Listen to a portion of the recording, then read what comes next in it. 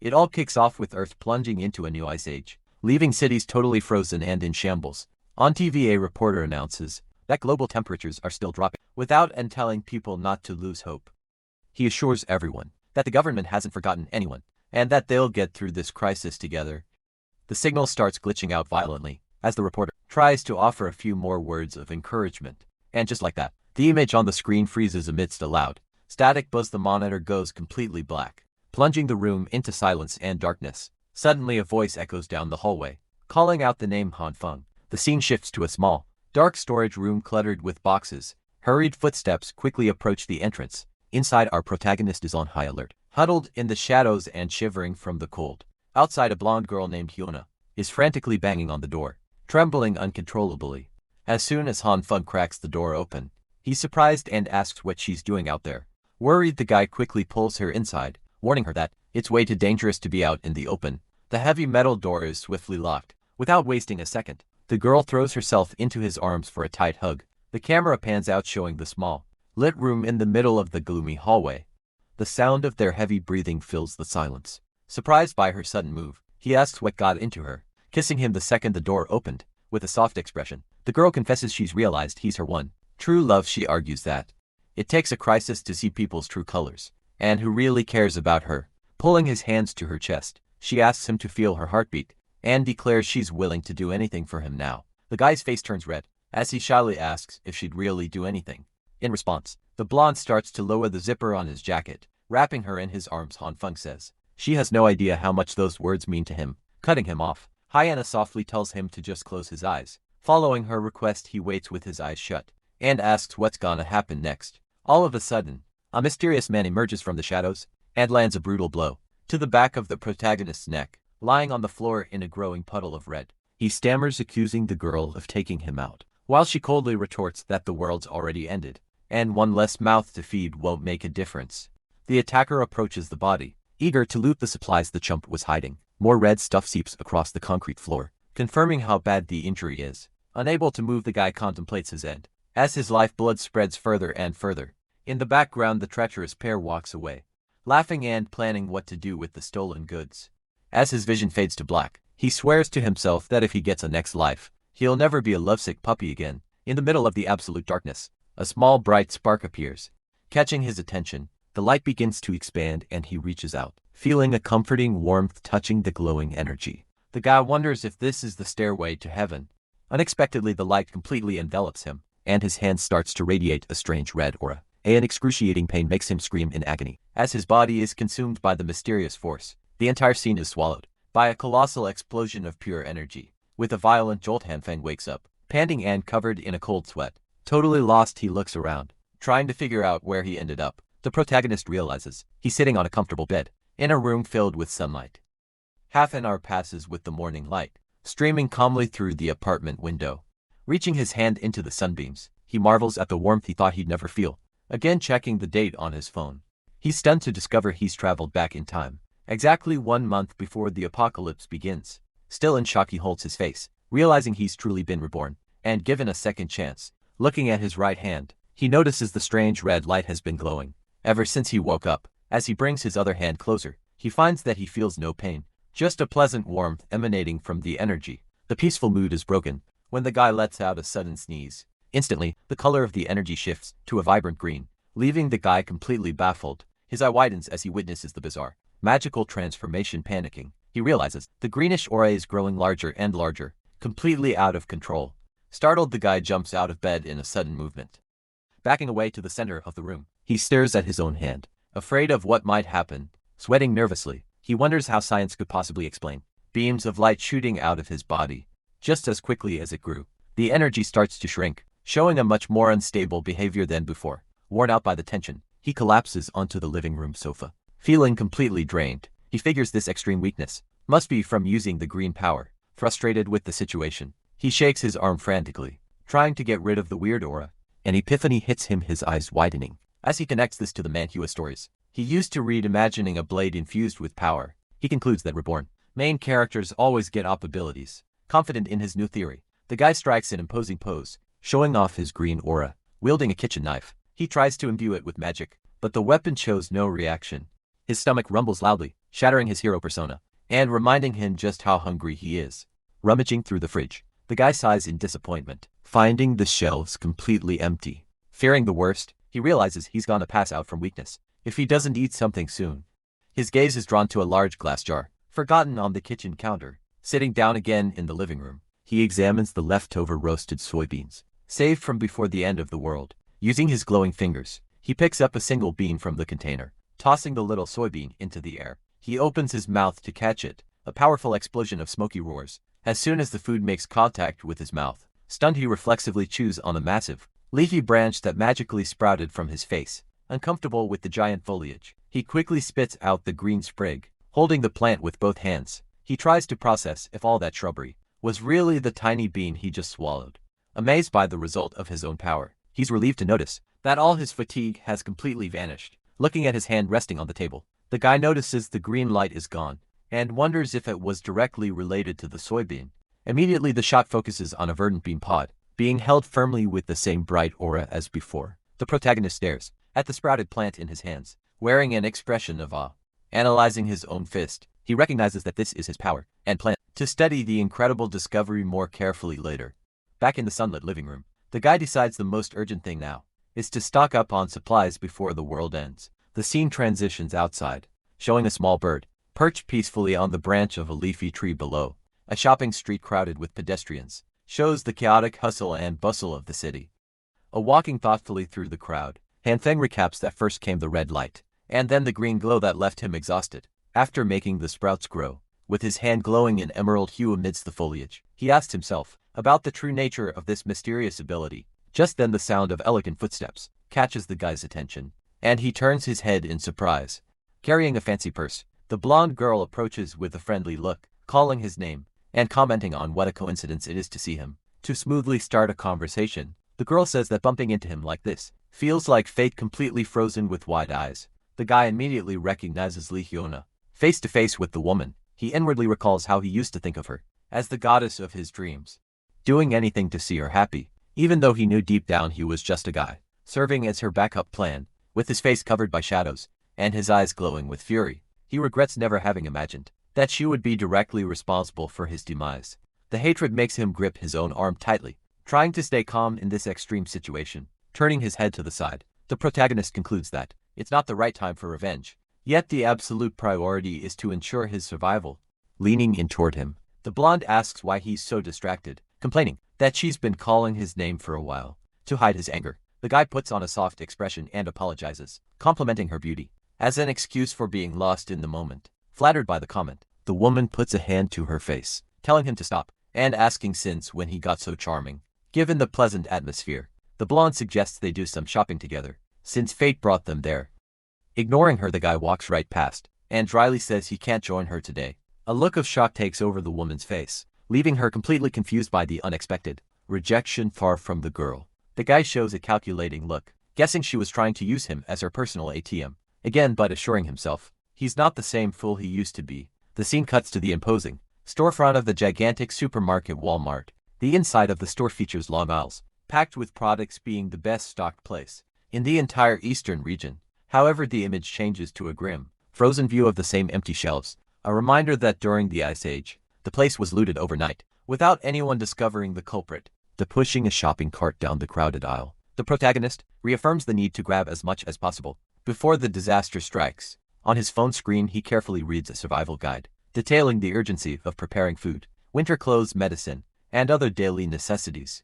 After checking his balance of just over 15,000 in his digital wallet, the guy realizes he has a much bigger problem to solve. In an act of desperation, he pulls his own hair, wondering what he can possibly do with such a small amount. Suddenly, a loud notification sound draws the guy's attention back to the device. In his hands, the screen displays a message informing him that a credit application has been approved, releasing a loan of 169,000.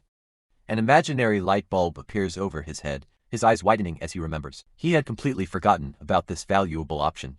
Surrounded by virtual icons of financial apps, the protagonist gets a wicked glint in his eye, planning to take out a bunch of loans, since he won't have to pay any of them back. After the apocalypse far away, a woman's foot kicks the concrete ground with extreme violence. In front of a commercial building, the blonde vents her immense frustration by throwing a can far away. Completely irritated, and with her face covered in shadows, the woman grumbles that the guy was just another one of her lackeys, and he had the audacity to turn her down. After calling the guy a pathetic loser for not even owning a car, she swears he shouldn't expect any kindness from her in the future. The sudden blast of a loud horn makes the girl turn her head toward the street startled. With a lot of dust flying up from the asphalt, a huge black pickup truck screeches to a halt right next to the sidewalk where she's standing. The vehicle's tinted window rolls down, revealing the protagonist leaning against the door, pretending to be surprised to see her there. Totally in disbelief at the unusual scene, the woman just says the guy's name in a questioning tone. Now out of the truck, he very casually confirms that he just bought the vehicle, after she asked, making up an elaborate excuse. The guy says his dad is making big money in the United States and transferred some cash to him right after he dropped him off at the airport. The woman's posture changes instantly, and she looks at the guy with a sweet, interested gaze with a soft sigh. She quickly processes the new information about her target's sudden wealth. Playing the victim, the blonde looks down shyly and apologizes for demanding he go shopping without knowing about his family commitment. Forcing tears, the girl tries to win him over, claiming she thought he was abandoning his friend because of how coldly he treated her before. An extremely confident look appears on the guy's face as he calls her silly in a falsely affectionate tone. Without warning, his hand firmly grabs the woman's thin wrist. Pulling her body close, the protagonist asks, staring deep into her eyes, why he would ever abandon someone so important. The corner of the girl's lips curls up, revealing her sense of imminent victory. Returning to her demure damsel act, she confesses that he's also very special, suggesting dinner and a movie to get to know each other better. To completely shatter the romantic mood, the guy's ghostly outline points behind him, asking for her opinion on something else. Shock takes over the woman's expression, leaving her completely frozen by the sudden break in expectation. Standing in front of the truck bed, which is loaded with large boxes, the guy laments being too busy, needing to unload everything all by himself. Forced to carry a heavy crate, the blonde asks in frustration why he bought so much, while he, walking ahead, replies that it's just stuff he likes. Pointing his fingers in the air, the guy pretends to have just remembered something, and says he bought a small gift especially for her. With the small bag in her hands, the woman says goodbye, announcing she's heading home to wait for the gift, while the guy agrees, keeping his distance. Walking alone on the sidewalk, she sports a triumphant expression, believing she's successfully hooked her rich target. Now inside the building carrying his load, the guy tells himself that he absolutely cannot let the parasite find out about his emergency stash. The guy's shadow projects the figure of a menacing reaper as he walks, determining that the supplies are his ticket to survival, and promising to get his payback on the woman and the man who offed him. With a dark expression and his eye glowing red, the protagonist confesses he's starting to look forward to the apocalypse. The digital clock on the shelf shows June 29th, a reminder that the severe blizzard, responsible for the temperature drop, will begin on July 15th. The narration describes how the extreme cold will isolate everyone in their homes, while the scene shows a team of delivery people filling the apartment's living room with boxes full of food. The guy reinforces his mental strategy of keeping all packages sealed and well hidden to prevent neighbors from suspecting his excessive hoarding of resources. Standing in the middle of his makeshift warehouse, the protagonist points out that the most vital items need to be transported personally in the dead of night to avoid the curious eyes of other residents. The next day, workers install huge metal cylinders, securing the fuel for the power generator needed to keep the heat on for at least a year. The heavy renovation of the space continues, with workers reinforcing the doors and windows to create a highly resistant and independent thermal insulation system. An aerial view of the room reveals the long process of organization, with shelves lined with water jugs and vital supplies occupying every free inch. Sitting cross-legged on the floor, surrounded by his goods, the guy checks his phone, noticing it's already July 14th, with only one day left until the global catastrophe. With his eyes still intensely focused on the device's screen, he prepares to start the next critical phase of his plan. As he watches the list of crucial tasks being completed, the protagonist taps his finger on the study secret abilities option, declaring that it's finally time for the main event. In the apartment kitchen, a dirty pan in the sink illustrates the protagonist's thought that just relying on his hoarded supplies won't be enough to survive the impending Ice Age apocalypse. Sitting at the living room table, the guy stares at his meal, concluding that this power to manipulate plants is his only hope. As he brings the spoon to his mouth, the guy chews, reflecting that all the soybeans on his plate were grown by him using his ability. Even so, he confesses he's exhausted on the floor, complaining that the process is still too random, and that he hasn't figured out the exact trigger for the power. With sweat pouring down, the protagonist decides it's time for a taste test to make sure these things are actually edible. The plate is quickly empty, leaving only the spoon and the glass of milk beside it. In a brief moment, the guy confirms by looking down that the food tastes acceptable, proving his power's ability to produce nourishment. With his right hand glowing red and his left green, he determines that the next step is to figure out how to really use this thing. Standing in front of the open refrigerator, the guy notes that so far, he's only tested the ability on soybeans. Facing shelves packed with vegetables, he realizes he needs to check if the power also works on other plants. The scene cuts to an external view of the large apartment complex. Under the clear daylight, the hours pass quickly, with the sun setting on the horizon, painting the sky orange over the buildings. Soon a groan of pain breaks the silence, echoing in the darkness. With his vision completely blurred, the guy holds a broccoli, wondering if he passed out from exhaustion. Lying on the living room floor, surrounded by dirt and various plants that have grown uncontrollably, he complains of a severe headache. With his hands on his temples, the guy deduces that using this power takes a heavy toll on his mind and body. To regain his energy, a spoon dives deep into another generous plate of freshly prepared food. Amidst the mess of vegetables, he reflects while chewing nonstop that at least he managed to learn something new about the ability. Sitting on the floor with his green hand, surrounded by the results of his experiments, he remembers that before blacking out, he had tested the power on several different plants. Demonstrating the process is failure. The magical energy dissipates into the air, showing that some vegetables had no reaction at all. However, he excitedly shows off a long green stalk, proving that some seeds grew into complete plants. Just like the soybeans, other seeds, however, cause a tremendous explosion, throwing the guy backward with the force of a sudden blast. Baffled by the situation, the protagonist notices that the residue turns into substances similar to charcoal but extremely light. Thrown into a metal bucket, the mysterious black pieces burn intensely, revealing they can be used as a heat source. Taking advantage of the heat, the guy shows a relieved expression, warming his hands, no longer needing to worry about how to stay warm. In the future, returning to his tests, he spends a long time trying to apply magic to the scattered vegetables, but fails repeatedly. In a moment of reflection, the guy closes his eyes, trying to focus completely and control his breathing. With a start, he yells in surprise when the broccoli in his hands begins to glow and aggressively sprout roots. Dripping with sweat, the guy complains, breathing heavily, that the success rate of this process is excessively random, unable to find a pattern. He analyzes the vegetable, concluding there must be some kind of principle behind how the ability works. Holding a large lettuce leaf, the protagonist acknowledges that he, at least, has some understanding of the power's activation conditions. Focused on his meditation, the guy deduces that the key to mastering the technique lies in his own consciousness.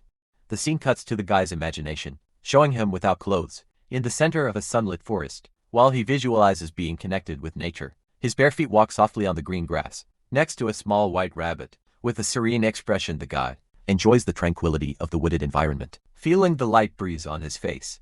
In the middle of the forest, surrounded by various friendly animals, the protagonist flexes his muscles, stating that his body and mind are integral parts of the natural world. Baldy, the guy's eyes slowly open, imitating a strong emerald glow. With a confident smile, and his hand enveloped in a powerful green aura, he enthusiastically confirms that the ability is indeed connected to his thoughts. The image focuses on a table full of trays, containing various types of raw meat, and a whole fish.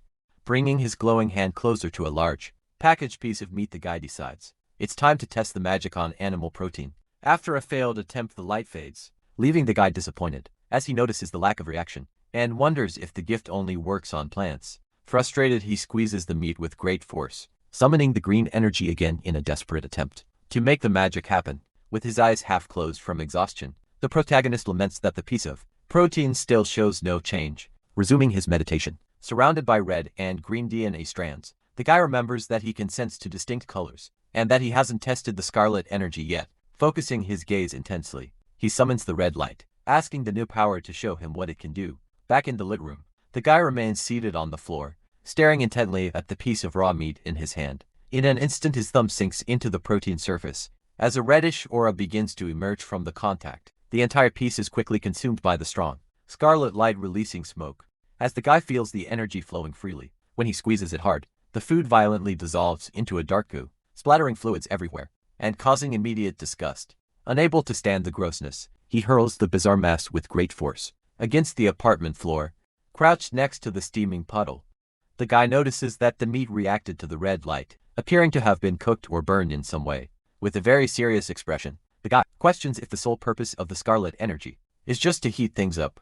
As the mystical smoke dissipates from his hand, he soon concludes that the ability must go far beyond a simple temperature increase. With the charred piece in his fingers, the protagonist compares the result to an aggressive process of matter disintegration, his eyes widening in shock. An absurd idea crosses the guy's mind, hinting at a new shocking discovery. To test the new theory, his nimble hand dives into the bowl, grabbing a good handful of golden soybeans. In a lotus position, balancing the emerald energy on one side and the scarlet on the other, he deduces that green represents the evolution of matter, while red causes its disintegration. Driven by curiosity, the guy brings his hands together, forcefully merging the opposing auras and materials to see what happens when they're combined. Immediately, a blinding flash explodes in the center of his hands, illuminating the guy's entire face as he yells, startled by the violent reaction. When the light subsides, the protagonist is left speechless, holding a gigantic piece of meat, stunned to realize the food size has increased considerably. Sitting in the middle of the mess, holding the immense piece, the guy looks for the soybeans, suspecting they have mysteriously fused with the meat. A moment later, the guy is amazed as he smells it up close, knowing the texture and scent are identical to real meat, but incredibly fresh. Excited by the experiment's success, he lets out a breath and decides to try the process one more time. However, the following attempts only result in puddles of dark goo, making the protagonist punch the floor in frustration, not understanding the reason for the failures. Tired of so much effort in vain, the guy gives up for now, planning to use his free time in the future to calmly uncover the ability secrets. To celebrate his efforts, the guy focuses on his achievements, raising his two illuminated hands to remind himself that the day was quite productive. A smile of pure confidence appears on the guy's face as he imagines what he'll do if he can fully master this insane power. In his glorious imagination, the protagonist pictures himself wearing a superhero suit on top of a snowy mountain, declaring with a laugh that he will be the man in charge of this apocalyptic world. Suddenly cutting off the fantasy, his eyes widen in panic as he remembers that just having food won't be enough, as he's still completely defenseless against real threats. Hurrying to store the supplies in cardboard boxes, the guy emphasizes the urgency of finding a weapon before the temperatures plummet. For good perspective, pulls back, showing the thoughtful guy through the apartment window as a dense snowstorm begins to fall on the city outside. The statues are already starting to be covered by a thick layer of ice, signaling that the catastrophic event has finally arrived. Impressed by the blizzard swallowing the massive buildings, the protagonist confirms by looking at the sky that the apocalypse is really happening before his eyes. Seeing a pedestrian struggling to walk on the ice, the guy despairs, knowing the temperature will drop sharply within a week, and that buying weapons is illegal and impossible without the right contacts. In another part of the frozen city, a rough-looking man in a thick jacket yells in the middle of the street, claiming he works in construction and has millions at stake in his projects. The protagonist watches from a distance as a flashy guy boasts in the street that the leader of the Eshigan leader group is practically his big brother. Remembering he's seen this guy before, dressed in flashy clothes and striking a tough pose in the snow, the guy smokes calmly as Han Fang recalls his nickname in the area. Smoke curling from his mouth, he tries to act all buddy-buddy, offering a cigarette and telling them not to be shy with their big bro. Known around here as Homeless Joe, Li Ziji's reputation in the neighborhood is that of the guy who manages projects and knows everyone, maintaining the image of an influential figure. Refusing an acquaintance's offer, he says he only smokes an expensive brand because the others make him cough, and then promises to take his friend to a sauna as a reward for a project. Without taking his eyes off the hustler, Han Fang notes that he doesn't have a real job, but always acts like he's very busy, even turning down million-dollar deals. Standing on the cold sidewalk, the guy deduces that this loudmouth might have exactly the shady connections he needs. Right now he approaches, calling for Brother Lee, who turns around confused with a cigarette in his mouth. A friendly smile appears on the protagonist's face as he waves, trying to pass himself off as an old acquaintance. Totally lost in the blizzard, the con man hesitates and asks if they actually know each other from somewhere to keep up the act. The guy claims to be Zihan and says they met a while ago, while the blonde apologizes for his bad memory, blaming it on overwork, and asks what he wants. Very naturally, the guy gets closer and puts his arm around the hustler's shoulders to speak privately next to the blonde's ear. He whispers, explaining what he's looking for in a secretive tone. Immediately Lee's eyes widen in pure shock, and he yells, asking what the heck he needs something like that for. With a drop of sweat on his face, Han Feng looks away and scratches his cheek, faking guilt while thinking of an excuse. Sweating nervously, the blonde says he doesn't mess with anything illegal, stating that weapons are serious business, and getting involved is way too dangerous. The guy quickly raises his hands in surrender, assuring him that Brotherly got it all wrong. Forcing an awkward smile, he claims the weapon is just to solve some personal problems and ensure his own defense.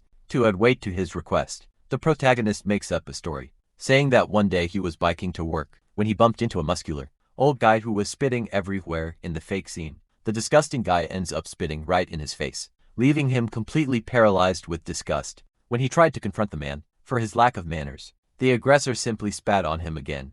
According to his made-up narrative, he lost his patience and gave the old guy a good beating in the middle of the street. However, the guy limped away, vowing to come back for revenge. The next day, the aggressor returned with a gang of thugs and beat the guy senseless, warning they'd do worse if they saw him again. With a traumatized expression and sweating profusely, the guy finished his act lamenting that he's never been so humiliated in his life. To justify his desperate need for a weapon, totally outraged by the story, the hustler stomps his foot and yells that spitting on someone is a disgusting and uncivilized act with a bored expression.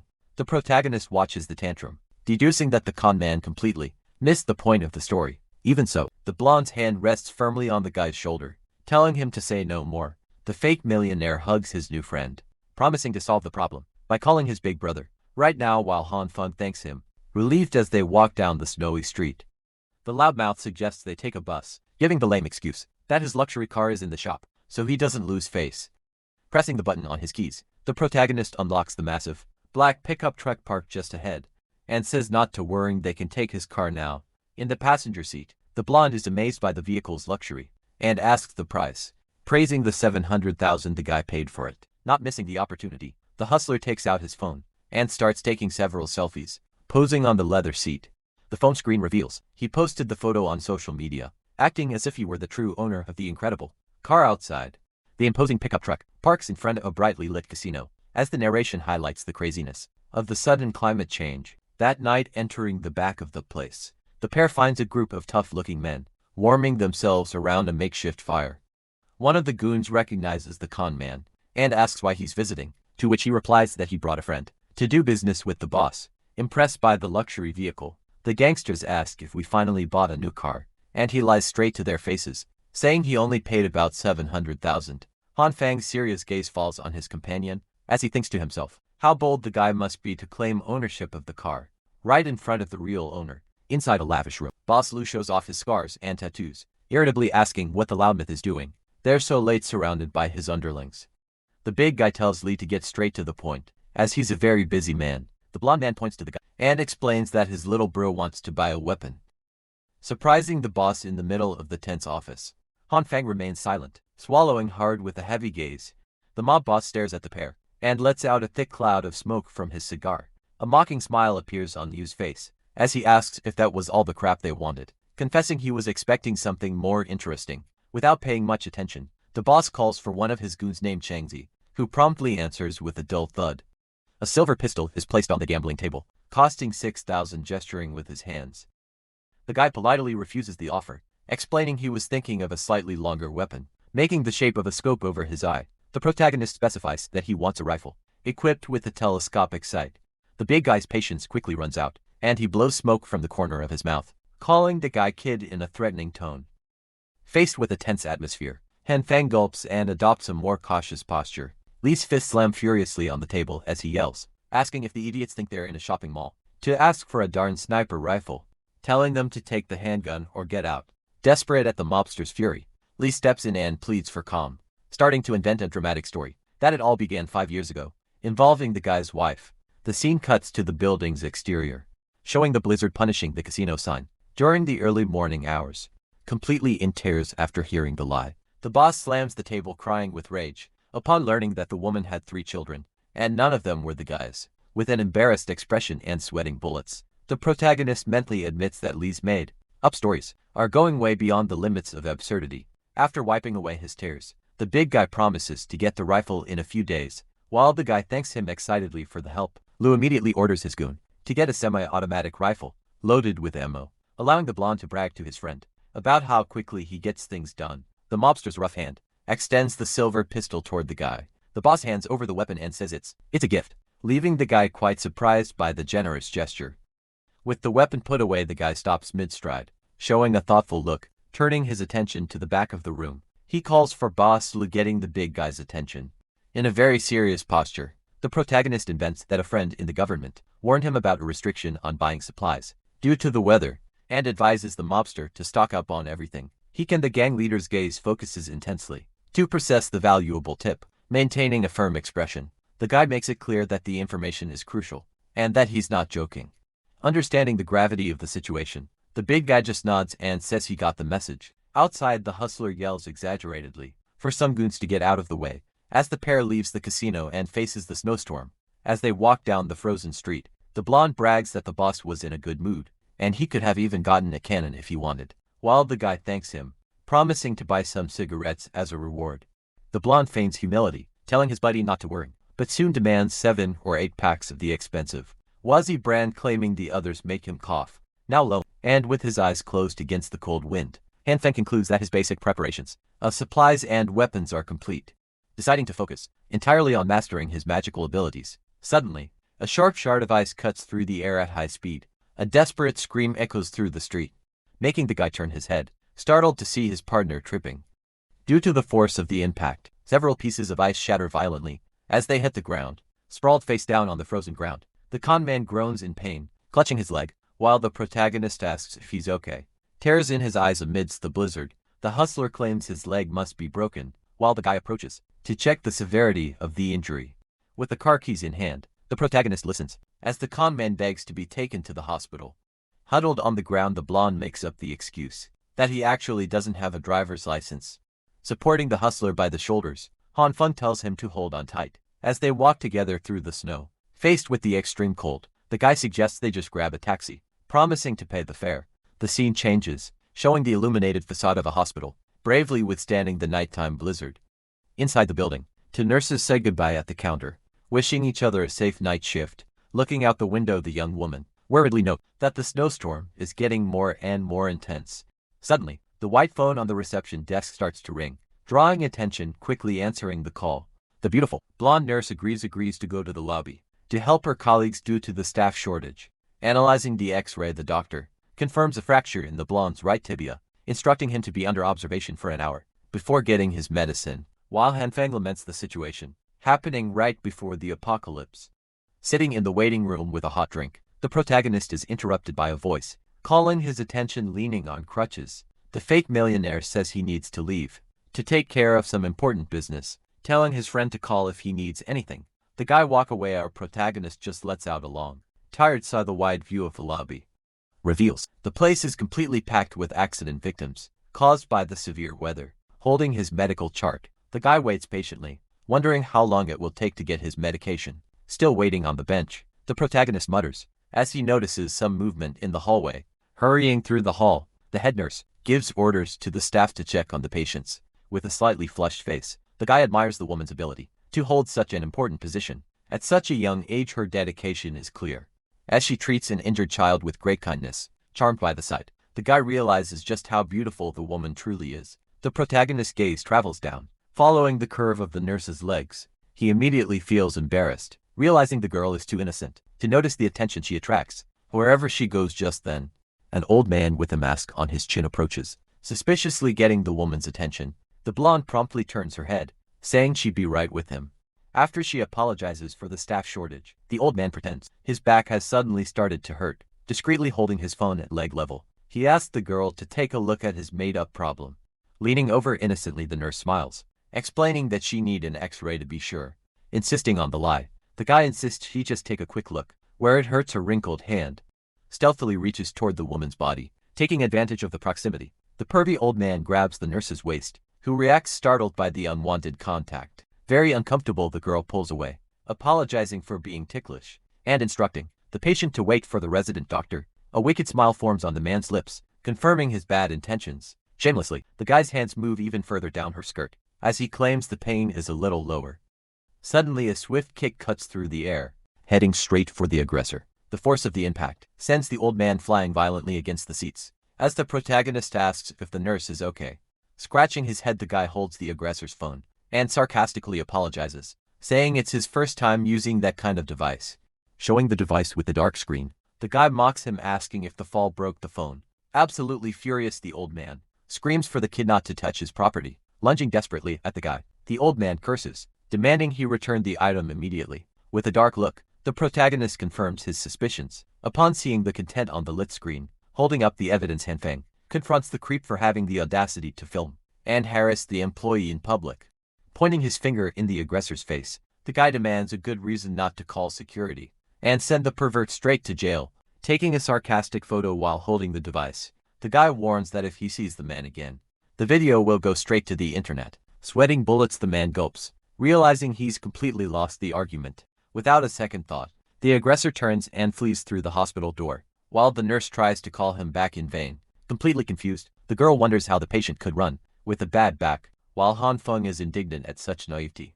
Showing the phone screen, the guy reveals the indecent recording, leaving the woman in shock for not having noticed the harassment. Handing the device to her, the protagonist advises the professional to decide whether she wants to delete the file or call the police, thanking him shyly.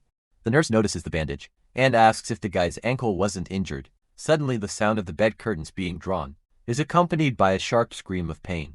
The image focuses on the guy's foot, receiving tight bandages on the hospital gurney. Finishing the dressing, the blonde smiles and asks if the pain is gone, while the guy, sweating nervously, assures her he doesn't feel a thing. Cheered by the earlier help, the nurse leans in, accidentally pressing her cleavage against the guy's knee, promising not to let any more creeps get away. With his face completely red, the protagonist realizes the woman has no sense of her own physical proximity. The awkward moment is broken by a distant voice, calling the head nurse back to work at reception. Walking back to the patients, the blonde waves, reminding the guy to return in a week to check on his recovery. Left alone, the guy repeats the deadline, showing a very serious expression. About the remaining time, the guy's firm hand pushes the heavy handle of the hospital's exit door. Glancing back at the bustling medical staff, he laments that he'll probably never see the kind nurse again. The next day, the urban landscape awakens, completely engulfed by a thick snowstorm. On the television screen, the news anchor interrupts the programming, warning about the sharp drop in temperature over the next 24 hours. The news footage shows intense blizzards hitting naturally warm places like Egypt and the Amazon basin. As the report advises caution, the apartment's powerful heat generator works tirelessly. Curled up on the living room sofa, the guy listens to the television, telling people to stay calm, claiming the disaster will pass quickly. Sipping a glass of wine, the protagonist scoffs at the government's lies, certain that he would have believed it all if he hadn't met his end in the past. Looking at his vast stock of supplies and stacked cylinders, he celebrates being fully prepared. This time, the calm atmosphere is shattered by a frantic sequence of notifications going off on the guy's phone. The device's screen reveals the building's residents' group chat, in a panic, discussing how the snow is making it impossible to use their cars. Reading the messages, the guy notices an anonymous user warning everyone that bizarre weather is the beginning of the Ice Age apocalypse. Intrigued by the revelation, the protagonist wonders how this unknown person has such accurate information about the end of the world. Scratching his head, he decides he needs to keep an eye on this mysterious informant. In the future, in the app, the complaints continue, with neighbors demanding that the management clear the streets so they can rush to the supermarket. The flood of virtual icons illustrates the absolute chaos and desperation taking over all the residents in the chat. Completely outraged, the avatars start demanding an immediate response from those responsible for cleaning the building. In response, the management just sends a message of apology, confessing that the blizzard is too strong, making any action impossible. In the building's chat, residents continue to demand a refund of their fees, since the management can't solve such a small problem. Watching the chaos on his phone, Henfang finds the fight completely pointless, as humans can't do anything against a storm like this. In the middle of the virtual argument, a voice chimes in asking everyone to stop fighting. The neighbor Jiang Jiyu argues that as though the snow would just pile up again in a few hours, and that if everyone had helped clear it, they would have been able to get out by now. He defends that the staff are also helpless humans against a natural disaster, and questions if the residents are just taking out their frustration on them. Outraged by the lecture, the other users ask who he thinks he is, and accuse him of being part of the management. Staying calm, the man with glasses assures them he's not speaking on behalf of the staff, but is just being objective and realistic, explaining that pressuring the team won't get the desired result. He's interrupted by someone asking what they should do then, and if the plan is to let everyone starve as a solution. Zhang says driving is impossible, and suggests everyone walk to the market, offering to go down and help clear the sidewalks. Reading the message, the protagonist scratches his chin, remembering he'd heard of this Zhang neighbor. In his past life, he vaguely recalls that this guy used to be a very lively person, back then. With an ironic smile, the guy wonders if solving this whole situation really needs to be so complicated.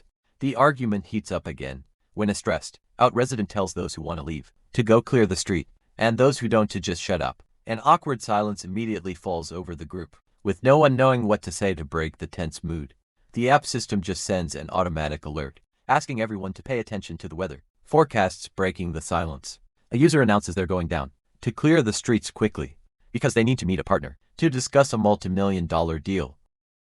With his hand on his face, the protagonist sighs, noticing that this arrogant way of talking is identical to a certain hustler he knows. Spurred on by the initiative, several other residents start sending messages, confirming they'll be there, as they urgently need to buy food.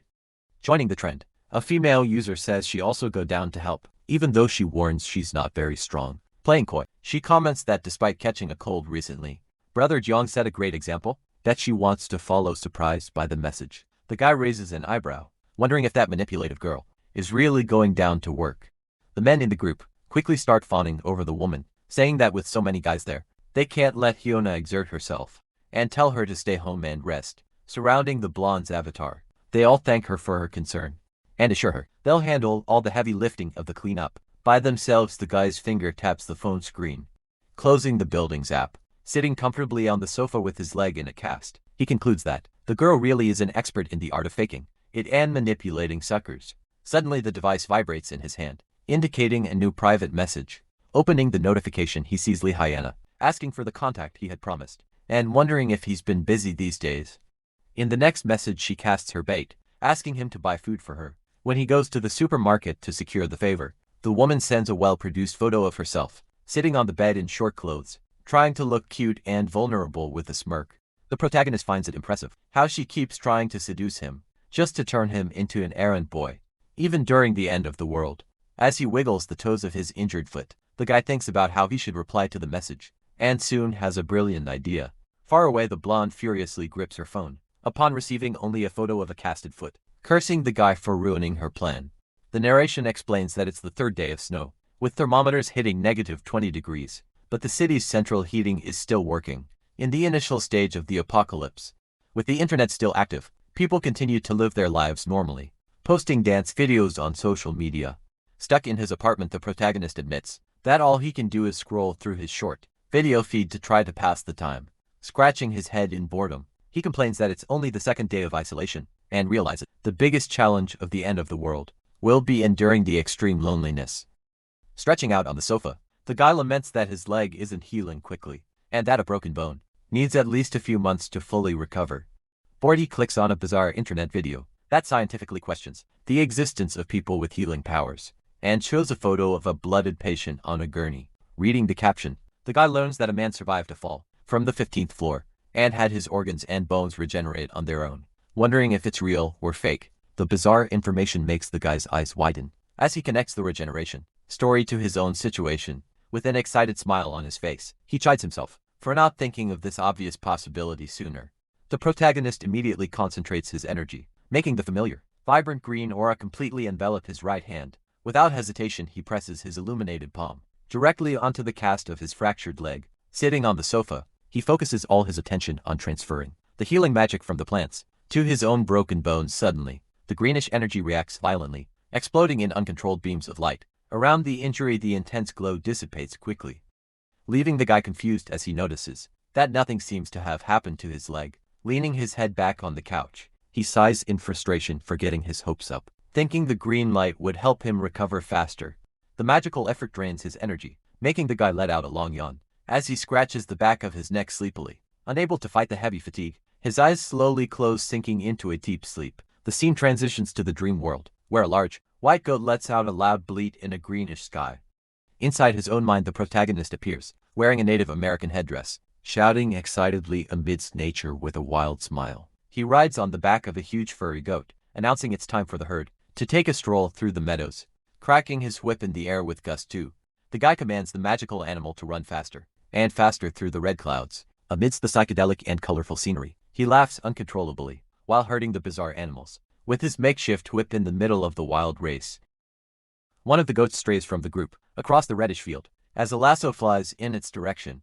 As he stomps hard on the grass-covered ground, the guy's bare foot suffers a sharp impact, followed by a loud cracking sound. Fallen on the ground of the dream world, He screams in agony, clutching his injured leg after the unexpected fall.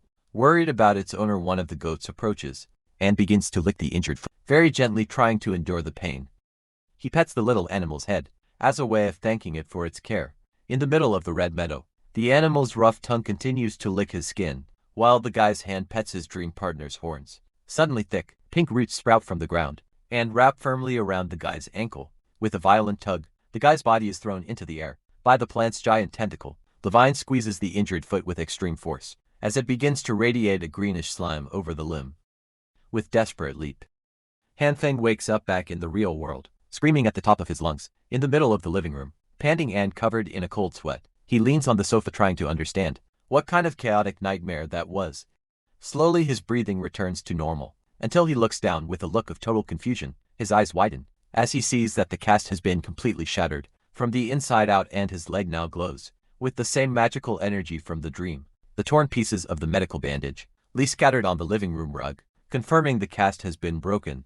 Cautiously the guy lowers his now healed foot, stepping firmly on the smooth apartment floor. Over the bandages now standing, holding the scissors he used to cut off the dressings, he feels his calf, amazed that he no longer feels any pain in the bone. Walking nonchalantly to the kitchen, the protagonist wonders if the green healing power only works while he's asleep. With the kitchen knife in hand, he stares at his own skin and decides he needs to test the ability one more time. Consciously gritting his teeth to endure the pain, he runs the metal blade directly across the flesh of his own thumb. The guy carefully watches the blood drip from the deep cut he just made on himself.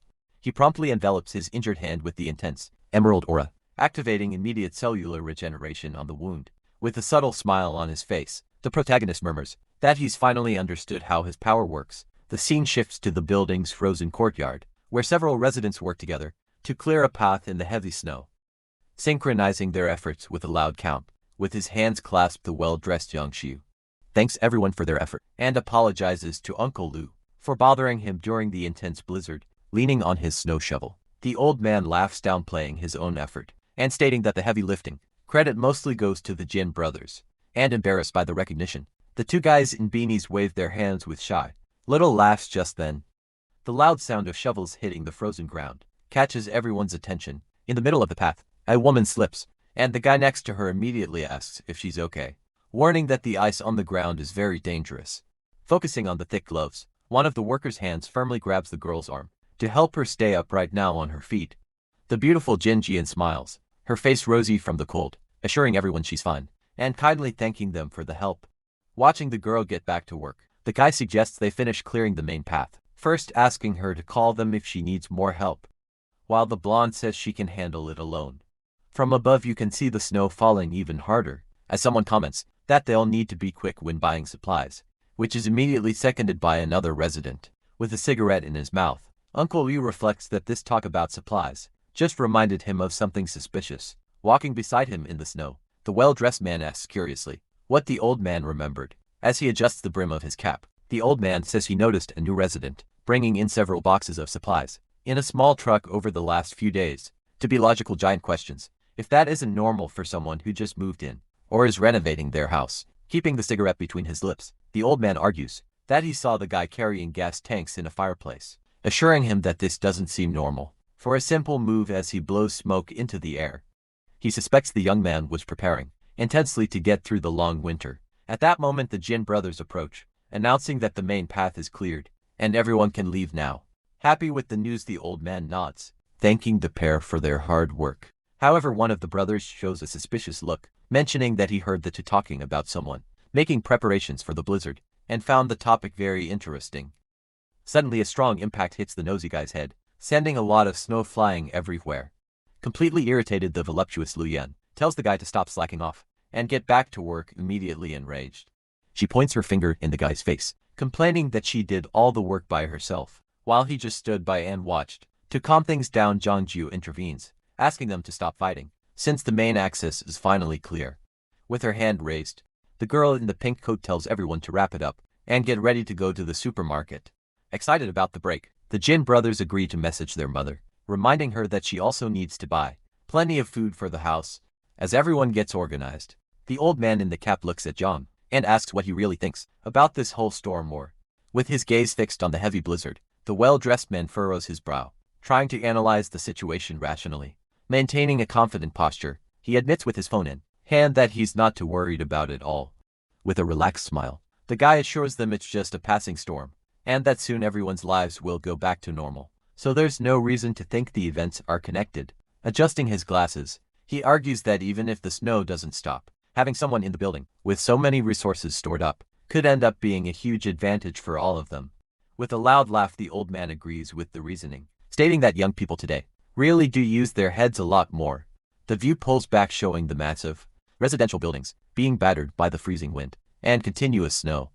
With his umbrella open in the middle of the street, John organizes the group, telling them to line up without pushing, and reminding them they need to be back in 3 hours, at most due to the worsening weather. Following the leader, the crowd of residents walks with great difficulty on the ice-covered sidewalk towards the supermarket. The wind howls violently between the apartment blocks, showing the relentless force of the apocalyptic winter. The scene cuts to the illuminated windows of one of the floors, being hit hard by the icy gusts. Waking with a start, the protagonist gasps, startled by the sound of loud banging coming from the door. All disheveled from sleep, the guy gets up from the sofa, surrounded by leftover food, as someone from outside calls for him to open up. Rubbing his tired eyes, Hanfeng cracks the door and finds the hustler, wrapped in a giant scarf, apologizing for waking him with his tough guy pose. In the hallway, the blonde smiles, showing off the heavy rifle case on his back, and brags about bringing his friend's order. Excited, the guy takes the case, thanking the mob boss for his courtesy in stocking up on supplies beforehand, while the neighbor laughs, finding the comment super polite. However, Lee's expression changes to a frustrated look, and he lets out a heavy sigh, catching the protagonist's attention. Pointing into the distance, the hustler explains that the buildings group went to the supermarket in the eastern region after clearing the street, but found the place completely looted by someone. During the night, wide eyes, the guy processes the information, swallowing hard as he internally questions if that impossible robbery really happened again. Noticing his friend's silence, Lee says he's heading back to his apartment and tells the guy to put on warmer clothes, receiving a simple agreement in reply. With the heavy gun case on his back, the protagonist enters his home, locking the door behind him. Standing in the middle of the living room, he stares at the case with a serious look, intrigued about who could possibly empty an entire, gigantic market in just one night. The narration visualizes his thoughts, associating the crime with comics, where humans with dimensional powers can store mountains of items in an empty space out of nowhere. Due to his nervousness, he deduces that there really might be another person with supernatural abilities focused on spatial storage in this world, and clenches his hand, emanating the green aura. With a sense of extreme insecurity, sitting on the sofa, the guy decides he needs to research and improve his own gift to have countermeasures in case other super-powered people show up in the future. Analyzing his notebook, he understands that the magic affects different types of food, increasing the quantity or size of the generated products. The image focuses on the guy's fingers, picking a single bean from a bowl full of roasted soybeans. With his gaze fixed on the small bean, he grumbles that the success rate with seeds is only 10%, while the meat mutation fails almost every time. Frustrated with this randomness, the protagonist clenches his green hand, not understanding the real reason for so many consecutive failures. In another failed attempt, he blasts green smoke at a broccoli, but is startled by the lack of a positive result. Completely exhausted, he holds what's left of the charred vegetable and laments that the number of failures is getting ridiculously high. Driven by anger, he squeezes the failed vegetable, crushing the piece, and vowing that he needs to figure out how the ability really works today. The digital clock on the table reads almost 11 at night, showing how much time he spent on his exhausting training. Soon a verdant stalk appears, glowing in the guy's hands with small magical sounds, proving he's finally succeeded in another attempt. Dripping with sweat in the middle of the dirty soil, the guy celebrates the achievement, noting that even though he's tired, he's managed to get the hang of it. Gathering the newly created plants on the sofa, the protagonist deduces that the energy spent using the ability is not constant in his mind. He imagines a graph where each type of food requires a specific value and level of energy to work correctly.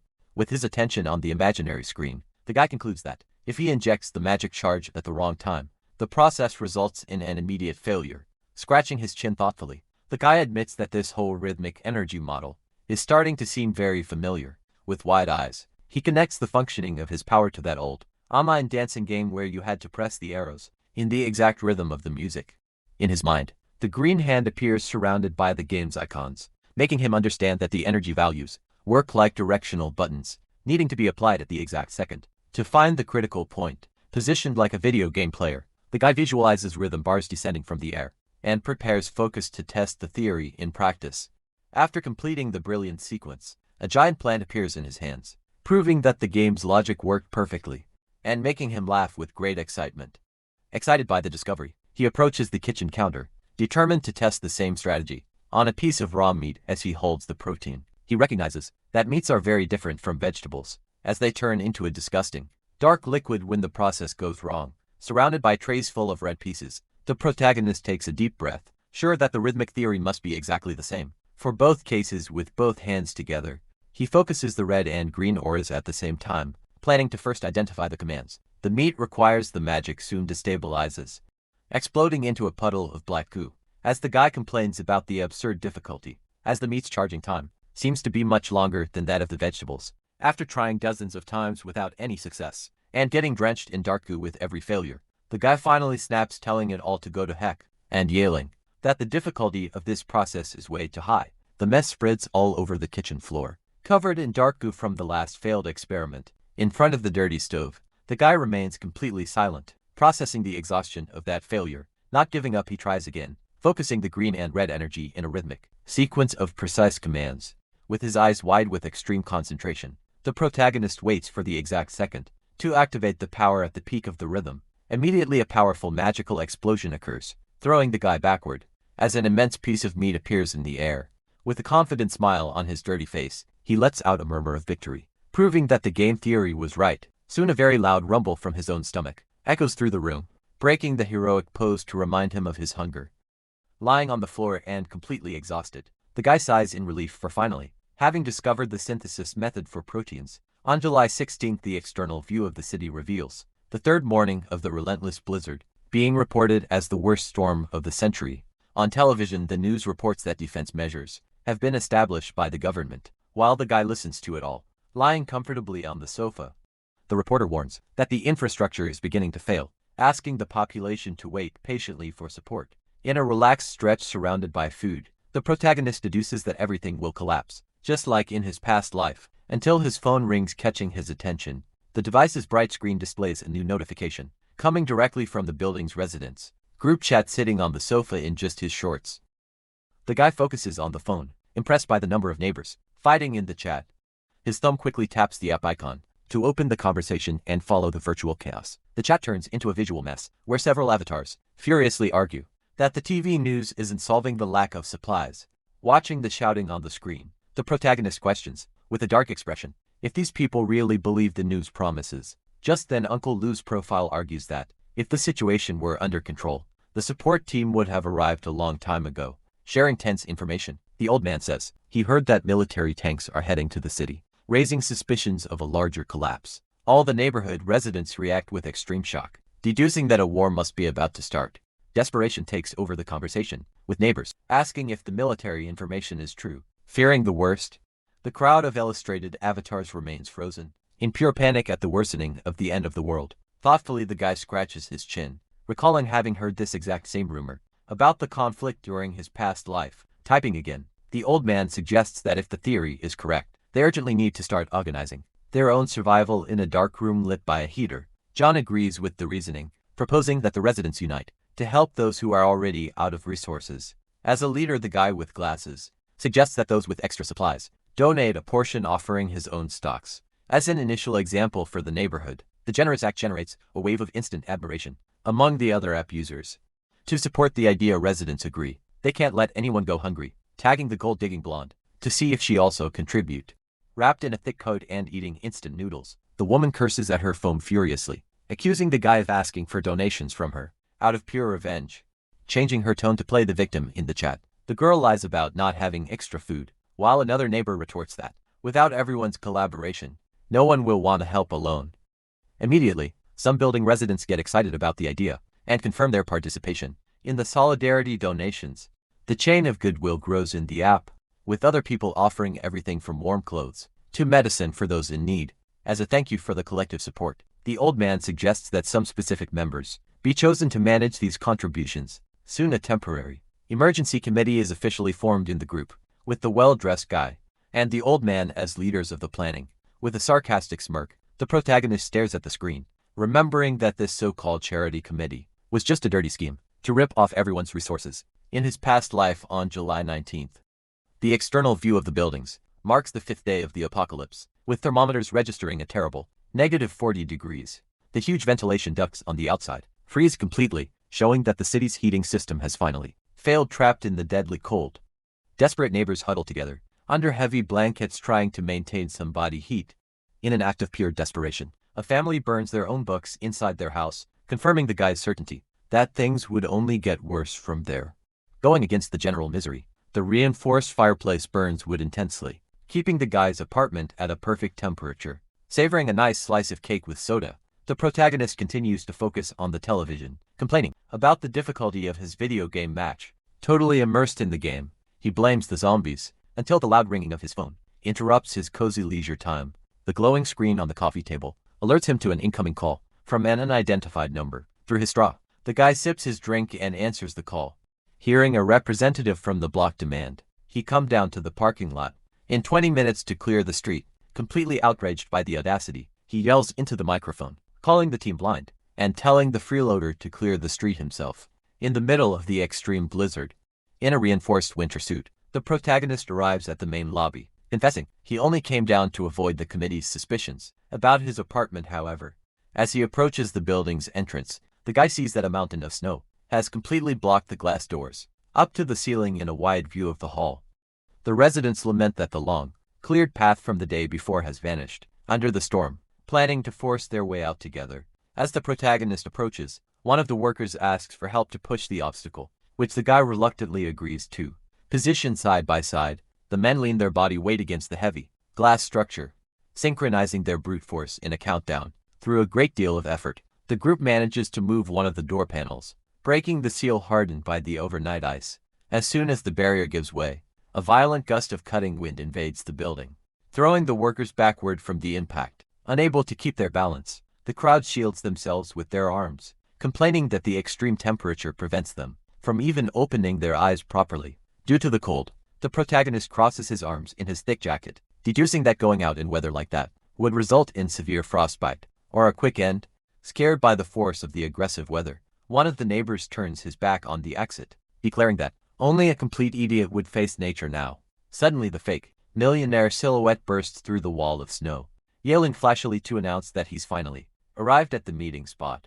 Shivering from head to toe, but forcing an arrogant demeanor, the blonde calls the team cowards, while his sycophants praise his supposedly imposing attitude. Fearful of the weather situation, one of the men begs the con man not to play with his own life, asking them to wait for a break in the storm. Recklessly, the loudmouth brings a lit cigarette to his lips to maintain the tough guy character he created for himself. With a shovel in hand, the hustler runs back to certain doom. In the middle of the blizzard, letting out a deafening roar of false courage outside, the con man strikes the wall of ice at a frantic pace, yelling loudly in an attempt to ward off the brutal wind chill. In a matter of seconds, the agitated silhouette completely stops moving, letting the snow shovel fall heavily onto the white, covered ground. Overcome by the deadly weather, the blurred figure reaches out toward the building, begging for rescue before freezing solid. In a quick reflex, the protagonist grabs the neighbor's coat, dragging the guy with the purple face coughing heavily back into the safe hall.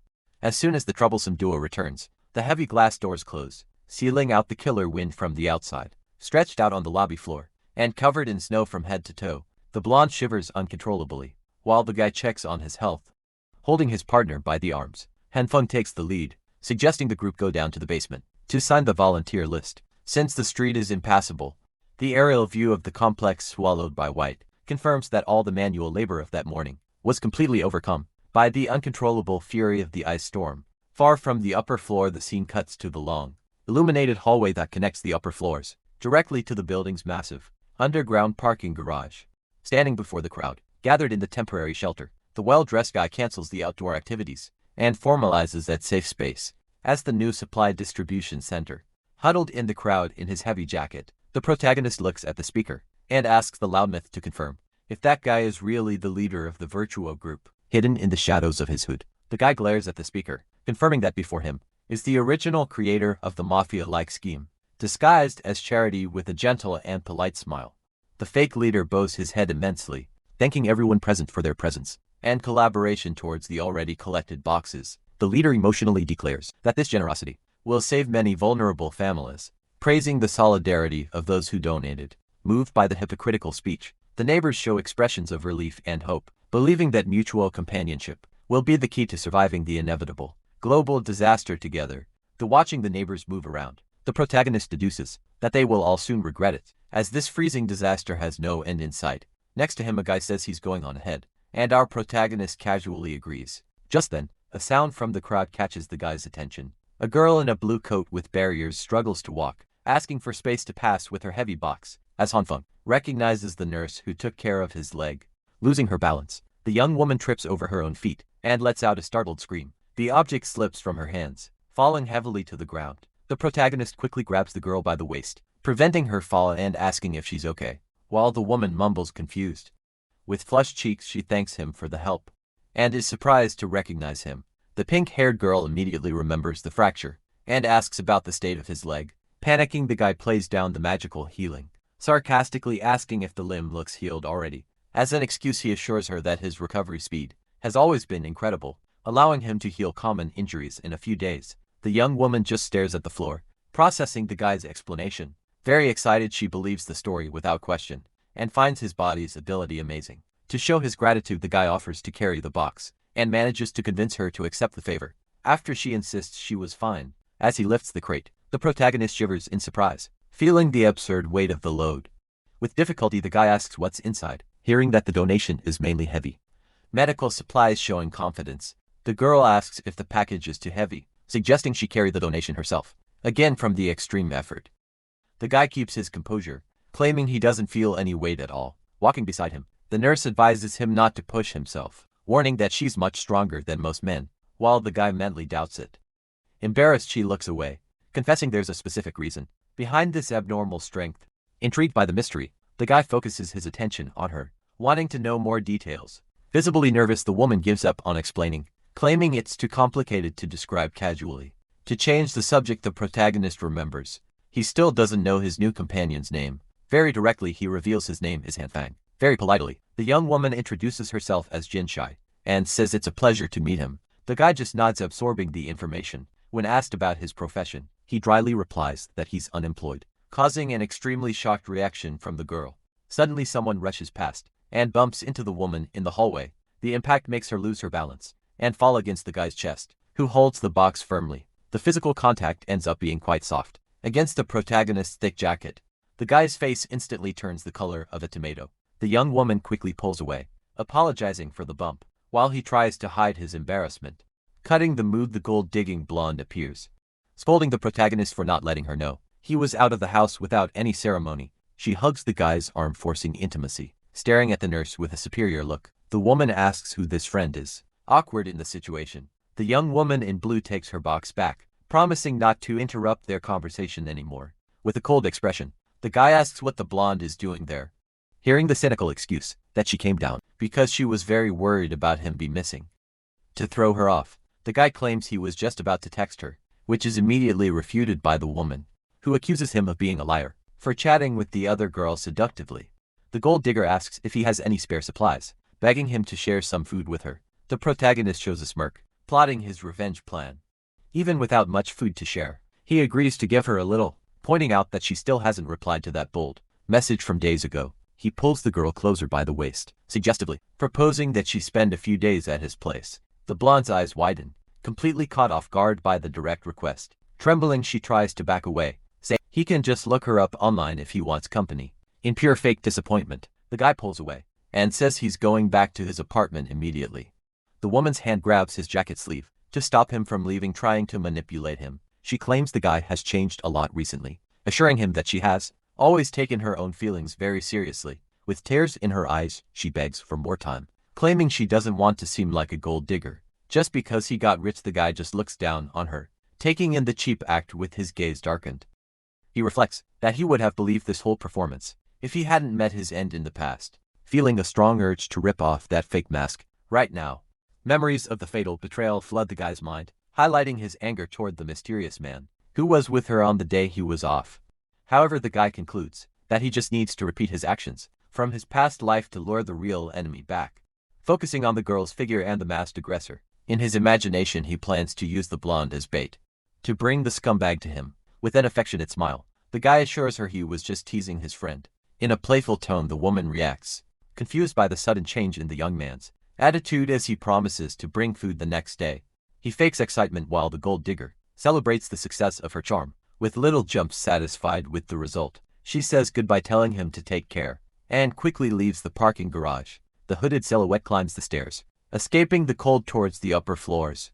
The protagonist lets out a murmur, showing a dark, purely malicious expression outside. The harsh weather continues to freeze the massive blocks of the residential complex. 2 days later, the guy's phone won't stop ringing, displaying several messages from the blonde, furiously demanding the promised supplies. Ignoring the notifications, the guy severs a juicy plate of rice, covered with a huge layer of roasted meat. He chews the hearty meal with extreme gusto, filling his mouth with flavor. With his face flushed with happiness, the protagonist praises the taste, exulting how perfectly the cold weather pairs with a hot meal.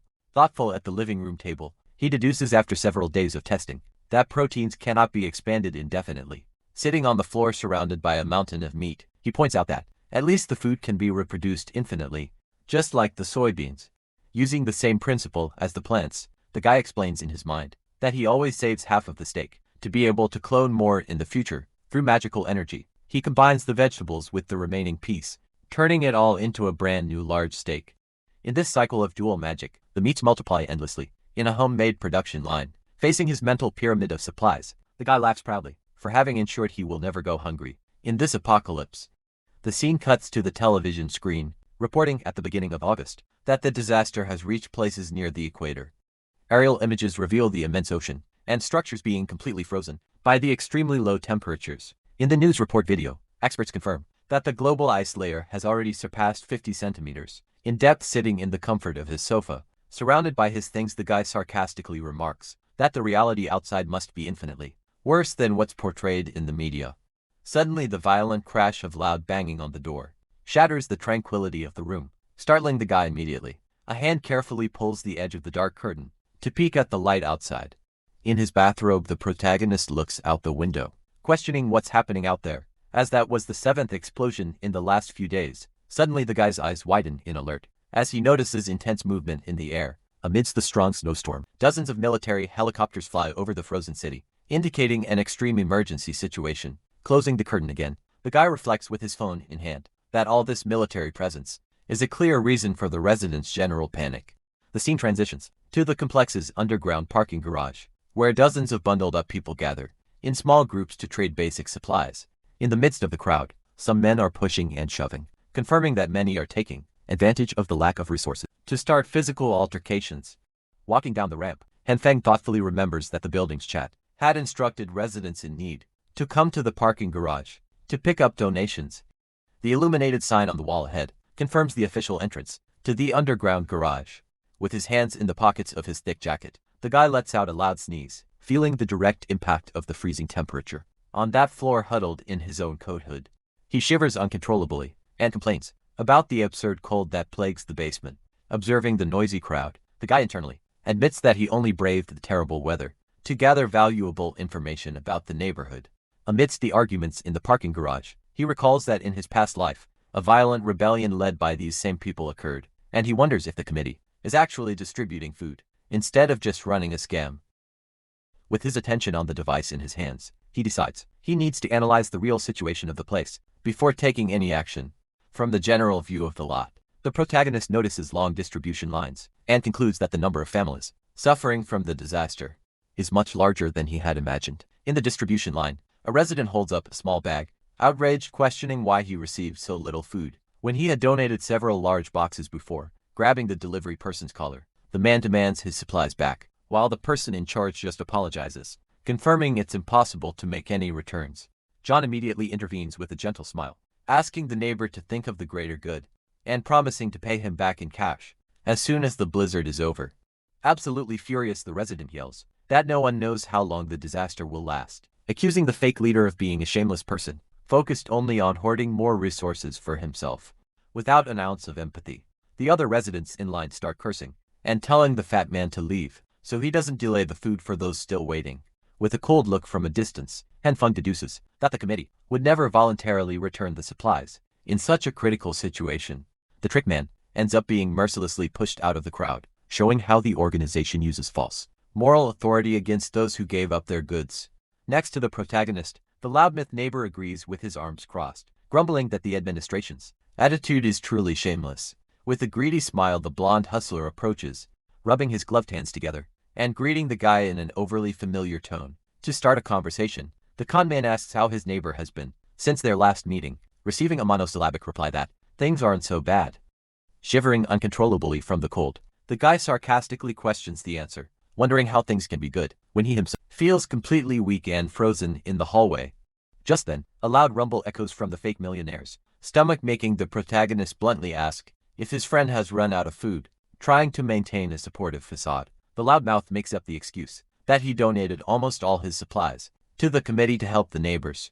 With tears in the corners of his eyes, the blonde complains about the ridiculous amount being distributed and laments that he would have kept the things in his own apartment if he had known about this misery. Suddenly changing his expression, he breaks into a huge pleading smile, calling the guy little bro. Through small friendly elbow nudges, the conman asks for a favor, while the protagonist just murmurs, waiting for the point of the conversation. Sweating bullets, the blonde meekly asks his neighbor to get him 4 packs of instant noodles and 2 sausages, believing it's a trivial amount for his friend. Intending to play along with the manipulation, the protagonist smiles and turns the tables, saying the hustler is just making up a friendly excuse to feed him. Under the promise of not forgetting such kindness, Han Fang's firm hand squeezes the guy's arm, who reacts by assuring him there's no need for formalities between great friends. In a very receptive tone, the guy thanks him for the favor and tells the blonde to stop by his place later to get the food, while the neighbor shivers, nodding affirmatively. Turning to leave, the guy says he'll first go through the line to collect his own resources, leaving the loudmouth excited and giving a thumbs up. As he walks away, the protagonist shows a devilish smile, calculating that the low cost of a few noodles will solve the problem of having to come down again in the future just to gather information. In the middle of the crowd, the guy admits he feels no pity for his building mate, saying nothing is more important than relaxing on the sofa, playing video games and enjoying his hearty meals. Suddenly a shout calling Han Fang's name echoes through the parking garage, making the guy turn his head in surprise toward the voice. In the same instant, a nimble hand cuts through the air, advancing with great speed and aggression. Without giving him any time to defend himself, the gold-digging blonde slaps the protagonist across the face with all her strength. From the force of the impact, the guy's face snaps to the side, showing a look of total shock and a huge, throbbing red mark on his cheek. Standing firmly before him, the woman glares at him with deep fury, stating that his attitude has disappointed her greatly, drawing the curious attention of everyone around. The girl raises her voice sharply, demanding why he isn't answering her in the messaging app. With his breath held and his skin burning, the protagonist casts an empty gaze, processing the absurdity of the sudden aggression he just suffered with his hand on his own bruised face. The guy mutters in a threatening tone, questioning why he got slapped out of nowhere. In his mind, a dark and deadly aura projects, lamenting that the fatal debt from the past hasn't even been collected yet, and this scumbag is already finding new reasons to get a beating. Glaring at the woman with a murderous look, the protagonist coldly asks if she really thinks he's that easy to intimidate. Frightened by his sudden threatening posture, the blonde pulls her shoulders back and masks her nervousness by calling the guy deaf for ignoring her to regain his calm. The guy closes his eyes for a second and lets out a long sigh, relieving the tension of the confrontation guy act. The guy apologizes, calling the girl by her name in an attempt to justify his disappearance. The shot cuts abruptly to the word theft, highlighting the woman's extreme reaction upon hearing the fake excuse invented by her neighbor. According to his fabricated story, he says he left the resources at her door and went back to his place to get his keys, but when he returned, the supplies had vanished without a trace. In the hallway, the woman immediately panics, and with teary eyes she anxiously asks if the guy still has any extra food in his apartment. Forcing an expression of great anguish, the protagonist turns his face away, assuring her that he only has enough left to survive a few more days, and only by eating 1 meal a day. In a quick emotional shift, the blonde clasps her hands near her mouth and breaks into a smile of pure excitement, celebrating the bad news, while the guy stares into nothing, confused. In pure selfishness, the woman suggests they share what little is left, so they can both eat every 2 days, ensuring they get through the chaos together. Completely expressionless, the protagonist stares at the blonde, thinking how shameless someone has to have the guts to make such a proposal. With narrowed eyes, the guy confirms his deduction, realizing that in this situation, he's nothing more than a simple, disposable tool to be used in times of need. Behind his true deadly intentions, he shows a docile smile and accepts the ridiculous proposal. calmly agreeing to her planning. Excited by his acceptance, the blonde demands that he hand over the supplies right now while the protagonist stalls, saying he'll only send the packages at night. In a quick agreement, the gold digger says she go back home to wait for his message and take the opportunity to escape the cold environment before catching a bad cold. Waving his hand, the protagonist tells the woman to wait for him until night, showing a smile loaded with sinister promises. The hours pass, revealing a nighttime view of the large residential buildings being mercilessly swept by the strong gusts of the freezing storm. On the phone's illuminated screen, the sequence of demands sent by the blonde continues, without any reply, making her click her tongue in pure impatience. Alone in the dark and completely dominated by the cold, the woman shivers, huddled, complaining about the communication failures, and being stood up, looking at the metal panel on the wall. She laments while checking her phone that the elevator on her floor has also broken down due to the extreme temperatures. With no other option, the girl begins the tense descent down the long, dark service staircase.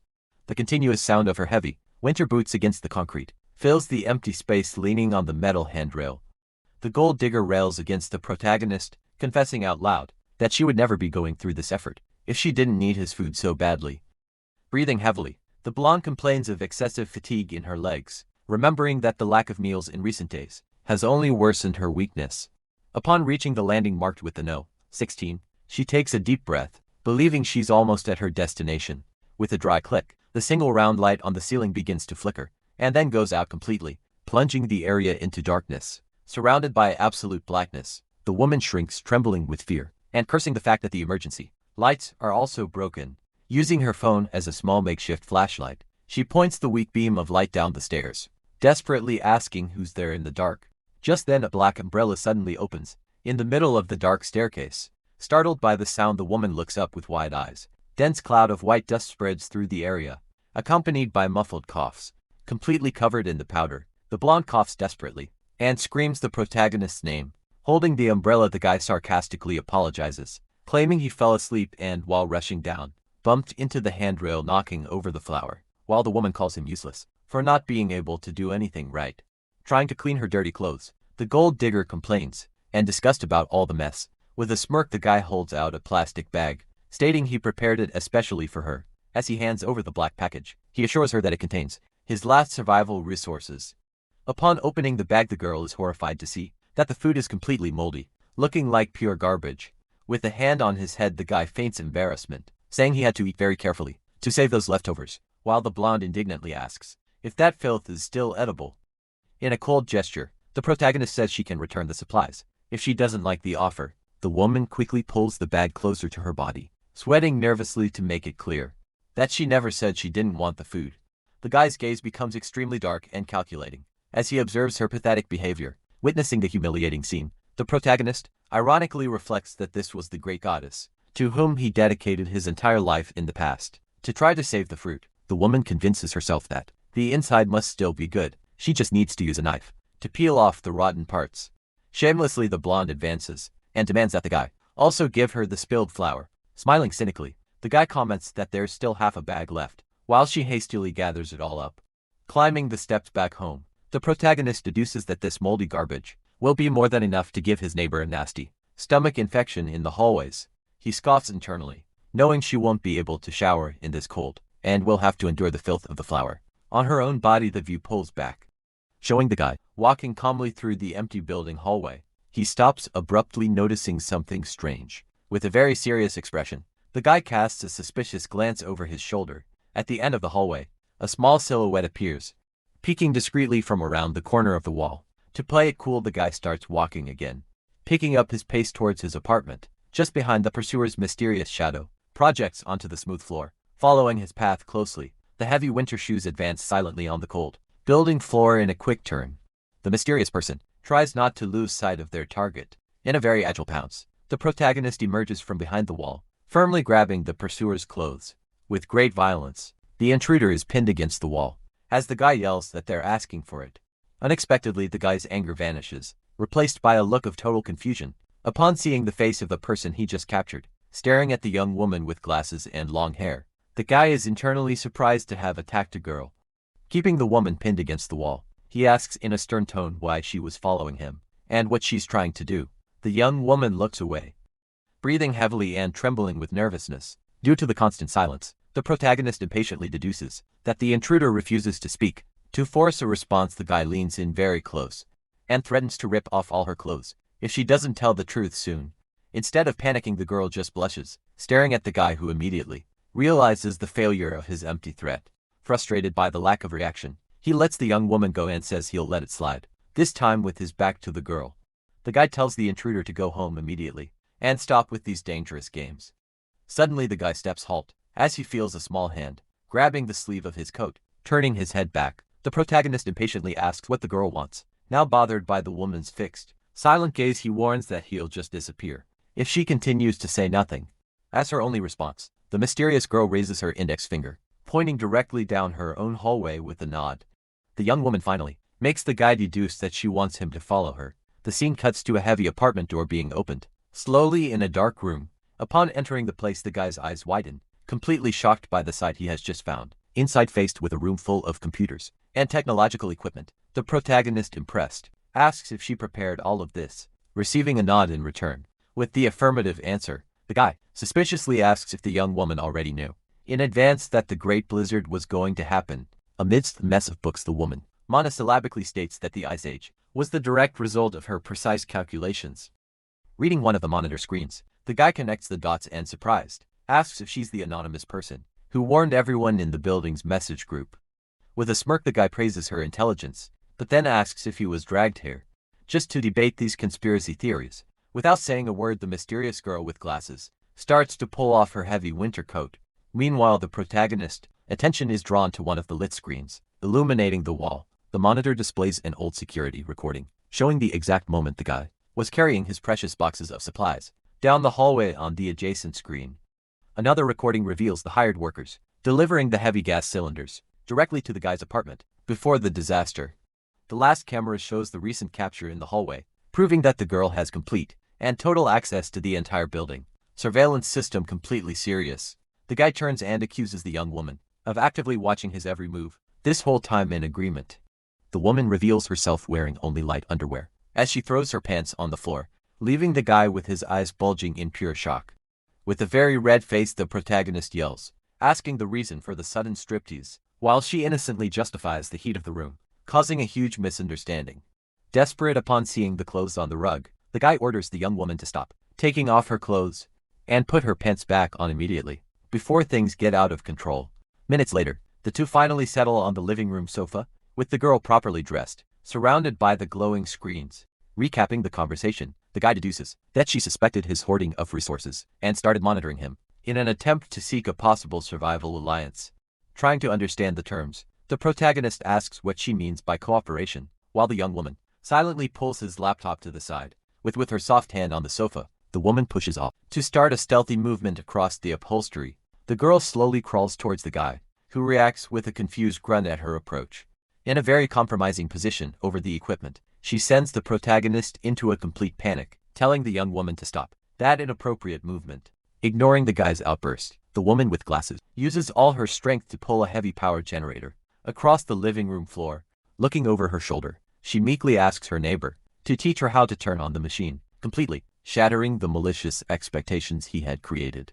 By the weight of the metal, the large power engine is dragged and finally positioned in the center of the room. With great effort crouched next to the machine, the guy patiently explains how the activation buttons work, while the young woman agrees, observing everything attentively.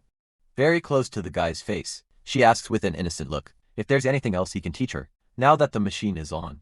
With her finger pointing to the corner of the apartment, she draws the protagonist's attention, who lets out a long tired sigh. Anticipating more manual labor, now in front of the water heater, the guy shows how to regulate the temperatures, stern warning about the importance of closing the valve after each use with a heavy box in his hands.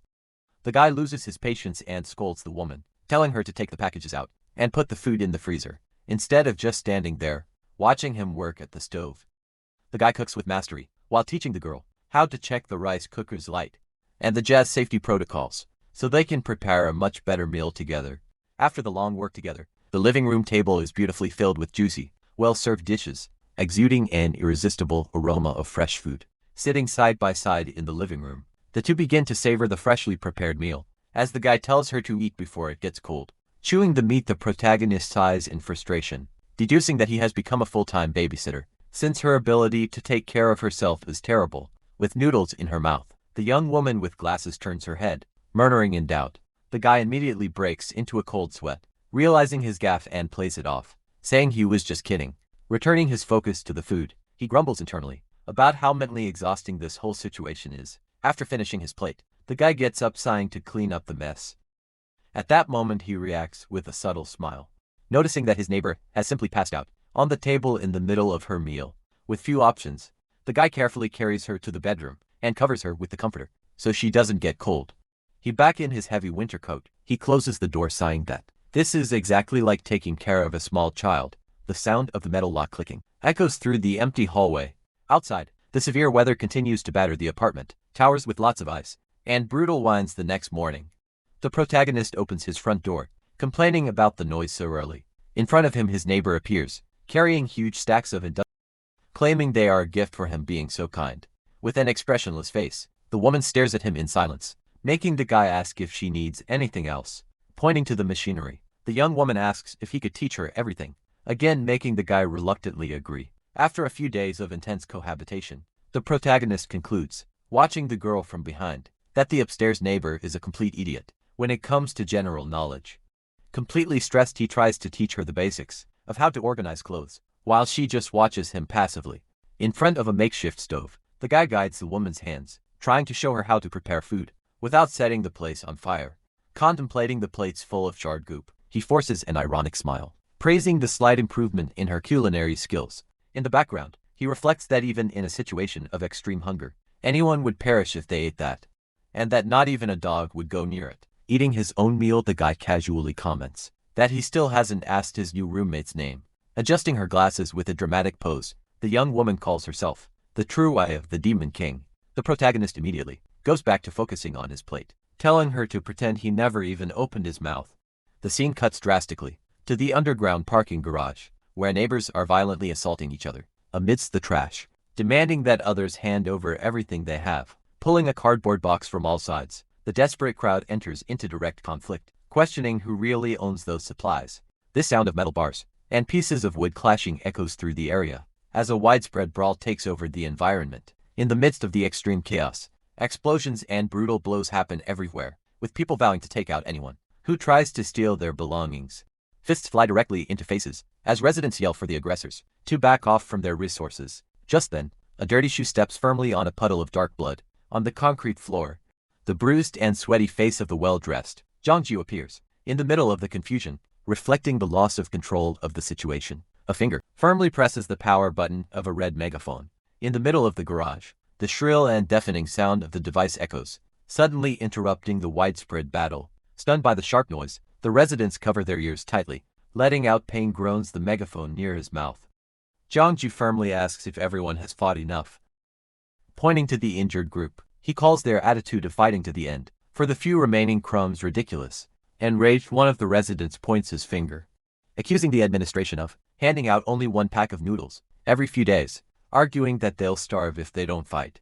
Maintaining a cold posture, the leader retorts, confirming that the scarcity has divided the neighborhood, making them fight over the scraps.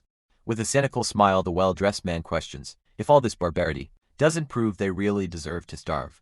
Pointing to the silent crowd, he tells everyone to think carefully about who was the real culprit for causing all this misery. A gloved hand holds up a stale piece of bread, as the voice on the megaphone offers to refresh their memory. Angrily crushing the food, John explains that this once cheap bread now costs hundreds of dollars in the hands of selfish hoarders. Throwing the crumbled pieces on the ground, he reminds them that the exploiters sucked up everything the residents had, slicing up food to auction it off at absurd prices. Staring at his own blood-stained shoes, the leader accuses this minority of having gotten rich at the expense of the disaster, draining everyone's money. With his gaze fixed on the attentive audience, he highlights the irony of them killing each other for scraps, while the real villains remain comfortable. Opening his arms, the leader incites revolt, pointing out that the hoarders, full of resources, donated absolutely nothing, and still inflated prices out of pure malice. Looking directly at the injured, Young dramatically asks if it's fair that only they should suffer from cold and hunger. Raising his clenched fist, the leader calls on the neighborhood to unite and take back the resources that belong to the people. Consumed by the planted anger, the men agree with shouts, indignant that they are suffering while others live in luxury. Behind his glasses a look of pure malice confirms the success of his manipulation, shifting the blame for the crisis onto the hoarders. Seized by collective hatred, the crowd raises their weapons and roars in unison, demanding to reclaim what was stolen from them. A cruel and satisfying smile forms on the well-dressed man's lips. Armed with iron bars and bats, the residents march furiously towards the elevators, ready to invade the rich apartments. Hiding behind a pillar, the blonde hustler desperately types on his phone, sweating bullets as he realizes the group has completely lost their minds, and a massacre is about to begin. Outside, the extreme blizzard continues to sweep the condominium, without any respite in the comfort of his apartment. The protagonist's phone won't stop buzzing, with notifications, making him cover his head with a book, to try to go back to sleep. Defeated by the noise, he reads the blonde's warning messages about a rebellion in progress, and scratches his head, not quite understanding who is robbing whom. Upon reading that Zhang is leading door-to-door break-ins, the guy's eyes widen astonished by the speed of events. Warned that the invaders are armed, the guy peeks through a crack in the curtain, while his friend suggests he just hide to avoid a confrontation with the device in hand. The protagonist gives a confident smile, commenting that he didn't expect such a rapid turn of events but assuring himself that his armed arsenal will be very useful now. In his imagination he visualizes the crazed neighbors breaking down his door, deducing that if his enormous stockpiles are discovered, he'll be devoured alive by the crowd. Hurrying down the hallway full of jugs, the guy decides he needs to prepare his defenses. Immediately in the storage room, the protagonist grabs two heavy red fire extinguishers, carrying them with ease with agility. He wraps a thick steel cable around the cylinder's metal trigger, creating an activation mechanism. Holding the makeshift contraption, the guy plans to position the safety equipment as a trap against the invaders. Near the entrance door, a metallic click confirms the installation of the defensive device. On the apartment floor, the image cuts to the neighboring towers, plunging into total darkness, indicating a sudden failure in the power grid. Through phone messages, residents panic over the blackout in the blocks, complaining about the complete lack of communication. With the administration swallowed by darkness, the protagonist checks the magazine of his pistol, deducing that the system overload was expected in such aggressive weather. Pulling out his own power generator, the guy realizes that the snow accumulation has made any external maintenance absolutely impossible. Straining to lift the machine, he realizes that the loss of electricity and network signal must now be permanent. Sitting in the dark next to the running engine, the guy reflects on the psychological impact of this new reality on the residents. With the dark look on his face illuminated by the machine, he predicts that the absolute desperation will lead to an even more violent rebellion, marking the true beginning of hell. The narrative goes back 30 minutes in time, showing the gold-digging blonde ad avidly devouring a plate of hot noodles. Wearing designer clothes, the woman boasts about offering money to buy overpriced supplies, making the poor neighbors shut up in the group chat. In another luxurious apartment, a tattooed man savors a glass of wine, bragging about investing thousands in food to auction off to the desperate and profit from the tragedy. Savoring her noodles, the gold-digging blonde thinks to herself that following the guy was the right choice.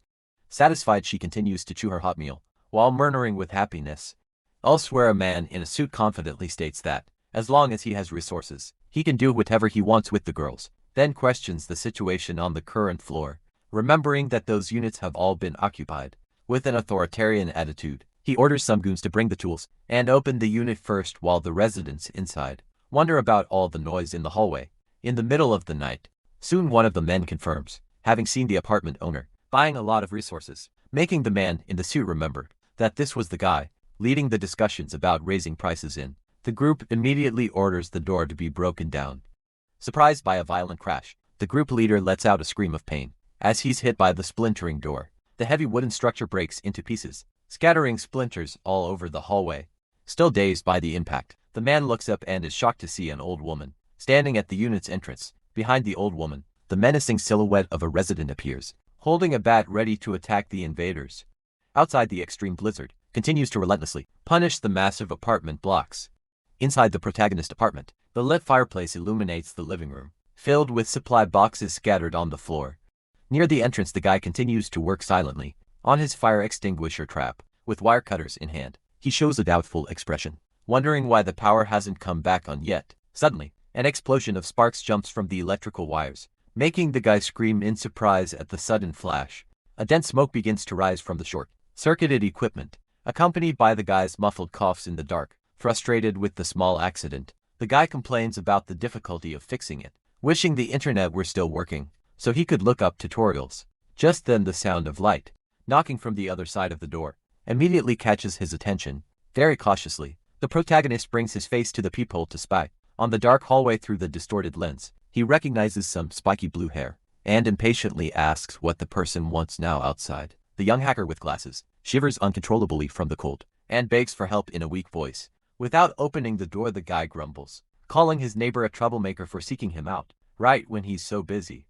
With the dark aura forming behind him, he clenches his teeth, irritated by the unexpected interruption. In a reluctant move, the protagonist's hand lets go of the metal doorknob, abandoning his intention to open it. Keeping the barrier closed, he warns that he received information about invaders breaking down doors to steal resources, advising the girl to go back home quickly, because he's not letting her in. Alone in the freezing hallway, the blue-haired woman just listens to the warning, shivering in the darkness. Far away, a heavy fist slams with extreme violence against another door in the building. The force of the blows is so great that the hinges begin to give way, spreading dust into the air. Returning to the guy's floor, the young hacker gives up on insisting, and just curls up on the floor, hugging her own knees to try to retain some heat. Blowing on her own frozen hands, she hears threatening voices on the floor below, telling the crowd to be quick, so others don't steal the resources. First, the invaders question how many residents live on the 18th floor, while another shouts to just break everything down, sending the girl into a panic as she realizes they've already arrived. A dirty hand with thick gloves rests firmly on the edge of the hallway wall.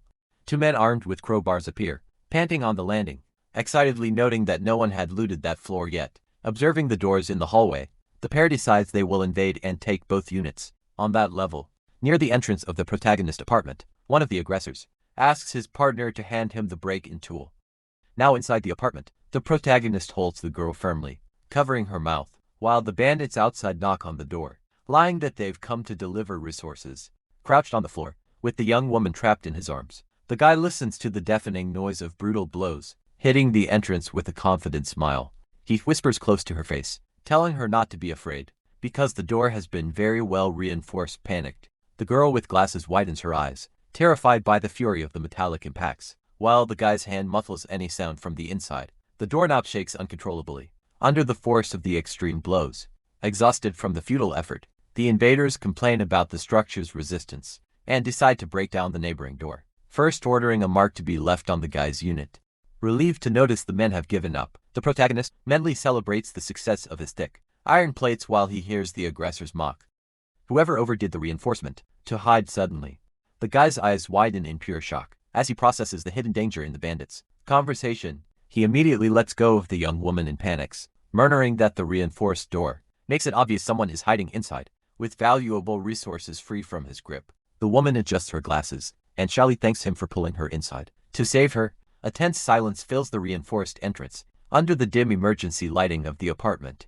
Getting up slowly, the protagonist surveys the area and comments, relieved that the invaders seem to have left for good. Resuming his place near the wall, the guy picks up his tools, and swears that as soon as he fixes the wiring, he'll electrocute anyone who dares to touch his door.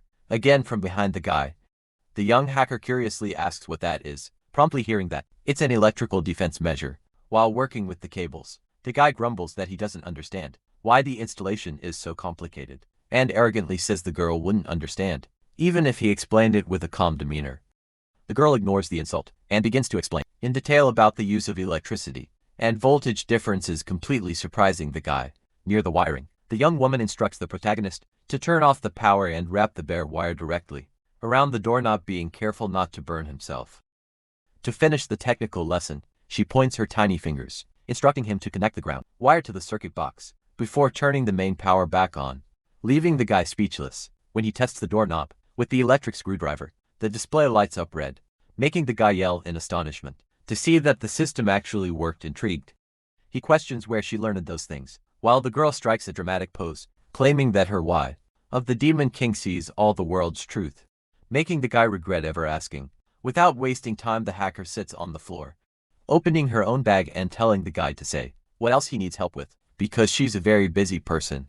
As she pulls out several blankets and personal belongings from her backpack, she acts like she owns the place, while the guy points his finger, furiously demanding her attention. Despite the protests, the young woman declares that the eye of the Demon King will now live in that apartment, leaving the protagonist completely paralyzed with disbelief. After the initial trance, the homeowner completely loses his patience and yells asking what the heck she just said. With his hands on the boxes, the guy tells his neighbor to stop this absurd joke, and yells for her to go back to her own home, immediately without any ceremony. The protagonist's feet advance across the rug, as he physically pushes the girl towards the exit. During the commotion to expel the intruder, the guy ends up tripping over his own feet, and lets out a surprised cry. Due to the sudden loss of balance, he falls heavily on his back on the living room floor, knocking over several tools around him. Lying in the middle of the mess, the guy grumbles in pain, as his right hand begins to glow intensely, with a purple aura as he supports his magical hand. On the base of the wooden table, to get up he's surprised to notice that the surface has completely lost its rigidity. With his eyes narrowed in curiosity, the protagonist lets out an intrigued murmur, trying to process what just happened. As he pulls the edge of the immense coffee table, he watches in shock as the furniture bends, as if it were made of pure rubber. With both hands enveloped by the purplish energy, the guy crushed the heavy structure, confirming that the material has become completely malleable. With his gaze fixed on his own illuminated palm, he questions out loud if it was that new, mysterious beam of light that was responsible for softening the wood. To test the new theory, the guy touches his glowing fingers to his metal toolbox. Without applying any excessive force, the heavy head of the steel hammer bends perfectly under the protagonist's fingers. Excited by the discovery, he holds some sharp shurikens, and concludes with a smile that the purple magic has the power to alter the density of any object. With a violent start, the guy freezes completely upon turning his head and seeing the young hacker standing there, observing the entire magic demonstration. Covered in a cold sweat, the protagonist panics and curses internally for having forgotten about the intruder's presence. During his moment of distraction, through her round lenses, the girl maintains a completely apathetic expression, staring at the guy without saying a single word. With his face plunged into the shadows of despair, the apartment owner points his finger in her direction, already calculating the worst. Suddenly, the young woman with glasses surprises our protagonist by stating that she is also an emissary, chosen by the true Demon King. Understanding the craziness, the guy recalls that he claimed to be a subordinate of the Demon King, concluding that this girl's brain works in a very strange way, and that it will be easy to fool her. In the middle of the messy room, the two stare at each other as she proposes that, as fellow emissaries, they should help each other. Adjusting her glasses with a confident expression, the hacker suggests that the apartment where he rests should be shared between them. With his hand on the doorknob, the guy grumbles indignantly, questioning how a girl can just want to live with him. Without leaving room for discussion, he slams the heavy wooden door with great force, isolating the intruder outside. Back in the comfort of the lit room, the protagonist sighs wearily, complaining that she really thinks this place is the Demon King's lair, and deciding to just leave her alone. With his gaze fixed on his own hands, he wonders about the strange purple light that appeared just minutes before. Without applying force to the metal tool, the guy deduces that the new ability has the power to make things completely soft. With his eyes closed, he concludes that the magical lights he possesses are not limited to just two types, and that there must be much more to discover. On the rug, the guy recalls that the purple energy manifested exactly when he tripped on the cable and almost hit the coffee table.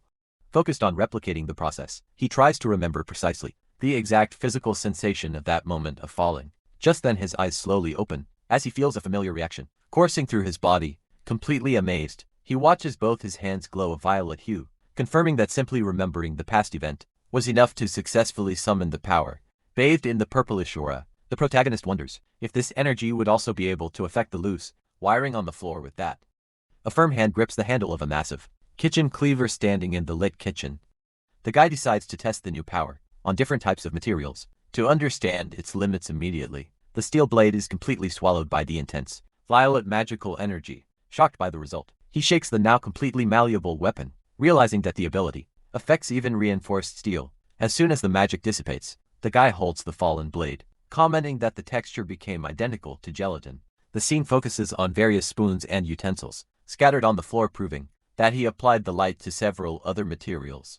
Staring at the mess, the protagonist concludes that the longer the light acts on objects, the softer they become, without any other structural changes. Without applying effort, he bends a metal spoon, grumbling that this type of alteration is practically useless for survival. However, a new idea comes to his mind, making the guy stop and stare at the tool with curiosity. Positioning his hands, he activates the purple energy on one side and the emerald on the other, wondering what would happen if he mixed the two. In a quick motion, he brings his fists together and fuses the two mysterious auras into a single magical charge. Completely excited, the guy slams his glowing hand on the cleaver, shouting the name of a famous anime power Surprised by the visual reaction, he lifts the weapon, which now emits a mixed glow at the base of the blade. With a metallic clink, the tool regains its original rigidity, making the guy notice that the object has returned to its normal state. Without wasting time, the protagonist grabs a simple tissue from the box to continue his practical experiments. Dripping with sweat, and with his hands shaking violently, he channels all his strength into the fragile sheet on the table. Observing the illuminated sheet, he finally understands that the fusion of the auras alters the physical resistance of any item. Tapping his finger against the hardened paper, the guy is amazed to find that the achieved rigidity is absurdly high. With his eye wide, an epiphany hits him as he connects this new discovery of hardening with a recent problem. Far away in the darkness of the staircase, two invaders climb the steps carrying stolen bags. While one of them says he doesn't intend to hand the food over to the administration. As they walk through the hallways, the selfish pair argues that it would be stupid to share the loot with the elderly and women, demanding that his partner keep this detour a total secret. Suddenly the partner stops walking and points his flashlight at the wall, scared, telling the other to look back through his mask. The invader's eyes widen in pure panic at the bizarre sight. Under the dim light, the guy notices, perplexed, the concrete painted with the number of the 18th floor is writhing as if it were alive. From the middle of the malleable structure, a terrifying human face begins to protrude from the wall. The ghostly figure forces its way through the material, revealing macabre features in the middle of the cement. Completely paralyzed by terror, the bandit gulps, unable to take a single step back due to the apparition's force. The two burglars tremble as the abomination advances directly towards them. Overcome by extreme fear, the pair puts their hands on their heads and flees, running through the corridors screaming about a ghost. Without looking back, the cowards tumble down the stairs, abandoning all the stolen supplies in their path. Alone in the hallway, the creature in the wall groans in a muffled way, complaining about the total lack of oxygen. With a violent tug, our protagonist pulls his own face out of the wall, softened by the purple magic. Leaning on the immense gelatinous structure, the guy pants heavily, deducing that altering the density of an entire wall consumes an absurd amount of energy. Just then a powerful explosion of magic spreads through the concrete's innards, illuminating the dark hallway. Covered in exhaustion, the guy steps away from the finished work and says he needs to move on to the next stage of his defensive plan. With a metallic thud, the heavy head of a sledgehammer is dropped directly onto the apartment floor. Wielding the destructive tool, the guy prepares to test the real resistance of the hardening he applied to the wall. Maintaining a focused expression, he murmurs, beginning the practical impact test. In a swift motion, the protagonist swings the immense sledgehammer and delivers a brutal blow directly against the insulated surface. From the colossal force of the hit, the entire building structure trembles violently. In the middle of the night blizzard, completely out of breath from the effort, the guy leans on the tool's handle, trying to catch his breath. With his eyes on the intact wall, the guy is amazed to find that the blow didn't even manage to scratch the paint. The scene cuts to the destroyed ceiling of one of the lower floors, showing the damage caused by the violent invaders. With a dull thud, a trash bag full of looted resources is thrown roughly onto the parking garage floor. In front of the leader, the goon bows his head and apologizes, informing him that most residents are already out of food, and that he only managed to steal these few things. Assessing the situation with a cold look, the well-dressed Jang lets out a suspicious murmur. Suddenly one of the goons advances and violently tackles the invader, pinning him face down on the cold floor. Pressing his colleague against the ground, the aggressor demands to know where the food was hidden, while the pinned man yells, swearing he handed everything over. With more force, the goon accuses his partner of coming up with 3 heavy bags, which is refuted by the desperate man, who swears his innocence amidst a lot of pain. Frustrated with the lie, the aggressor raises his clenched fist, threatening to beat the traitor until he confesses the truth. Just then the fist ceases its aggressive movement, stopping just inches from the guy's face. Acting as the savior, John gently approaches and pulls the goon back, leaving the aggressor confused by the peaceful interruption.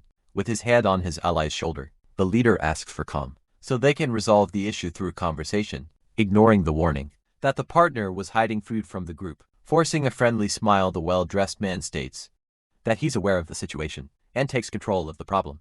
Being promptly obeyed, the goon pushes the traitor away, warning with contempt that he's only letting him go out of respect for Mr. Jang. The fake manufacturer's well-manicured hand extends politely towards the injured man on the floor to help the invader up. The leader asks in a gentle voice if he's okay, while the man tries to explain, stammering behind his glasses. A dark, purely malicious smile reveals the psychopath's true intentions. The image focuses on the single, miserable trash bag full of packages that the traitor dared to deliver as payment. With his eyes on the floor, The resident lowers his head and begs for forgiveness, confessing that he had to divert the food because the distributed ration wasn't enough to feed his family of 5 small food box. The resident hands over his share for the day scared, asked what Mr. Jung is doing. With a gentle smile on his face, the well-dressed man explains that rules are rules, and it's necessary to hand over the collected belongings to then receive rations, according to the number of people in the house, but assures him he understands his difficulties. Completely relieved, the guy thanks him for his understanding, while the leader tells him to take the food back. Quickly the man promises to be at his disposal if the fake benefactor needs anything in the future, being answered with a laugh, and a request to let him know if he faces any more problems.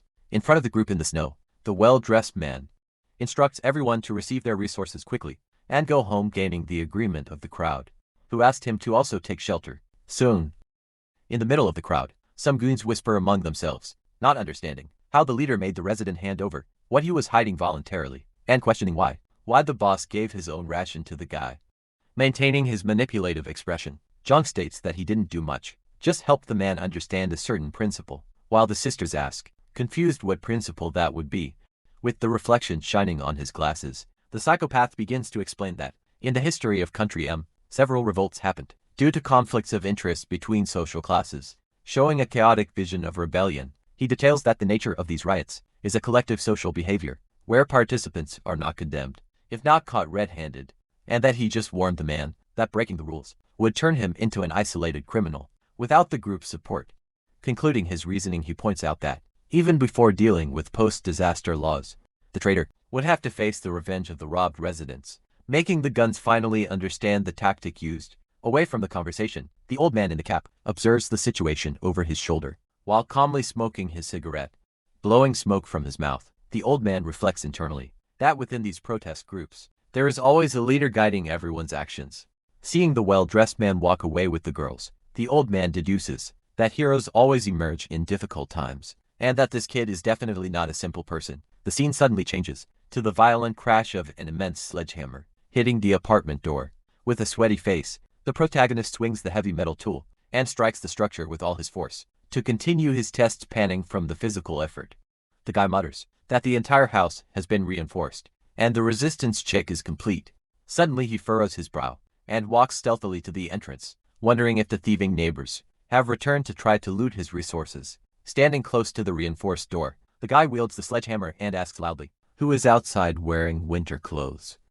The gold-digging blonde calls her neighbor's name, stating that she has thought a lot in recent days, and that she can't betray the feelings he has for her. Through the people, the protagonist watches the woman continue her fake act, swearing that only in difficult times does one understand someone's heart, and asking him to open the door and feel her heart, if he doesn't believe her words. Immediately, the memory of the fatal betrayal invades the guy's mind, proving that these are the exact same words used on the day he was taken out. The guy's gaze darkens, consumed by a silent fury, as he realizes the past is repeating itself. In his imagination, he visualizes the masked attacker armed behind the girl, deducing that the mysterious man is surely also outside. In the hallway, consumed by a thirst for revenge, the protagonist jumps up carrying the sledgehammer, and plans to use his firearm to off the scumbag couple. Right now, however, his rapid steps come to an abrupt halt. In the middle of the room, sweating bullets, the guy analyzes the situation, noting that the enemy is hidden in total darkness, while he would be completely exposed upon opening the door, running the risk of being done in again if he can't take the man out with the first shot. Staring at the improvised electric trap on the doorknob, he concludes that it would be almost impossible to trick both of them into touching the metal at the same time. Plus, he's not sure about the shock's true lethality. Leaning his free hand on a piece of furniture, the guy takes a deep breath and tells himself he needs to stay calm to analyze the situation, as the moment he has been waiting for has finally arrived. In the darkness of the apartment, he reasons that the main threat is not the manipulative woman, but the aggressor hidden in the hallway. With the plan in mind, the guy deduces that he needs to find the enemy's exact location before going out to deliver an immediate, fatal attack. Suddenly, an idea crosses the protagonist's mind, making him let out a surprised murmur. In his memory, he visualizes the area outside the entrance, recalling that the aggressor must be hiding exactly in the blind spot behind the door. Yielding a baseball bat, the guy rests his left hand on the reinforced wall, calculating the man's approximate position. Focused on the concrete structure, the guy admits that this process will take some time to complete. Soon, his fingers on the wall begin to radiate the powerful, violet magical energy confirming his attempt to use the density alteration on the material on the other side. The blonde continues to knock and call for her neighbor, in a sweet voice begging him to open the door. Hidden in the darkness, the masked man with a bat questions if all this effort is worth it to rob the guy, while the woman assures him she remembered the truck full of supply the target bought before the disaster. With a malicious smile under his hood, the bandit laughs, stating that the guy's resources will be enough to feed them for several days. Unbeknownst to the invaders, the strong purplish light begins to pulse directly on the man's back through the solid concrete. Due to the magic's action, the solid wall loses its rigidity and transforms into a completely malleable material. The bandit turns his head suspiciously, asking if his partner hears a strange noise, but she just retorts confused. Squinting into the darkness, the invader murmurs that it sounds like he heard something coming from right behind him without warning. A fist bursts through the gelatinous wall at high speed and lands a devastating blow to the aggressor's head. From the brutal impact, the man is instantly knocked out and falls face first onto the floor, leaving the girl paralyzed in shock, backing away scared. The blonde stammers, asking what happened to her friend and telling him to stop playing around. On the hallway floor, the metallic sound of the doorknob unlocking echoes through the area, making the girl turn her head, startled with extreme aggression. The protagonist flings the door open, holding a fire extinguisher, while the woman's eyes widen in surprise. In a violent jet, the equipment's cold white smoke is discharged, completely covering the intruder and making her scream in agony. Completely blind and suffocating from the chemical foam, the blonde extends her hands, begging the guy to stop the attack. Unable to breathe properly, the woman chokes and coughs violently, falling to the floor covered in the white mist. Right next to her, the masked man also wakes up in the middle of the smoke, coughing uncontrollably due to the chemical powder. Lying on the floor, the girl whispers a weak plea for help, while her partner tries to get his bearings. In the confusion, desperate to escape the attack, the bandit starts to crawl away, abandoning his partner behind. Taking advantage of the lack of visibility, the protagonist extends his hand through the dense smoke, heading straight for the cowardly aggressor. In a swift motion, the guy grabs the man's hair with great force, pulling his head back, maintaining a firm grip on his target. The guy mercilessly drags the man through the building's hallways. The aggressor screams desperately for help as he's pulled away from the scene of the initial attack, stopping his movement. The protagonist clicks his tongue and mocks how quickly the trash tried to flee. Brandishing his wooden bat, cowering on the cold floor, the guy groans in pain, trying to protect his own head. Without giving him a chance to defend himself, the guy lands a brutal kick to the enemy's ribs. Demanding to know who gave him permission to try to get up, kneeling and coughing heavily, the bandit raises one hand, begging the protagonist to wait a second. With a blooded face, the guy tries to use his family's influence, asking if RMC knows who his father is, and threatening severe retaliation. Cutting off the threat, the guy lands a violent blow with the bat right in the aggressor's face, mocking the pathetic attempt at intimidation. But the force of the blow sends the guy flying backward, splattering blood as our protagonist yells that he doesn't care who his family is, vowing to beat him to a pulp. Lying in the dark, the invader extends a trembling hand and begs bro to hold on, being pulled by the collar. The man said, in a weak voice, that they have no personal beef, asking the reason for all this anger.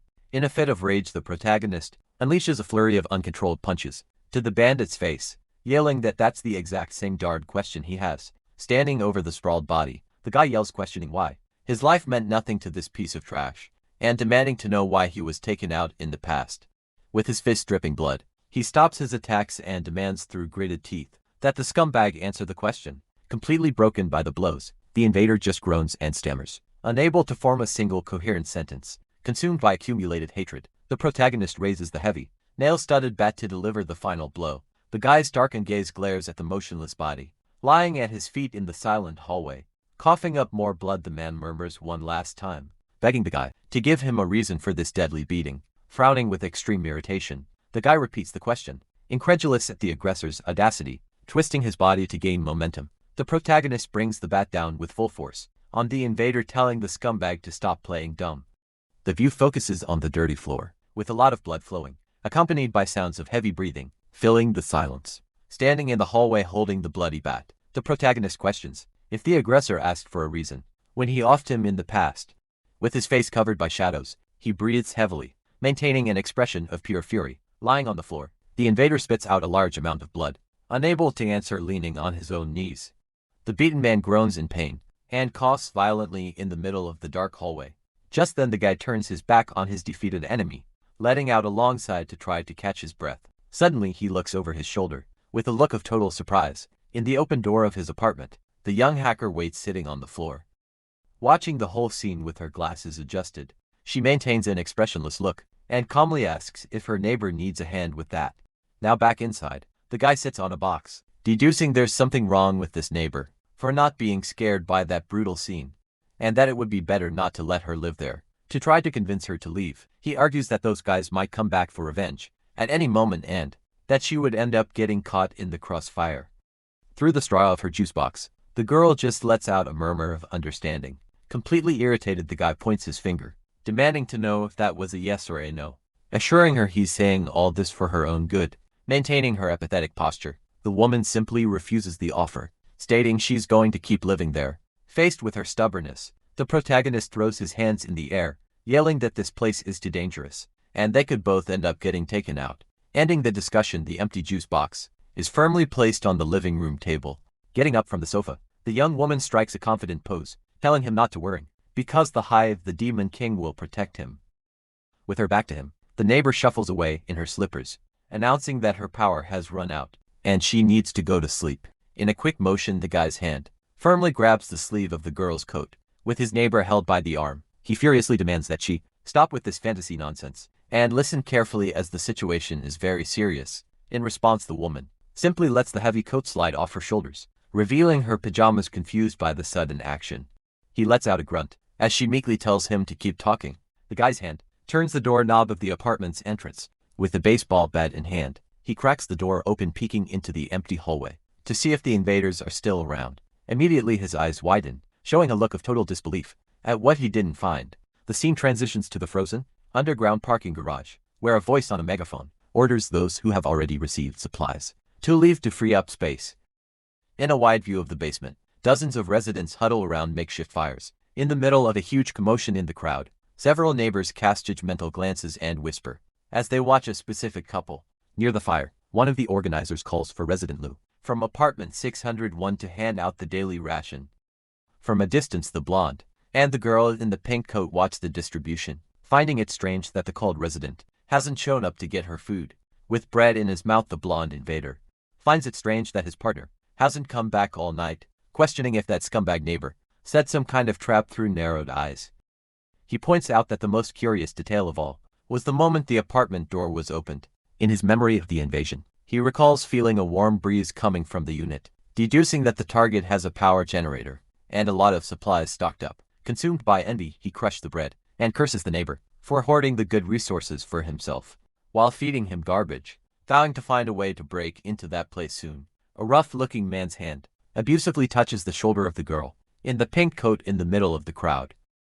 Approaching the woman in the hallway, the guy tells her to wait a minute. Very uncomfortable, the young woman is cornered by the man, who recognizes her with a malicious smile. Surrounding the girl with another goon, he invites her to warm up by the fire they lit in Block 5. Scared, the woman backs away and refuses the invitation, stating she'd rather go warm up in her own home. Not taking no for an answer, the goon grabs her arm, offering his food in exchange for her company for a few days. With a disgusting smile, the guy tells her to think about the offer, stating he likes girls with her style, while the young woman turns her face away in contempt. Suddenly, the girl's blonde companion shoves the harasser away, telling the trash to get lost. Enraged by the push, the goon grabs the blonde's coat, demanding to know why he's playing hero, since he's also a scoundrel who shamelessly stole resources from other residents. In a panic, the blonde realizes he's been discovered, while the girl next to him hears the accusation of theft. Completely shocked, in a burst of anger, the blonde lands a punch right in the harasser's face, yelling for him to let go. The force of the blow sends the harasser's face snapping violently to the side. Back on his feet, the goon advances and grabs the girl by the collar, cursing the young woman as he prepares to punch. To defend his friend, the blonde steps in front and ends up taking a stinging slap to the face. Just then, the harasser is thrown with extreme brutality, falling hard onto the parking garage floor. Startled by the crash, the surrounding neighbors turn their heads, commenting that someone just got thrown. In the commotion, lying on the ground and groaning in pain, the aggressor draws the attention of the residents, who ask someone to call Mr. J immediately. Near the commotion, the pink-haired nurse approaches the girl in the pink coat, asking if she's hurt, while the young woman refuses the help. With a gentle smile, the nurse extends her business card, advising the woman to find her if she doesn't feel well in the future. Still very nervous from the fight, the girl bows and thanks, assuring her that everything is fine. Suddenly, the goon gets up furiously and shoves the young woman, cursing her with offensive words. Pointing his finger at the fallen blonde, the aggressor questions his audacity to meddle in other people's business. In the middle of the crowd, in a furious charge, the goon throws a powerful punch, threatening to take the guy out right there. Unable to defend himself, the blonde takes the direct impact to his face, letting out a groan of pain. With his opponent down, the harasser begins to brutally stomp on the guy, on the concrete floor. With a blooded face and a cigarette in his mouth, the blonde murmurs about his own life, as he gets beaten uncontrollably. With great difficulty, the blonde gets up and faces his aggressor, stating that men who hit women disgust him deeply. In the middle of the crowd, the well-dressed John arrives at the scene, asking for space as the residents announce his presence. Pointing his finger, the goon accuses the guy of stealing resources and being an ally of the rich guy, who inflated the prices in the building. Offended by the false accusation, the blonde's eyes widen, while the harasser maintains his aggressive posture. In a swift motion, the goon violently grabs the blonde's collar, threatening to continue the fight. During the confusion, Zhang reprimands his subordinate, stating that the committee's duty is to protect the weak and ensure food for everyone, forcing the man to apologize. With his back to his subordinate, the leader warns in a threatening tone, the goon will be expelled if he causes that kind of trouble again. With a polite smile, Zhang addresses the blonde and the nurse, asking if they have considered the proposal he made earlier. With a firm stance, the blonde refuses the offer, assuring him that he would never join a group focused on robbing others, even if it meant starving to death next to him. The nurse also apologizes, rejecting the violent methods, but offering her medical services if anyone gets sick, earning the leader's thanks. Observing the pair's refusal, a discreet smile appears on the well-dressed man's face. Just then the girl in the pink coat grabs Zhang's arm, coyly asking to join his group. Very close to the leader, the young woman confesses that she has always admired him, and that now they have plenty of time to be together. With a look of contempt, Zhang shoves the woman away, questioning her usefulness, since the blonde knows how to fight, and the nurse knows how to heal. Staring coldly at the girl, the leader refuses her entry, stating that she currently has no value that would justify her recruitment, leaving the young woman completely speechless. The story continues, focusing on the bruised face of the fake millionaire. Lai showing a very serious look, with a submissive posture. He tells brother Jiang that he knows a place full of valuable resources. Cutting to the heated apartment, the protagonist impatiently complains, asking how many times he has to repeat that he needs a fan made of leaves, along with something triangular and a webcam. In the middle of the living room, a dark portal floats statically in the air, looking like a small black hole. The young hacker pulls a blue winter coat out of the rift and excitedly asks if she found the right item. Completely frustrated, the guy points to the object, questioning how a clothing mannequin has any connection to the electronic items he just described. With a heavy, tired sigh, the guy explains to himself that this girl has a dimensional storage ability. Observing the immense mess scattered around the room, he notes that she can open the portal and suck up everything she sees, but complains that the house will be cluttered with junk if her precision remains so low. Curious about the power, the protagonist asks what the inside of that virtual space is like, while the woman admits she's never explored it, but assumes it's a very vast place with an unusual idea. The guy suggests putting his own head in the hole to help her search, and she immediately agrees. After assessing the situation, he deduces there shouldn't be any problems, since the girl's hand moves naturally inside it. The inside of the black hole reveals a starry vortex, swirling in the empty space. Without hesitation, the protagonist sticks his head directly into the dark, dimensional rift held by his neighbor. Immediately the guy's eye widens, as he witnesses the scene on the other side. Inside the magical space, he sees himself floating in an infinite vacuum, surrounded by a swirling blue aura. The guy floats deeper and deeper into the vastness of the bluish portal. Amazed by the size of the place, he observes an absurd amount of objects and furniture floating disorderly throughout the space. With a confident smile, he acknowledges this was expected from someone who emptied an entire supermarket in one night, but admits that finding the parts in there will be like looking for a needle in a haystack. Suddenly, the guy's eyes fill with tears in an involuntary reflex. In pure panic, the guy brings his hands to his neck and starts to suffocate violently inside the vacuum. In a desperate move, the guy pulls his own body back, struggling to get out of the portal. With a great push, he finally yanks his head out of the magical rift, gasping for air and kneeling on the living room floor. The protagonist coughs uncontrollably, trying to catch his breath. Still choking, he scolds the girl for not warning him about the lack of oxygen and the sensation of having the moisture sucked from his skin, while she just apologizes, saying she didn't know because she's never been in there. The young hacker looks away and lets out a murmur as she notices something inside her dimensional space. Dipping her arm into the black portal, she pulls out a metal piece, casually announcing she finally found the item. Very excited by the discovery, the guy points to the equipment, celebrating the fact that she really has the necessary components. With an expressionless face, the neighbor comments that she also found other interesting things in there. A veritable avalanche of drone boxes tumbles out of the portal, falling heavily onto the living room floor. The protagonist's face becomes completely obscured by shock as he stares at the mountain of electronics. Unable to believe what he's seeing, the scene shifts to a dark and gloomy staircase, being illuminated by stealthy steps. The beam of a flashlight reveals the No. 18 painted on the cold concrete wall, indicating the target floor. As they climb the steps, a group of invaders comments on the strangeness of that level, hoping not to encounter the supposed monster again. To try to maintain order, the small group's leader reprimands his partners, reminding them they are in the 21st century, and that it's ridiculous to believe in supernatural beings. To motivate the team, he points out that Mr. John sent them as scouts, out of pure trust, and that they can't disappoint the leadership. Still hesitant, one of the goons illuminates the upper steps, questioning what they would do if the girl had lied to Jiang. Through remote control with a screen, the boss's voice tells the men to stop talking nonsense and trust his judgment to finish the job quickly. Back in the apartment, the protagonist and his neighbor watch everything on the cameras, thankful for having installed the monitoring system in advance. With a lighter in hand, Han Feng says he's gonna light the fuse, and tells the girl to start Plan 2 as soon as he returns with his phone in hand. The guy prepares to time the action. With absolute precision, the device's digital display shows exactly 2 minutes on the countdown timer. Stuck on the staircase, the goons stop, scared, asking each other if they heard a strange noise coming from above. At the top of the darkness, 3 bright lights suddenly appear, catching the invaders' attention. The image focuses on the fast wheels of small, remote-controlled cars, advancing across the floor in a frantic descent. The toys speed down the stairs, heading directly toward the frightened group. Surprised by the scene, the men illuminate the small toy vehicles, not understanding what's happening. The leader with glasses watches as one of the carts speeds past him. Taped to the back of the toy, thick red explosives show they're already burning fuses.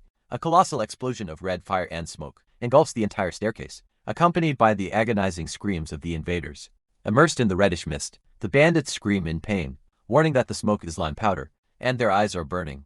In the middle of the confusion, the man with glasses looks up and lets out a gasp as he notices something approaching. Flying through the dusty air, a drone carries a large package tied with ropes. Realizing the deadly trap, one of the invaders desperately screams for everyone to run. The equipment's camera focuses perfectly on the disoriented group, trying to escape the chemical smoke. In front of the screen with 22 seconds on the timer, the girl asks if she should launch the attack, while the guy tells her to wait until it gets closer, to teach the thieves a good lesson. At 15 seconds, the image shows the goons stumbling blindly down the staircase. Very tense, the protagonist yells for his neighbor to be careful and not let the guys destroy the device. Furious, in the middle of the smoke, one of the bandits swings a crowbar in the air, trying to hit the flying thread in the dark. With a loud metallic crack, the tool hits the drone structure squarely. With only 5 seconds left, the hacker reports that she's lost control of the machine's left side, while the guy panics, demanding she stabilize the flight, as it's the only drone they have. The equipment spins uncontrollably through the air, towards a broken window in the last 3 seconds. With 1 second left, the drone is thrown out of the building, into the blizzard, making the guy scream for control. Outside, a spectacular explosion of fireworks illuminates the frozen night, hitting the target. The broken propellers fight against the wind as the machine begins to plummet. Calmly, the girl reports the failure of the right propeller, and the protagonist tells her to find a soft place to land. Before everything breaks, the drone hits the soft snow and lands, as the hacker confirms the successful landing. Outside one of the lower floors, the guy's hand pulls the zipper of his thick winter jacket all the way up, fully bundled up. He says he's going down to retrieve the machine, because the equipment is too valuable to be left behind. Pointing at the screen, the neighbor calls the guy's attention, warning that she found a body near the external staircase. Through the grainy image, the monitor shows a body lying in the snow, making the guy tell her to zoom in. The camera zoom reveals the bruised and frozen face of the blonde hustler, leaving Han Feng shocked. With his eyes glued to the screen, the guy asks, confused, why his old acquaintance is lying dead in that place. Sweating bullets, he quickly deduces that the loudmouth must have also been robbed and taken out by the rioting group. Near the reinforced door, the guy says he'll be right back, and sternly orders his neighbor not to open the entrance for anyone without the key, showing a tense expression. He opens the heavy metal lock and steps out into the cold hallway with his coat already zipped up. The protagonist lets out a confused grunt as he notices the girl approaching, handing him a radio communicator. The young hacker explains that it will serve to keep in contact while he's out. The guy promptly takes the device, thanking his partner for the essential help. With a serious expression, he cocks his pistol, hoping he won't have to use the weapon. During his outing descending the dark stairs, the guy illuminates the steps with a flashlight. As he walks cautiously through the communication, his partner monitors the cameras and confirms that the lower floors are completely safe. Over the radio, she warns that the outside temperature has hit almost -50 degrees, and that anyone would freeze solid in 30 minutes without protection. Observing the brutal blizzard through the window, the protagonist deduces that the blonde loudmouth situation is critical, and that he needs to be quick. Far away, the old man in the cap smokes a cigarette, warning the group to be very careful as they go up. As a thank you, the well-dressed Zhang agrees and acknowledges the old man's work in front of the fire to exert his fake leadership. He orders the goons to hand out 3 pieces of thick clothing to the team, earning the gratitude of the residents. As the pieces are handed out, the fake benefactor assures them that it's the least he could do. Maintaining his hero pose, the leader declares that they will never treat those who contribute to the group unfairly. Just then the girl in the pink coat tries to take the opportunity to ask if she can join the team now, but receives a direct and cold refusal. Adjusting his glasses, the well-dressed man justifies that he can't confirm if the attack was really the work of her friend, and that he only believed the story because the old man saw the resources being moved. Without wasting time, the leader tells the team to get ready to investigate the upstairs floor, and orders them to give a tool to the girl as well. With his gaze fixed on the woman, he warns that he expects her to prove her worth during the operation regardless of her true intentions. Surprised by the threatening tone, the young woman gulps and starts to sweat nervously. The goons immediately approach and extend a heavy crowbar towards her, holding the tool awkwardly. The woman stammers, agreeing to help. Leading the march up the stairs, the well-dressed man tells the team to be careful, as they are all important human resources. The heavy winter shoes advance on the cold concrete steps in a true armed mob formation. The group climbs the staircase, illuminating the path with flashlights. Suddenly one of the men points ahead, calling the chief's attention. In the middle of the path, the team finds the blonde loathsome, collapsed and completely frozen, leaning against the wall. A goon quickly approaches with a thermos and pours a hot liquid directly into the injured man's mouth. Startled into swallowing, the blonde wakes up with a loud, agonized groan amidst uncontrolled coughing. He spits out the liquid and yells, complaining that the drink was too hot. Still dazed, he slowly opens his eyes, trying to understand what's happening around him. Gradually, his vision focuses on the huge crowd led by John, observing him in the middle of the dark staircase. Raged by his reaction, the goons cursed the guy, demanding respect for not thanking the leader for saving his life. Pointing his finger in the injured man's face, the goon demands he change his attitude immediately. Instead of backing down, the blonde just shows a mocking smile, wiping his dirty mouth as he gets up. He tells the group to stop playing hero, stating that if he has to thank anyone, it will be the people they stole the resources from. Consumed by anger, the goon advances and grabs the blonde's collar, ready to assault him with a fake friendly posture.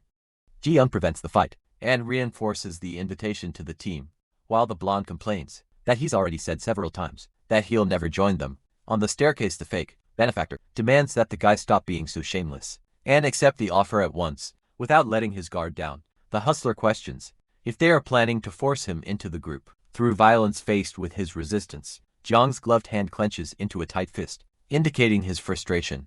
With his other hand adjusting his glasses, the leader lies, saying they only want his strength to help the weaker ones survive, asking if there's any misunderstanding. Yelling, the blonde exposes the dirty plan, revealing that the group only gives 1 meal every 3 days to the elderly, which is practically waiting for them to pass away. Maintaining his aggressiveness, the guy points out that he has no living parents, and that these manipulation tactics won't work on him. Hiding a little higher up, the protagonist listens to everything, and deduces that the meager rations prove that Zhang doesn't care one a bit about the most vulnerable. After analyzing the scene, he concludes that the committee uses the sick and elderly only as an excuse to recruit the young, and that this tyrannical management will fatally cause a major internal conflict. With a look full of malice, the well-dressed man accuses the blonde of not appreciating the team's kindness. With no patience whatsoever, the goon grabs the hustler again, telling him to get out of the way if he's not going to join the gang. In a violent reflex, the blonde lands a brutal headbutt right in the aggressor's face. The force of the blow sends the bandit staggering backward, while the injured guy warns that he's not moving. Even injured and swaying, the blonde holds his ground, challenging the armed gang, which hesitates for a moment. Faced with the stubborn resistance, the leader with glasses lets out a long sigh of disappointment. With a silent nod, the well-dressed man authorizes his goons to take care of the problem once and for all immediately. The armed crowd with bats begins to surround the injured guy on the staircase. With his fists raised, the blonde calls the aggressors to fight, yelling that he's not afraid of them. Through the gaps in the handrail, the protagonist realizes that his partner is about to pass out at any moment, and thinks about going down to help. However, he hesitates immediately, deducing that with that numerical disadvantage, he wouldn't be able to do much. With his hands gripping the metal structure, he refuses to just watch his friend get taken out. After everything the loudmouth has done to help him, the guy's gaze darkens, focused on finding an immediate solution. In a quick decision, his hand slides silently inside his own thick coat. The guy draws his heavy black pistol from its holster. Standing on the upper steps, the protagonist holds the firearm, with his finger off the trigger, preparing his intervention. Surrounded on all sides, the blonde continues to provoke the crowd to start the confrontation. Without wasting time, one of the invaders prepares his bat to deliver the first blow. A deafening roar cuts through the air as a shot violently hits the wall next to the group. The image focuses on the smoking barrel of the pistol. After the warning shot, stunned by the sudden noise, the goons flinch in fear, dropping their own bats on the floor. Panic takes over the crowd, who start to scream desperately upon realizing that the bang was the sound of a real firearm descending. With his flashlight on, the protagonist points the pistol and yells for no one to move. With the light in their faces, the guy keeps a steady aim on the looter team.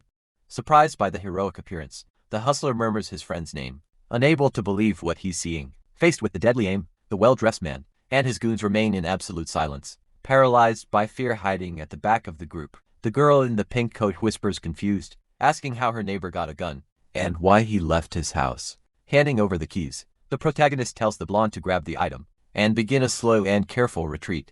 Due to the distraction, the goons whisper to their leader, suggesting they attack, while the shooter is talking to his ally.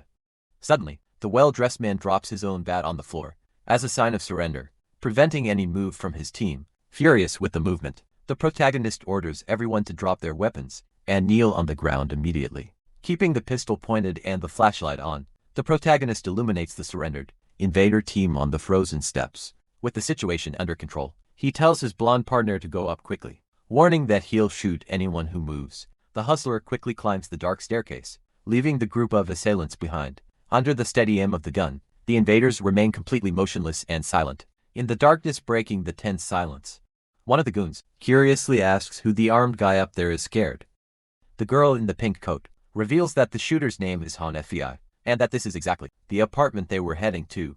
Immediately, one of the men grabs her coat, furiously, demanding to know why she hid the information about the gun, being countered by the young woman, who swears it's the first time she's seen the pistol. To calm things down, the well-dressed Zhang intervenes, telling them to forget it, as he believes the girl wouldn't lie to them.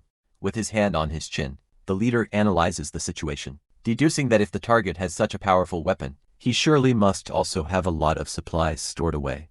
Excited by the deduction, one of the goons agrees, and suspects that the guy is the real culprit for inflating the prices in the building. Focused on his thoughts, the psychopath with glasses concludes that this shooter must be the same person, Uncle Lu saw, carrying the boxes of resources before the storm. Worried about the risk, one of the subordinates asks if they are still going to follow the original plan, and questions what they would do if the guy decided to shoot them. With a malicious smile, the leader assures them that if the guy were capable of taking someone out, he would have already shot them right there.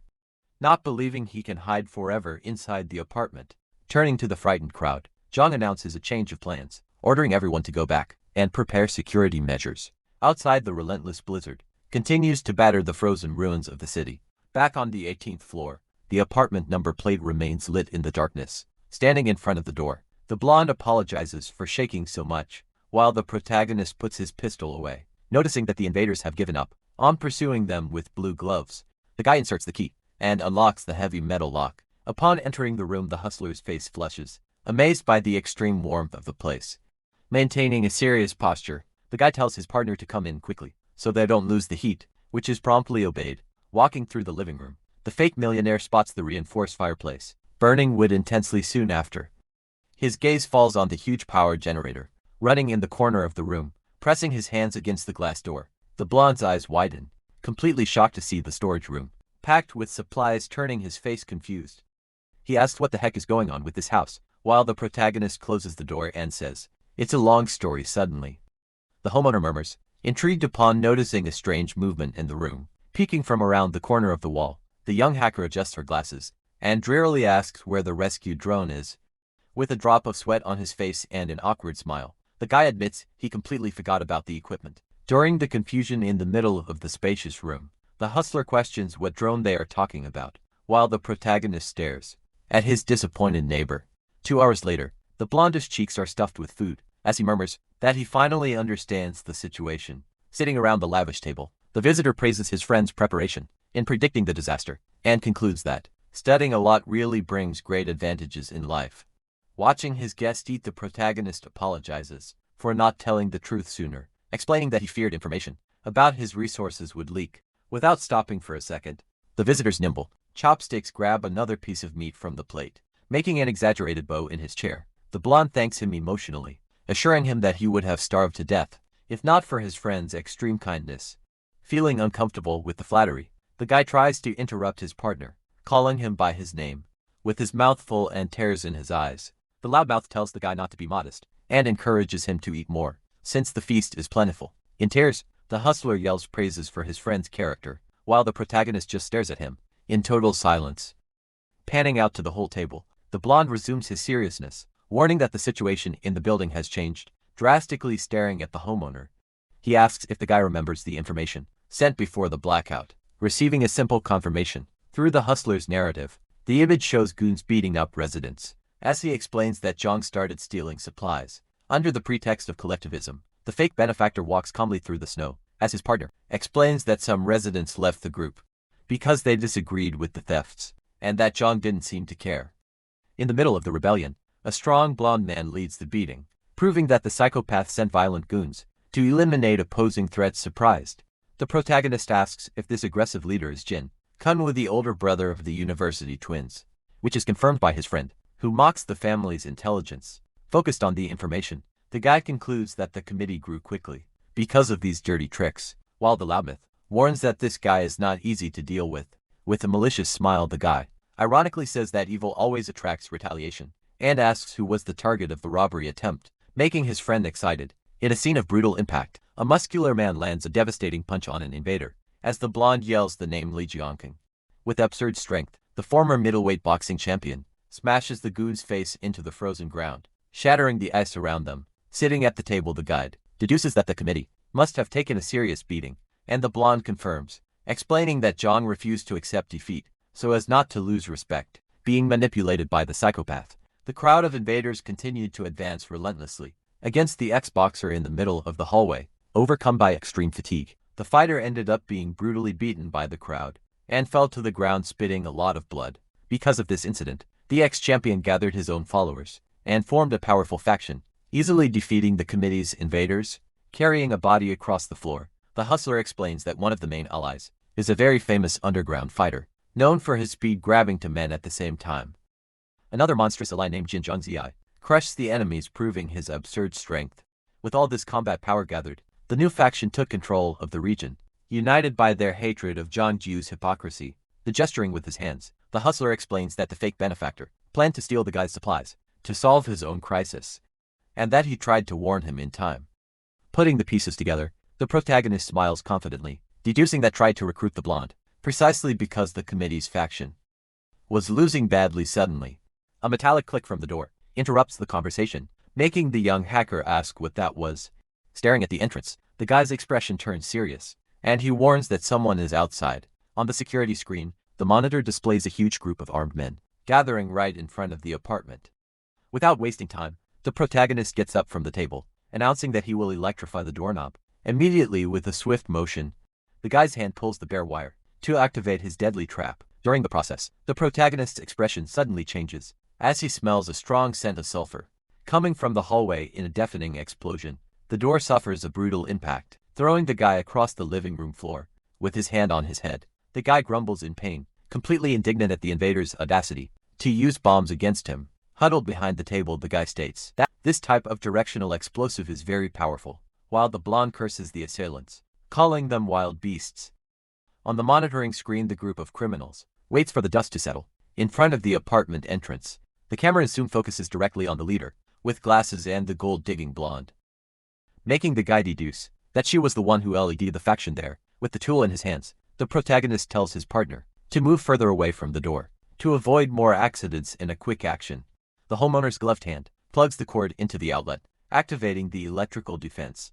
Yelling, the guy runs desperately away from the entrance, trying to protect himself from any possible failure in the electrical system. Outside, the invaders are hit by a violent energy discharge upon touching the doorknob and fall to the ground screaming in pain. Silently, the leader with glasses watches his own goons writhing on the floor, surrounded by electric sparks. Maintaining his composure, John hands new explosives to his hooded ally and orders him to install two packs directly at the junction of the door and the wall. The image focuses on the two explosive charges fixed to the concrete structure, ready for detonation. A second colossal explosion destroys the hallway, raising a huge cloud of fire and dust into the air. After the smoke dissipates, the heavy door of the 18th floor apartment remains completely intact, proving the extreme resistance of the magical reinforcement. In front of the smoking door, one of the goons informs Mr. Young that the entrance is still intact, even after the detonation. In total silence, the leader with glasses just stares at the reinforced structure, assessing the material's resistance. With an analytical look, he concludes that the explosives worked perfectly, and the target surely prepared these defenses well in advance. Without wasting time, the fake benefactor orders the team to use 3 packs of bombs at once, on a more vulnerable point that he will indicate. With a determined expression, he coldly assures them that they need to bring that house down today. Inside, the protagonist and the blonde push heavy furniture with great effort to create a large barricade. In the living room, a third colossal explosion hits the wall, making the two scream in surprise and cower from the violent impact. With his hands over his ears, the homeowner yells, asking if the noise isn't getting louder, while the hustler complains he can't hear anything. Just then, a loud cracking sound catches the guy's attention, making his eyes widen. Immediately desperate, his partner points to the yielding wall and warns that they need to get more objects to block the passage before everything collapses. Sweating bullets, the guy realizes that the destruction will only increase and create larger holes if the continuous attacks don't stop. Pulling his ally by the coat, he tells the blonde to stop piling up furniture, claiming he has a more efficient idea to solve the situation. Suddenly, the young hacker approaches through the middle of the mess, calmly offering to take care of the problem. Amused by her audacity, the fake millionaire scoffs at the girl, calling her a doll and telling her to go hide in the bedroom. Ignoring the mockery, the girl summons her swirling, dimensional black hole in the middle of the living room, leaving her blonde colleague completely speechless. In the blink of an eye, the entire massive wooden barricade is violently sucked into the magical portal. With the space completely cleared, the neighbor calmly closes the rift and announces that the removal service is complete. Still in a state of shock, the hustler stammers, frightened by the destructive capacity of that bizarre power. Taking advantage of the free space, the protagonist advances and concentrates his powerful violet aura in both hands, firing the magic at the damaged structure. He explains that he needs to soften the concrete to reshape it, but being careful not to affect too large an area. With his teeth clenched and dripping with sweat, the guy focuses intensely, waiting for the exact moment of physical transformation. He immediately combines the green light in his hands, creating a mixed flash, with the intention of hardening the wall again. Observing the fully restored door, the homeowner is amazed to deduce that the magical fusion also serves to permanently repair damage. Perplexed by the scene, the blonde asks if that's some kind of superpower, while the guy brushes it off, saying it's too complicated to explain right now. Suddenly, the protagonist yells at the top of his lungs, telling his two allies to get down immediately. In a split second, the trio hits the floor, protecting their heads from another brutal detonation that makes the entire apartment shake. Lifting his face, the guy grumbles indignantly, questioning why the structure is cracking again, even after the strong reinforcement. Adjusting her glasses, the young hacker analyzes the damage and quickly deduces that the invaders have changed tactics to directly explode the hallway floor. Sweating with tension, the guy concludes that rebuilding the door will be completely useless if the enemies manage to destroy the floor's foundation. Staring at his partners very seriously, he confesses he has an extremely dangerous plan and asks if they are willing to trust him just this once without hesitation. The girl with glasses just nods, agreeing to her neighbor's proposal. Completely focused, the loudmouth tells his ally to get straight to the point and explain what needs to be done. With his back to the pair, the protagonist begins to emanate his glowing energy, instructing them both to follow his orders to the letter at the right moment. Outside, the heavy, reinforced barrier continues to suffer harsh impacts, getting hit by shrapnel amidst the smoke in the hallway. With a final crash, the immense metal protection finally gives way and collapses heavily on the floor. A lard of dust rises from the destroyed entrance, marking the successful invasion of the place. Peeking through the cleared access, the goons armed with shields received the leader's order to search the place and collect all the supplies. Led by flashlights, the group of criminals invades the apartment in a defensive formation, expecting a possible ambush from the residents. Searching the wide empty space, one of the invaders informs the fake benefactor that there is absolutely nothing of value in the main area of the house. From the kitchen, another goon reports, in frustration, that he only found some abandoned trash and a simple box of seeds stored in a corner. Enraged by the failure, one of the men grabs the gold-digging blonde by the collar, accusing the woman of being a liar, while she desperately suggests that the guy must be hiding the food inside the bedroom. Advancing down the hallway, one of the bandits says he doesn't want to take any blind shots and breaks down the wooden door with a violent kick. As he illuminates the inside of the room, the guy lets out a grunt of total confusion at the scene he has just witnessed. Without any warning, a devastating punch hits the invader's face, sending him flying backward. Leaping from the darkness of the room, the blonde hustler lands a brutal flying kick against the other goon's containment shield. After the quick blow, the ally lands firmly next to the protagonist, who is already advancing with his weapon drawn. With an extremely cold look, the homeowner aims the barrel of his pistol directly at the cornered assailants. In pure panic, the invaders scream, warning their leader about the shooter's deadly presence. At the hallway entrance, a deafening shot echoes off the apartment wall, forcing the invading team to quickly retreat to the safety of the living room. Emerging from the shadows, the guy orders everyone to get out immediately, threatening to abandon his good manners and shoot to take them out. Maintaining an uncheckable posture, the well-dressed man with glasses gives a cynical smile, questioning the supposed manners the guy claims to have. Pointing his finger, the fake leader accuses the resident of being a shameless egoist who hoarded food in secret, while the entire neighborhood starved and froze. Completely manipulated by the psychopath's words, the crowd glares at the guy with indignation, demanding justice and the immediate surrender of the hidden resources. Continuing his act, the leader tells the target to hand over the supplies, appealing to the false morality that collective unity is the only way to triumph over this ice apocalypse. Analyzing the spile, the protagonist internally concludes that this beautiful and righteous speech is nothing but a shameless moral hijacking, staring furiously at the criminals. He notes that the gathered group acts only as hungry, irrational wolves, blindly manipulated by the enemy's lies. The guy yells, refuting the moral offenses and furiously asking who the unfortunate soul was that spread the rumor that he had entire stockpiles of food at home. Indignant, the goons shout back, absolutely certain and manipulated into believing that the guy's wealth was hidden somewhere in that apartment before the invasion. With an expression full of anger, the gold-digging blonde advances and uses her past visits as proof, assuring them that she saw plenty of heating and light in the place, and threatening the young man's life if he doesn't tell the truth. Without hesitating for a single second, the protagonist pulls the pistol's trigger and shoots the woman directly in the leg, making her scream in a roar of agony. Bleeding heavily, the traitor falls leaning on the broken glass, while the shooter calls her shameless for having the nerve to open her mouth after everything she's done, yelling. The guy perfectly turns the tables, accusing his neighbor of tricking him in the past and stealing his only resources in exchange for that darn box of useless seeds. Frightened by the compelling revelation, the goons look at the blonde, who starts to cry desperately, swearing to the team that she wasn't messing with them.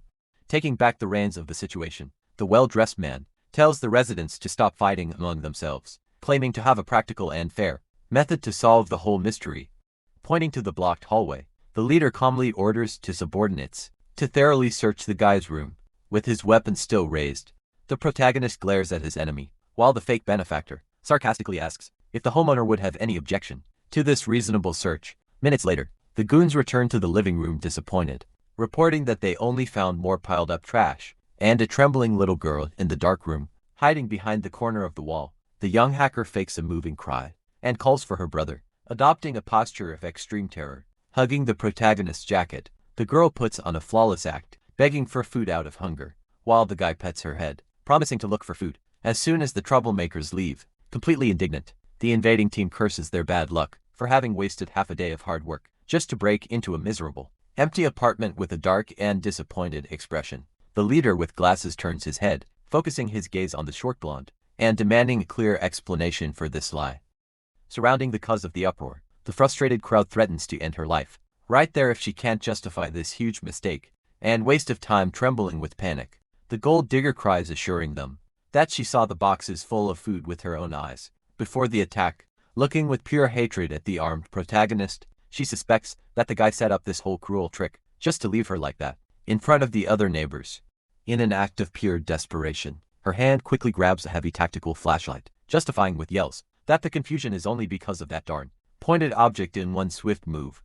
The girl hurls the heavy tactical flashlight. It smacks against the hallway's metal frame, blasting the dark corridor with a blinding flash. Startled by the sudden light, the protagonist shuts one eye and raises his pistol near his face, trying to shield his vision from the intense glare.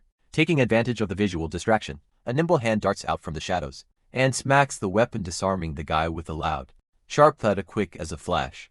The two-faced blonde snatches the pistol, aiming it right at the shooter's chest. She demands to know where he hid the supplies, while her blonde partner backs away spooked, insisting the whole thing was a dirty setup. From outside, the armed invaders pressure the traitor, telling her to either force the guy to spill the beans in front of everyone, or just take him out without hesitation. Maintaining a cold and completely unshaken expression, the homeowner asks in a dark tone if the woman really wants to know the whole truth. Without a shred of fear, he presses his body against the pistol's barrel, stating flatly that all of his supplies had already been stolen by her a long time ago. Utterly panicked and breaking out in a cold sweat, the woman trembles with the gun in her hands, screaming that her neighbor is lying and threatening to end him right there for the false accusation. Suddenly, the girl in the pink coat rushes up behind the traitor and grabs the blonde by the arm, yanking her forcefully as the armed woman lets out a surprised shriek. Fed up with the whole mess, the goons storm the area and restrain the aggressive blonde, calling her a shameless liar as she struggles, begging to be let go, and swearing she's telling the truth. Far from the scuffle, the protagonist stands calmly next to the young hacker, watching the crowd handle the problem of the armed woman. With the path clear and the commotion dying down, the guy calmly kneels in the middle of the apartment and picks up his heavy pistol. Moments later, the slick-looking leader enters the room peacefully and faces the homeowner, who already has his weapon raised and aimed directly at the enemy's leg. On the verge of a showdown, the two rivals lock eyes, a deep and extremely tense silence hanging between them. In the background, the furious crowd continues to drag the gold-digging blonde away, without an ounce of pity, completely ignoring the prisoner's desperate screams under her neighbor's aim. Consumed by rage, one of the invaders raises his wooden club, threatening to beat the blonde for making the entire team look like fools, with a fake tip about the apartment. Before the blow can land, the well-dressed leader's firm hand clamps down on the handle of the improvised weapon, ordering the goon to stop the assault immediately. Standing in the middle of the crowd, the leader scolds his team, calmly reminding them that the committee is not a group focused on violence, and that this hallway isn't a public execution square. Putting on his false hero persona, he argues in front of everyone that, even though the woman lied, they should give her a chance to redeem herself and start a new life. Turning his attention back to the homeowner, the psychopath flashes a perfectly polite smile and offers his sincerest apologies for all the trouble and destruction caused by that day's invasion. Gesturing with his hands, he explains that all the residents here are victims of the freezing disaster and promises the armed guy that he'll provide a proper explanation for what happened soon. Without lowering his weapon, the protagonist keeps his face hidden in the shadows, processing the invader's cynical and calculated performance in absolute silence. Deciding to play the enemy's game of influence, the guy's gloved hand slowly lowers the heavy pistol as he agrees to the forced truce in a completely dry tone. Seizing the opportunity, the fake benefactor extends his hand in an open invitation, asking his armed neighbor to join the official committee, while the guy just lets out a murmur of pure suspicion. With a manipulative smile, the suit tells him he doesn't have to give an answer, now just asking that the guy think very long and hard about the offer. With his back turned, and already leading the group's strategic retreat, Zhang instructs the guy to give his final decision when he comes to pick up his supply, or ration the next day with everyone else. The crowd of goons obeys the peaceful order and retreats down the dark hallway, leaving the main trio alone amidst the huge mess and the debris from the busted door. Worried about his friend's health, the blonde con artist approaches, sweating bullet, and asking breathlessly if the guy is okay after surviving that whole tense invasion. Relieved that he didn't have to shoot anyone, the protagonist lets out a long, tired sigh, closing his eyes and muttering that the lie-filled nightmare is finally over. Completely exhausted from the physical and mental strain, he slumps onto the living room sofa, throwing his head back and telling his partners that their little drama performance has finally come to an end. Walking through the warm secret room, the blonde visitor comments in awe that he never expected his neighbor to have a place so spacious and ridiculously more comfortable than his own unit. With his phone in hand near the fire, the homeowner cracks a smirk and calmly states that they only managed to pull off that dangerous charade thanks to the girl's major contribution. Taking the lead, the guy instructs the young, blue-haired hacker to follow their plan, demanding she use her portal to immediately store all the valuable items in the house, but to leave some junk scattered around as a disguise.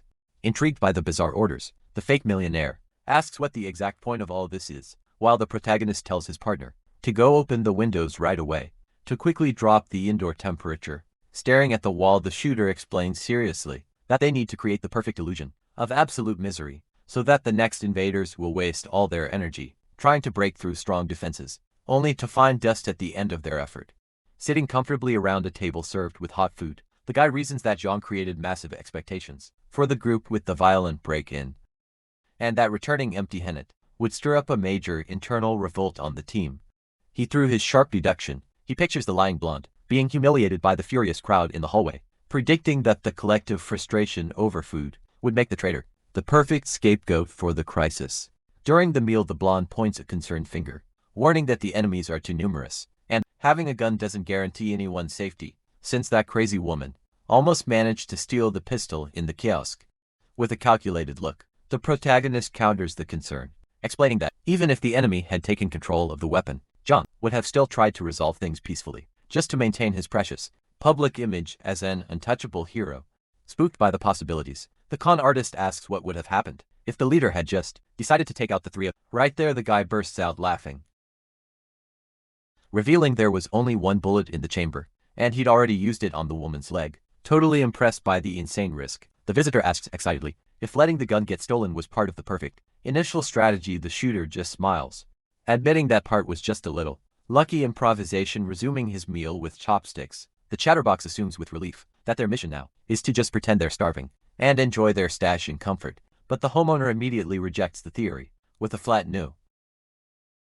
With a relentless posture and eyes gleaming in the dark, the guy states categorically that their only objective from that moment on is to work on taking down the entire leadership of the building's darned committee. The scene transitions, cutting to dirty, damaged signs posted at the top of a cold, dark wall in one of the long, underground stairwells of the complex. The large distribution lobby, dimly lit by weak flashlights. The committee's goons demand order as they hand out meager rations to the huddled residents, who thank Uncle Zhang over and over for his great kindness. A tactical schematic reveals the committee's powered distribution across the floors, highlighting their focus on keeping the supply base and main members area isolated from the other logistics floors and the common residents below. Far from the crowded distribution area, two goons carry a heavy box full of stolen goods, lighting up the silent building hallway with a tactical flashlight as they head toward the hidden safe. Concerned about security, the man in front asks if his partner in the back the warehouse door properly, and gets immediate confirmation that the lock is checked meticulously every time someone leaves. Hidden in the deep shadows, at a corner of one of the hallways, the protagonist and his blonde partner watch the two thugs' movements with extreme focus and in absolute silence. Beside the cold wall, the con artist taps his friend's shoulder and whispers softly, waiting for the perfect moment to move forward without being spotted by the patrol.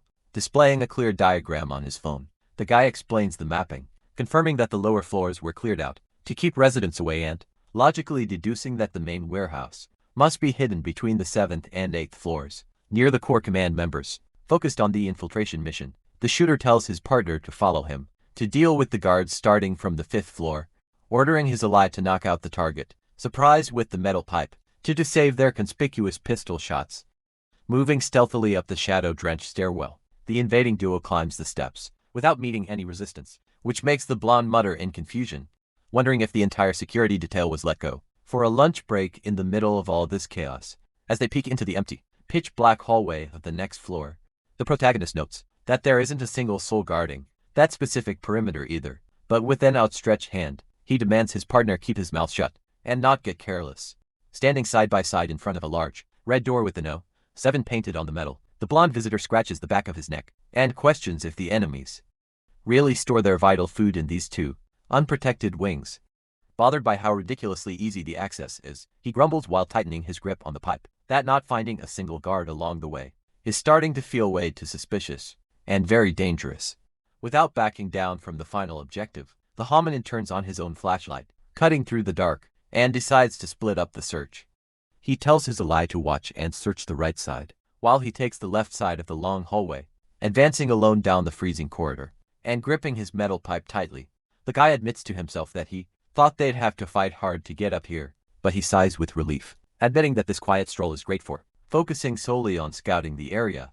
The narrative flashes back to the conversation at the bountiful table, where the guy argued counting on his fingers that Jiang's army was gigantic, and that the only way for 3 people to win this war was to slowly destroy the committee from the inside. As the hacker listened attentively, gesturing excitedly, he made it clear to the dude that Jiang's empire only exists because he holds the food, and that back in the hostile, poorly lit hallway, the protagonist agrees with his own thoughts, muttering that the theory was excellent, but the real practical problem was actually finding the darn vault room in this maze of identical doors.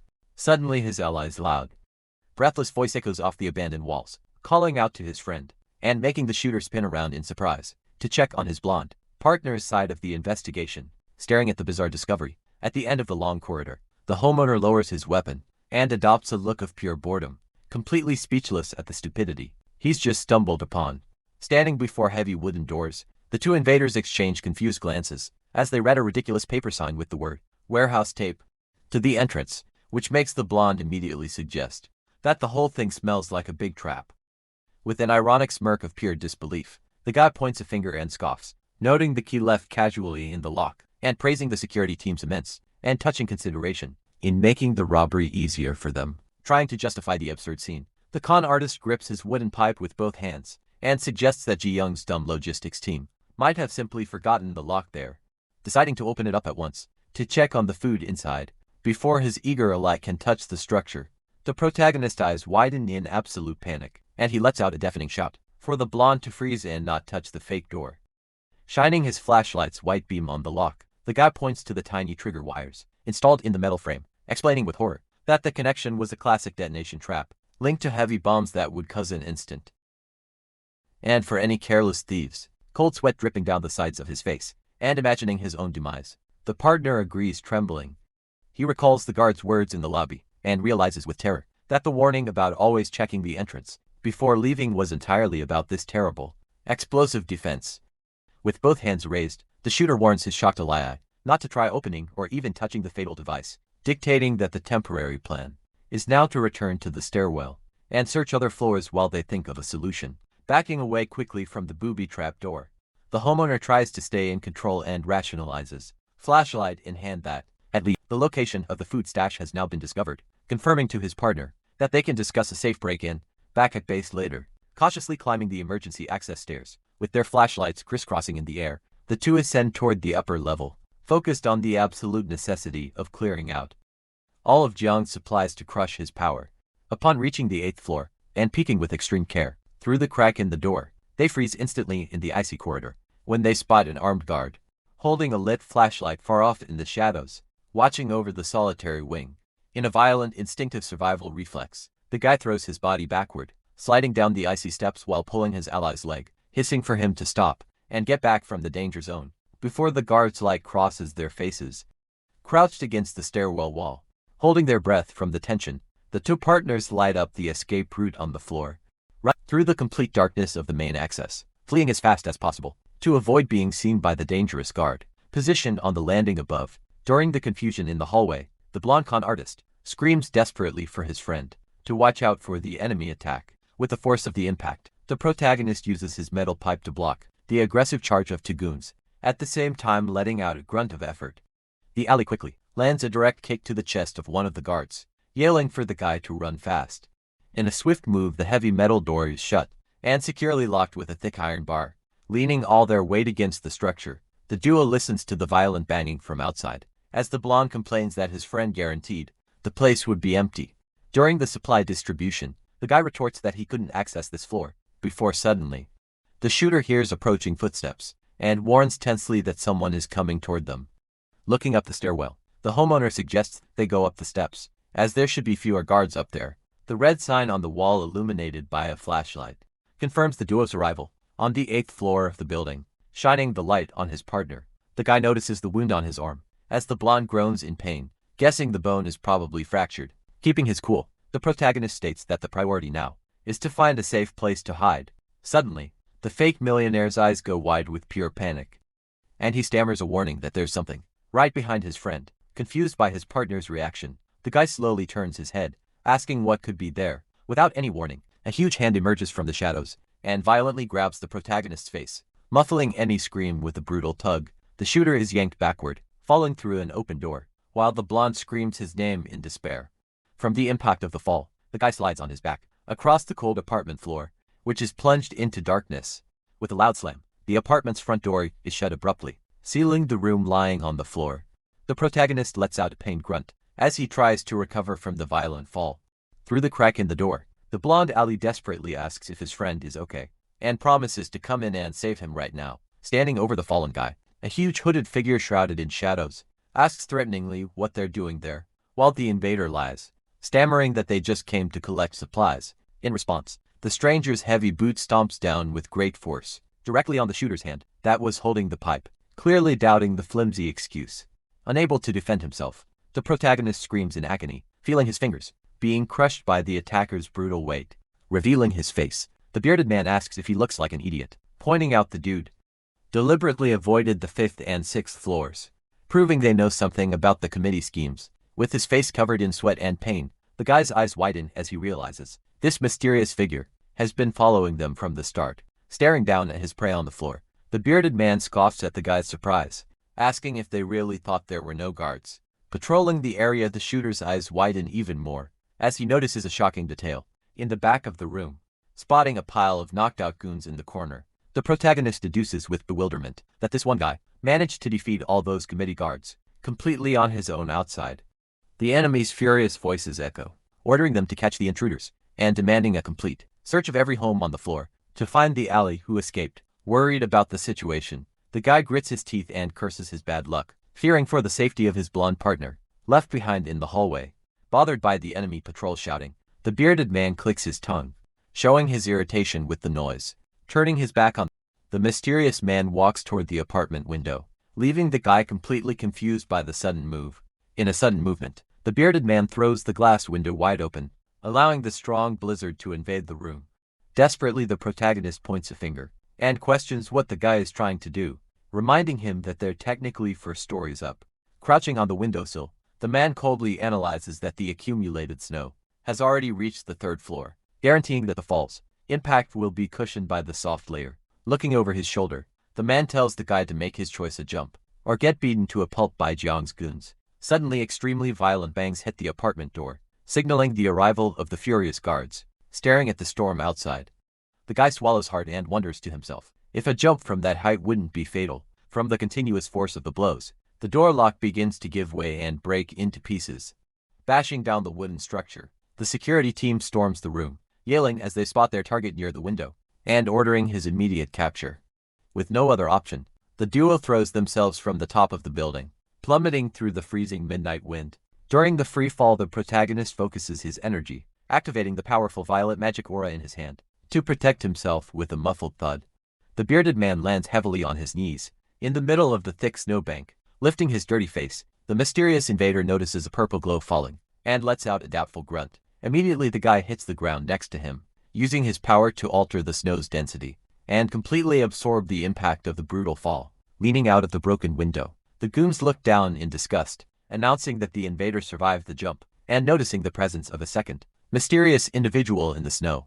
Taking advantage of the distance, the shooter breaks into a sprint, fleeing across the frozen terrain and away from the building. Frustrated by the escape, the committee's team slams the window shut, cursing the extreme cold. Still running through the blizzard, the guy grits his teeth and curses the dangerous situation they've gotten themselves into. The scene cuts to the vast, frozen and silent apartment complex, being battered by the continuous storm. The thick layer of ice covering the structure of the complex highlights the fatal temperatures outside.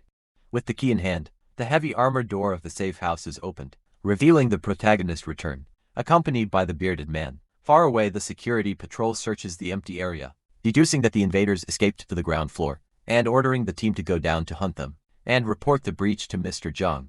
In a much calmer setting, a top-down view shows the guy, his hacker neighbor, and the mysterious visitor sitting around the warm fire in the living room. Watching the stranger from the corner of his eye, the homeowner admits to himself that this bearded fellow has proven to be very smart. In his memory, the guy recalls the moment they fled, by going up the stairs instead of down, acknowledging that he would have been captured without that man's lead.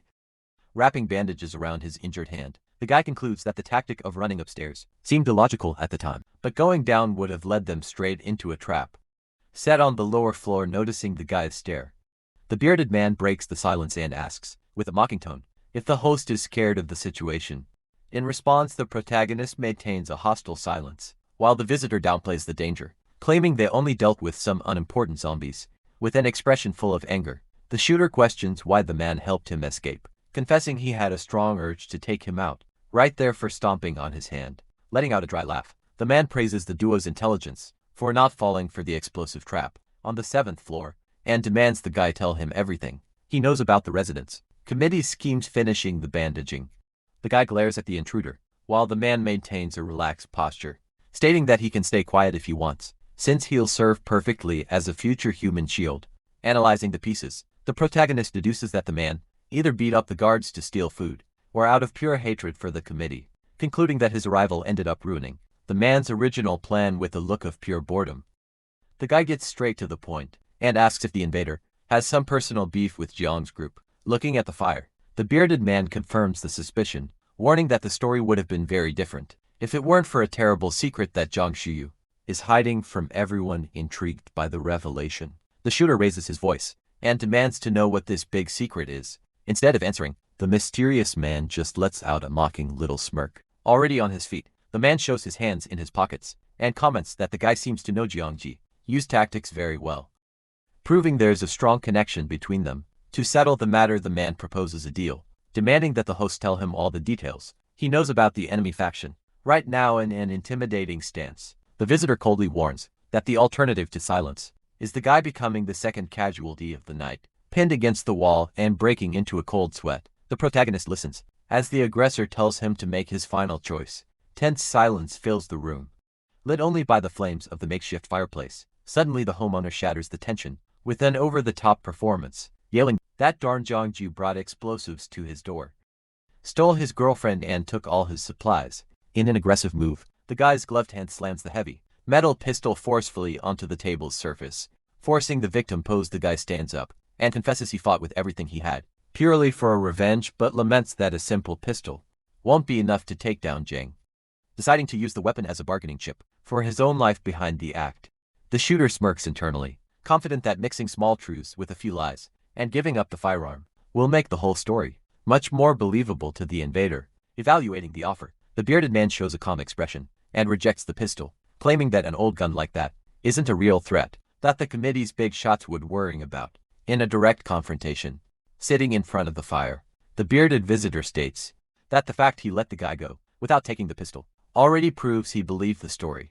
The protagonist stares at the intruder and thinks with relief that the act worked, but soon wonders why the man didn't confiscate the firearm. In his mind, he deduces that the enemy is just putting on a show to maintain his untouchable leader persona, or that the committee is hiding weapons infinitely more powerful than that one. With his gaze fixed on the fire, the bearded man concludes that the guy brought his blonde ally specifically to try and eliminate Jiangxiu, and deduces that without that psycho's leadership, the committee would quickly collapse. The man gestures calmly and ponders that the group's original intentions were actually good, since they really did help ensure the survival of some residents at the beginning of the chaos. However, he points out that Jiang's twisted philosophy corrupted everyone, making the neighborhood believe that malice is the only way to live comfortably, and that people without a conscience will never fit back into society. Apocalypse ends. Directing a very serious gaze toward the flames, the protagonist agrees and declares that they need to take down the committee's leadership once and for all. Silence takes over the warm room as the two remain seated around the makeshift fireplace. A dry laugh escapes the visitor, who indifferently questions what would even happen if they did manage to destroy the enemy faction. Turning his head, the bearded man argues that the strong have always hunted the weak, and that destroying the group would only lead to more uncontrolled looting and massacres throughout the complex. Standing up and walking toward the door, the man cryptically suggests they get a third opinion on the matter, leaving the host completely confused. With a firm hand on the doorknob, the man unlocks the entrance and throws open the heavy apartment door. In an extremely fast move, a figure is violently pulled into the dark room. The giant's nimble hand grabs the hood of the coat and immobilizes the surprised intruder. With no difficulty from the force of the pull, the mysterious person is thrown brutally falling directly onto the smooth living room floor. In a killer reflex, the protagonist lunges forward, brandishing a knife ready to eliminate the new threat that just invaded his home. Quickly, the bearded intruder grabs the guy's wrists, stopping the deadly attack with great firmness. The giant immobilizer casts a curious glance at the figure, fallen at his feet huddled on the floor. The intruder lifts her frightened face and tearfully begs for them to stop the aggression. Recognizing the woman, the bearded man asks in surprise if she's Nurse Jin, leaving the pink-haired girl utterly confused by the situation. The young woman stammers the protagonist's name, in fright as she recognizes the owner of the apartment she was just thrown into minutes later. The nurse carefully bandages the guy's injured hand, while apologizing, stating she didn't mean to overhear their conversation. Through the door seated before the fire, she explains that she went to the floor to re-examine Grandpa Lee at the committee's request, but ended up hiding in fear in the room when she found the old man gone and heard footsteps in the hallway. With his arms crossed, the bearded man accuses the girl of being involved in the old man's passing, mocking all that altruistic dedication as nothing but a big joke. Showing a determined expression, the nurse agrees with the harsh criticism, but guarantees she doesn't regret her medical choices one bit. Her teary eyes reveal her pain, as she argues that she needs to survive at any cost, to be able to save even more lives in the future, not caring if she's called cruel or heartless. Faced with the emotional speech, the giant man just stares at her in complete silence, seeming to evaluate the sincerity of her words. Intrigued by the easy access, the shooter asks if that psycho planned her visit in advance. Receiving confirmation that John had cleared a special passage, with flushed cheeks and very embarrassed, the young woman confesses she accepted the bribe simply because she received many valuable supplies in exchange for that small medical favor. Leaning against the wall, the bearded man reveals, in a grim tone, that Jang has been kicking many sick, elderly people out of the camp, lamenting that he didn't arrive in time to save Grandpa Lee from freezing. With a cold expression, the man admits that cutting resources from the weakest makes the committee last much longer, and confesses he would probably do the exact same thing if he were in charge immediately. Our protagonist retorts, arguing that the real reason for the expulsions is the war against the new rebel faction, and that the leader in glasses is desperate to eliminate this new threat. From the complex, the guy gestures, pointing out that Jong abandoned the sick to focus all the food on the young goons, and concludes that the excessive use of explosives on his door proves that the enemy's stockpiles are critically low. Perplexed by the guy's perfect reasoning, the giant and the nurse's eyes widen as they realize the fake benefactor is about to start a widespread bloodbath in the building. Excited by the discovery, the homunculus jumps up from his chair and declares that the absolute priority now is to find and steal the entire weapon stash the psycho has hidden. The visitor directly questions what a lone guy with an injured arm could do, even if he found the hidden arsenal. Straightening his jacket, the shooter warns that he's not going to sit around waiting for his end, and guarantees he'll think of an attack plan as soon as he finds the exact location of the weapons. A tense silence dominates the room as the bearded man remains quiet, reflecting on the determination of the guy's bold words. With his back to the room and walking toward the exit, the man authorizes the guy to dig his own grave, if that's really what he wants. With his hand on the doorknob, the invader looks over his shoulder and warns that this building's committee is just the smallest of their problems in this apocalypse, and that a much worse massacre for general survival will happen soon. Throwing the entrance open to the blizzard, he points out that in this world, dominated by the law of the fittest, the only winner is the one who manages to keep breathing until the very end. With a heavy thud, the armored door is slammed shut, leaving the guy and the nurse completely alone. In the warm room, the young pink-haired woman approaches, firmly gripping her own bag, to offer help in the dangerous infiltration mission. With a cold look, the protagonist immediately refuses the offer, stating he has no intention of dragging an innocent person into the middle of that deadly crossfire. Desperate at the refusal, the woman begins to gesture frantically, yelling that everyone will perish if the theory is correct, and confessing she was furious to learn that the thugs had taken the neighbor's girl. Completely red with emotion, the nurse stares at him with a look of pure determination, proving she's willing to make any sacrifice for the cause. The guy maintains an expressionless face, silently processing all of that woman's sudden and naive outburst. Watching the snowstorm batter the window, the shooter thanks her for her courage and admits he does have a very important task for her to carry out far away at the committee's camp. One of the guards asks another goon if he's sure the mysterious invader was really the owner of the 18th floor.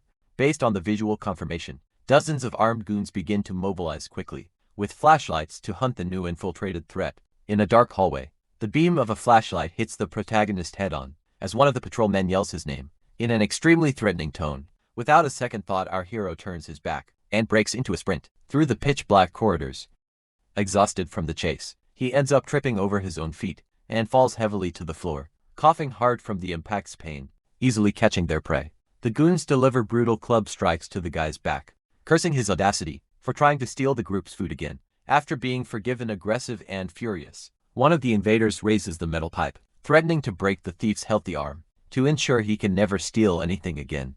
The assault is abruptly interrupted by his partner, who warns of an urgent call from Mr. Jong, ordering the entire team to gather immediately. In the main lobby left behind, the protagonist remains sprawled on the icy floor, completely tied up with thick restraining ropes. A deathly silence dominates the dark corridor, as the contorted silhouette patiently waits for the dust to settle. Suddenly a strong, emerald aura begins to radiate from the guy's body, engulfing the ropes in sparks of magical power. Using his healing and oration magic, the guy easily breaks the ropes, celebrating breathlessly the success of his bizarre, suicidal infiltration tactic.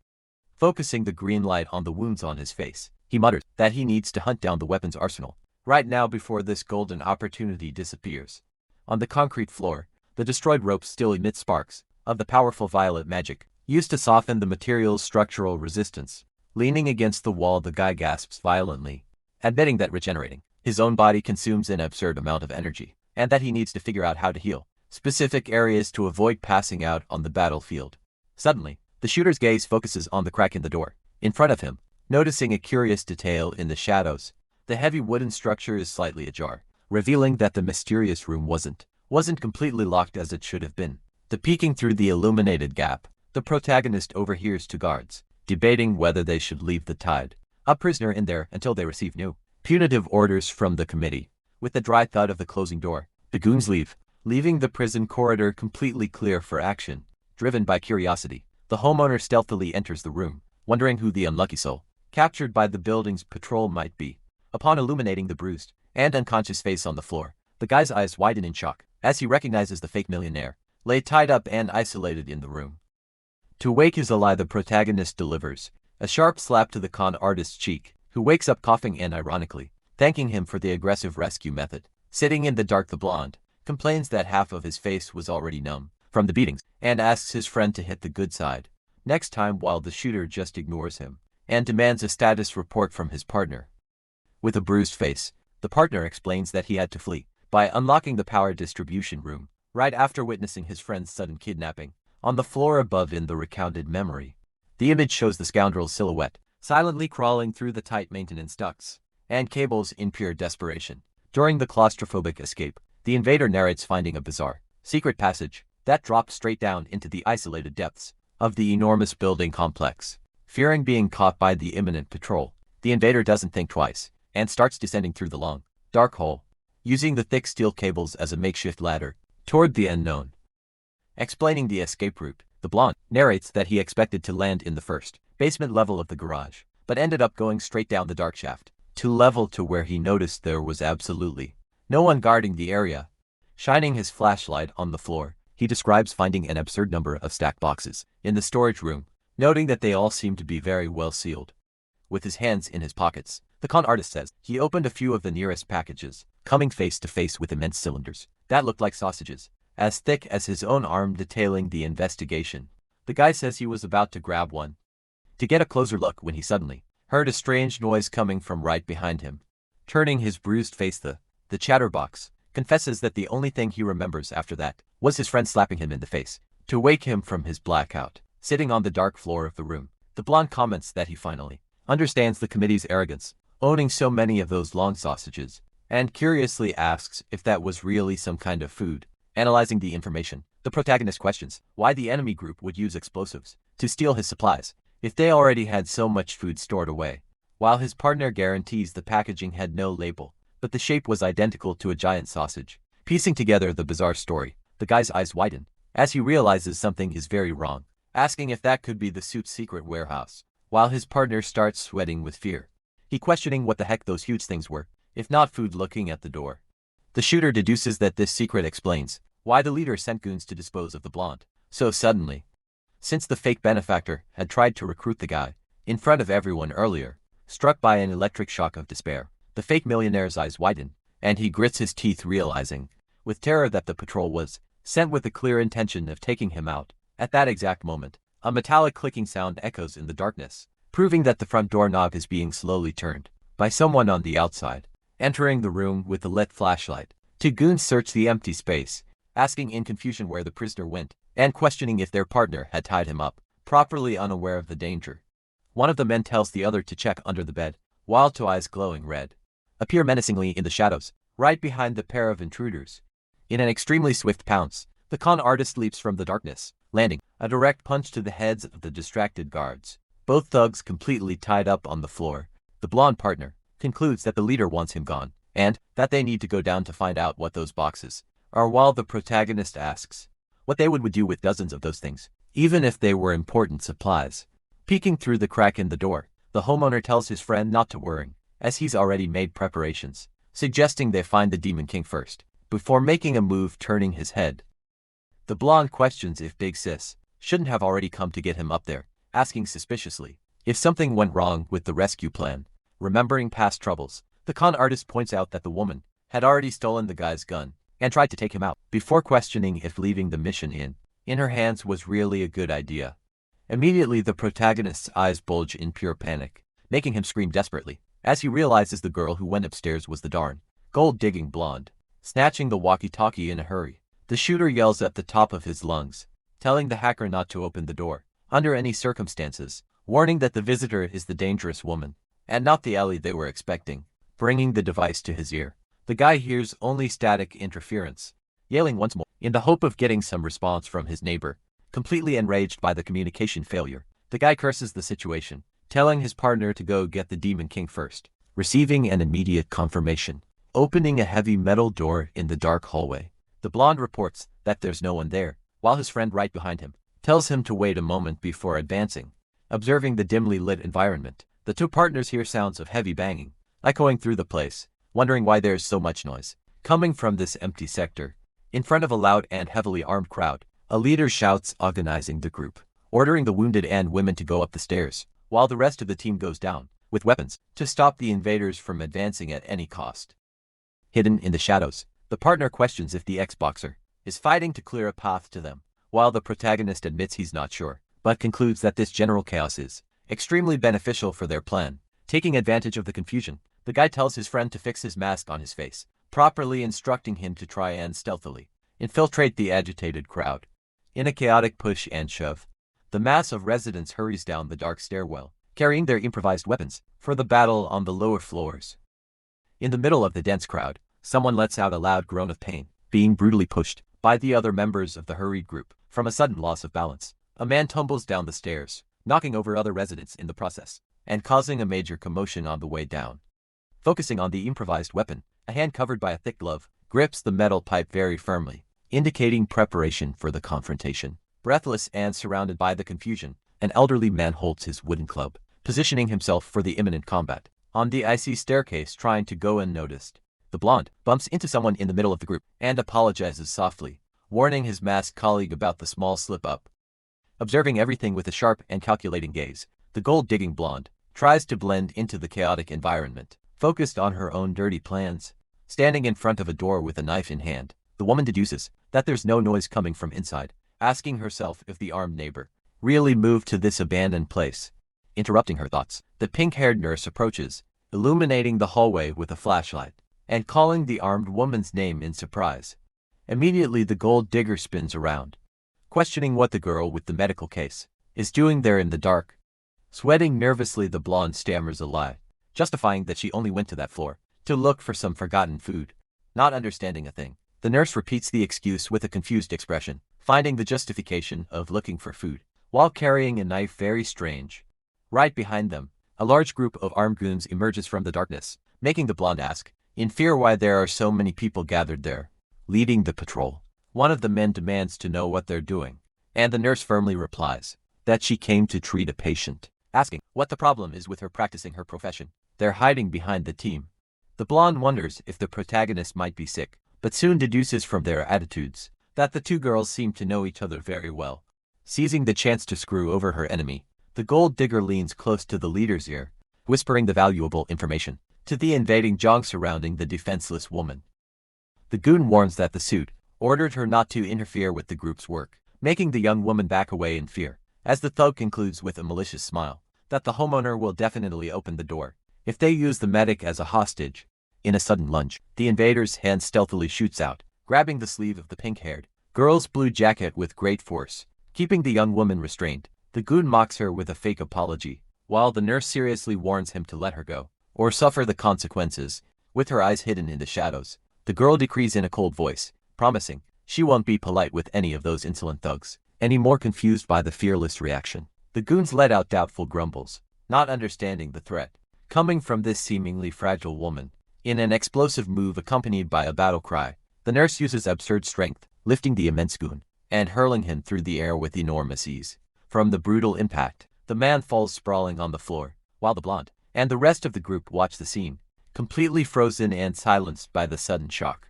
Adjusting her gloves, the young woman warns that she doesn't care about their dirty business, but demands they not disturb her work, making the thugs take a step back in pure fear. At that moment, an aggressive hand moves stealthily, pulling a sharp knife from inside the thick winter clothes consumed by hatred. The gold-digging blonde attacks from behind, calling the nurse a monster and delivering a swift, cowardly blow with the metal blade, tearing the blue jacket. The stab hits the young woman's chest, sending feathers and a trickle of blood into the air as the medic's eyes widen at the unexpected pain. Reforming their line, the leader of the goons warns that the girl has abnormal strength, telling the entire team to be very careful as they surround the wounded woman again. Suddenly, the sound of a lock breaking echoes through the hallway as one of the doors begins to slowly open on its own. Terrified by the bizarre sounds, the invaders huddle together and desperately ask what's happening.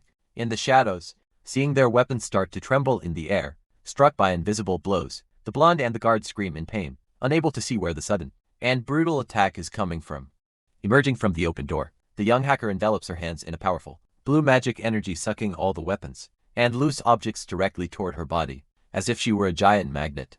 In a focused pose, the neighbor positions her fingers nimbly, executing rapid hand signs to intensify the range of her dimensional power. With the black hole glowing intensely in her chest, the girl activates the maximum force of her magical pull, yanking all the objects in the hallway around her. Desperate against the invisible gale, the gold-digging blonde screams, feeling her own clothes being torn and sucked into the mystical rift. Unable to defend herself, being swallowed by the dimensional hurricane, the goons fly through the air without any control, screaming in terror that they're being attacked by a ghost. Far from this confusion, the ex-boxer delivers a crushing punch to a guard's face in the middle of the parking garage, cursing the man with accumulated rage. Taking advantage of the chaos of the widespread confrontation, the guy and his masked partner advance quickly, delivering club blows to the goons, fallen on the concrete floor. In a nimble escape, the two silhouettes run through the crowded garage, stealthily dodging the focus fights so as not to be noticed by the crowd. Running side by side, the con artist questions if the thugs will keep chasing the duo just because of a single punch he threw, while the protagonist complains about the useless witness colleague is being during the run, focusing on the assaulted goon. The man shows off his calm, his completely purple and swollen eye, complaining about the weight of the blow and promising to take out the darn troublemakers who attacked him, keeping pace with his friend. The shooter comments with a smirk, pointing out that reinforced gloves are incredibly useful when you're in a situation of pure desperation and combat. Seeing the does escape, the guards yell, warning that the protagonist and the blonde are getting away alive, cursing the group's incompetence for not stopping them in time. Breaking a cold sweat, the homeowner assesses that they'll be finished if they're captured again, grumbling that he needs to think of an urgent plan to shake off the angry enemies. Pointing in opposite directions, the guy tells the blonde to rescue the Demon King, while he serves as a distraction, arranging to meet at the designated spot, ignoring his partner's doubt about how he'll manage to escape so many people alone. Stepping firmly on the hood of an abandoned car, the protagonist sneaker gets a strong boost to execute the evasive maneuver. In the dark, sliding nimbly over the car's hood, the guy flees through the garage, while the goons run after him, lighting the way with flashlights and yelling for him to stop immediately. An intense beam of light cuts through the absolute darkness of the underground parking garage, blindly focusing on the lone fugitive's escape route during the relentless hunt. Standing on top of the vehicle, the protagonist points his finger and demands, at the top of his lungs, that everyone listen very carefully. Flashing his middle finger, he mockingly reveals that he was one of the ones responsible for raising the supply prices earlier, telling the peasants to go hungry immediately. An absolute silence falls over the enormous underground parking garage, consumed by pure hatred. The goons' faces contort with fury After hearing the arrogant confession, in an explosion of rage the crowd surges forward, desperately threatening to cut him to pieces, as the guy flees, lighting the way with his flashlight during the escape. He deduces that the basement entrance must be blocked by the metal gate, but calculates that the pressure from the accumulated snow can be released without wasting time. The shooter lands a firm blow to unlock the wall's closing mechanism. From the force of the release, a brutal avalanche invades the area, throwing the pursuers violently to the ground. Caught by the snow's impact, the guy coughs, trying to shield himself from the extreme cold. A huge white wave sweeps through the parking garage, dragging people and covering the parked cars. By the trap, the goons curse the guy and swear to slice him up, guaranteeing he has nowhere left to run. Cornered against a large metal roll-up door, the protagonist prepares to act quickly. He positions his hands and activates his powerful violet magic directly against the steel surface. Confused by the bright light, the invaders stop their pursuit and wonder what that glowing purple light on the gate is. Suddenly the structure melts completely, leaving the crowd perplexed by the suddenly cleared exit. Totally confident, the homeowner taunts the thugs, yelling for them to attack him again. Above the exit, the blocks of ice and concrete begin to crack rapidly under the weather's weight. In a fraction of a second, a colossal avalanche descends through the tunnel, swallowing everything in its path. Desperate at the imminent disaster, the goons scream for everyone to run away from there. Without mercy, the storm's fury buries the entire group, spreading a massive amount of snow everywhere, sinking in the ice. One of the invaders curses the situation, as he's swept away by the white wave. Amidst the desperation, the men tried to crawl back into the building, in search of shelter. The wide view shows the access ramp, completely blocked by a mountain of snow, and buried vehicles. Suddenly, a gloved hand breaks through the white surface, trying to free itself, coughing violently. The protagonist manages to crawl out of the accumulated snow. Crouched in the cold, he reflects that destroying the metal gate didn't tire him out, wondering if he's getting more proficient in using magic. Just then, the guy raises his face and comes across the giant bearded man crouched calmly on the snow, breaking a cold sweat. The guy finds his presence strange, asking himself why he has the feeling this man has been watching his every move, this whole time maintaining a relaxed posture. The mysterious man casually comments that the avalanche has finally stopped, extending a hand to help. The giant calls the guy over, while the shooter lets out a weary grunt. In a dark frozen corner of the first basement level, tension still hangs in the air. Walking beside the man, the protagonist suspiciously asks who he really is, and why he's helping. Upon hearing the answer, the guy takes a step back, and recognizes with surprise that this man is Li Zhenghao, the same person who was fighting against Zhang Juyu. With an extended hand, the bearded man calmly confirms his identity. Confused by the approach, the homeowner points a finger and questions what the ex-boxer is planning. Being direct, the fighter proposes an alliance, making the guy remember he had been rejected before, only to hear from the man that he simply changed his mind. The glancing sideways, the shooter asks if this sudden change of heart isn't just a ploy to trick him. Imposingly, the giant retorts that they are just two parties seeking what they need and demands a quick answer. Silently, the guy deduces that having this man's help will greatly increase their chances of success in taking down Zhang Jiyu, once and for all. Agreeing with the plan, the guy accepts the proposal in a dry tone. However, he warned that he still doesn't fully trust his new partner, pointing out that he only accepted because they share the same goal. Sealing the deal, the two gloved hands shake firmly as the fighter thanks him for his cooperation. In the depths of the second underground floor, the headlights of large military vehicles illuminate the darkness. In front of the armored vehicles, Aigun informs Mr. Zhang that the transports are ready, receiving the order to have the families come down soon. Another subordinate approaches, reporting that the blizzard broke through on the upper floor, dropping the temperature and scattering everyone. Shivering from the cold, the goon finished his report, announcing that the two invaders have fled. Adjusting his coat sleeve, the fake benefactor calmly states that it doesn't matter, and that their escape won't disrupt the group's plans. Hidden behind a car, the protagonist is surprised by the military jeeps, while Young Ho explains that he heard the leader talking about relocating the residents out of there. Cocking his pistol, the guy questions where they would go in a frozen world, and suggests they go ask the enemies directly. In an impulsive leap, the shooter charges forward, telling his partner to take care of the suit, while the giant tries to stop him, asking why he's in such a hurry. Near the armored vehicle, Zhang orders the team to prepare to go up and get the rest of the residents. Suddenly, a gunshot echoes through the parking garage, destroying one of the floodlights. Panic takes over the floor, with goons yelling about gunshots and the presence of intruders in the area. Charging into combat, the ex-boxer yells for the team to stay alert and not to split up suddenly. The giant freezes with a confused look as he feels a hand touch the side of his face, In a swift impact, the fighter is hit by a brutal kick that sends him flying, making him scream in pain. Taking advantage of the opening, the guards point their firearms at the invader and begin to shoot, dodging the shots. The bearded man lands a heavy punch on the face of one of the shooters. Quartered by the bullets, the ex-champion dies behind a pillar, letting out a grunt from the effort. Maintaining formation, one of the security guards orders the team not to advance too far, focusing on protecting Mr. Zhang. Pressing the pistol's barrel against the enemy's neck, the protagonist orders him not to move.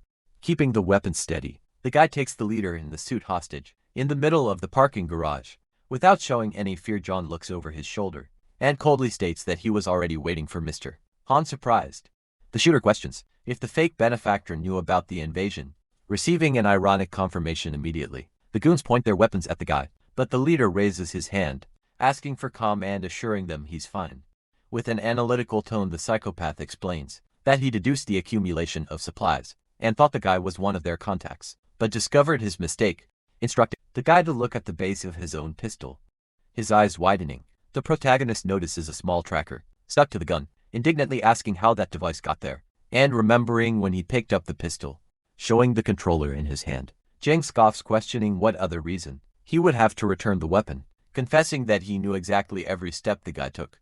Breaking a cold sweat, the guy retorts, asking what the enemy could do now, even as a hostage, while internally wondering who these so-called contacts are and what their objective is. To de-escalate the tension, the leader in glasses tells the guy to relax, stating that if he wanted him gone, he would have done it already, and praising his adversary's intelligence. Trying to recruit the guy, the suit proposes he join the group, revealing that, as long as they keep sending people to them, they will be able to survive. With a defiant smile, the protagonist asks if the villain wants him as a simple pawn, refusing the offer immediately. Due to the refusal, the fake benefactor sighs in disappointment, murmuring that it's a great shame. Just then, extremely heavy footsteps echo as an immense soldier in full military tactical gear approaches from behind the guy. Turning his head in shock, the shooter's eyes widen as he realizes he's dealing with special forces. The protagonist, Han Fang, holds the leader hostage while a heavily armed special operations soldier points a rifle directly at him. From a high angle, the scene reveals the tense standoff between the guy and the military team, positioned in the frozen parking garage. The giant, bearded man firmly tightens the bandages on his hands, preparing to enter the imminent combat. Stepping out from cover, Young Ho tells the guy that they can't just stand there, and that they need to find a way to escape. He whispers, telling the shooter to stay calm in this situation. Pointing his finger, the Xbox recesses the tactical formation, and notes that there are only 3 soldiers, blocking the way, maintaining a serious expression. The giant volunteers to distract the shooters, in order to create a safe opening for the protagonist. The guy breaks a cold sweat, and tells his ally not to joke about it, reminding him of the lethal danger of the enemy rifles. Without hesitation, the big man takes a heavy step and comes out of hiding, bravely advancing into the line of fire. Immediately, the military team opens fire, unleashing continuous bursts of bullets that light up the garage's darkness. Running in a zigzag pattern, under the hail of projectiles, the ex-champion tries to dodge the bullets that shatter the concrete around him. In a quick action, the fighter's bandaged hand firmly grabs a thick metal pipe found along the way. With extreme brutality, he delivers a heavy blow, using the iron bar to knock away the rifle barrel of one of the soldiers. From the violent impact, the soldier recoils in surprise, and warns his comrades that this guy's strength is definitely not normal. In this moment of distraction, the shooter launches a small object through the air, directly toward the armed confrontation. Observing the military vehicle, the leader in glasses warns that there's no time, and orders the team to drive the armored truck to run over the people crouched beside the large wheel. The protagonist concentrates his purplish magic energy, placing his palms directly on the cold floor. With the violet light expanding, the guy mutters with focus, warning that they won't be so fast. Due to the density alteration, the armored vehicle's heavy tire begins to sink into the concrete, which has turned into a purple, malleable goo inside the cabin.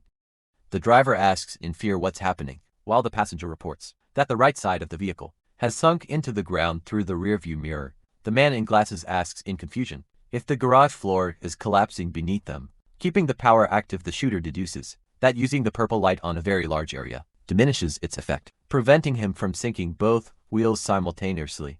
Suddenly, a fragmentation grenade flies through the air, landing directly in the direction of the crouched guy. Surprised by the device, the guy tries to use his violet aura to envelop the explosive before it hits the ground and detonates. Under his hood, one of the goons flashes a diabolical smile, confident that the grenade attack was perfect. The explosive hits the ground quickly, illuminating the space beside the armored vehicle, where the protagonist is cornered.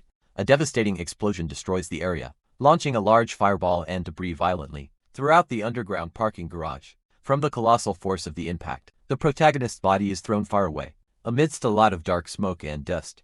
The scene cuts to the inside of the guy's mind, where a blade smoothly cuts something, and he mutters that the tickling sensation is comforting. In the dream world, a white goat chewing on reddish leaves appears with a curious expression before him. Thrown onto the illusion's floor, the guy relaxes as the small goats lick his wounds, commenting that the sensation is refreshing, and asking them not to stop. Receiving a big wet lick on his face, he smiles, finding this whole healing moment incredible. Suddenly the guy's eyes widen in confusion, as he feels a rough and much larger texture passing over his neck. Before him, a bizarre goat stretches a miles-long tongue in the middle of the dark red pasture of the illusion.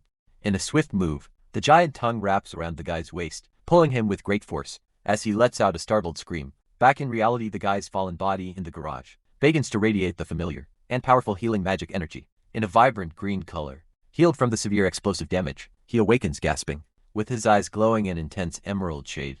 In an attempt to escape the purple goo, the armored vehicle's rear wheels spin frantically, striking bright sparks from the concrete. At the wheel, the goon in the beanie celebrates the engine's high performance, stating that they would have been stuck forever if it weren't for this immense power. Suddenly, the shooter reappears next to the driver's window, brandishing his hand, which is completely covered in an intense scarlet magic aura concentrating all the extreme heat. The glowing red hand moves aggressively through the air, with the energy pressed against the vehicle. The protagonist creates a wall of heat around the front doors, blocking their escape. Desperate at the lethal approach, the driver pulls out a pistol and shoots at the invader, cursing the guy in a panic with a furious look. The goon continues to aim the weapon, intending to mow down the enemy from close range through the open cabin window. However, the shots collide directly with the dense red energy barrier, which dissolves the attack and perfectly protects the protagonist. As soon as the bullet hits the heat shield, the metal melts instantly, leaving the shooter completely shocked and defenseless. Unable to retreat in time, the driver screams in agony as the red magic invades the cabin, consuming his hand and melting the firearm. Panicked by the situation, the passenger yells for his partner to get out of the car as fast as possible, as the scalding smoke advances relentlessly. A top-down view shows the interior of the armored vehicle being completely flooded by the disintegrating red mist conjured by the protagonist. Consumed by the extreme power, the driver suffers severe burns, babbling that he feels very cold, and begging for help with empty eyes. Seeing the brutal scene from outside, one of the goons screams his brother's name. Firmly gripping a crowbar, consumed by blind hatred, the man runs toward the guy, cursing the killer, and preparing the metal weapon for a lethal blow. Dodging with agility, the shooter focuses his glowing eyes, and prepares a swift counterattack, concentrating all the energy in his bare hand. In a brutal charge, the guy lands a cutting blow imbued with red magic, tearing through the aggressor's clothes and the flesh of his chest, sending a spray of blood. Terrified by the enemy's lethality, the other goons retreat, telling someone to go up the stairs and call for reinforcements immediately. With the improvised weapon dripping blood in his hands, the protagonist emanates heat from his own body and casts a threatening glare at the rest of the enemy group. Noticing the shooter's intimidating advance, the men in the other armored vehicle panic, telling the driver to run over the guy, who is already focusing his violet light. In an agile leap, the guy lands on the roof of the military vehicle, spreading his powerful purple magic over the entire reinforced bodywork. From inside the cabin, the passengers look up in confusion as they see magical bubbles appearing through the metal roof, which begins to give way due to the density alteration. The armor melts like plastic over them, making the team scream in desperation and order an immediate evacuation of the transport. The entire structure of the military vehicle collapses on itself, like softened rubber, while the goons scream for help. Trapped in the middle of the destroyed metal, staring at his finished work, the guy shows a cold, focused look, with the violet magic aura still emanating intensely from his eyes. With a change in the magical flow, the color in the guy's eyes shifts to an emerald tone, and he lets out a tired sigh to catch the breath he spent on the attack. On the other side, a security guard trembles, holding his empty weapon, babbling hopelessly that he's out of bullets. In front of this unbeatable monster, consumed by absolute terror, the remaining goons turn their backs and flee, running desperately through the garage, yelling for everyone to fall back. Suddenly, a new burst from a machine gun hits the concrete floor, kicking up bright sparks and pieces of stone. Retaking their tactical position, the special forces continue to fire non-stop, warning that the team's priority is only to protect me. Sir Jiang's men, confused by the movement, the Xbox raises his sweaty face, watching the elite soldiers ignore the main threat. In the garage in an aggressive advance, Young-ho lands a devastating punch, sending one of the masked soldiers flying. With great violence, with a face wrinkled in tension, the giant wonders what the suit's real plan and objective is behind all this mess. From an elevated position, the remaining soldiers concentrate their firepower, firing mercilessly at the protagonist's isolated position to dodge the shots. The guy crouches and applies his intense purple aura directly to the hard parking garage floor. Due to the magical alteration of the ground, the two elite soldiers begin to sink into the violet puddle, unmasking in terror what's happening to the concrete beneath their feet. Quickly the magical goo climbs up the soldiers' bodies and swallows the tips of their rifles, completely softening the reinforced firearms. With the targets immobilized, the protagonist re-emerges from the shadows and delivers a lethal attack, creating a huge, brutal explosion of blood that eliminates the shooters once and for all.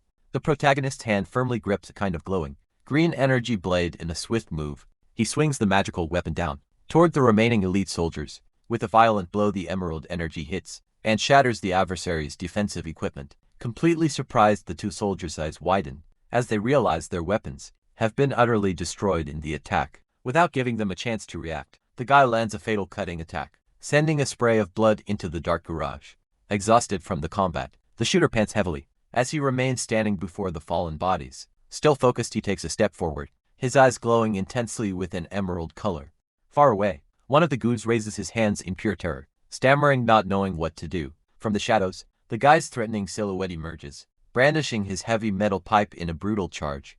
The homeowner delivers a violent club strike that knocks the thug to the ground. With a sweaty and bruised face, he closes his eyes for a second, trying to catch the breath he spent in the fight. Fallen and bleeding, the invader stares at the guy in a panic as he hears that people reap exactly what they sow. Raising his leg, the protagonist prepares for the final blow, telling the trash to go straight to heck. Suddenly an extremely fast blow zips through the air, its movement blurred by speed. Interrupting the execution, the giant Young-ho appears, holding the goon by the neck and pulling the target away from the guy holding the goon. The fighter realizes the guy has passed out from exhaustion and wonders if he lost control like a madman. Just then the ex-boxer's expression quickly changes to a look of total surprise and alarm. Quickly the giant drops the thug to the floor and spins around to check the new movement. Down the access ramp, an entire riot squad equipped with shields advances, running in tactical formation. Leading the descent, one of the agents instructs the team to be very careful and focus on joining up with the three elite soldiers. As they illuminate the floor, one of the guards' eyes widen in shock as he finds the bleeding body of one of the soldiers. The patrol spreads out, illuminating the fallen corpses and confirming over the radio that the military team has been completely wiped out. The face with the disaster, one of the hooded goons anxiously asks Mizujong what the next step should be. Breaking a cold sweat, the leader in glasses reflects that, with the soldiers' demise, they've lost the exact location of the base camp. Accepting the momentary defeat, the suit declares the mission a failure and orders the entire team to return immediately. In a calmer setting, the flames of a makeshift fire burn intensely inside a metal barrel, waking with a violent jolt. The protagonist screams in fear about the grenade while pulling at his blanket. Confused by the situation, the guy analyzes his own body, confirming he survived and wondering where he ended up. The bearded man says that he's finally back to normal, while the guy questions how they made it to the second basement level in one piece. Shrugging, the giant retorts that he has no idea how the magic worked, but guarantees he has already figured out the enemy's general plan. Pointing a knife, the ex-boxer indicates the tied-up soldier nearby, saying he can provide the specific details. Staring at the prisoner, the big man asks what exactly the commercial deal the military base was going to make with the fake benefactor was. Hearing about the exchange of supplies and weapons, the protagonist indignantly questions the reason for this human trade. Spitting blood, the tied-up soldier yells that the civilians were to be used as labor to help build the main base. Coldly analyzing the tactic, the bearded man agrees that expanding the workforce makes much more sense than just reducing the population. In this crisis, the prisoner tries to justify himself, shouting that the plan has no ill intentions and focuses only on rebuilding civilization and saving humans.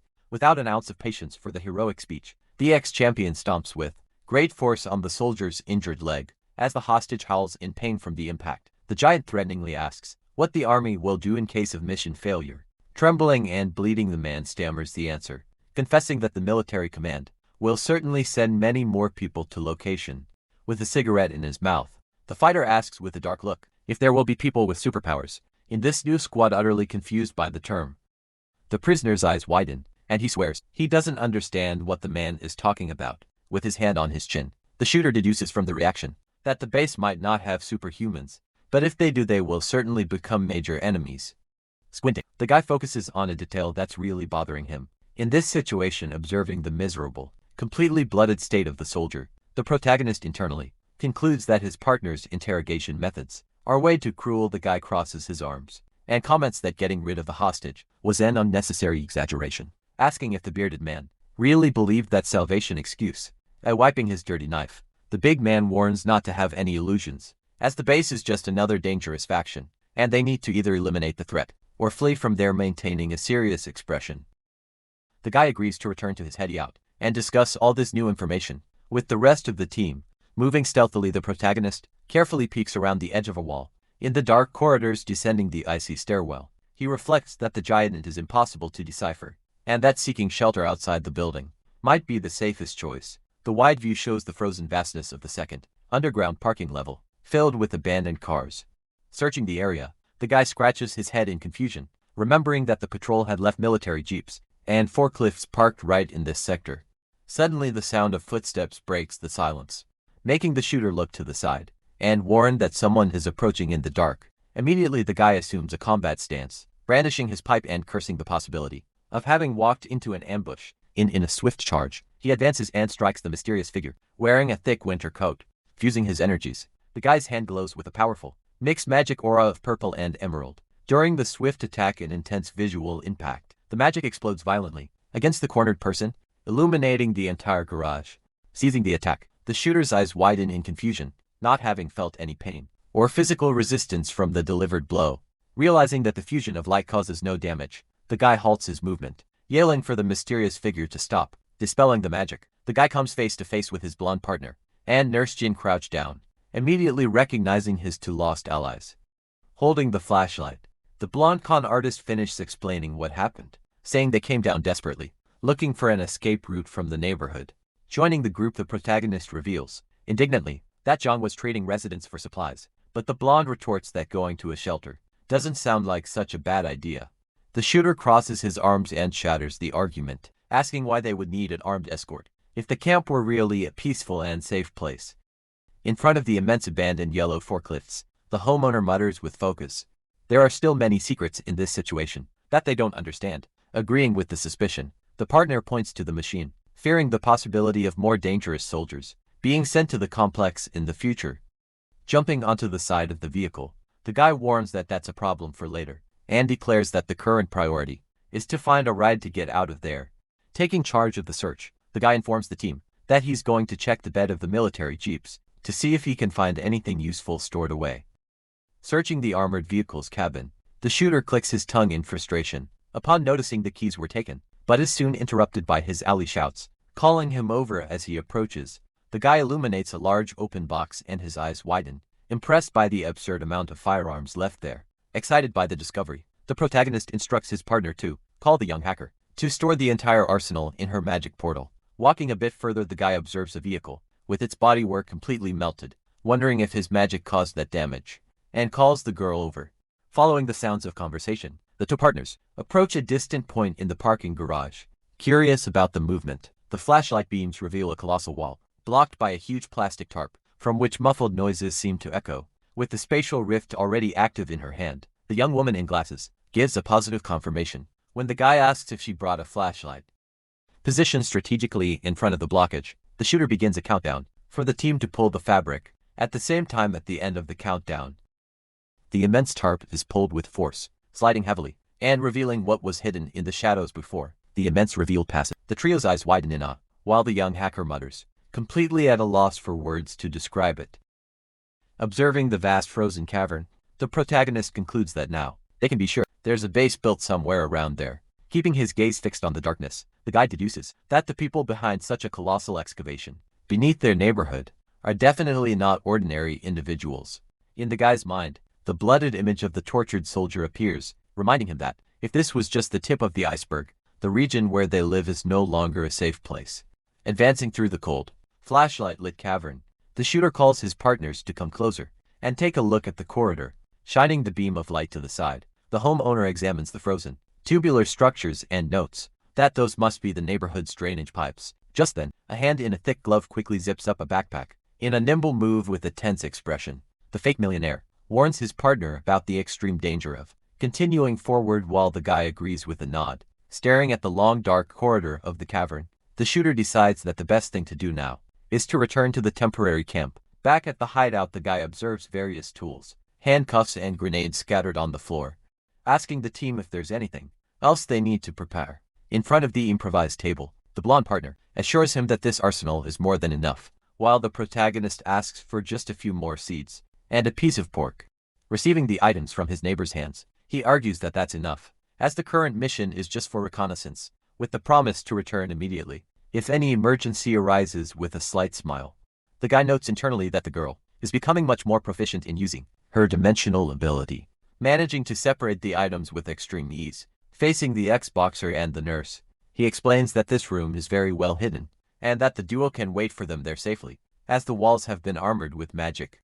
Walking away down the lit corridor, the protagonist advises the duo to quickly return to the room, due to the danger of being exposed outside. Waving her hand, the nurse smiles gently, telling the team not to worry. Adjusting her glasses, the hacker dramatically states that the eye of the Demon King will bless its apostles, leaving the medic completely confused by the bizarre phrase during the climb up the stairwells. The shooter reports that John is no longer the only threat they face, as the enemy could also emerge from that tunnel. Crossing the empty parking garage, the guy reasons that the lack of security in the neighborhood forces them to seek a new survival point. Through that passage, in front of the colossal frozen entrance, the protagonist decides they will only think through their plans. After completing a full reconnaissance of the area, illuminating the ice walls, the homunculus comments that he expected a milder temperature underground, but realizes the cold is just as brutal. Intrigued by the completely frozen environment, he wonders how they managed to excavate this path, and calls his partner to advance a little further. 15 minutes later, the duo walks with great difficulty over the slippery rocks of the dark cavern. Half an hour later, the two crawl through a narrow hole, while the shooter notes with surprise that the tunnel branches off in all directions. After a full hour of exploration, they cautiously climb along metal ladder embedded in the cold stone. Upon reaching the top of the structure, the protagonist pushes the manhole cover with force, complaining that the snow blockage prevents any movement. Walking through another underground duct, the guy confesses he's disoriented from the long journey, while his partner illuminates the pipeline and calls him over to check the residential area. Following the narrow corridor, the duo keeps their flashlights on, focusing on exploring the confined space. Suddenly, the blonde con artist points the beam of light forward, drawing his friends' attention to something embedded in the wall. Standing side by side, they illuminate a large frozen sign, where the blonde clearly identifies it as a map of the sewer network. Analyzing the route, the guy notes that after half a day of walking, they are still near the neighborhood, and will soon reach the stadium. If they continue in this direction. In a swift reflex, the protagonist pulls his partner down, demanding he turn off the flashlight. Immediately down the wide corridor, the heavy tires of a vehicle crush the ice on the dark floor. A fleet of huge military trucks advances, with their headlights on, through the colossal mountain tunnel. From a top-down view, the heavy transports follow their straight path through the cold underground passage. In complete silence, the duo watches the vehicles cross the area, passing right in front of the huge duct, where they are hidden, keeping their lights off. The partners patiently wait for the fleet to disappear into the darkness with the area clear. The shooter deduces that the trucks are heading to the city region, confirming that this is the military escort that was with the 3 fallen soldiers. The blonde understands that the fleet will be used to transport the civilians for the base construction, while the guy laments that following the vehicles would reveal the path, but would leave them completely exposed to the enemy. With a confident smile, the partner assures him they don't need to follow the cars, as he knows a very useful back entrance. With a heroic pose, the fake millionaire recounts that a year ago, he saved an elderly woman who fell into that exact manhole, and used that route to get her back to the surface. Surprised by the precision, the protagonist questions his friend's memory, who promptly boasts about being an exemplary student, with excellent grades in high school. However, upon trying to push the metal hatch, the blonde yells in frustration, warning that the cover is completely frozen solid. Pointing down the corridor, the guy suggests they try the next exit, even at the risk of slightly missing the exact location, in the process straining hard. The partner groans trying to lift the heavy iron cover, while the protagonist watches from below, doubting his physical ability to get the job done. With a final push, the structure gives way, and the blonde announces, with relief, that the passage is finally open. carefully to peek over the edge of the manhole, to assess the dark environment above them. Already outside, the con artist boasts about knowing the place perfectly, while the guy identifies the area as the city's underground parking garage.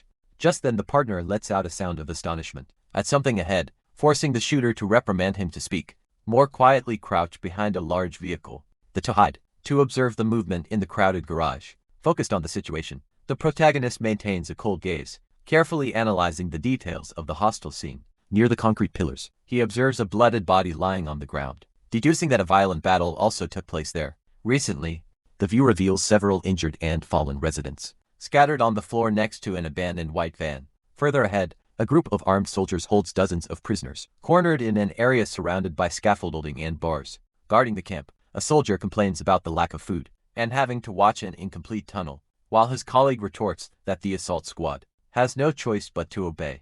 With his headlamp off, the protagonist concludes that this neighborhood's residents have already been completely subjugated by the armed military forces. Suddenly the ground begins to tremble, drawing the guy's attention, while the blonde points desperately, telling him to look toward the barrier in the middle of the base. One of the soldiers yells for everyone to get away from the wall, warning that something is about to break through the structure from the other side. Large cracks begin to form rapidly in the solid concrete as the military team retreats in pure panic. In a colossal explosion, the wall is completely destroyed, sending gigantic pieces of stone and ice throughout the parking garage. From amidst the dust, a sphere of emerald energy cuts through the air at an extremely frightening speed. Breaking through the rubble, a colossal, scar-covered creature invades the parking garage, displaying eyes that glow intensely, with a lethal green hue. Completely shocked, the partner questions if that giant monster is even human, while the guy understands that it was this aberration that excavated the monstrous tunnel without being noticed. Analyzing the threat, the shooter warns that the danger level is too high, and that they'll be done for if they're discovered now. Yelling, the deformed giant demands his snacks, while one of the soldiers trembles, warning that the tunnel hasn't been cleared yet, and there's no food available. Displaying a disturbing smile, the creature clenches its teeth in a fit of pure, uncontrollable madness in front of the armed team, grabbing one of the soldiers with extreme violence. The monster emanates bursts of electric energy throughout its body, yelling that it wants food immediately. In the background, the soldiers desperately try to stop the attack, cursing the creature, while the protagonist and his partner remain crouched behind the car, observing the chaos in a direct whisper. The guy decrees an immediate retreat and begins to crawl away from the intense combat zone. Moving stealthily, the duo advances through the shadows, keeping a low posture to avoid attracting the electric monster's attention. Keeping pace, the con artist breathes heavily, trying to hold in the cold air that uncontrollably enters his nose. Unable to control the reflex, the blonde partner lets out an extremely loud sneeze that echoes throughout the silent parking garage. Immediately, the protagonist's face contorts in pure terror, realizing the fatal mistake that just exposed their position.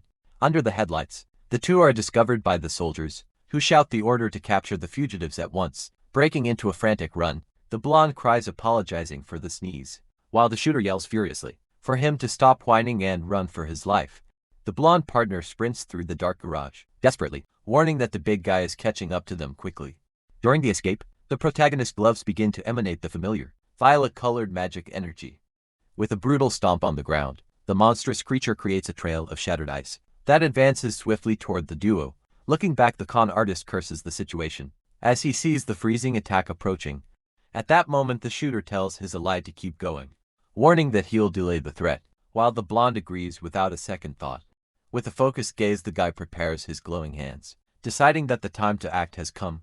Through the magical touch, the frozen surface of the tunnel melts, instantly transforming into an immense puddle of glowing purple goo. Unable to stop in time, the giant monster steps directly into the middle of the malleable trap, sinking into the sticky substance. The creature lets out a confused grunt, noticing the trap behind the enemy. The homeowner activates his emerald aura, observing that the target is also a superhuman, and that capturing him would be very useful. Immediately, the monster screams in pain and desperation as it feels its legs being crushed, while the purple puddle converts to green energy. In an attempt to free itself, the aggressor's huge hand rests on the surface that is rapidly crystallizing. With the magic acting, the ground solidifies again, firmly trapping the creature's fingers in the stones. With extreme fury, the giant curses his opponent and swears to take him out. Right there, the wide view reveals the aberration. Immobilized from the waist down, in the middle of the green, luminous ground, very tense, the protagonist notes that the situation is bad, and that the enemy is about to break free far away. The blonde partner runs back through the tunnel, worriedly deducing that his friend is in danger. From the monster's strength, small stones begin to levitate and crack around the blockage. Through a quick assessment, the shooter notices that the giant seems to be weakening and calculates that he'll be able to trap it for good if he keeps applying the magic. Suddenly the guy turns his head in surprise as he hears hurried footsteps approaching from behind. Carrying a large rock, the chatterbox appears, running, and yells that he's back to help his little bro. In an impulsive move, the con artist smashes the rock with force directly onto the head of the immobilized monster.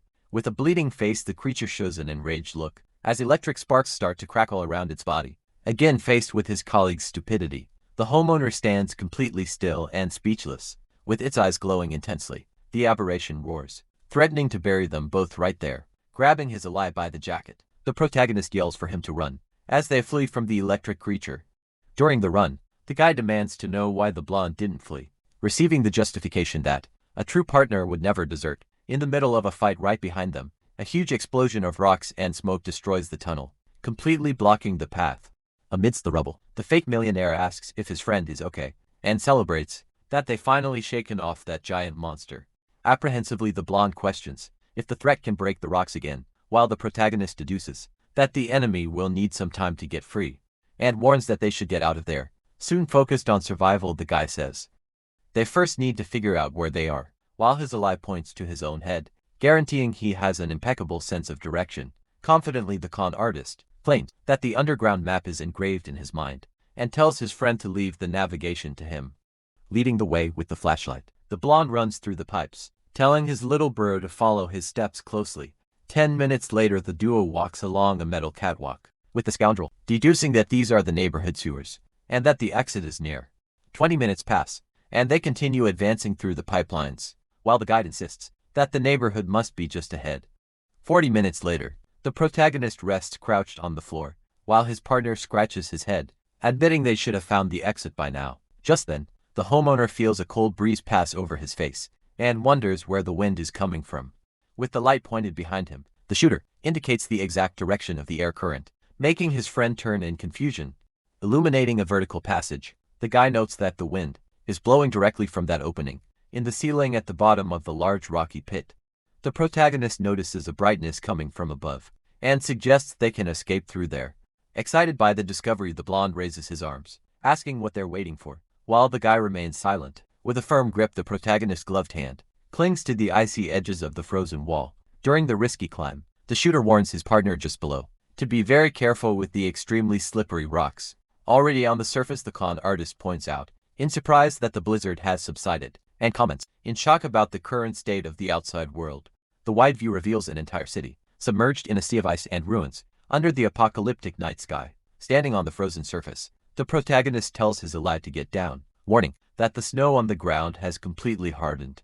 Across the ruined landscape, the guy points to a large structure in the distance, identifying it as the Ding Feng building. With the flashlight in hand, the shooter explains that this building is the tallest structure within a 5-kilometer radius. North of their neighborhood, the aerial perspective of the city illustrates the guy's words, deducing that his friend's navigation made them walk in the completely wrong direction. With the help of the virtual map, the guy details the locations, confirming that they ended up on the complete opposite side of the city. Given the remaining options, the homeowner states that to get back, they'll need to cross the Jingshan Vios area, looking for higher ground. Already on his feet, the shooter laments that's unlikely. They'll get home that same day, while his partner guarantees he has rich contacts in that village to arrange for shelter and food with confidence.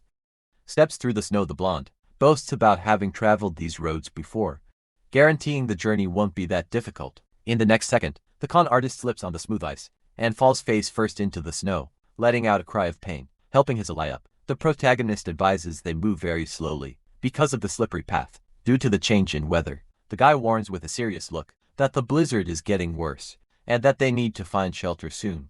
Seen from high above, the two walk like little ants amidst the vastness of the city, destroyed by the ice age. Facing the strong storm head-on, the blonde warns that there are only 3 kilometers left to reach the luxurious villas.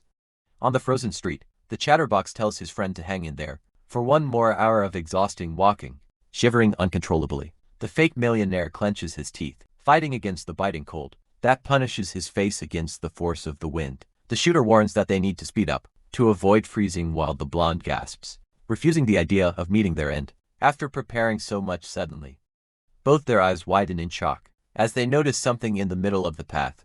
Kneeling in the snow, the duo investigates the completely frozen corpses of 2 people who have fallen in the street. Faced with the sad scene, they remain silent next to a vehicle covered in ice. From the discarded tools, the protagonist deduces that the victims went out in search of supplies, but were caught by the blizzard without shelter, and froze solid because of the discovery. The con artist points ahead, suggesting they rest in the luxurious villa before they meet the same tragic fate. With the flashlight on, the guy immediately agrees, deciding to pick up the pace so they don't freeze on that abandoned street. With their boots stuck in the thick snow, the partners advance with great difficulty through the white, desolate landscape.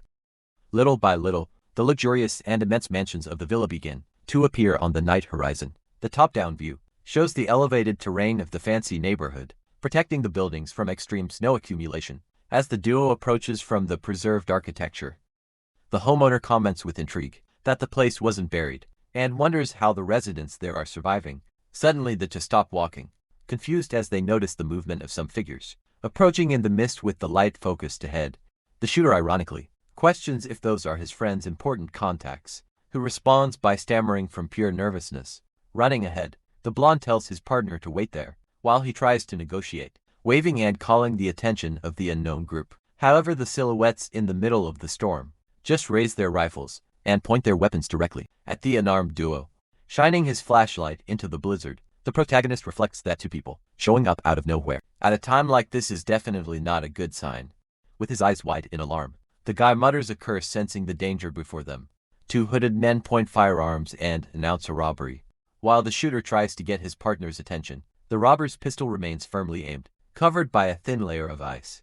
Surprised by the approach, the homeowner freezes in place under the strong snowstorm, keeping his light focused on the enemies. Keeping their aim, the robbers demand that the duo not make any sudden movements and remain very quiet. Just then, one of the thugs tells his partner not to hurt the hostage, or he'll have to carry him up the hill, while the other justifies seeing the man try to pull something hidden in the middle of the white path. The criminals tell the blonde partner to hand over what he's hiding in his clothes. Staring down the barrel of the gun, the protagonist quickly calculates that if he fought back now, his healing ability could handle at least 1 shot. However, upon observing the fake millionaire sweating bullets under the aim of another pistol, he concludes that his friend would certainly end up gone. In the confrontation, the view pulls back, showing the group climbing the long, steep, frozen slope toward the luxurious mansions at the top, guiding the prisoners along the way. One of the guards mocks their courage for wandering around without even having a weapon, while his colleague thanks his own caution for not ending up lifeless. Complaining about the hostages crying, the thug tells them to shut up, explaining that they've already stolen the supplies, but have other reasons for capturing them, instead of just letting them go. Walking in front, the con artist whispers, asking what that phrase means, while the shooter dryly replies that he has no idea. Terrified of their uncertain fate, the blonde suggests that maybe they'll become emergency food stock, begging his little bro to stop scaring him like that. Observing the landscape during the climb, the shooter comments to his partner that this place is truly an excellent observation point. From the top of the hill, the duo gets a panoramic view of almost the entire frozen city spread out below them. The gloved hand of one of the guards firmly holds an illuminated cell phone. In the dark, as they approach the large gates of the villa, the protagonist is internally surprised to find that the place still has electricity.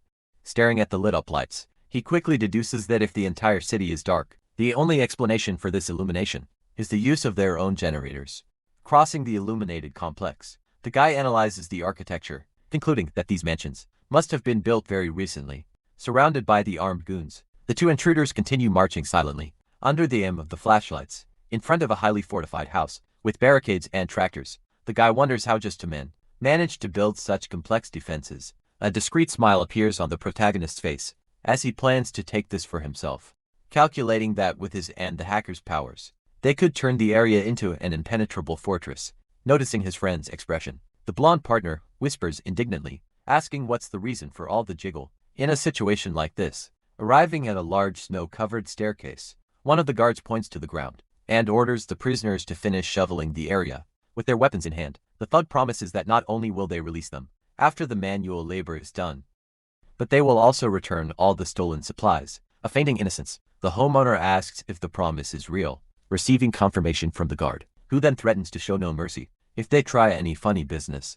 Already walking away, the leader of the robbers tells his colleague to watch over the slaves' work, while he goes to take a well-deserved rest in the guardhouse holding the snow shovel. The fake millionaire complains under his breath, cursing the lazy guy who only knows how to give orders, while he relaxes, threatening to shoot. The guard tells the duo to start working immediately, while the guy shows his handcuffed wrists as an excuse.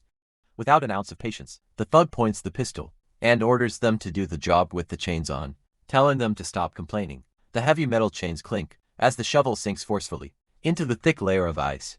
Watched from a distance by the armed goon, the two partners shovel the frozen staircase. In the dead of night, working non-stop, the blonde quietly questions if the criminals will really let them go, afterward receiving instructions from his friend to just keep digging. Just then, the shooter's gaze focuses on a distant point on the slope, asking himself what that could be down there. The image reveals a snow-covered ravine, where dozens of frozen corpses and abandoned vehicles lie buried in the ice.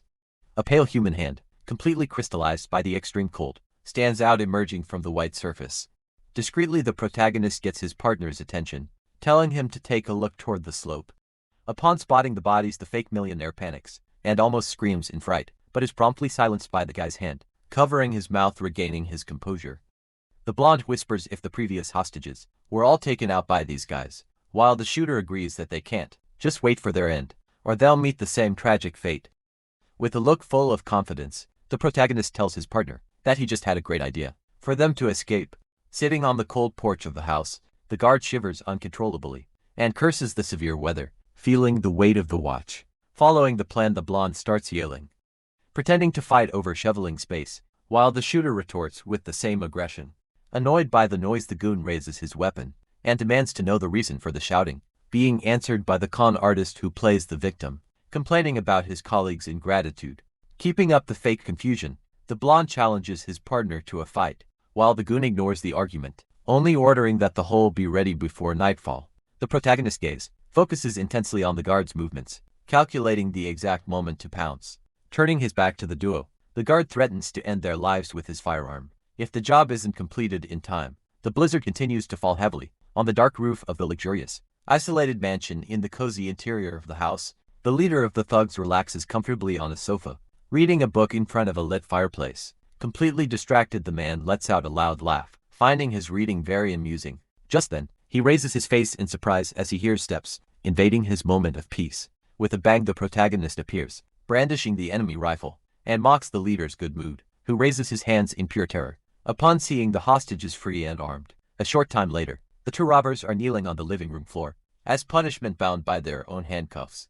Standing before the prisoners, the homeowner listens to their cowardly justification and questions if the story of them being there just to collect debts is really true. Shining his flashlight, the guy questions who is responsible for that sea of frozen corpses outside, receiving a flood of desperate denials from the thugs, swearing they have nothing to do with the massacre. Illuminating their terrified faces, the shooter pretends to believe their innocence, while the duo continues to beg and deny their involvement in the murders. On the slope, with a gentle smile, the protagonist concludes, in a cynical tone, that the two robbers don't seem like such bad people, after all. Relieved by the gentle words, the goons listen as the guy states that, since they are innocent, they are free to leave.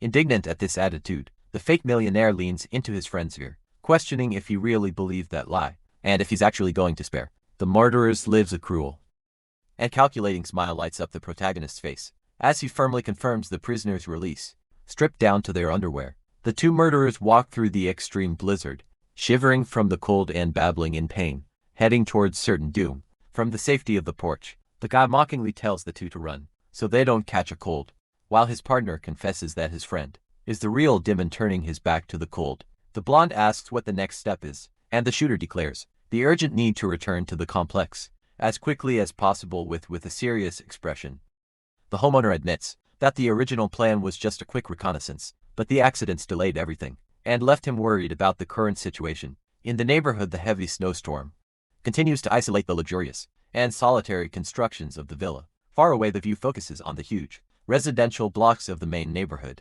rising against the ice on the horizon. In the comfort of the heated hideout, the giant bearded man questions the duo's long absence, while the young hacker calmly assures him the apostle chosen by the Demon King won't perish so easily. Smoking a cigar, the ex-champion warns the team that their biggest concern should be themselves, criticizing the girl's lack of nervousness In the face of the crisis, in his memory the fighter recalls the colossal sight of a military army invading the sewer tunnel, highlighting the frightening presence of a soldier capable of controlling the earth element. In a scene of absolute control, the armed troops line up in the lobby, next to the slick Zhang, proving that the fake benefactor has consolidated a strong alliance with the military to command all the residents. Sitting on the sofa, the big man warns that the group has become public enemy number one and that Zhang's patrols must already be searching the entire building for them. Lighting a new cigarette, the fighter laments the naivety of the neighbors who still believe in the army's salvation, predicting that they will all perish before realizing they've been sold like cattle. Adjusting her glasses, the neighbor ponders that the truth no longer matters, as blind submission offers an illusory chance of survival. In a situation of total powerlessness, with a deep and apathetic look, the young hacker concludes, in a philosophical tone, that human nature boils down to exactly this basic instinct for preservation. Sleeping soundly, the young hacker with glasses lets out a soft snore in the silent room, complaining that she catch a cold if she sleeps without a blanket. The giant bearded man mutters that it's a huge pain to be stuck with these burdens. With his hands in his pockets, he walks thoughtfully toward the frozen window of the hideout, observing the snow outside. With a cigarette in his mouth, the ex-fighter reflects on the choice to simply obey. Just then a memory invades his mind, showing a brutal blow being delivered directly to someone's face. The scene pulls back, revealing a professional boxing ring, where an intense fight is taking place. Under the red lights of the Federation, yelling furiously, the coach tells his student to dodge, asking what the heck he taught him to do, and reminding him that he didn't train him to just stand there and take hits due to the lack of reaction.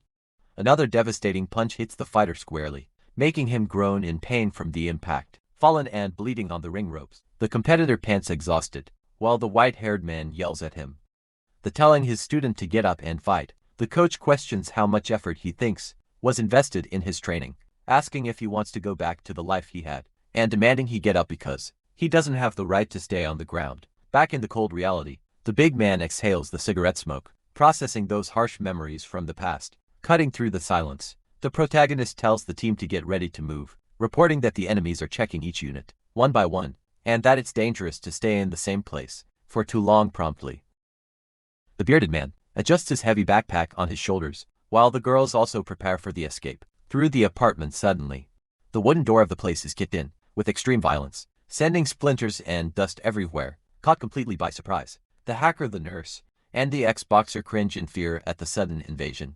Huddled in the dark corner of the room, the group waits tensely as the giant bearded man wonders if they were discovered so quickly. Completely ignoring the danger, the young hacker adjusts her glasses and asks, with the utmost naturalness, if it's time to eat yet.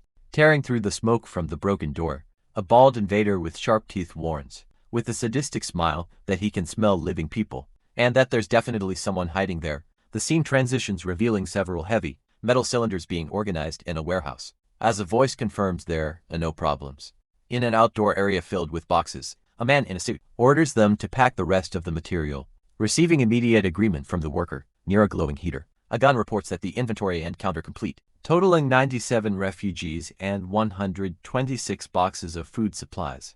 Satisfied with the result, the army officer, with a cigar in his mouth, orders everything to be loaded onto the vehicles and transported directly to the base, being promptly obeyed by his subordinate. Returning his attention to the conversation, the scarred soldier asks the other person to continue, explaining what happened to the 3 members of the advance team they sent earlier, adopting a defensive posture. The slick Zhang assures them that the matter has nothing to do with them, revealing that the soldiers were taken out by a man named Han Feng with a suspicious and dark look. The officer questions what kind of person would be able to eliminate 3 members of the special forces, demanding a very solid reason to believe it, even if it's a lie. Sweating nervously, the fake benefactor reveals, at the top of his lungs, that the target has a superpower, arguing that many residents saw him use a strange purple light capable of melting metal. Trying to prove his worth, the psychopath claims to have heard the army's plans and prepared all those sausages with a specific material, but is quickly silenced by the soldier. With his finger raised threateningly, the man with the cigar decrees that certain things must remain an absolute secret. Pressured by the situation, John confesses he's out of options and guarantees he has no logical reason to lie to the armed forces. At that moment, giving a friendly pat on his ally's shoulder, the soldier states that, since he has provided so many supplies, he is already considered one of them, and that the army doesn't take out its own members without a good reason, maintaining an intimidating tone. The officer promises to send someone to find Han Feng, so they can interrogate him face to face, warning that he hopes his ally isn't lying. Returning to the invaded apartment, the bald brute advances through the smoke, manically, repeating that he can smell living people in the place. With saliva dripping from his mouth, the invader stares at the group, and directly asks which one of them is this. Han Fei in a sneaky move. The thug grabs the young hacker's collar, who lets out a confused noise as she's pulled backward, positioning himself in front of the girls. The giant, John Hao, yells for the protagonist to stay away, warning that there's something very wrong with this invading guy, breaking a cold sweat in the face of the threat. The ex-boxer tensely reflects that the attacker not only instantly destroyed the door that had been armored by the guy, as if seeing the aura of a ferocious tiger. The big man notices that the enemy exudes a stench, similar to that of wild beasts, concluding that he doesn't even seem human. Preparing a powerful punch, the fighter calculates that his years of combat experience indicate a mortal danger, decreeing that they need to flee from there immediately. In an incredibly resistant block, the bald man defends against the brutal impact, using only his forearm, which emits a faint magical glow. Holding his own injured hand, the bearded man wonders why the glass is so resistant, deducing that this structure had also been strengthened by the protagonist's magic. Staring at the monster, the fighter offers to hold off the attack, instructing the rest of the team to take the chance to escape quickly. Completely confused by the group, the bald invader scratches his head and questions if he made a mistake, since apparently there's no one named Han Feng there. Calmly turning his back, the man walks toward the hallway, apologizing for the inconvenience, thinking he had the wrong apartment. Relieved by the attacker's bizarre departure, the nurse and her partners let out a long sigh of accumulated tension. In the middle of the room, already in the hallway, the brute analyzes the number painted on the wall, confirming that he's in front of Unit 18 and 4, and that he didn't get the address wrong. Spinning around with extreme fury, the bald invader yells and points his finger, accusing them all of being a bunch of liars. With a colossal stomp on the floor, the monster creates a huge crater of energy, declaring that if the target doesn't show up, everyone will go straight to heck. As the team plummets into the hole, at the edge of the abyss, a gloved hand firmly grips a snowboard in a nimble move, grabbing the nurse and the blonde partner by their jackets. The protagonist shouts the order for them to follow. Immediately unable to fight against gravity, the entire group plummets through the dark, frozen ruins of the destroyed building toward the void. During the free fall, the pink-haired young woman screams for brotherly, while the group tries to balance in the cutting air. Standing at the edge of the crater, the brute raises his fists and yells at the top of his lungs how much he hates that kind of attitude. From an external view of the gigantic frozen building, the monster's voice echoes, stating that he hates dishonest people more than anything. The snowstorm continues to relentlessly sweep over the destroyed and buried roofs of the apocalyptic city. Sliding at high speed down the icy slopes, the protagonist and his blonde partner flee on snowboards, while the con artist yells in pure excitement. Cutting through the soft snow, the improvised board kicks up a large white trail during the radical descent. Maneuvering skillfully, the guy confesses that the snowboard idea really surprised him, and guarantees he's gained a whole new level of respect for his colleague. Letting out a conceited laugh, the scoundrel explains that he used to negotiate billion-dollar deals and frequently accompanied his rich clients to ski resorts after the long descent. The duo finally reaches the huge residential block, identified by a sign as Singfu District. Standing before the buried windows, the homeowner announces that they have finally returned, suggesting they find a gap to sneak into the building. Returning to the scene of the confusion, the bald invader's indignant screams continue to echo throughout the entire building, demanding to know what's happening and reinforcing his hatred for liars. Activating her dimensional power, the young hacker summons her magical black hole. In the middle of the freezing gale, in a continuous flood, hundreds of cylindrical packages begin to pour uncontrollably from within the spatial rift. Being bombarded by the objects, the bald monster screams in pain and desperation as he is completely buried by the avalanche of items falling from above. In the midst of the chaos, the protagonist shouts, telling the team to dodge quickly as the huge mountain of ice collapses around them. Overcome by the absurd weight, the brute is left completely buried and immobilized beneath the colossal pile of heavy packages. Walking through the debris with girls, the guy worriedly asks if they're okay and demands to know what just happened there. Hugging the shooter, the nurse tearfully explains that a gigantic monster suddenly invaded the house with the clear intention of capturing him. With the reflection gleaming on her lenses, the young woman with glasses points her finger and warns, in a very calm tone, that the enemy is still there. In a violent explosion, the pile of packages is thrown everywhere as the furious monster re-emerges, breaking through the blockage. Turning his head in disgust, the shooter clicks his tongue and complains asking what that aberration wants now. Breaking into a sprint, the guy flees, cutting through the icy wind, with his face covered in extreme tension.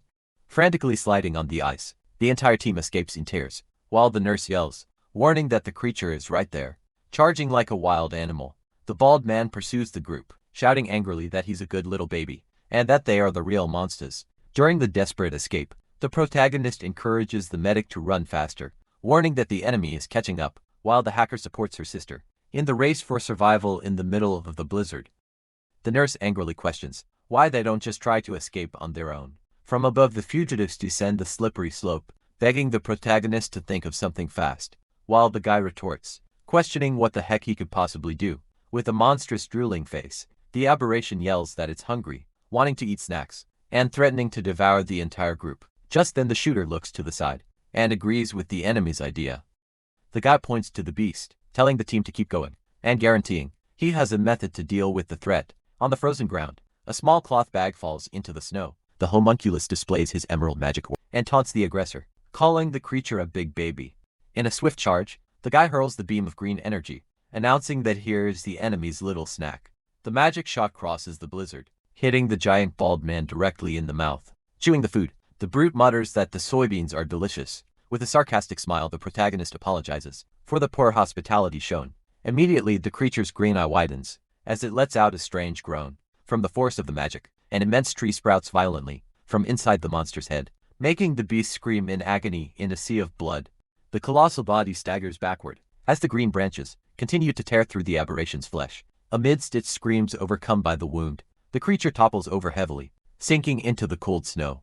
With absurd strength, the monster rips the plant from its own head, sending dark blood spraying through the air. Utterly furious, the giant curses the guy, promising to crush him to pieces. However, the creature turns in confusion, as it notices an unexpected movement right behind it. Shattering the silence, an armed soldier fires at the monster's back, yelling that the target is a big coward.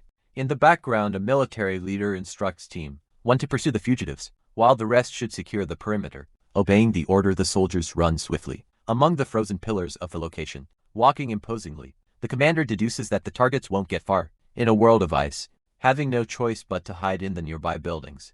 Standing before the wounded soldier, the officer in the cap questions how the subordinate got so severely injured. With the torn branches in his hands, the injured man explains that he ate the bean thrown by the guy, and that the plant sprouted directly from his mouth. The commander takes the plant in his hands, finding the power interesting, and calculating that the ability could solve the base's food shortage problem. Through a radio, the officer orders the prisoner to be brought from upstairs. Receiving immediate confirmation from the team, the image focuses on the destroyed concrete steps, covered by a thick layer of ice. In an isolated room, the group of fugitives remains hidden in the dark. The protagonist asks what happened, and why John Ho isn't there. Hearing from his blonde partner that the group of soldiers arrived after the shooter's departure, and Jong Ji-yu took the residents over to the military side, the young hacker tightens her beanie and deduces in fear that the enemy in glasses ratted the guy out to the army, causing the tracking monster to be sent. The girl continues her reasoning, explaining that the aberration easily destroyed the magically fortified door before invading the place. Shocked by the information, the homeowner questions how that's possible. Remember that not even the bombs could blow up the structure. A fighter appears blocking the monster, while the blonde laments that the giant stayed behind to hold it off and that they don't know if he survived. Reunited with his allies, the shooter coldly states that the departed don't come back to life, deciding they must escape from there so as not to waste the fighter's sacrifice. In disagreement, the young woman with glasses crosses her arms, demanding they go back to save their ally, as he must be alive. The blonde partner agrees with the idea, stating that as brothers, they need to be loyal to each other. Closing his eyes, the protagonist sighs warily, confessing he doesn't want to leave his friend behind. From a distant perspective, the guy argues that facing that monster again doesn't guarantee the team's survival. Cutting the scene, 2 soldiers drag the wounded ex-boxer, informing the commander of the prisoner's arrival. Through a megaphone, the military leader calls for the shooter in the blizzard, announcing that they found an injured friend of his and have already treated his wounds. Peeking through the frozen window, the guy and his neighbor listen, as the officer guarantees they have no ill intentions, calling the previous attack a misunderstanding. Desperate, the young woman tries to run outside. Celebrating her ally's survival, the guy holds her back, telling her to calm down, as the enemy is lying and going out would be suicide. From the window, the girl with glasses insists that the captured person is really the giant fighter with a persuasive smile.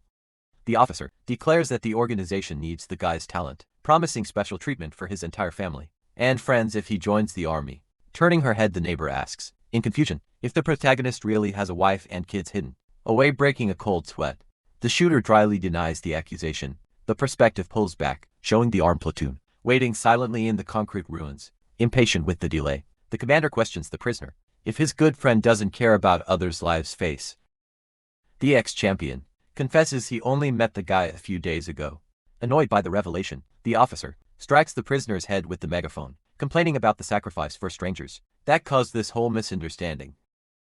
And during the blow, the giant, bearded man clarifies that those two aren't the target's family. Either in an explosion of rage, the soldier violently kicks the prisoner, knocking him into the snow, while lamenting the wasted effort. Picking up the megaphone again, the leader argues there's no reason to risk one's life for strangers, offering any woman from the base if the guy is interested. The young hacker pushes the protagonist, stating that surrendering doesn't seem so bad, while the shooter tries to hold her back, repeating that going out is a one-way trip. Sharply pulling away, the neighbor points her finger, accusing all guys of being untrustworthy. Adjusting her glasses, she says she has an idea to save their alley, demanding to know if the team will help. Surprised by her attitude, the homeowner asks how she plans to execute the rescue.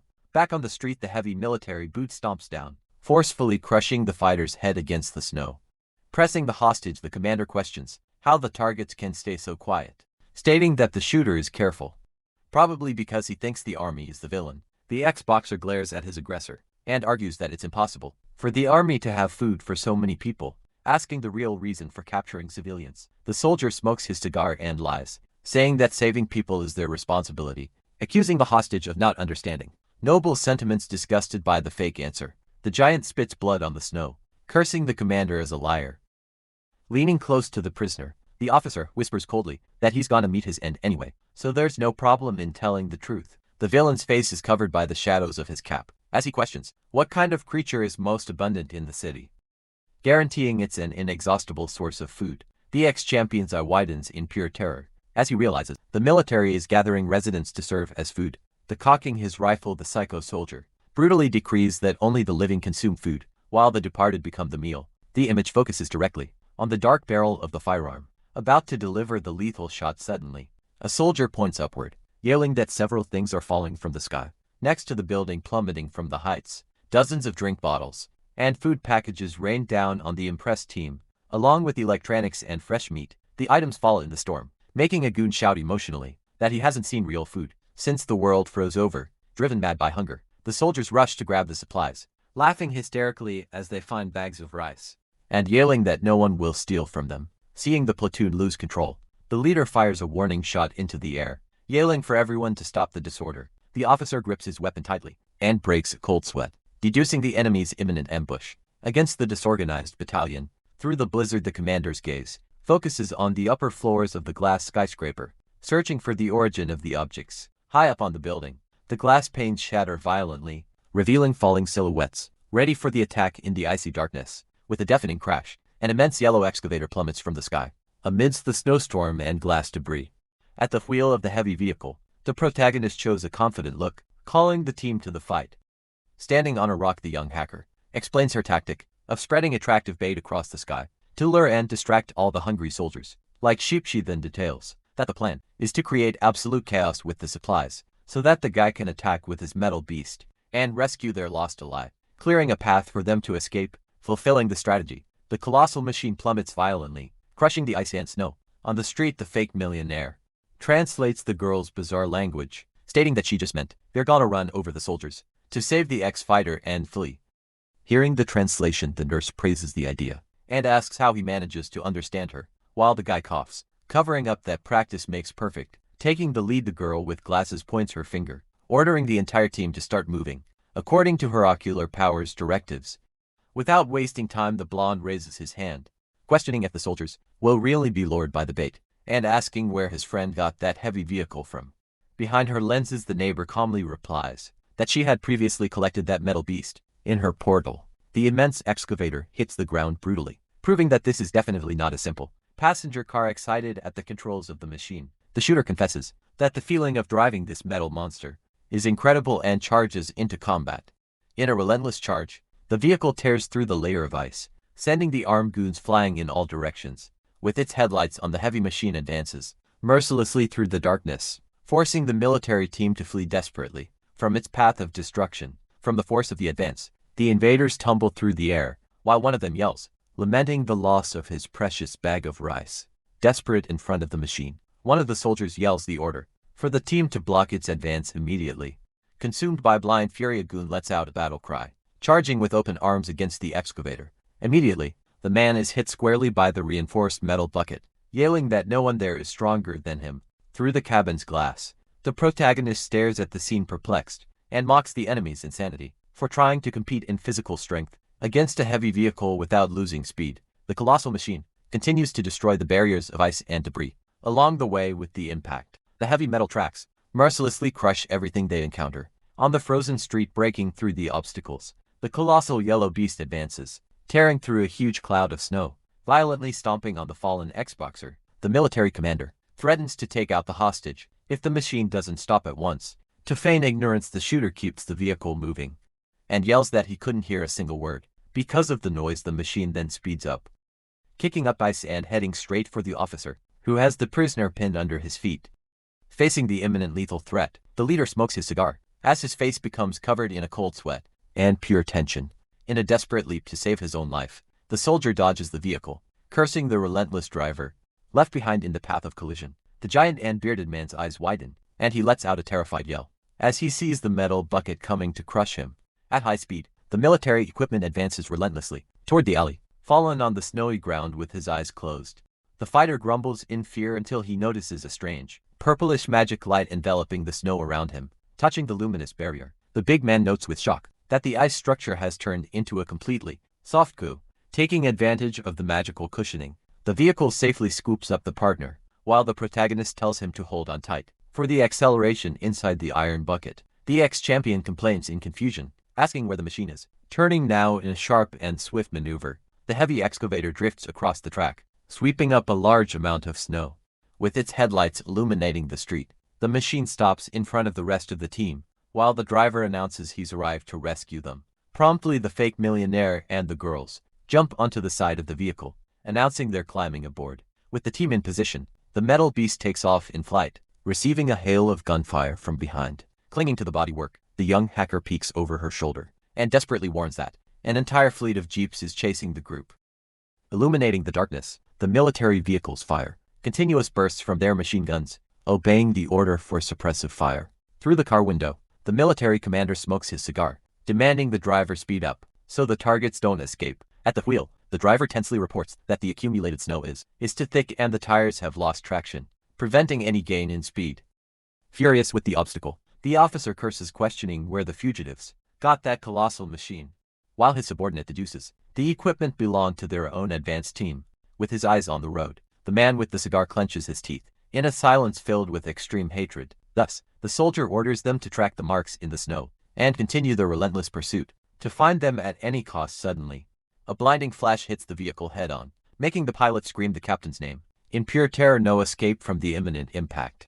The commander just mutters a resigned curse. In a violent collision, a huge structure of scrap and ice plummets directly onto the military jeep. From the impact of the crash, the heavy concrete blocks completely block the street's passage. Halted by the debris slide, the rest of the armed fleet brakes sharply, kicking up a lot of snow. The top-down view shows the combat vehicle completely crushed under the frozen beams and rubble. Faced with the immense mountain of trash and debris closing the passage, the goons question, in shock, where all that scrap came from.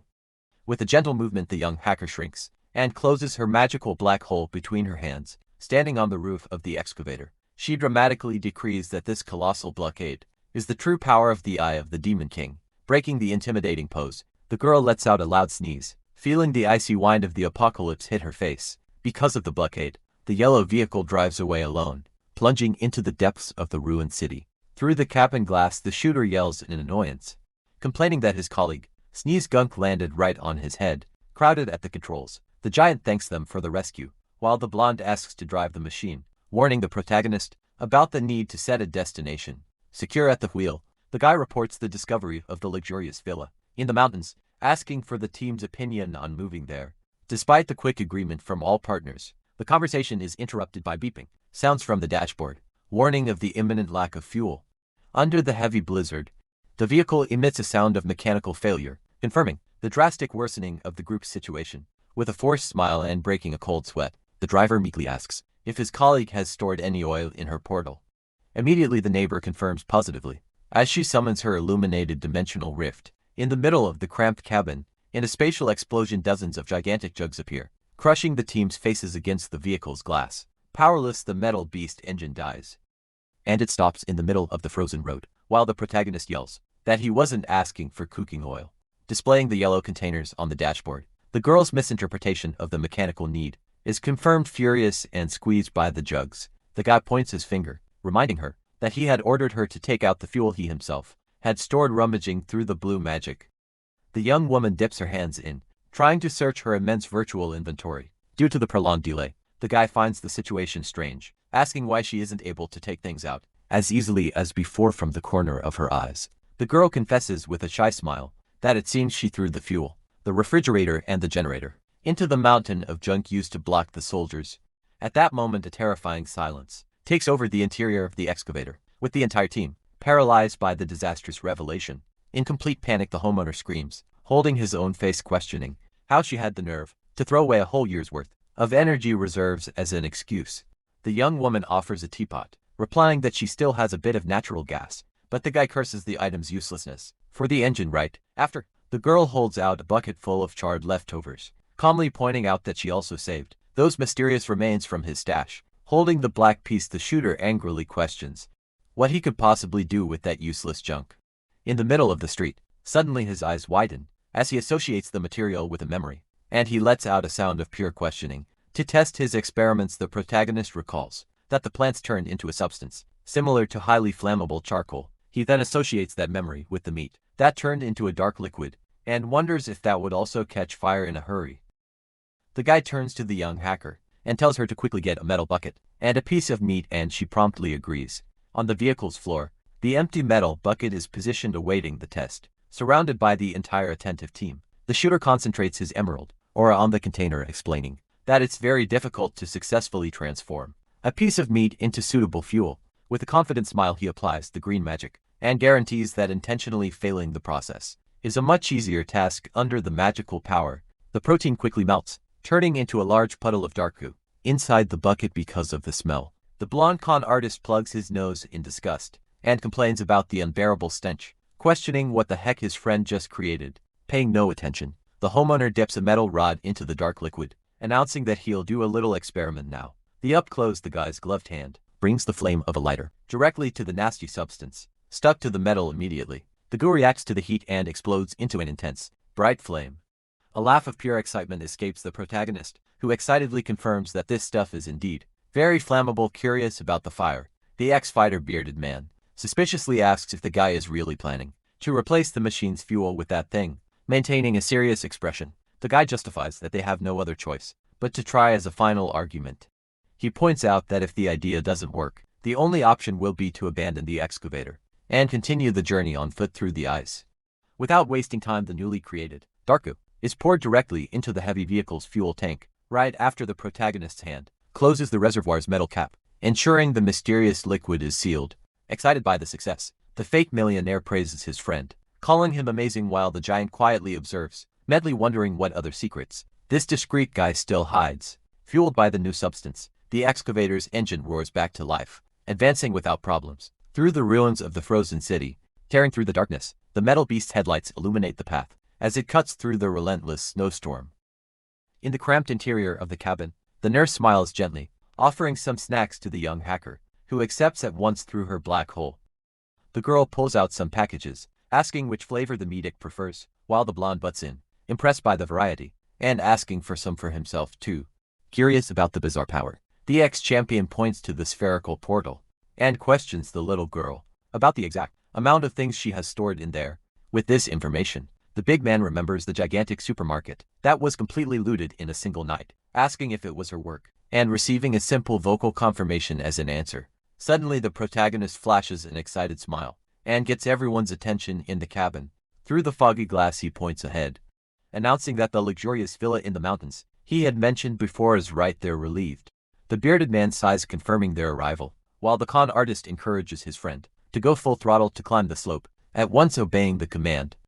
The machine's immense metal track begins to crush the ice of the steep slope. With great force suddenly, a violent metallic crash shakes the excavator, sending sparks and pieces of ice everywhere. In a colossal explosion, the vehicle's engine combusts, shooting flames high into the air, and forcing the team to watch the disaster in silence, before the shooter yells, in frustration, that the machine broke down just steps from their final destination, forcing everyone to continue the climb on foot. Covered in snow from head to toe, the team walks with extreme difficulty through the blizzard, panting heavily with each step. The wide view shows the group slowly climbing the frozen slope among the large abandoned mansions. Unable to bear the cold, the blonde con artist yells that he's freezing to his end, before falling to his knees at the door of a house, celebrating that they finally arrived. Inside the mansion, a beautiful brick fireplace burns wood intensely, spreading a warm glow through the dark room. Huddled around the fire and covered in blankets, the fake millionaire sighs with relief, celebrating the fact that they survived that storm. With his body finally warm, the blonde partner stretches, stating he's so comfortable that he has no more regrets in life. Focused on the comfort of the place, the ex-boxer admits with a calm look that this villa district is truly a very good place. From the external view of the mansions on the mountain, it's deduced that the strong wind pushes the snow down the slope, preventing the houses from being buried, and making the place perfect for defense, and hard to attack. Directing his gaze to the guy, the bearded man asks if his intention is to use this luxurious property as a long-term base for the team. In response, the shooter instructs the young hacker to place the generator in the corner, while the fighter suggests it would be better to place the equipment a little further away. Promptly, the protagonist announces that he's going to start the engine, telling the girl to put the television near him, while the blonde is surprised to see a latest generation video game console, and decides to hide his excitement. Powered by the engine, the mansion's large glass windows light up quickly, cutting through the night's darkness. In front of the power box, the homeowner grumbles indignantly, not expecting the girl to throw away her own generator, pointing out that they would be in trouble if the former owners of this mansion hadn't stored their own fuel and machine. Finishing the adjustments to the wiring, the guy sighs with satisfaction, confirming that the electrical service is ready. In a party atmosphere, the entire room is perfectly lit, revealing the luxurious decoration, while the blonde throws his arms in the air, yelling with joy at the return of electricity. Standing in the hallway, the protagonist gets the team's attention, asking if they're hungry, and suggesting they prepare a big feast to celebrate. Interrupting the idea, the young hacker pulls a huge water heater from her portal, announcing that she wants to take a shower, and telling the guy to teach her how to install the machine immediately. The nurse's imagination takes off, her eyes shining with excitement at the simple idea of being able to take a hot shower. Again, with a very red face and rubbing her hands, the medic tries to hide her anxiety, lying that she's not that interested in a shower, and justifying that she just hasn't washed properly since the storm began. Faced with this scene, the protagonist's face instantly turns the color of a tomato, as he unintentionally imagines the beautiful woman showering in front of him. With a confident smile to hide his embarrassment, the guy gives a thumbs up, guaranteeing he'll get everything ready for them. Holding the machine, the neighbor asks how to use the heater, while the shooter observes the completely frozen bathroom, deducing that the pipes and the appliance are already destroyed by the ice. Standing side by side at the room's doorway, the two stare at the frozen destruction, assessing the true situation of the mansion's bathroom. From the shower wall, thick sharp icicles hang, proving the fatal temperatures that hit that plumbing. Through his powerful violet magic, the homeowner softens the floor's structure, stating that even with the broken pipes, they can still use the large ceramic bathtub. The image focuses on a round electric heater, glowing a strong orange hue, as the guy commands the installation of the appliance to heat the room first. To maintain order, he tells the girl to bring a good amount of snow inside, and demands she quickly pull out that specific magical tool in an exaggerated and theatrical pose. The girl with glasses displays a high-power heating rod, fresh from her portal. Without delay, the equipment is submerged in the snow-filled bathtub, beginning to melt the ice and generate hot steam on contact. Touching the icy surface with his hands, the guy grumbles that the water is heating up too slowly. Receive immediate agreement from his frustrated partner. Crouched beside the edge, the shooter complains that the water is still cold, questioning how much longer it will take to reach the ideal temperature. With his hand stretched over the wet surface, small bluish electric sparks begin to crackle between the guy's fingers. In a violent reflex, the guy gets a strong shock and pulls the rod's wiring out, cursing indignantly at the electricity leak from the wet appliance. Suspiciously, he narrows his eyes, staring at his own trembling hand, and asking himself if he just saw a faint red glow emanate from his skin. Using an iron bar propped over the bathtub, the protagonist channels his powerful scarlet magic directly into the water, while his neighbor asks in surprise how he managed to make everything warm so quickly. As steam rises from his magical palm, the guy deduces with surprise that the red energy is not just for disintegration, but also acts as a lethal source of thermal heating. Completely transformed, the bathroom now displays a relaxing atmosphere, immersed in a dense warm curtain of water vapor. Tugging at her own blouse with great excitement, the nurse blushes with happiness, celebrating that she will finally have her well-deserved shower through the mist. The woman's eyes widen in shock, and she stammers upon seeing that the young hacker is already completely undressed, waiting in the middle of the room, with the dimensional rift active on her stomach. The girl with glasses pulls out a box of bath salts, casually asking which fragrance the medic prefers to use. To the complete bewilderment of the older woman, the little girl continues to pull dozens of bottles of shampoo, conditioner and moisturizers from the black hole, offering every possible brand for her colleague to choose from. Overcome by so much cuteness and utility, the nurse gives the small hacker a crushing and affectionate hug, stating that she likes her new little friend very much. The top-down perspective shows the two girls relaxing, comfortably submerged in the hot, foamy bathtub, with the medic sighing that this place is true paradise. Pinching her colleague's cheeks, the pink-haired woman compliments how cute she is, while the girl complains grumpily, demanding not to be treated like a child, as she is already 21 years old. With a provocative smile, the medic mocks her friend's defense, humorously pointing out that being only 21 years old still makes her just a cute little kid. Shocked, the medic's eyes widen upon hearing the revelation of the little girl's age. With an abrupt splash in the tub, the young hacker shouts irritably, confirming to the woman that she is indeed 21 years old. With her arms crossed in the water, the girl makes up that the power of the demon king preserves her youth, leaving the older woman completely confused and stammering because of the flimsy excuse. In a calmer tone, the girl with glasses admits she's lying because she has a naturally childish face, but points her finger, remarking that the medic looks too young for her own age, and that is what's absurd. Outside, in the dark hallway, the protagonist coughs in embarrassment, finding it completely ridiculous that this girl, who looks like a middle schooler, is already an adult just then. The ex-boxer gets the guy's attention, asking what he's doing standing there, and suggesting they play some video games together. All nervous and looking away, the homeowner stammers that he was just passing by, while the big man flashes a mischievous smile, accusing him of peeping on the girl's shower, putting his arm around the guy's neck. The fighter jokes that a real man should look openly, and threatens to demonstrate how it's done, forcing the shooter to push him away, desperately announcing he'll go play video games right now. Now in the lit living room, the trio of guys settles comfortably on the sofa to start their gaming session, on the television focused on the controller. The protagonist plays alongside his blonde partner, who invites the bearded man to the game, arguing that they have plenty of food, drinks, and electricity to enjoy this moment without worries. Without taking his eyes off the screen, the shooter points out that they'll be there for a long time and need entertainment to avoid dying of boredom, taking the opportunity to ask if the fighter plans to stay with them or go back to rescue his own subordinates. The ex-boxing champion remains in absolute silence, displaying a thoughtful and extremely serious look.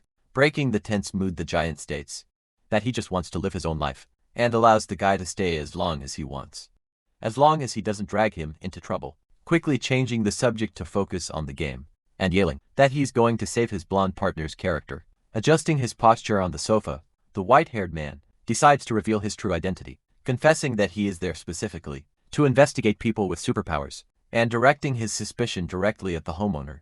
Immediately, the protagonist raises his hand, telling the fighter to shut up, refusing to listen to any dangerous secrets, just to avoid being dragged into more problems. Faced with the direct refusal, the bearded man just stares at the guy seriously, while the video game's cries for help continue to echo through the room. With a long sigh of acceptance, the giant closes his eyes and says he understood the guy's message perfectly. Standing on the rug, the fighter promises to leave as soon as his arm heals, and guarantees he will keep an absolute secret about the group's location and abilities on the TV screen.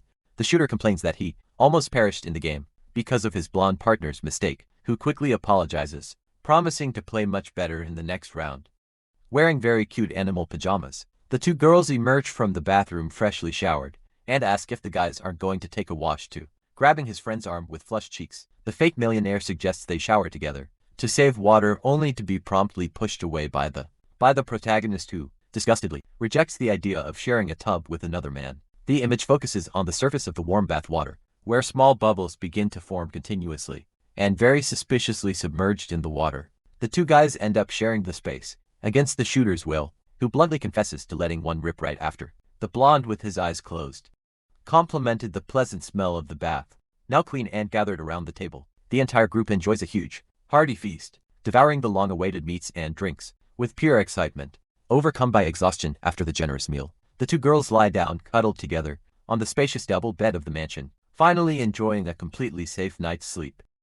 In the following days, the protagonist uses his purplish, magic energy on the outside of the isolated property, focusing on strengthening the walls, roof and fences to create a truly unbreakable fortress. Taking advantage of the large structure, on the upper floor the homeowner adapts the wooden room, turning it into a comfortable, hot sauna, allowing the team to relax in the middle of the apocalypse, savoring a juicy slice of watermelon. In the heat of the steam, the guy uses a pair of binoculars through the foggy window, managing to perfectly monitor all movement at the base of the mountain. Through the device's lenses, the guy notices something strange in the blizzard and mutters that there's a mysterious, serious person climbing the frozen hill. Overcome by the extreme weather conditions of the storm, the small silhouette finally stumbles and collapses heavily in the middle of the sea of ice. Unable to take another step, rescued and brought inside the mansion, the stranger is laid on the living room floor, while the protagonist questions if his blonde partner really knows the identity of the frozen man. To explain the man's origin, the chatterbox reveals that he is Brother Chi-Yang, one of the trusted henchmen who works for the mob boss, who got the rifle for the shooter before the weather went south. Through the activated memory, the guy finally remembers the big, tattooed man from the casino, while the injured man slowly begins to open, one eye on the floor, confused and rubbing his own head. The henchman sits up on the sofa, questioning if he's still alive and where he ended up, being greeted by the blonde, who celebrates his colleague's awakening with relief. In an aggressive reflex, the man grabs the fake millionaire's clothes, yelling and asking what he's doing in that place, forcing the con artist to tell him to calm down at once. Looking to the side, the mobster points his finger, immediately recognizing the guy who came to buy the weapon in the past, who introduces himself politely, confirming his identity sitting on the sofa. The chatterbox asks what happened, and hears from the henchman that the casino was ambushed by military soldiers days ago, resulting in many injuries, casualties, and a very tragic end for their boss. In pure desperation at the news of the invasion, the partner throws his hands up in terror, demanding to know all the tragic details of what happened to his old and generous mob contact. The camera focuses from above as the man recounts that the leader followed the guy's valuable advice from the past and accumulated a colossal amount of supplies long before the world froze over. From the proud account, the image reveals the old casino base, crowded and well-structured, confirming that the stockpiled food was enough to save the gang and also help hundreds of needy residents in the neighborhood. However, the peace was utterly shattered when a group from the army invaded the place with extreme violence, stealing all the valuable resources while executing defenseless civilians. In the snow, protected behind heavy ballistic shields and walls, the mobsters returned fire to try and defend the frightened residents, suffering terrible losses and serious injuries. In the confrontation against the military forces, due to the overwhelming force of the invading attack, Boss Liu himself ended up taking a direct shot to the leg, falling to the concrete floor, and being brutally captured by the team of soldiers, without a leader to guide the chaotic combat. The rest of the gang scattered, running through the blizzard, and agreeing to regroup at a secondary head, yet where some of the supplies were hidden. Observing through the closed living room window, the man in the beanie reveals that the gang's secret meeting point is exactly one of the luxurious mansions in that same mountainous and isolated region. Because of this information, the homeowner understands the situation and deduces that this is precisely why the henchman passed out at the base of the hill as he was trying to reach the allies' safe mansion. Holding the injured man's shoulders, the blonde partner fills with hope and asks if the mob boss is still alive, hearing from his colleague that the cowardly capture seemed to have precisely that objective. With a smile of pure relief on his face, the con artist takes a deep breath and celebrates the possibility that the big guy wasn't brutally executed in the military attack. Squinting his teary eyes, the henchman laments his own weakness with great sadness, confessing that he would have been gone a long time ago if it weren't for the constant protection and loyalty of his former boss. In a sudden burst of courage, the fake millionaire begs to be taken along on the dangerous rescue mission, making the mobster recoil on the sofa and call him a complete madman for suggesting such a suicidal idea. Yailing, the injured man argues that the army has an absurd number of highly trained soldiers and heavy weaponry, proving that a rescue carried out by just two civilians is something completely impossible to succeed. To motivate his defeated ally, The chatterbox points his arm, swearing to fight side by side until the end, if there's any shred of hope, but the henchman just turns his face away, angrily, telling the madman to go seek his own demise alone. Amidst the confusion in the room, the bearded ex-boxer approaches bandaged, asking if they are talking about the same leader of the volunteer group, leaving the blonde, intrigued by the unexpected connection. With a deep and very nostalgic look, the giant reveals that the mob boss paid his heavy ransom in the cruel, underground arenas, granting him his long-awaited freedom from the world of fighting. Showing immense gratitude for the life saved, the warrior easily breaks the cast on his own healed arm, decreeing that he will also participate in the attack to pay his old debt to his benefactor. As the cast shatters and flies through the air, the fighter rips off his bandages and guarantees that he still has several dangerous allies scattered throughout the destroyed city, who can be summoned for the imminent combat. Completely shocked by the revelation, the henchman points his finger, recognizing the imposing figure of the white-haired man, yelling excitedly that the guy is the legendary wild dog of the underground arenas, with 30 consecutive victories on his record. Uncomfortably on the sofa, the shooter spits out his drink, finding the bizarre and animalistic nickname hilarious, forcing the big man to turn his red face away in embarrassment and tell the team to forget about that dark past. In an explosion of joy, the duo jumps up, celebrating the valuable help of the legendary fighter and praising his great loyalty to the cause, while the warrior grumbles impatiently, telling them to stop calling him by that darn dog nickname. Intrigued by so much irrational devotion, the protagonist focuses his gaze on the floor and wonders if this so-called mob boss is really such a just person to deserve that deadly rescue, while his blonde partner holds him by the arms, begging for help on the mission, just so he doesn't come off as a coward in the story. With a bead of sweat on his face, the guy squints and hesitates at the request, calmly reasoning that facing a heavily armed military base is something far too dangerous to get involved in. Willingly pulling his hand back with a very embarrassed smile, he refuses the team's suicide mission, explaining that he is also being hunted by soldiers, and that he prefers to value his own survival first. In the midst of this chaos, as the team walks toward the mansion's door, the con artist questions his selfish friend's final refusal, who decides to just offer a good amount of supplies from his invisible stash as a way to help the warriors complete the boss's rescue. Stopping the group in the hallway with a heavy hand, the ex-boxer holds the protagonist's shoulder, seriously emphasizing to his two allies that they must protect the hacker girl's magical secret and his identity at all costs. Back at the table eating, the rescued mobster devours a hot bowl of noodles, while the homeowner instructs the starving guest to savor the dish calmly, internally reminding himself not to serve the lavish feast, so as not to raise unnecessary suspicions.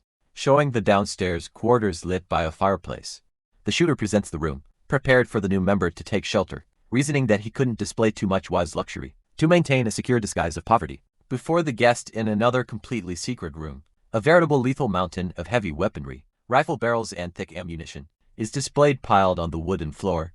Admired by the overstuffed, tactical backpacks that were delivered, the mobster praises the guy's impressive military preparedness, but then asks in confusion what the real use is of carrying dozens of packs of regular cigarettes on a war mission like this. Through the memory of an old barter on the ice, the henchman himself comes to the logical conclusion that money has completely lost its value in the city, and that packs of smokes have become the main and most solid currency of exchange between the rival factions. Isolated in the apocalypse, carefully and in a hurry, the long barrels of the large caliber weapons and the sealed boxes of lethal ammunition are firmly organized inside the heavy transport backpacks by the rescue team positioned in the thick snow.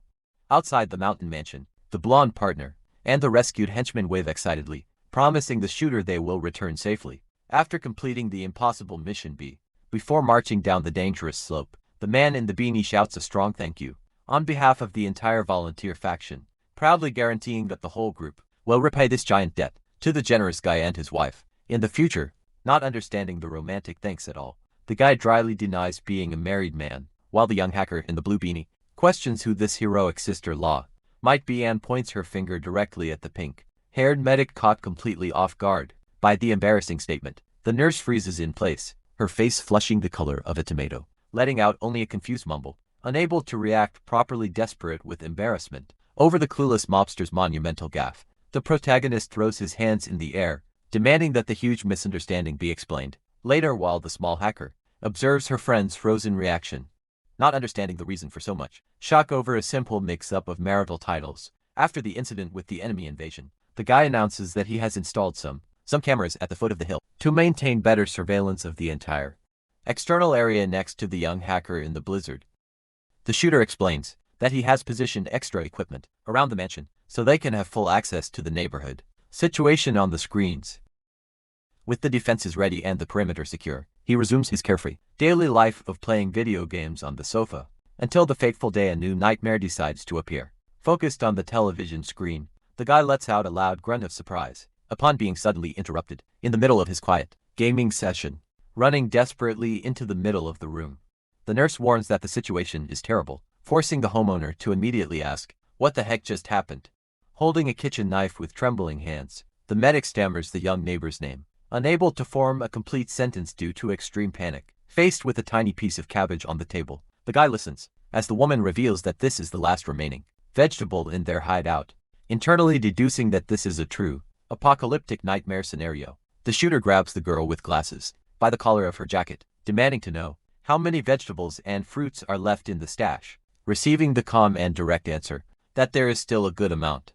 Perplexed by the two shopping carts, filled only with cucumbers, the guy indignantly questions why she only took those when she emptied an entire market, while the girl justifies that she doesn't like vegetables and focused on her personal preference. During the dimensional looting, leaning tensely on the kitchen counter, the protagonist laments that they are consuming supplies quickly without generating anything in return, predicting that they will soon be completely out of food if this consumption rate continues. In his mind, the guy reflects that he can currently only produce wheat, soybeans, broccoli, and meat using his ability, remembering with frustration that all his other agricultural attempts with vegetables and fruits ended in major failures. Staring at the small vegetable in his own hands, he decrees the urgent need to discover a method to produce more of that food. Hearing the medic place the entire future and happiness of the group on his miraculous capabilities, sitting alone and silent on the living room sofa, the shooter analyzes the leftover food with an expression full of total concentration. To solve the crisis, summoning his powerful emerald magic aura, the guy envelops the green leaf with energy, begging for a divine blessing for the mutation process to work perfectly. In a sudden magical explosion, the food completely disintegrates into countless pieces of dark charcoal, spreading smoke through the living room air. Frustrated with the previous failure, the homeowner uses his magic again on the leftovers from the cart, cursing the situation for the continuous letdown. For the second consecutive time, the emerald energy reacts violently, destroying the target in an explosion of dark, useless smoke. In a tireless sequence of frustrated attempts, the guy tests his rapid growth power on carrots, potatoes, and peppers, yelling to try one more time after each magical shatter. Covered by the dense shadows of the apartment, the shooter sits disheartened on the sofa, surrounded by the black mess, questioning the real reason he hasn't succeeded in a single one of the botanical attempts. Peeking stealthily from around the wall, the nurse observes the guy's deep disappointment, asking with a very worried expression if he's feeling okay. In a desperate startle, the guy yells that they won't have any more vegetables to eat in the future, decreeing the group's miserable end, while the woman backs away, questioning the real need for him to exaggerate so much.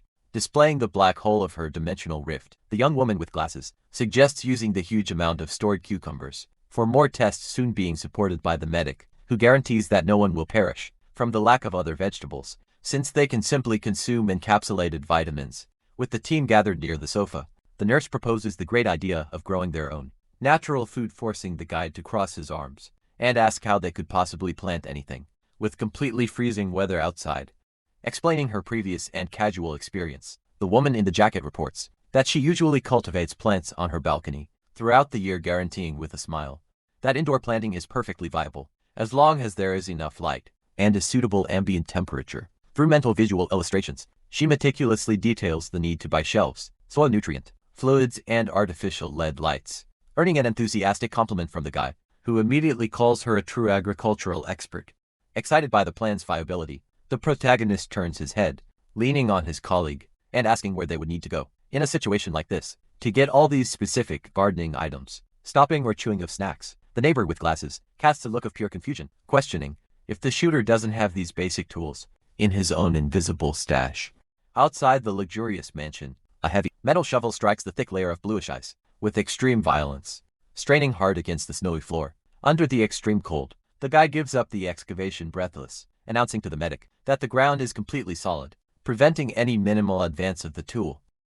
Showing total confidence in her absurd physical strength, the nurse tells him to watch her movement carefully as she prepares her own wielded shovel to strike the frozen ground with force. With the brutal and accurate impact from the woman, the frozen concrete shatters, breaking the shovel and sending gigantic pieces of ice flying through the air as the guy watches the scene, with a look of absolute shock, staring at what's left of the tool, destroyed by her own crushing blow. The medic wonders what they should do next, while the guy with his hand on his chin suggests they go back to the warmth of the house before they freeze outside. With no results back in the warm and lit interior, the shooter approaches the young woman with glasses, curiously questioning how many cultivation containers she managed to prepare, while they were out surrounded by dozens of cut plastic bottles scattered near the fireplace. The girl states she's not messing around with the manual labor, soon being praised and congratulated by the guy for her incredibly hard work. Analyzing the assembled and ready recyclable material, the homeowner thoughtfully concludes that the number of water bottles will be more than enough to replace the absent flower pots in the agricultural project. Being petted and praised by the nurse, who holds one of the bottles up close, the hacker lifts her face upon hearing the guy point his finger and question the result of the soil excavation they had gone out to do. Sitting on the living room floor next to her partner, the medic in the blue jacket looks away, calmly explaining that the outside soil is as hard as rock, blocking any chance of manual extraction. With a metal rod in her hands emanating a bluish aura, the young woman with glasses suggests using those heating rods directly on the ice to try and melt the cold earth, deductively pointing out that there must be a practical limit to the continuous effect of the heat. Pondering the situation of the seedlings, the medic pinches her cheeks, lamenting the extreme logistical difficulty, and wishing out loud that there was some magical way to instantly melt the backyard ice. In a dramatic pose, the girl points directly at the protagonist, summoning the so-called apostle in charge of the bath to use his true mystical power, leaving the guy startled and not understanding the new, bizarre nickname immediately.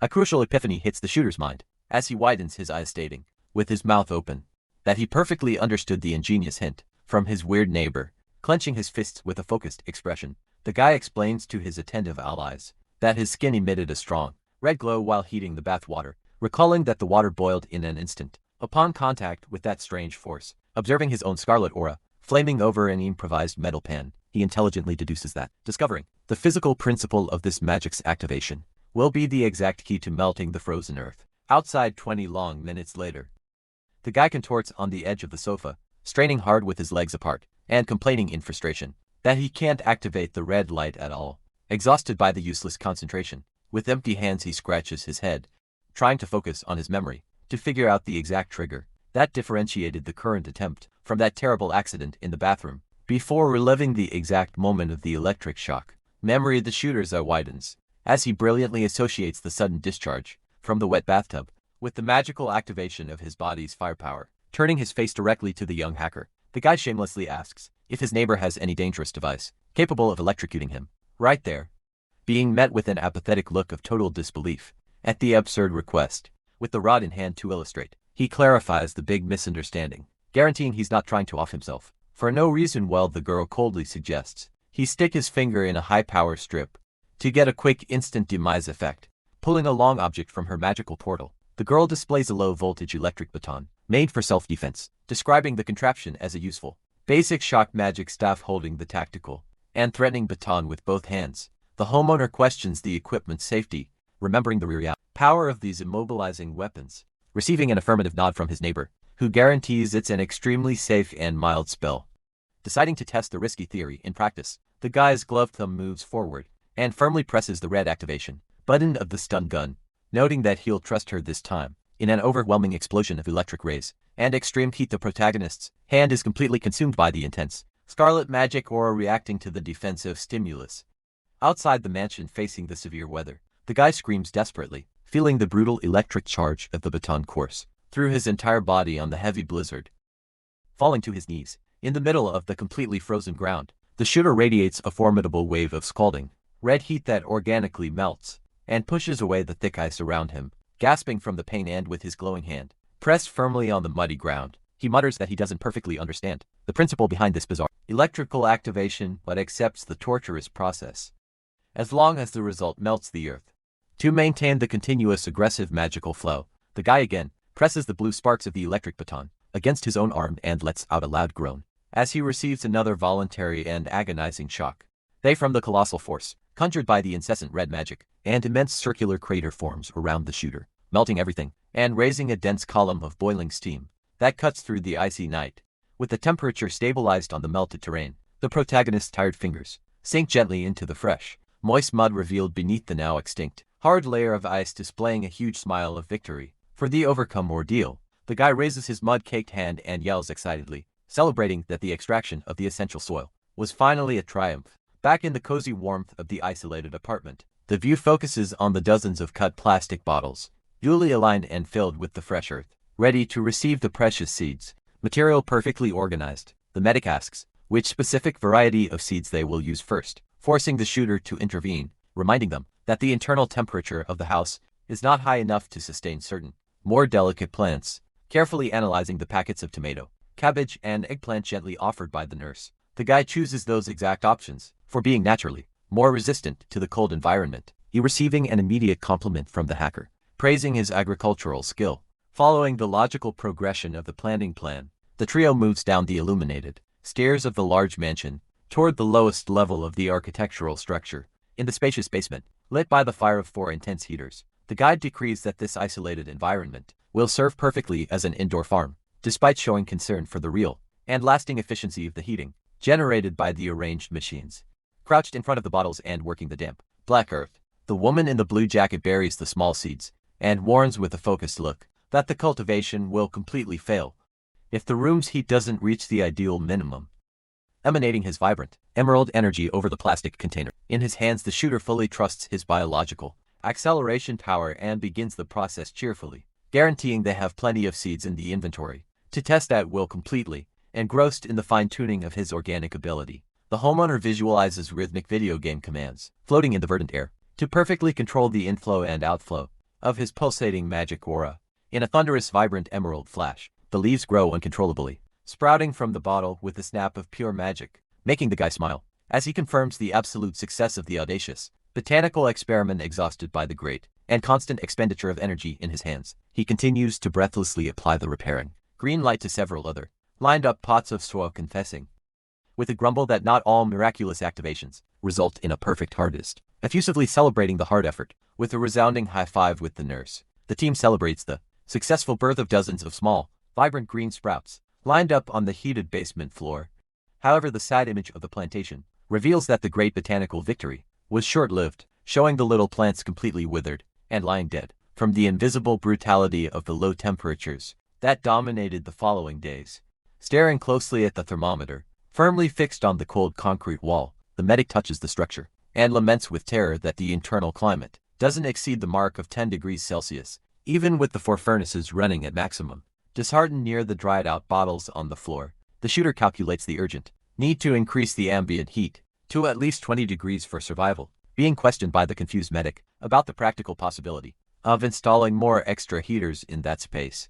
Explaining the tough thermal physics of the problem, with no easy solution, the homunculus points his finger, informing them that the machines have a maximum limit if the room's insulation isn't improved, seriously pointing out that this basement is already by far the most protected area in the entire mansion. In a sudden line of logical reasoning that flashes in his mind, he visualizes a small backhoe tirelessly digging the ground, associating the depth of the subsoil with better retention of warm air, and asking himself if they shouldn't just dig an even deeper level into the rock. Worried about the plan, the medic asks if he really intends to dig a hole, while the protagonist assures her there's no problem, and that he fully trusts his physical strength. Displaying his green and red auras in his hands, the guy says he'll research if the lights are effective against rocks before they try to dig with brute force. Crouched on the basement floor, he concentrates the violet energy, deducing that the other two would be useless against the rock, but that the purple glow has the ability to soften the material, using a metal tool against the floor. The guy realizes with frustration that the softened stone looks like mud, but is still as hard as a normal rock. Sweating from exhaustion, the shooter mixes the magics, trying to reorganize the commands and combine all 3 glows in a different rhythm, but notes that all attempts resulted in failure. Staring at the dark remains in his hands, the hominid concludes that plants turn into a solid substance and meat into a sticky liquid when they fail, suggesting that the lack of change in the rocks is due to the difference between organic and inorganic matter. After a few days of countless failures, the guy loses his patience and punches the ground with his fist, enveloped in the intense scarlet aura, cursing the situation. Holding the crumbled pieces of the rock, he admits with relief that he didn't imagine the red light could break stones when it surpassed a certain intensity limit, making all his hard work worthwhile. In a dual charge, his hands, covered in the flaming energy, pressed down on the concrete floor with extreme force, fully releasing the scarlet power. The shooter expands the magic's area of effect as much as possible to analyze the type effect generated in the environment. By the brutal force of the magical heat, the rocky surface of the basement cracks and shatters completely around the guy's body, sinking his fingers into the destroyed structure. The protagonist confirms the absurd efficiency of his technique against minerals. Lying face down in front of the excavated crater, the guy pants heavily, lamenting that he's already exhausted. After using the amplified effect just once, with his eyes rolled back and slightly foaming at the mouth from extreme exhaustion, the homeowner mentally questions how many times a day he could withstand that draining process. The image focuses on the open crater in the bare rock, revealing that from that moment on, the guy took full command of the deep excavation, doing her part in the heavy lifting. The pink-haired nurse is tasked with transporting and discarding all the shattered rocks. Outside the mansion, a full week passes, revealing that they managed to excavate a new basement of 20 square meters, dozens of meters deep underground. In front of the organized seedlings, illuminated by heaters, the team observes the new underground greenhouse, which was finally completed after some remodeling of the rocky environment. In a celebratory high five, the guy praises the medic's hard work, who promptly returns the compliment, stating that all the success is due to the shooter's great contributions. With a very focused expression, the guy mentally declares that the next stage will be his favorite part of all. These last days of effort, descending the long illuminated wooden staircase, the protagonist carries large harvested vegetables, celebrating the excellent reward of that project. Climbing the steps right behind, the girls carry more food, while the medic calculates that they will harvest these vegetables in 2 months, if all goes well due to the plant's growth time. Sitting on the floor surrounded by a green mountain, the guy notes that more than 2 weeks have passed since the decision to cultivate, remembering that the old stocks have run out, and they've been eating only broccoli for 4 days straight, chewing the repetitive meal. With a look of total dejection, the homeowner confesses to himself that he won't be able to eat this for another 2 whole months. To resolve the situation, he channels his emerald energy directly into the earth, deducing that the same power, capable of reproducing broccoli and germinating seeds, must also be able to accelerate the growth of the new vegetables.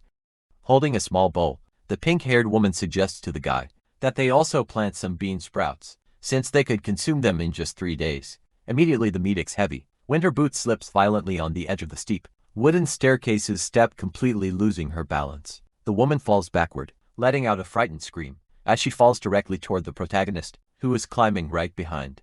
In a nimble attempt to avoid the accident, the guy raises his hands and firmly catches his colleague from behind, cushioning the heavy fall with a muffled thud.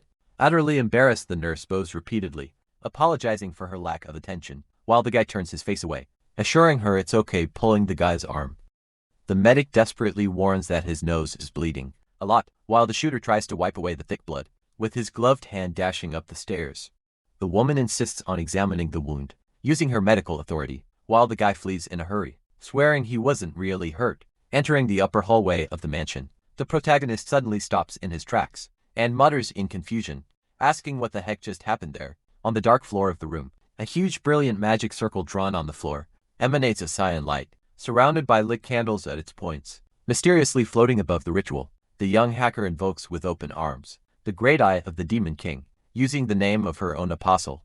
Wielding a modified drone, the girl continues her bizarre enchantment, begging for the entity to descend to the world in its omnipotent form to help her complete an extremely challenging mission.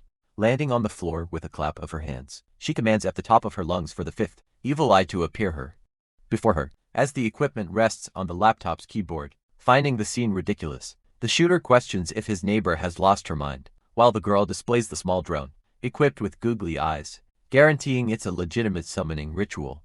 Sighing with relief, the homeowner translates the madness, deducing that one of the security cameras at the base of the hill broke, and that her theatrics were just preparation for installing new equipment. The wide view of the villa area in the mountains reveals that the terrain has a cliff on one side, and a single, steep path full of buried cars for the ascent, on the other walking heavily through the snow. The guy concludes that positioning cameras all along the access trail ensures the team can monitor anyone who tries to invade the mountain. Propped on a metal ladder held by the nurse, the guy installs the small lens on the rock, complaining that the devices break too easily due to the extreme snowstorm. Observing the fury of the cutting wind, the protagonist curses the harsh climate and wonders when this whole frozen nightmare will come to an end. Suddenly a sharp, Very fast noise rips through the blizzard, passing very close to where they are working. Surprised by the disturbance in the air, the shooter turns his head tensely, demanding to know where that sudden noise came from. With his backpack on, the protagonist focuses his gaze on the distant hills, noticing a dense cloud of smoke rising from among the buried trees. Clinging to the ladder, the nurse asks in fright what's happening, while the guy admits he's not sure about the origin of that huge amount of mist that appeared out of nowhere. While quickly descending the steps, the shooter decrees an immediate retreat, guaranteeing that the smoke confirms the presence of dangerous people in the area, and receiving a consenting nod from his colleague. On the afternoon of the next day, the guy comes down the house stairs, letting out a long yawn, confessing he hadn't paid much attention to the strange event on the hill the night before and kneeling in the heated basement. He focuses entirely on the small makeshift garden, justifying that his one and only real concern at the moment is accelerating the food's growth. Holding one of the plastic containers, he envelops the earth with his emerald aura, deciding to first focus on the simple germination of the planted seeds.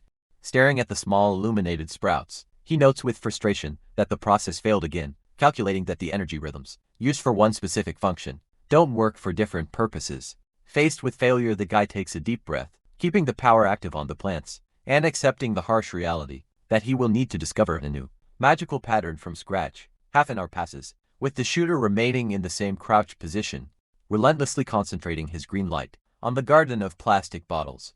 Exhausted by the immense continuous effort, the homeowner massages his own temples, complaining of a headache and questioning why the new experiment went so wrong. The image focuses on the dry earth, revealing that absolutely all the small plants that received direct and prolonged contact with the magic aura ended up dying, turning his head in confusion.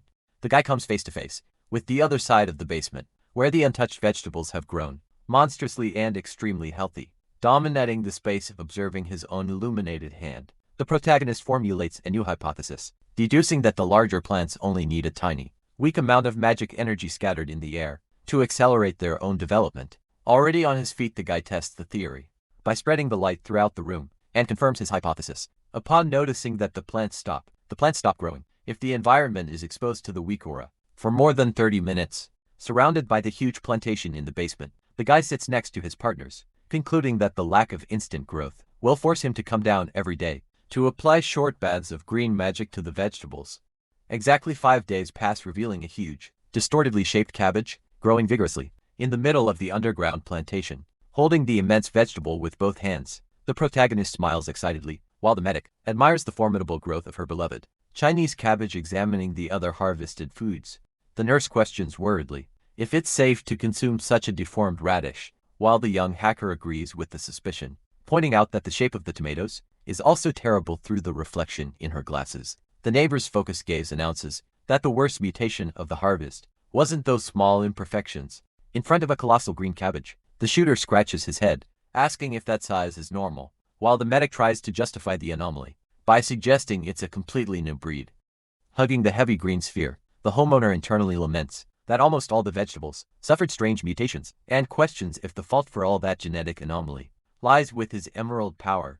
Putting the shape aside, the nurse suggests a rich menu of pork soup with radish and beef stew with tomato, being supported by the guy and the hacker, who points out that she doesn't care about the food's aesthetics in the middle of the apocalypse, as long as it doesn't take them out. In a beautiful table setting, the large meal is perfectly plated on delicate dishes, displaying a hot and luxurious feast. Illuminated by the warm light of the room, sitting together devouring dinner, the shooter concludes with relief that all the effort of those 2 weeks finally paid off, while the girl with glasses takes the opportunity to demand the planting of strawberries and sweet fruits in the future.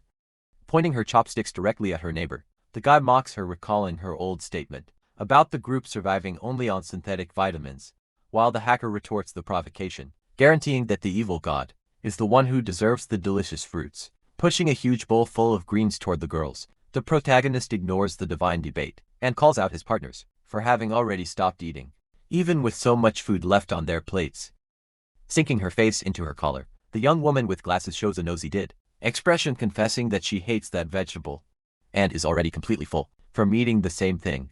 Chewing his salad, the shooter remembers the giant, bearded man's enormous appetite, imagining that the ex-boxer would be perfectly capable of devouring all those gigantic leftovers alone if he were present at dinner. The scene shifts to the guy's mind, showing a tactical squad marching in the blizzard, as he worriedly calculates that the fighter's team must have already run out of the compressed biscuit ration he'd provided 2 weeks ago. With his gaze lowered and a very thoughtful expression, the protagonist just lets out a long, silent sigh, sincerely hoping that his former allies are safe. In that hellish disaster, a gigantic explosion happens on top of a snowy mountain, in the distance, sending a dense cloud of smoke into the air. Sitting at the table calmly eating dinner, the protagonist comments that it's the 6th consecutive day he's heard that boom, which the girl calls the roar of the Demon King, and states that whatever is happening out there is none of their business. Stretching his body relaxedly in the chair, the guy concludes that this only happens once a day, and that in any case it won't affect them much. 3 days pass, with the image showing violent ice attacks bombarding the external region, very close to the mansion where they are sheltered. During another meal, the environment shakes violently with a new impact, making the shooter curse the situation angrily. With his hand on his head, the homeowner complains that the booms have already happened dozens of times, just that day without stopping for a single second. A metal ladder is firmly positioned on the edge of the roof, which is covered by a thick layer of snow. Climbing the steps bundled up against the cold, the guy grumbles that he'd like to see, with his own eyes, what exactly is causing all this commotion. Now on top of the terrain, the guy lies down camouflaged in the snow, to safely observe the area below. The panoramic view reveals an immense, destroyed crater in the middle of the frozen valley, proving the force of the continuous bombardments. Faced with more violent explosions, sending up columns of snow, the protagonist wonders with intrigue, what the heck is happening down there? Tearing through the gray sky, a powerful energy projectile zips through the air, leaving a long luminous trail behind it. With the help of binoculars, the guy questions who, exactly, would be responsible for carrying out these attacks. Noticing the impacts on the hills, he deduces that causing such a big fuss would end up revealing the shooter's location to any enemy after lowering the equipment. The guy concludes with a worried expression that even with a good distance, it would be a gigantic problem if those bombardments ended up hitting their mansion. Staring at the snow trench around the house, the guy admits he's not sure if the walls he magically strengthened could withstand a direct explosion impact. Standing on the illuminated roof, he assesses that the protective barriers seem too low and thin, deciding he needs to improve them a bit more. Gathering the girls outside, the shooter explains that he decided to build taller and thicker walls as a precaution, in case the bombardments reach them. With her beanie adjusted, the young hacker questions what kind of material he intends to use, since she doesn't have cement in her portal, receiving only a confident chuckle from her colleague, who tells her not to worry. Just then, the protagonist reveals by pointing to the rubble that they already have perfectly available materials, using the stones left over from the basement excavation. In the middle of the blizzard, the guy instructs the girls to pile up all those rocks as the first step of the defensive plan. With a bucket in hand, the homeowner pours a large amount of water directly onto the newly assembled stone structure. Through the wet surface, he explains that as soon as the liquid freezes, due to the extreme cold, everything will transform into a single solid barrier. To test its resistance, the guy strikes the structure with a metal shovel in a dry, strong impact. Analyzing the tool, he concludes that due to the absurdly low temperature, an ice wall reinforced with stones might be even stronger than concrete. In an intense collective effort, the trio works non-stop, building and raising the barriers to make them ever taller and thicker. To solve the lack of material, the shooter uses his magic to demolish the abandoned neighboring mansion to get even more stones for the construction. After 3 long days of hard work, a colossal and impenetrable ice wall is finally erected around the property. From the top of the wall, the guy sighs with relief, believing that with such a thick defense, they can finally rest in peace. Suddenly a violent boom hits nearby, making the guy scream in fear and question if the bombardments have really reached their area. Stealthily crawling through the accumulated snow, on the roof the protagonist approaches the edge to investigate the origin of the attack. Peeking over the wall, the guy's eyes widen, in complete shock at the scene he finds, exclaiming in surprise. Tearing through the storm, a massive pillar of energy plummets from the sky, hitting the frozen surface with extreme brutality. With the equipment in hand, the shooter curses the situation, noting with concern that the bombardments are indeed getting closer and closer to their hideout. In a terrifying dive, a projectile zips through the air, passing just inches from the guy's face. In the middle of the blizzard, the shot hits the neighboring mansion squarely, causing a devastating explosion that spreads fire and debris everywhere. Consumed by the intense flames, the structure of the abandoned house begins to crumble and fall apart under the force of the impact. Due to the proximity of the attack, the debris flies but ends up colliding directly with the newly built ice wall, which holds firm without letting up. Another lethal sphere cuts through the dark sky at high speed, heading toward the neighborhood. Kneeling in the snow, The homeowner maintains a completely serious expression, processing the gravity of the imminent danger. With his face obscured by shadows, the guy remains in absolute silence, just absorbing the destruction around him. Back on the metal ladder, the guy thinks with relief that the early construction of the wall was their salvation, because otherwise they would be in fatal danger now. Dashing through the illuminated corridors of the mansion, the protagonist yells, warning the girls about the attacks, and ordering everyone to go down to the underground basement. Immediately sheltered in the basement, surrounded by the illuminated plantation, the group waits tensely for 12 long hours, until they decide it's safe to return to the upper floor. During the second night, a new violent tremor shakes the mansion, surprising the guy while he's showering, and forcing him to lean against the wall. Desperate and wearing only a towel, the shooter runs screaming down the hallway, telling everyone to flee to the safety of the basement. Once again on the morning of the third day, the neighboring house is completely pulverized by a direct impact, while another projectile violently hits the hideout's ice wall, sending up fire and smoke. On the afternoon of the fourth day, the structure shakes brutally again. At the exact moment the guy is preparing to use the toilet in the bathroom. Sitting on the toilet, the guy tells the young hacker to hurry up, because he wants to use the bathroom, while the girl, trembling with fear, retorts, complaining that he should have knocked on the door first. In the isolated corner of the basement, the electric heater radiates an orange light, trying to keep the environment bearable, hurriedly putting on his combat gear in the room. The homeowner curses repeatedly, furiously stating that the team cannot continue living in this constant terror. Tightening his gloves, with an expression full of extreme hatred, he complains that having to hide in the basement every day prevents them from eating, drinking, and sleeping properly. In a swift and precise move, the shooter snaps the loaded magazine directly into his heavy firearm, confirming that he is ready for the confrontation. Fully equipped with a snowsuit, and emanating his lethal scarlet aura from his hand, the guy declares with a killer smile that he's gonna find out exactly who the heck is responsible for these continuous bombardments. Already outside in the blizzard, the protagonist waves to his two allies at the door, telling them to take care, and assuring them he'll be back soon. On his skis, the guy descends the steep slope, leaving a winding trail in the snow, under the strong wind breaking his descent. The shooter freezes as he comes across an immense black ant crater, carved into the middle of the white ice. Crouched on the frozen ground, the guy's gloved hand picks up a piece of torn fabric, left in the debris. With the scrap in hand, he notices the traces of a military uniform, and wonders suspiciously if the recent bombardments have any direct connection with the armed forces in his mind. The malevolent figures of the fake benefactor and the military officer appear, laughing, which makes the guy internally hope it's not the work of that dangerous group.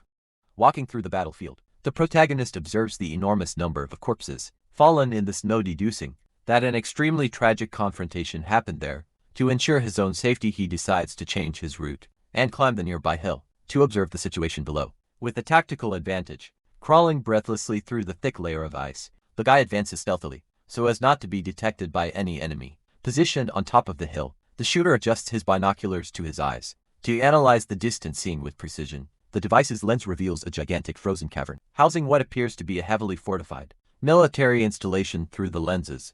The guy curses angrily as he spots two huge cannons pointed outward, concluding that those were the weapons responsible for the bombardments on the mansion. Just then his gaze is drawn to an armed platoon, advancing silently through the entrance, forcing him to wonder about the reason for that team's stealth. Confused by the sparks of gunfire, the guy questions why the soldiers are shooting at each other, suspecting it's an internal conflict within the base itself. Suddenly, a colossal hurricane of energy and wind sweeps through the courtyard, throwing the soldiers into the air, amidst agonizing screams of despair. Surprised by the violent explosion, the homeowner instinctively ducks as debris and bodies fly through the air right above his head. Overcome by the air displacement, the protagonist loses his balance and slides on his back down the snowy hill, cursing the fall. As he gets up, he comes face to face with an immense pool of blood and the mangled body of one of the soldiers at the bottom of the crater, confirming the man's demise. Back to his surveillance with the binoculars, the guy investigates the destroyed area, wondering with surprise if that entire group of soldiers was annihilated in a single blow. Through the dissipating smoke at the base's entrance, the equipment captures the movement of some mysterious figures walking calmly out of the place. Intrigued by the exotic trio with colored hair, carrying a heavy weapon amidst the ruins, the shooter mutters in confusion, questioning why such a peculiar family is emerging from a massacre like that. Focusing the lens, the guy observes a woman with glasses and white hair, showing a very serious expression. In the middle of the storm, suddenly the mysterious woman turns her head and gives a slight smile, looking directly in his direction, hidden in the snow with his binoculars. The shooter breaks a cold sweat and wonders if he's been discovered, but quickly deduces that it would be impossible from such a great distance and must be just a coincidence. In a careful retreat in the snow, the guy tries to convince himself that it's unlikely. The woman noticed him through the equipment's view. He notices the leader with glasses, calmly pointing her finger in the exact direction of the hill, where he is immediately. The pink-haired girl points a heavy weapon forward, displaying a maniacal smile. With violent boom, a huge projectile is fired from the cannon.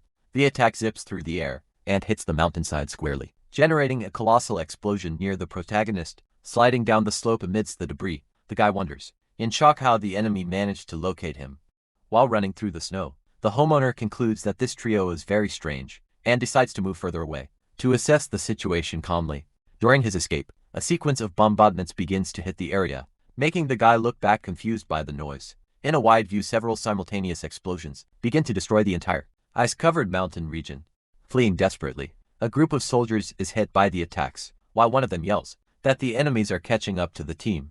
With no chance of defense, the soldiers are thrown violently through the air, amidst the snow explosions. While the chaos unfolds, the trio with colored hair remains standing, calmly observing the destruction from a distance.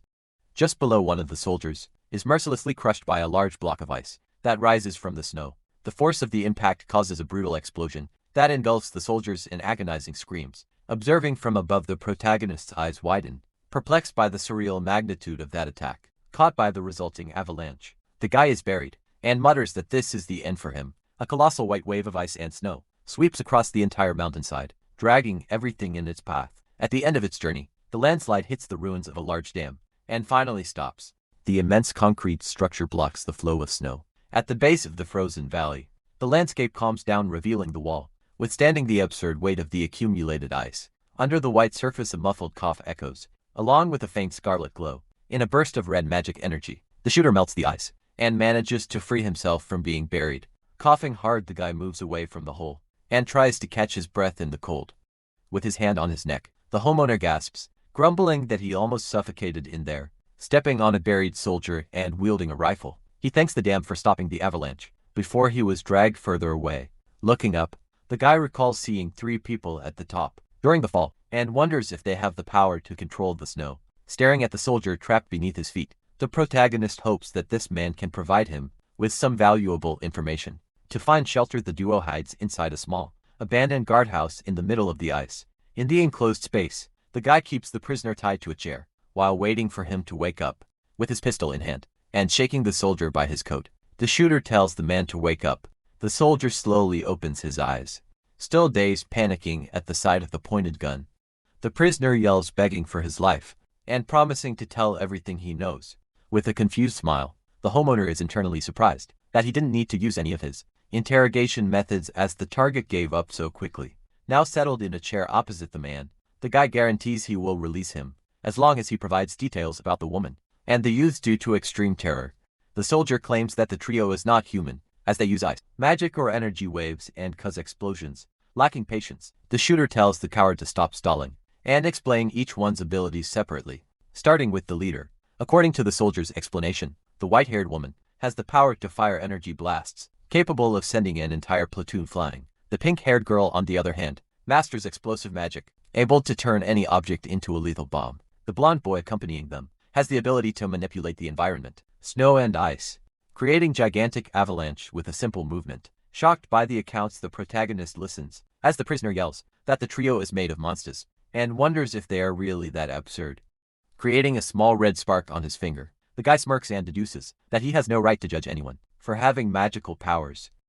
With a focused look, the shooter recalls the young hacker and the monsters from the military base, concluding that there are many other people with abilities similar to his, scattered around. Though with his weapon raised again, the protagonist asks one last question, wanting to know if it was the army was responsible for bombing the mountain villa in recent days. Completely desperate and drooling, the soldier swears that their base was taken by the trio a long time ago, and that the squad was only there to try and reclaim the territory with the help of reinforcements. In his analysis of the information, the guy reasons that the constant explosions he heard were just the result of the conflict between the 2 factions on the hill. Standing in the middle of the frozen floor, the shooter pieces it together, realizing that the enormous number of dead soldiers on the hill was exclusively the work of those 3 people. In his mind he visualizes the trio's brutal attacks, deducing that the incessant bombardments against his hideout were also caused by them losing his patience. The guy advances with his pistol, yelling that he doesn't know them, and questioning why he's being attacked every day, while the prisoner cries, insisting he doesn't know the answer. Accepting the soldier's ignorance, the homeowner lowers his weapon and lets out a long, tired sigh as he turns his back. The guy tells the hostage to leave, which makes the man thank him for his mercy, over and over seizing the chance. The soldier runs desperately through the snow, thankful for his life. Suddenly, a boom attracts the protagonist's attention, who quickly turns his body to observe the street. In a lightning-fast attack, a gigantic energy blast zips through the air, and instantly disintegrates the fleeing soldier. The residual force of the magic shot hits the guardhouse's structure, sending pieces of ice everywhere. From an external view, the small construction shakes violently under the impact of the surprise bombardment. Inside the room, the shooter applies his green magic to the wall, reinforcing the structure to withstand the strong pink shockwave sweeping the exterior. Pressing his illuminated hands against the concrete, the guy tensely concludes that the enemies are not firing randomly, and the attack was aimed exactly at that location. With his body firm against the barrier, the guy indignantly questions how the enemy group managed to discover his position, despite being several hills away. Far away, the trio walks calmly through the frozen landscape, toward the bombarded guardhouse. Protecting his companions with a dome of snow, the blonde praises his older sister's precision, guaranteeing that his own defensive ability has also improved after much training.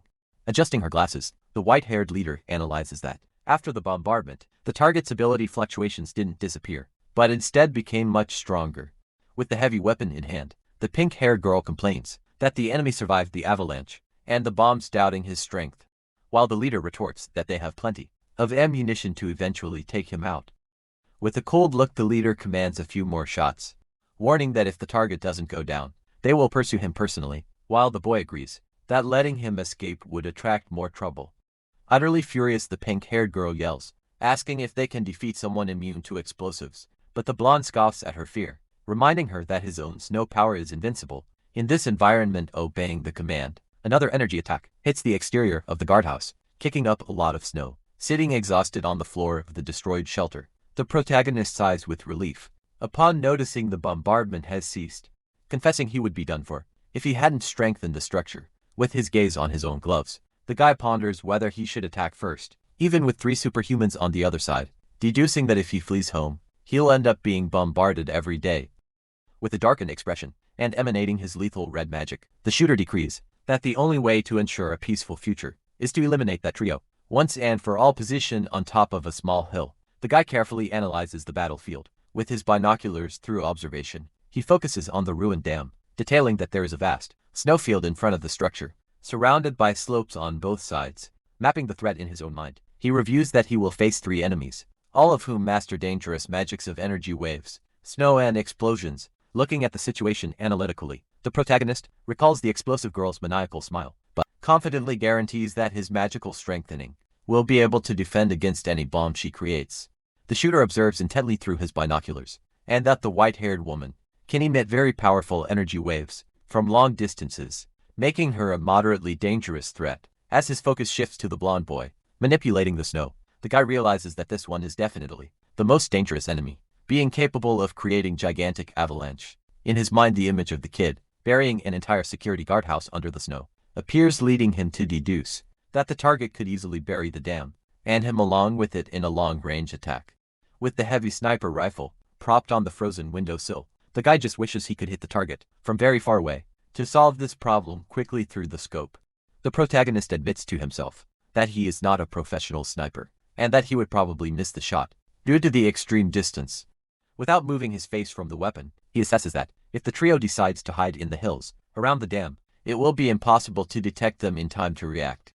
With a sigh of frustration, the guy lowers the rifle and looks at the ceiling, wondering what other methods might be available to eliminate all 3 of them at once. In an attempt to imagine the trio falling into an improvised snow trap, the homeowner immediately discards the idea, as he doesn't know their route, and the boy who controls the ice would easily disable any such ambush. Staring at the immense frozen structure of the dam, he formulates a plan to lure the enemies to the lower level, and then open the floodgates to release the water, and trap them with no chance of escape.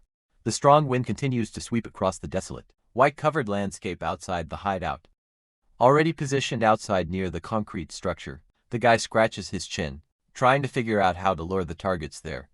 And who would be responsible for opening the gate? At the exact moment, faced with the immense wall of the dam, he notes that the floodgate is gigantic, measuring at least 7 meters in height.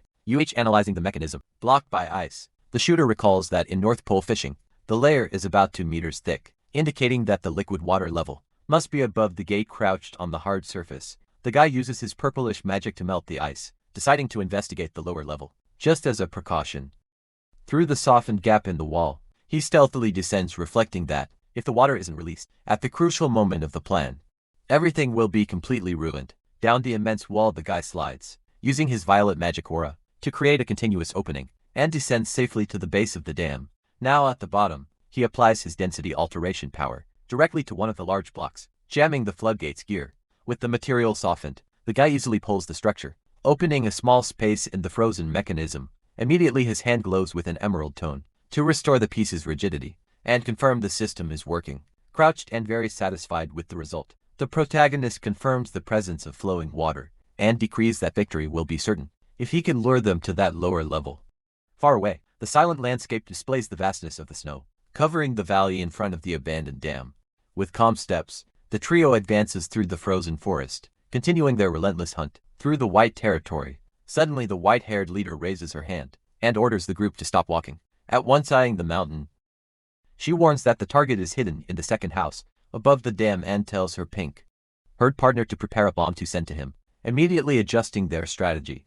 The woman determines that the blonde boy should attack first to force the enemy out of the house, ensuring the perfect opening for the explosive girl to act promptly. The kid kneels on the ground and presses both hands firmly on the snowy surface. By the force of his power, a colossal wave of snow begins to rise violently from between the dry trees of the forest. In a brutal explosion of ice, the avalanche gains terrifying proportions, advancing like a white, destructive tsunami with great force. The mass of snow descends at high speed toward the dam structure and the surrounding houses, sweeping the mountainside without mercy.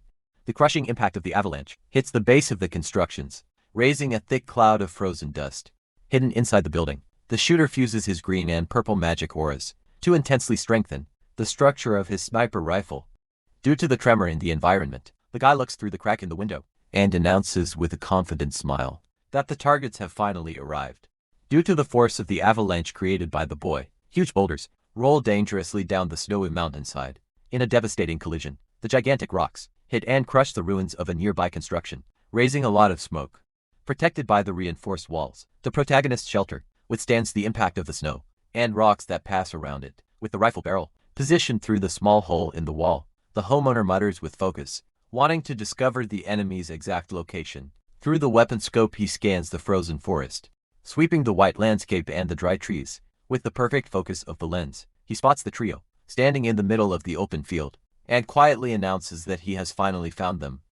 Without hesitating for a second, the guy's gloved finger pulls the trigger of the heavy firearm. With a muffled boom from the hideout, the golden projectile is fired at extremely high speed, tearing through the icy air outside. Cutting through the wind, the shining bullet advances like a deadly ray toward its destination on its trajectory. The ammunition crosses the vast distance of the forest, heading straight for the small enemy group's position.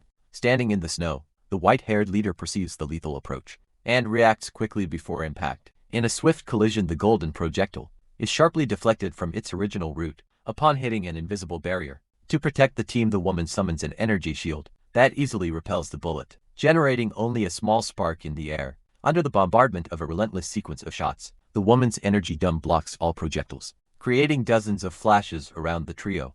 Realizing that the avalanche wasn't enough to bring down the target's head out, the leader asks the pink-haired girl to take over the attack, being answered with great excitement by her partner. Through the scope's view, the shooter observes the enemy's movement, noticing that the girls are preparing a much more aggressive assault against him, pulling his face away from the weapon. The protagonist displays a smile of pure excitement, guaranteeing that he had been waiting for this reaction for a long time. Without wasting a single second, the guy abandons the rifle propped on the barricade and runs swiftly toward the back of the dark room. In a nimble escape, the guy jumps through an open trapdoor in the floor, quickly descending to the lower and safer levels of the dam. Upon landing in the concrete corridor, his hands already glow intensely with the lethal scarlet aura, ready to melt any obstacle in his escape route. Outside the fortified guardhouse, remains completely isolated and exposed, in the middle of the snowy landscape, awaiting the imminent attack through the lower tunnels. With his backpack on, the homie in her pants from exhaustion, but celebrates that all the curses and provocations he invented worked perfectly to enrage his enemies. Meanwhile, the pink-haired girl summons hundreds of small, explosive talismans that magically float around her body, like a deadly hurricane, making way for the colossal attack. The leader and the blonde boy jump back, while their maniacal partner channels all her destructive magic. With an expression of pure madness, the explosive girl yells in indignation at the target's audacity for cursing them, promising to blow him to bits without any mercy. Suddenly the young woman ceases her attack, with a look of confusion emitting a sound of doubt, as she perceives an unexpected movement. Right beside her, wielding a gigantic, newly summoned energy cannon, the white-haired leader asks in a dark tone if the team knows what she hates most in life. Consumed by hatred from the insults she heard, the woman fires the heavy weapon, yelling that the guy and his entire family are the ones who are a bunch of cheap floozies. In a devastating impact, the cannon shot hits the guardhouse squarely, causing a gigantic explosion that pulverizes the entire armored structure on top of the dam through the air. The pink-haired girl laughs uncontrollably, calling the enemy ugly and telling him to get ready, because she's not done with her attack yet. Down the snowy slope, the blonde kid desperately points to the bottom of the valley, warning his older sister that the target is fleeing through the base of the construction. Completely blind with rage, the white-haired leader slides furiously down the ice slope, yelling that she's going to kill the bastard, while the boy begs her to calm down. Along the immense wall of the dam, the protagonist's small silhouette runs swiftly, trying to escape through the lower level of the colossal concrete structure with his powerful violet magic. The shooter melts the ice blocking the passage, and intentionally drops through a hole, clearing the path with the energy beam. Now safely at the bottom, the hominer displays a smile of pure victory, and bids farewell to the enemy group, guaranteeing that the plan worked perfectly. With the mechanism unlocked, the dam's gigantic floodgate breaks, releasing a torrent of pressurized water. With incredible violence in a crushing waterfall, the water gushes from the top of the construction, rapidly flooding the lower level, where the enemies are focusing their pursuit.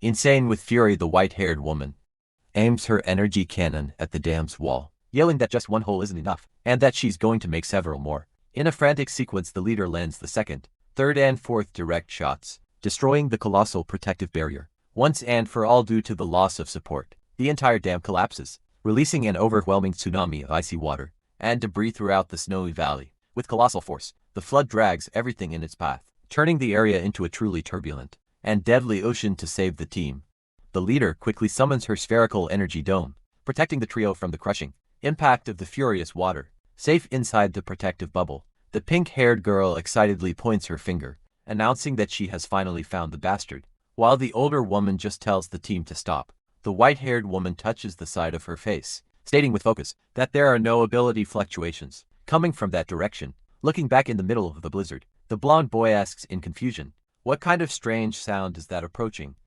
A colossal avalanche of water and ice violently plummets down the rocky slope, swallowing everything in its path. Descending through the valley, the crushing current advances relentlessly toward the group, while someone screams desperately about the flood. Running desperately for her life, the leader warns that it's a trap, and tells the blonde boy to hurry, accompanied by the pink-haired partner, who also urges him to rush. At that moment, a boot steps firmly onto an ice structure that quickly begins to rise from the ground. Using his power, the blonde boy lifts the team to the top of a huge, frozen pillar, while the furious current tears right below them. Driven by the brutal force of the destroyed dam, an even more gigantic and threatening wave rises, ready to crush the defensive structure. Protected inside a thick dome, the group cowers under the brutal pressure of the tsunami, while receiving orders to move fast. Sliding over the violent waters, the pink-haired girl encourages the escape, while the blonde boy complains, panting that he is doing his best. But the surrounding snow has melted, limiting his powers, overcome by the absurd current. The three plummet down the slope, sliding uncontrollably over the ice amidst screams of pure terror, unable to keep her balance. The pink-haired girl falls backward, while the blonde boy is also thrown by the impact of the fall. Spinning chaotically, the entire team is trapped in the middle of the water whirlpool, being tossed everywhere without any control. Quickly, the immense sphere of frozen water crashed with full force against the rocky valley floor. After the fury of the water passes, the river remains completely crystallized and silent under the thick, newly formed layer of ice.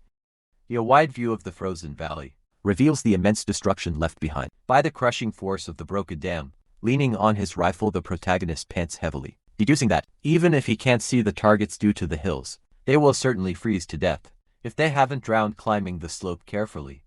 The shooter decides that he can now relax and return to the cave, with the intention of destroying all the enemy cannons. In his mind, the boy visualizes relaxing and carefree days in a sauna eating watermelon, celebrating that his peaceful life will soon return. Leaving deep footprints behind, the boy's heavy boot advances firmly over the thick layer of ice. Walking with some difficulty, he laments the uneven terrain, wishing it were possible to travel over that snow, as if walking on a completely flat surface. Across the vast white landscape, the small silhouette of the homeowner continues his solitary journey toward the ruins embedded in the mountain. With an AGL jump, the boy lands near the entrance of the large military cave, keeping his weapon positioned. Holding the rifle firmly, he analyzes the surrounding environment with extreme caution before advancing. Sneaking towards the dark gate, the shooter watches his own back to ensure he won't be surprised by any ambush. Peeking through the crack in the rock, he murmurs hopefully that the interior of the base must already be completely empty. Sweating cold under his goggles, the protagonist internally begs not to run into an armed platoon, ready to execute him as soon as he enters. Suddenly the boy's gloved hands glow intensely, emanating the powerful and familiar violet magical aura. Directing the magic against the heavy artillery, the boy decides to melt the two immense cannons first, to permanently eliminate the threat of bombardments consumed by the density alteration. The heavy metallic structure of the military weapon quickly dissolves into a puddle of useless purple goo. Staring at the melted puddle, the protagonist wonders worriedly if the ammunition will explode after the alteration. Deducing that such a noise would attract unwanted attention to the location, with his glowing hand, he decides to ignore the projectiles, logically concluding that without the firing weapons, those gigantic bullets become totally useless. Advancing through the darkness, the shooter hides half his body behind the stone wall to carefully peek down the long, excavated corridor. Walking through the colossal tunnel, the boy marvels at the size of the military installation and wonders curiously what else might be stored inside. Immediately the boy's pupils widen, demonstrating a state of absolute shock at the sight he just encountered. Faced with an unbelievable kilometer-long arsenal, the homeowner curses, impressed by the absurd amount of colossal weapons perfectly lined up on the floor. With his face bathed in sweat, he counts his lucky stars that they only use normal mortar against his hideout before evaluating the destructive power of those giant machines. Leaning on the rifle, the boy stares at the human-sized missiles, calculating the damage those projectiles would do. In his mind, the image of his mansion being instantly pulverized proves that no magical reinforcement would be able to withstand a military impact of that magnitude overcome by urgency.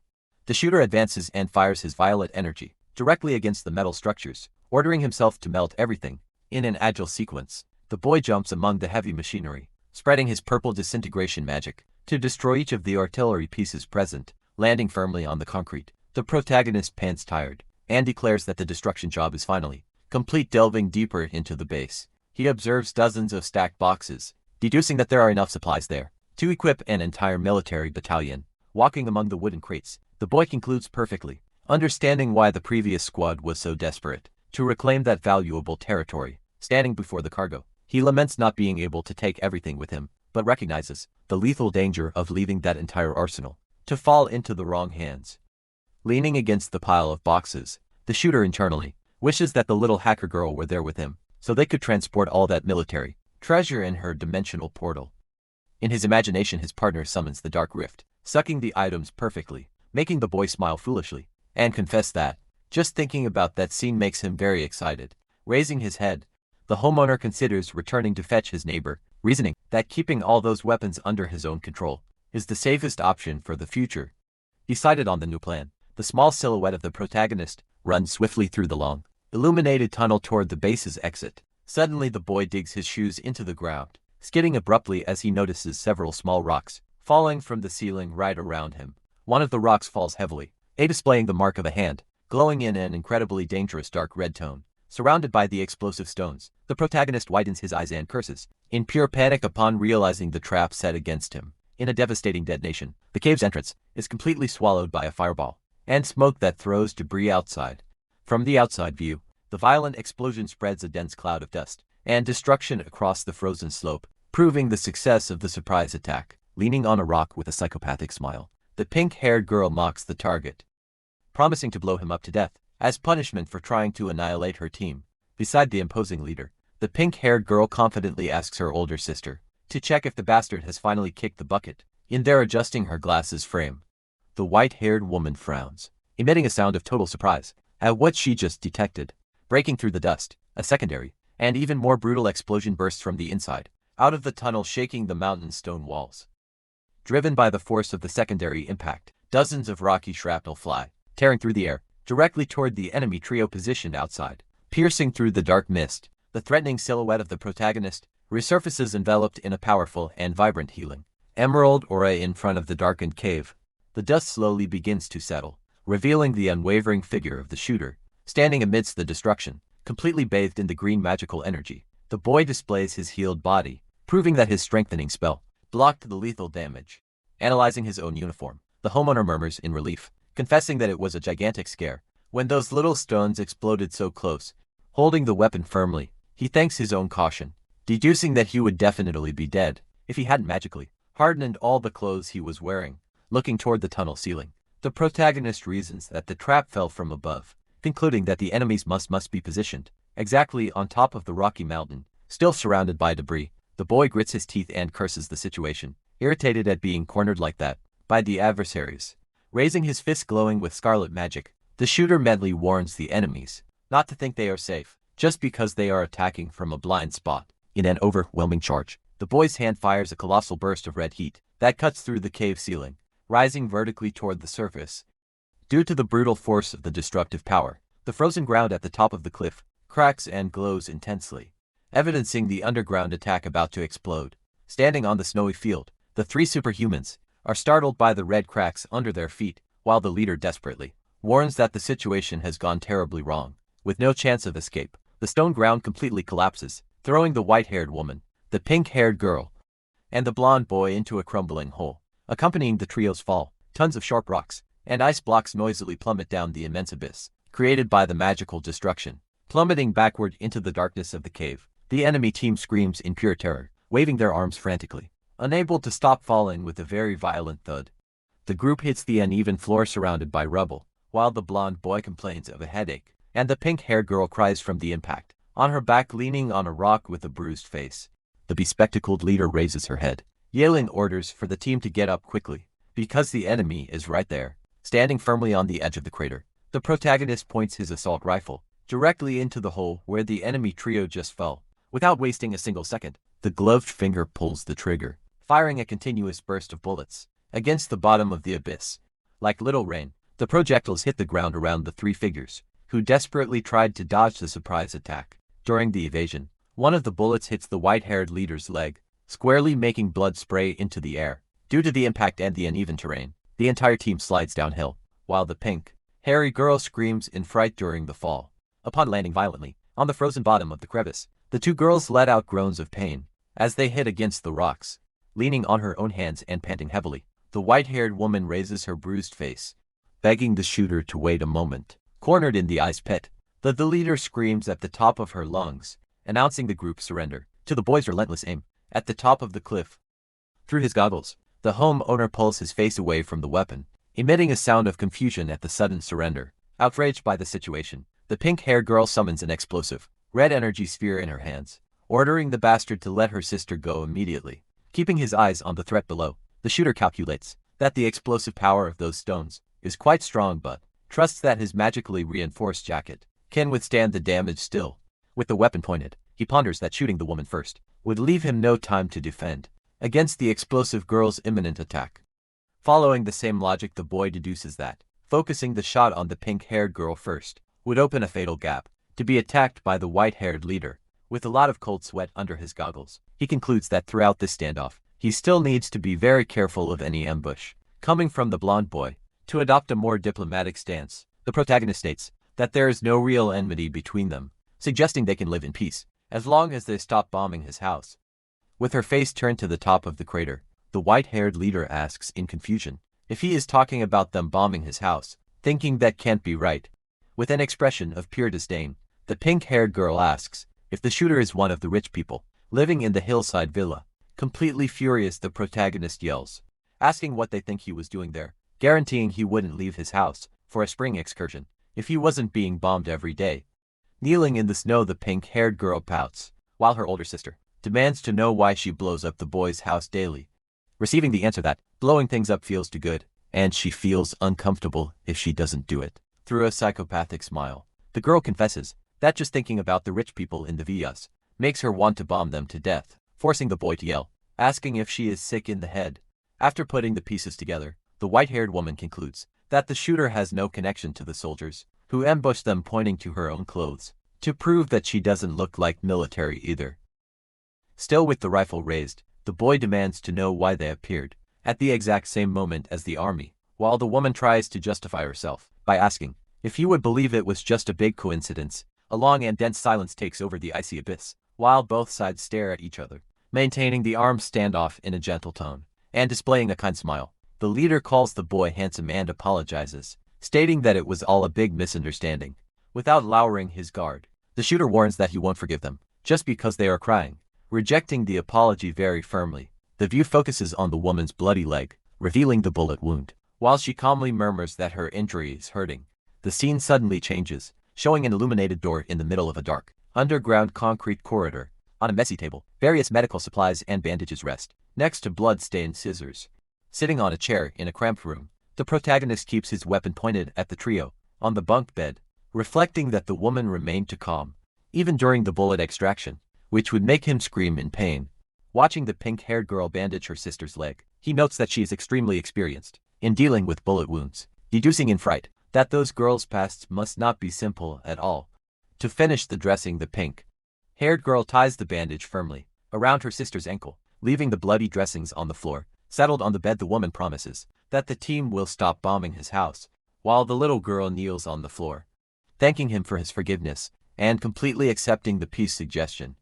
As a gesture of goodwill, the leader invites the boy to take any resources from the place to prove their sincerity, while the pink-haired girl protests furiously in the background, complaining about handing over what they stole, with so much effort overcome by a threatening aura. The woman grabs the girl by the collar, ordering her to kneel properly, and giving her a harsh scolding for causing all that misunderstanding and injury, just out of boredom, forcing the girl to apologize with a calm sigh. The leader apologizes for the little girl's insensitive attitude while the shooter keeps his weapon raised, finding it bizarre how fast the woman can change personalities. Without lowering his guard, the protagonist points out that the woman always seemed to know his exact location, demanding to know how she managed to do that. In an attempt to calm the situation, the woman suggests the boy lower his firearm first, since they just reconciled. Ignoring the request, the homeowner keeps aim steady and answers dryly that he still can't trust them. Through a persuasive smile, the woman reveals that the tracking ability is a superpower technique, offering to teach it to him, which leaves the boy visibly surprised, creating a small energy vortex in her hand. The leader explains that even before the climate change, there were already people with supernatural abilities around the world. Through the visual demonstration, she details that a superhuman emits fluctuations similar to a magnetic field, allowing anyone who can feel these waves to determine the target's approximate location. With his eyes on the blonde boy sleeping on the bottom bunk, the protagonist deduces after some conversation that he finally understands the basis for tracking other people's magical fluctuations. Focused on the information, the boy asks if it's possible to awaken new powers through continuous training, but the woman denies it, guaranteeing that the abilities are not compatible and that each person can only possess a single type of power. Filled with cold sweat under his goggles, the shooter remembers his red, green, and purple magics, internally questioning what is wrong with him for having 3 different gifts, and deciding to research it calmly. Later, with her hand extended in a friendly manner, the woman introduces herself as Jung Ruking, a former teacher proposing mutual cooperation, while the boy shakes her hand and introduces himself as Feng, an ordinary former office worker.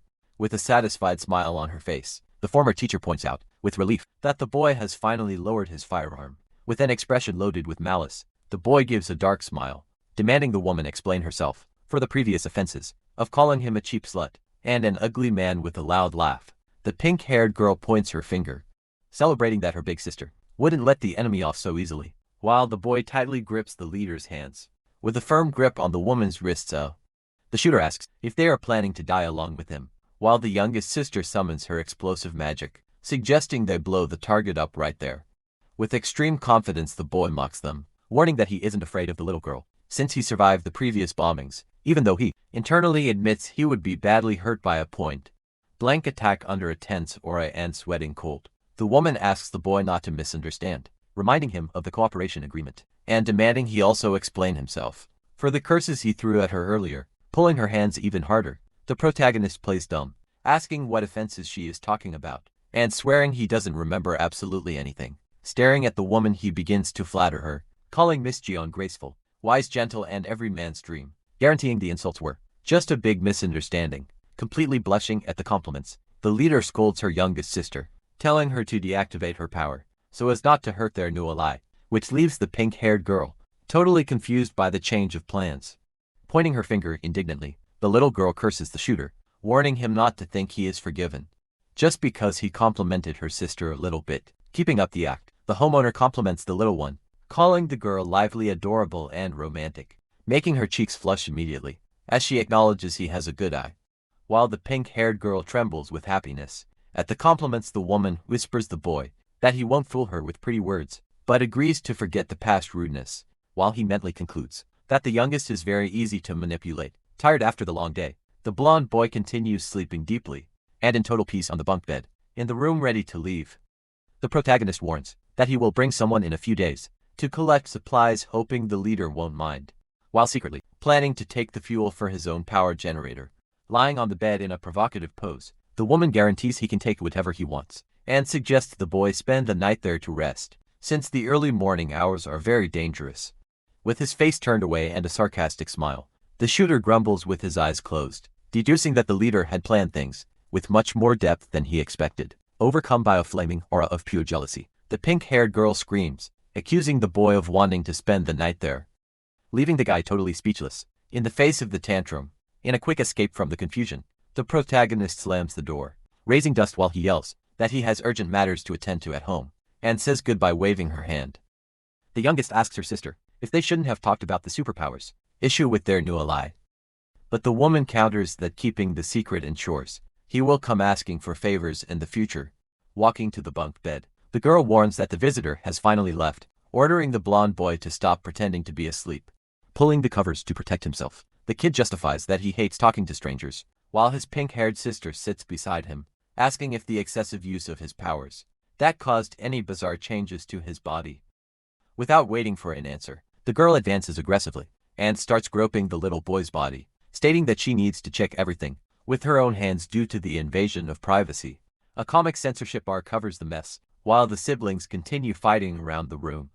Pinning the boy face down on the bed, the pink-haired girl lets out a scandalous laugh, celebrating having found the weird growth right on his rear end, while the kid thrashes around, screaming for her to let him go. Smiling at the confusion, the leader argues that they were lucky the side effect appeared in a hidden place, but seriously warns they shouldn't abuse their magical abilities in the future to ensure their own safety. The scene transitions back to the desolate night landscape, showing the protagonist's small silhouette, walking with difficulty under the heavy snowstorm. Standing among the frozen trees, the shooter pants heavily, complaining aloud that he is suffering from extreme fatigue. Inside the boy's body, his heart pulses violently and painfully, indicating an absolutely unbearable physical burden. Kneeling in the snow and leaning on his rifle, the homeowner sweats cold, feeling great discomfort, and complaining he can't even catch his breath, not understanding what is happening to his health. In slow trembling steps across the ice, he declares that he won't be able to go much further, remembering with hope that there is a hidden security camera just ahead, on the trail. Walking with extreme difficulty through the blizzard, the shooter raises his hand toward a camera attached to a tree and asks for help, begging for someone to see him there. The security camera lens remains static, while the snowstorm continues falling around it.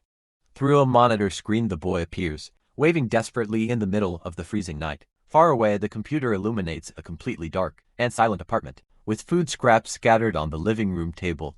In the cozy bedroom, the young hacker sleeps soundly under warm blankets, illuminated only by small yellowish lights. Right next to her, the doctor and the white-haired leader also share a bed, sleeping heavily in the middle of the night. Noticing the lack of response, the protagonist deduces that everyone is sleeping due to the time and concludes that he is totally doomed. Inside his body, his heart pulses violently, radiating an intense reddish glow, indicating an imminent collapse. Amidst coughs and clutching his own chest, the boy groans in extreme pain, feeling an unbearable agony take over him. Overcome by exhaustion and the cold, the homeowner collapses on the snow-covered ground, completely losing his strength. With completely blurred vision, he gradually sees the yellowish glow of a ceiling lamp being turned on, still dizzy.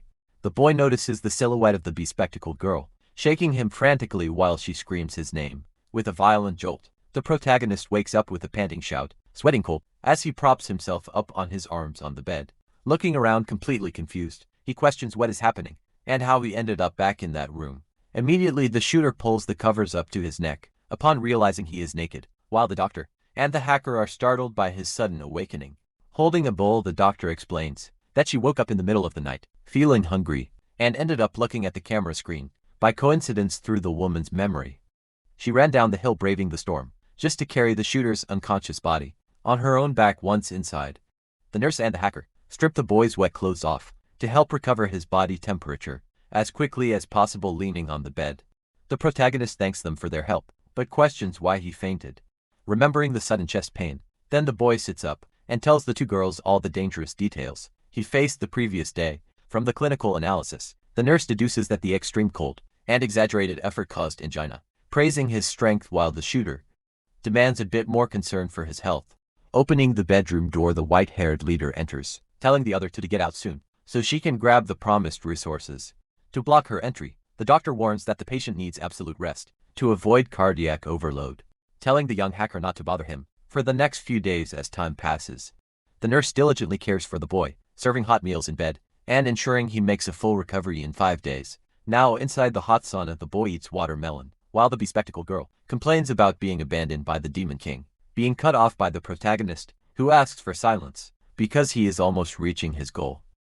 During deep concentration with his fingers raised, the shooter feels the nurse's magical fluctuations, and finds the weird posture her energy is emitting. At the moment strange, far away the doctor is shown sitting on the toilet, feeling cramps and wondering, in fright, why she feels like she's being watched. With his face dripping with sweat, the homeowner opens his eye in surprise and concludes, impressed, that this tracking ability is truly a divine technique. Outside, the freezing wind continues, blowing relentlessly through the rocks and frozen ruins of the mountain slope. Walking through the snow, the enemy team finally appears, with the blonde boy in a wheelchair, while the pink-haired girl complains that the target took 8 days to return.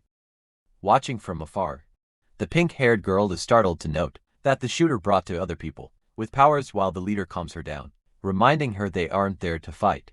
Along the snowy road, the trio slowly approaches the protagonist's team, who wait patiently in front of the mansion. Upon getting closer, the white-haired leader greets the team, letting them know they came to collect the promised resources. His weapon slung, the boy introduces the nurse and the young hacker as his superhuman allies. Holding her briefcase, the pink-haired doctor bows politely, wishing the newly arrived visitors a good morning. Faced with the introduction, the enemy group remains in absolute silence, just staring at the small girl with glasses.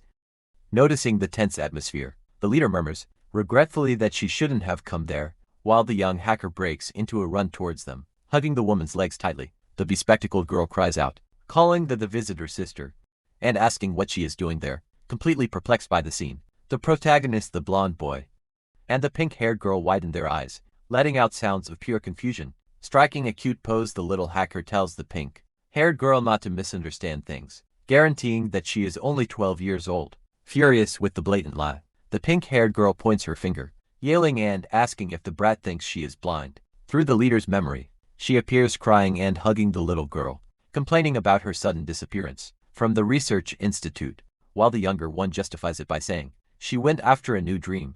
In another memory, the white-haired woman is shown lying on top of the little girl on the floor, demanding explanations, while the hacker holds a pistol and confesses she just wants to be a useless person, locked at home forever. Back to reality, the bespectacled girl clings to her sister's leg, with tears in her eyes, begging for help. Understanding absolutely nothing, the shooter asks the blonde boy if those two know each other, but gets a negative response from the wheelchair user. To escape the cold, the entire group enters the dark facilities of the mansion. Saddled on the living room sofas, the pink-haired girl points at the duo, questioning if they really are blood sisters. Sitting on the older woman's lap, the little hacker listens as the leader explains that they are sisters from different fathers and mothers. Faced with the nonsensical explanation, the shooter and the other two youths freeze completely, letting out murmurs of confusion. After adjusting the little girl, the leader explains that she was an orphan and was adopted at age 11, becoming the little girl's younger sister and creating an inseparable bond. Unconvinced by the logic, the pink-haired girl stands up, pointing her finger and yelling that the white-haired woman should be the older sister because of her appearance. Stroking the little one's head, the woman smiles, stating that the misunderstanding is normal, since her sister is tiny and adorable. To prove the story, the visitor shows an old photo on her cell phone, where the two appear together in childhood, proving that the short one is a year older. Peeking at the device's screen, the shooter finds it all ridiculous internally, concluding that the bespectacled girl hasn't changed absolutely at all since that time with this information. The boy reasons that if the short one is 21, the tall leader is only 20, getting scared by her rapid growth. Bursting into laughter, the pink-haired girl mocks the duo, stating they look much more like a mother with her little daughter than sisters. Immediately an evil and murderous aura emanates from the white-haired leader, forcing the pink-haired girl to stutter in panic, saying it was just a joke. Focusing her attention back on her sister, the bespectacled girl asks what kind of things happened after the woman abandoned the research institute. Noticing the protagonist's fixed stare, the woman tells him to speak freely, questioning why she is being stared at. Observing the abrupt change of subject, the shooter deduces with a sharp look that the leader doesn't want him to hear the details about this institute. Understanding the hint, the protagonist calls the doctor to take a walk in the caves and look for supplies, while they walk toward the room's exit. Tapping her foot impatiently, the white-haired woman states that the two don't need to leave the room. Standing in the middle of the group, the young hacker decrees that, because they are companions chosen by the Demon King, they have the right to listen to these confidential matters. Coughing to cover it up, the boy states that since his best friend asked, he will just stay right there. Apologizing for the interruption, turning her face, the woman sighs, yielding to her older sister's request, and deciding she will speak freely about the past. In a serious tone, the leader reveals that the research was a success after the girl's departure, but that the professor was murdered, and the institute totally destroyed. Sweating with confusion, the shooter finds the summary exaggeratedly brief, lamenting his inability to process the absurd amount of information thrown into a single sentence. With a very calm expression, the bespectacled girl replies that she already knew all of this, forcing her sister to ask in astonishment how she found out. Adjusting her glasses, the little hacker explains that she already knew about the existence of factions capturing superhumans around the city, and that revealing their powers would attract these hunters. With an excited smile, the leader explains that the excessive use of abilities causes magical crystals to grow on the user's body. Lifting her own shirt, the woman reveals the crystallized scales in a pinkish tone marking the skin of her stomach, while her younger sister merely agrees with a murmur, pointing his finger at himself. The protagonist interrupts the conversation, revealing that the exact same crystals grew in his heart days ago, and that she helped remove them, leaving the visitors totally shocked. Indignant, the pink-haired girl asks how she didn't know the story, while the white-haired leader confronts her sister for hiding such a crucial healing detail. With a very disappointed look, the bespectacled girl asks if the woman also already knew the technique of feeling other people's magical fluctuations, receiving a sincere no from the younger one. Huddled in a corner hugging her own knees, the hacker faked sadness, asking her sister not to lie to comfort her, and begging for the genius to teach her the simple technique that she couldn't learn. Irritated by the cryptic conversation, the pink-haired girl points her finger and loudly demands that they explain everything from the beginning with all the details. With a very serious expression, the white-haired leader warns that the beginning of it all is a true hell, asking her sister if she is really sure she wants to hear it. Adjusting her glasses, the young hacker confirms firmly, while the protagonist is surprised, internally admitting it's the first time he's seen the little girl with such a heavy expression. Through a flashback, the woman recounts that at 18, she graduated from college, while her sister completed her master's at 19, making them famous genius researchers, which makes the shooter grumble that this sounds too unreal. Detailing the story, she reveals that 2 years ago, their research institute accidentally found a superhuman sealed inside ice because of her own power. Clutching her own chest, the woman laments that the previous year, she and her sister suddenly gained abilities, but the youngest ended up disappearing right after. Through a violent scene in the laboratory, she explains that earlier that year, the institute finally succeeded in the project of creating artificial superhumans. Displaying the professor's bloody corpse, the leader reports that the man responsible for the research was murdered in the women's bathroom months later, leaving the shooter and the nurse confused about the crime scene. Showing another body slumped in a car, the woman continues, narrating that the other researchers involved in the project also began to disappear or be murdered one by one. With immense explosion destroying the entire building, she concludes by saying that the institute was annihilated, but the trio managed to escape using their magical abilities. Analyzing the information, the protagonist questions if the assassins weren't people wanting to monopolize the technology, destroying everything and everyone related to the research. With a focused look, the leader reports the existence of an organization in the city called the Base, which gathered several superhumans, and that she strongly suspects they are the true culprits. Immediately the boy widens his eyes, remembering the platoon he faced in the garage, wondering if this base could be those same military soldiers. Sitting on the bed, the woman asks if the enemies he faced were from this organization, pointing out that they also captured a captain from the volunteer group who swore he wasn't part of that base. Completely shocked by the unexpected information, the homeowner yells, asking if she is really talking about the volunteer group. Trying to understand the situation, the guy comments that prisoner guy helped an entire neighborhood before becoming cannon fodder, emphasizing that the man seemed to be a good and very cultured person with eyes full of doubt. The shooter murmurs that it makes no sense for the volunteer group to capture people to use as the front line, since Brother Lai and the others wouldn't do that kind of thing. In his mind, he imagines the figure of a suited man leading a gang of brutes, questioning how the people of that group could have such a refined appearance. Faced with the mystery, the boy reaches out his hand and asks the white-haired woman where this prisoner is, demanding to be taken to him immediately. Walking down a long, underground corridor lined with cells, the guy follows the pink-haired girl, who warns that the prisoner is locked up right ahead. Stopping in front of the bars, the girl tells the inmate they came to ask a few questions, while the man sitting on the bed calmly replies that he has already told them everything he knew, and demands his release, smoking a cigar in the dark. The suited guy plays the victim, claiming that the volunteer group captured him and his friends, forcing them to obey orders just to survive. Approaching the bars, the protagonist displays an ironic smile, confessing he didn't expect to find that guy there, and mocking the fact that he became a minor captain. Sitting calmly in the cell, the prisoner has his face revealed in the shadows, with his glasses lenses gleaming, confirming him to be the fake benefactor Zhangzhu, the homunculus, calling the enemy a great philanthropist, and questioning why he is stuck in a basement, instead of leading his henchmen to a better life. While the pink-haired girl finds their familiarity strange, with a common cynical smile on his face, the suited psychopath admits he also didn't expect to see Mr. Hanfang again in that place, adjusting his coat.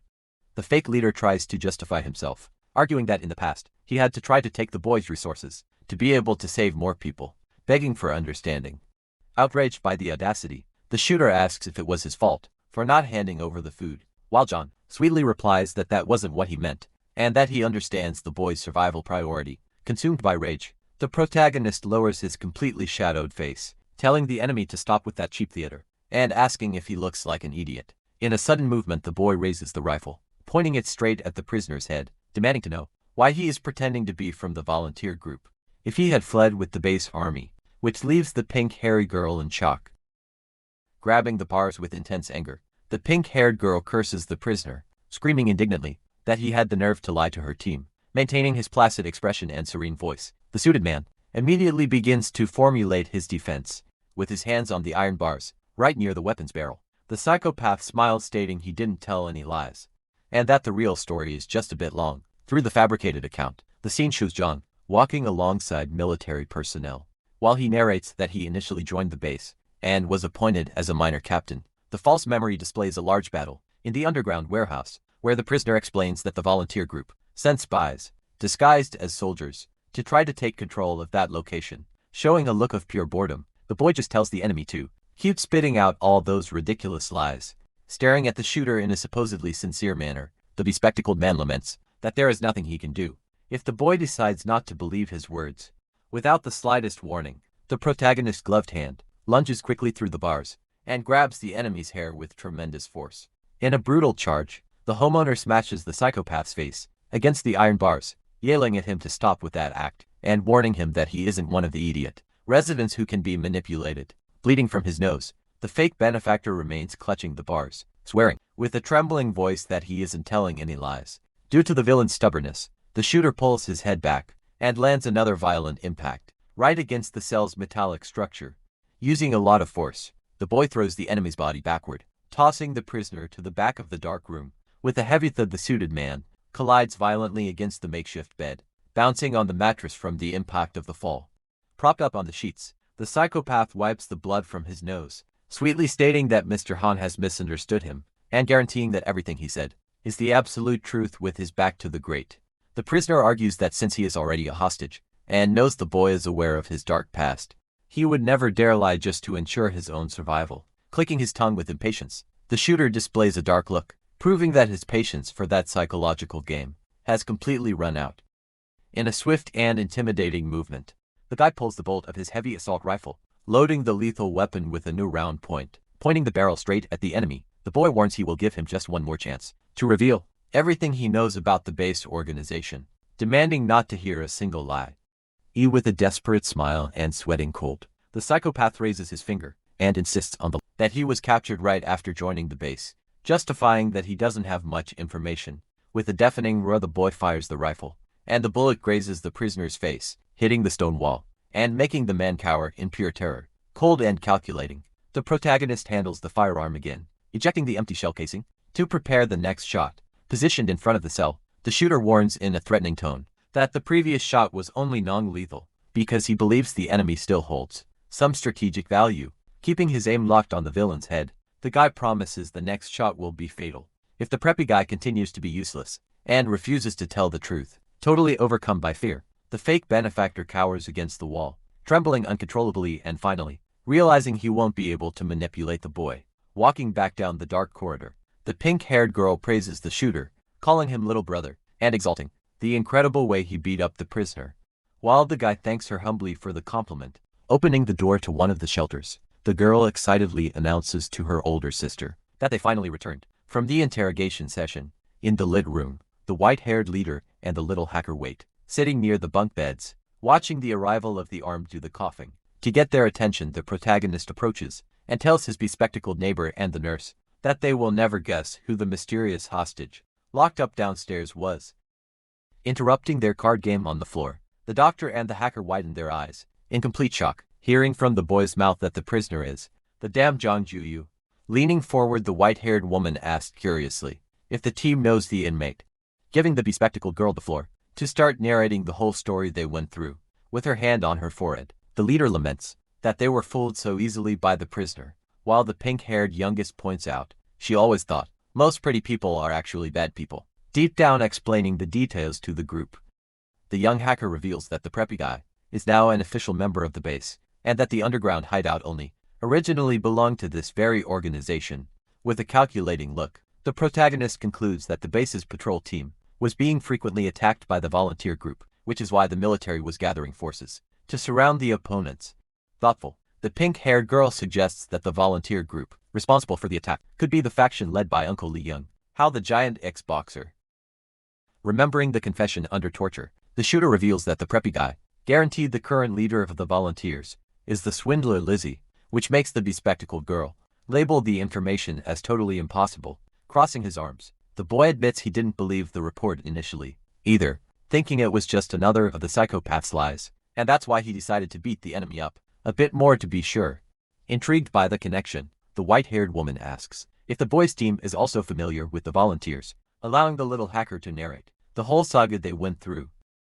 Earning a compliment from the leader for their difficult journey, taking the floor, the protagonist passes on the information that the military base established its main camp at the frozen international airport of the city, amassing a terrifying contingent of nearly 1,000 heavily armed soldiers through a grim image of trucks dumping corpses on the ice. He reports that the military seeks resources and manpower by using the youth in the army, while turning women, the elder Willie, and corpses into processed food for ordinary citizens. Holding her own mouth, the pink-haired girl holds back vomit, calling the organization inhuman, and swearing loudly that she really wants to bomb and kill all those monsters. Staring at the calmness of the doctor and the neighbor, the shooter asks indignantly why they don't seem surprised by the cannibalism, hearing from the little hacker that the giant, young Hao, had already told them that dark secret in the past. With his teeth clenched in anger, the hominer remembers the ex-fighter's face, internally cursing the bearded guy for hiding such vital war information during the time they spent together. Now standing before the team, the guy decrees in a grave tone that as soon as the base finish annihilating the volunteer faction, they will focus all their massive military power to conquer that underground warehouse once and for all. Through the isolated view of the mansion on the mountain, he justifies his concern by remembering that their hideout is very close to that area, running the constant risk of being discovered by army patrols in the future. Wielding his rifle with determination, the protagonist proposes a tactical alliance to provide weapons and equipment to help the volunteer faction win the war, thus preventing the base forces from achieving their goals. In the region, the young hacker, with her glasses gleaming, fully agrees with the suggestion that was just made. The camera focuses on the large, metallic structures attached to the dark ceiling of the immense, underground installation. In the middle of the kilometer-long corridor, the white-haired leader commands them to take all those cannons and munitions to bomb the bastards from the base to death. With a dramatic pose, the little girl summons her bluish portal, sucking in countless supply crates, while crying out for the true evil eye to reveal its powers before her. Observing the impressive scene, the pink-haired girl praises the wonderful ability, emphasizing that this was exactly what was expected from the leader's sister, while the protagonist just analyzes everything in silence. Running through the corridors, the leader warns about the large amount of fuel and rations ahead, accompanied by the shooter, who points to another arsenal, packed with weapons and ammo. Standing with his rifle in hand, the boy instructs the team to collect all the weapons and resources they find along the way, trying to remember what else they might need in that invasion through the dimensional rift. The huge blue box disappears, while the young hacker falls backward onto the floor, complaining of being so full she could vomit. Gather around the blonde swindler in the wheelchair. The leader hands out long-range military communicators to ensure they can all speak freely in the future. Sprawled on the floor with her stomach glowing, the little hacker cries, warning she has absolutely no more space, but the pink-haired girl and the protagonist insist she swallowed just one last box. Desperate in the wheelchair, the fake millionaire laments that enemy forces have surrounded them, and that he can't find the ex-boxer, admitting he isn't cut out to lead anyone, but receiving support from his friend, who tries to calm him down. Through the wooden window, the elderly man yells warnings that the bastards tied residents to the armored cars as human shields, and are advancing directly towards them. Down the middle of the frozen street, the military fleet uses the civilian strapped to the body work while a voice on the megaphone demands immediate surrender. Under the threat of opening fire on the rebel base, through the greenish thermal vision, the soldiers perfectly identify the position of all the rebels, hidden in the ruined buildings, proving their camouflage was useless. Cornered behind the snow barricades, the volunteers cower in fear, while bursts of enemy bullets let's hit the protective structure, kicking up lots of dust and ice. Driven by the continuous attack, the projectiles tear through the ice barrier violently, scattering shrapnel in all directions. Watching the reddish thermal screen, one of the soldiers questions if the targets are really hiding nearby, since they detected no one on the way there. Sitting inside the armored vehicle, his partner tells the operator to stop talking nonsense, guaranteeing they just have to follow the captain's orders, because if he stated the rebels are there, the information is true. With his hand on the radio communicator, the driver reports the situation, informing command that the 4th Squad couldn't locate the targets in the designated area. Taking a drag from his cigar, the peak cap officer receives the message and orders the team to stick to the original plan, advancing to the next street in the search. Sitting comfortably in the back seat, the commander demands the report from the other 2 squads, hearing the same negative answer that no one was found. Faced with the failure of the searches, the gray-haired man with the cross necklace questions, in a provocative tone, if Captain Yahello is truly capable of completing that mission. Through a mocking smile, the guy reminds him that the officer had already let a superhuman escape in the past, and was punished for it, mocking the fact that he can't even deal with a bunch of normal humans. Now with his face turned to the window, the military man justifies himself, explaining that the buildings in that old district are too clustered, making the search difficult, but guaranteeing the siege will eventually corner the rebels. Exhaling his cigarette smoke, the man with the necklace cuts off the commander's excuse, coldly stating he doesn't need any excuses. In a sudden movement, the man opens the door of the moving armored vehicle, warning he won't keep playing around with that incompetent team. With a snap of his fingers, the guy's gloved hand creates a small, mysterious bluish flame hovering in the freezing air. Once outside in the blizzard, the gray-haired man wishes the captain good luck, hoping ironically that he manages to complete the mission this time. Outraged by the attitude, the driver of the armored vehicle curses the guy's arrogance, stating the guy basically doesn't even seem human. Without changing his irritated expression, Captain Zhao ignores the comment and orders over the radio for all squads to close the perimeter, checking every house and basement in the area. Meticulously across the vast frozen landscape, the military vehicle fleet slowly advances, leaving deep tracks in the snow toward the old district. In a risky descent, the protagonist group slides swiftly down the mountain, using their makeshift snowboards. Upon reaching the base of the hill, the young hacker praises the blonde boy's ice ability for the fast trip, while the kid grumbles about being treated as a mere mode of transportation. Holding her younger brother, the pink-haired girl tells him to just accept the deal, justifying that she only helped the shooter in exchange for those fresh meat and vegetable rations that are so hard to come by. Taking the lead, the protagonist points the way, warning that they will reach their destination as soon as they turn left. Down the next street with a strong kick, the boy's boot kicks open the heavy, frozen manhole cover to clear the underground access. Before the huge sewer entrance, the boy explains that this tunnel connects right to their district, recalling that he and the blonde partner used that route in the past. In the darkness of the cave, the small team begins the cautious descent over the ice-covered rocks. With his rifle drawn and flashlight on, the homeowner warns the group to follow him closely, because the underground paths are complex and easy to get lost in along the metal walkway. He announces that they will soon be under the district, recommending maximum attention against any possible ambush by people hiding.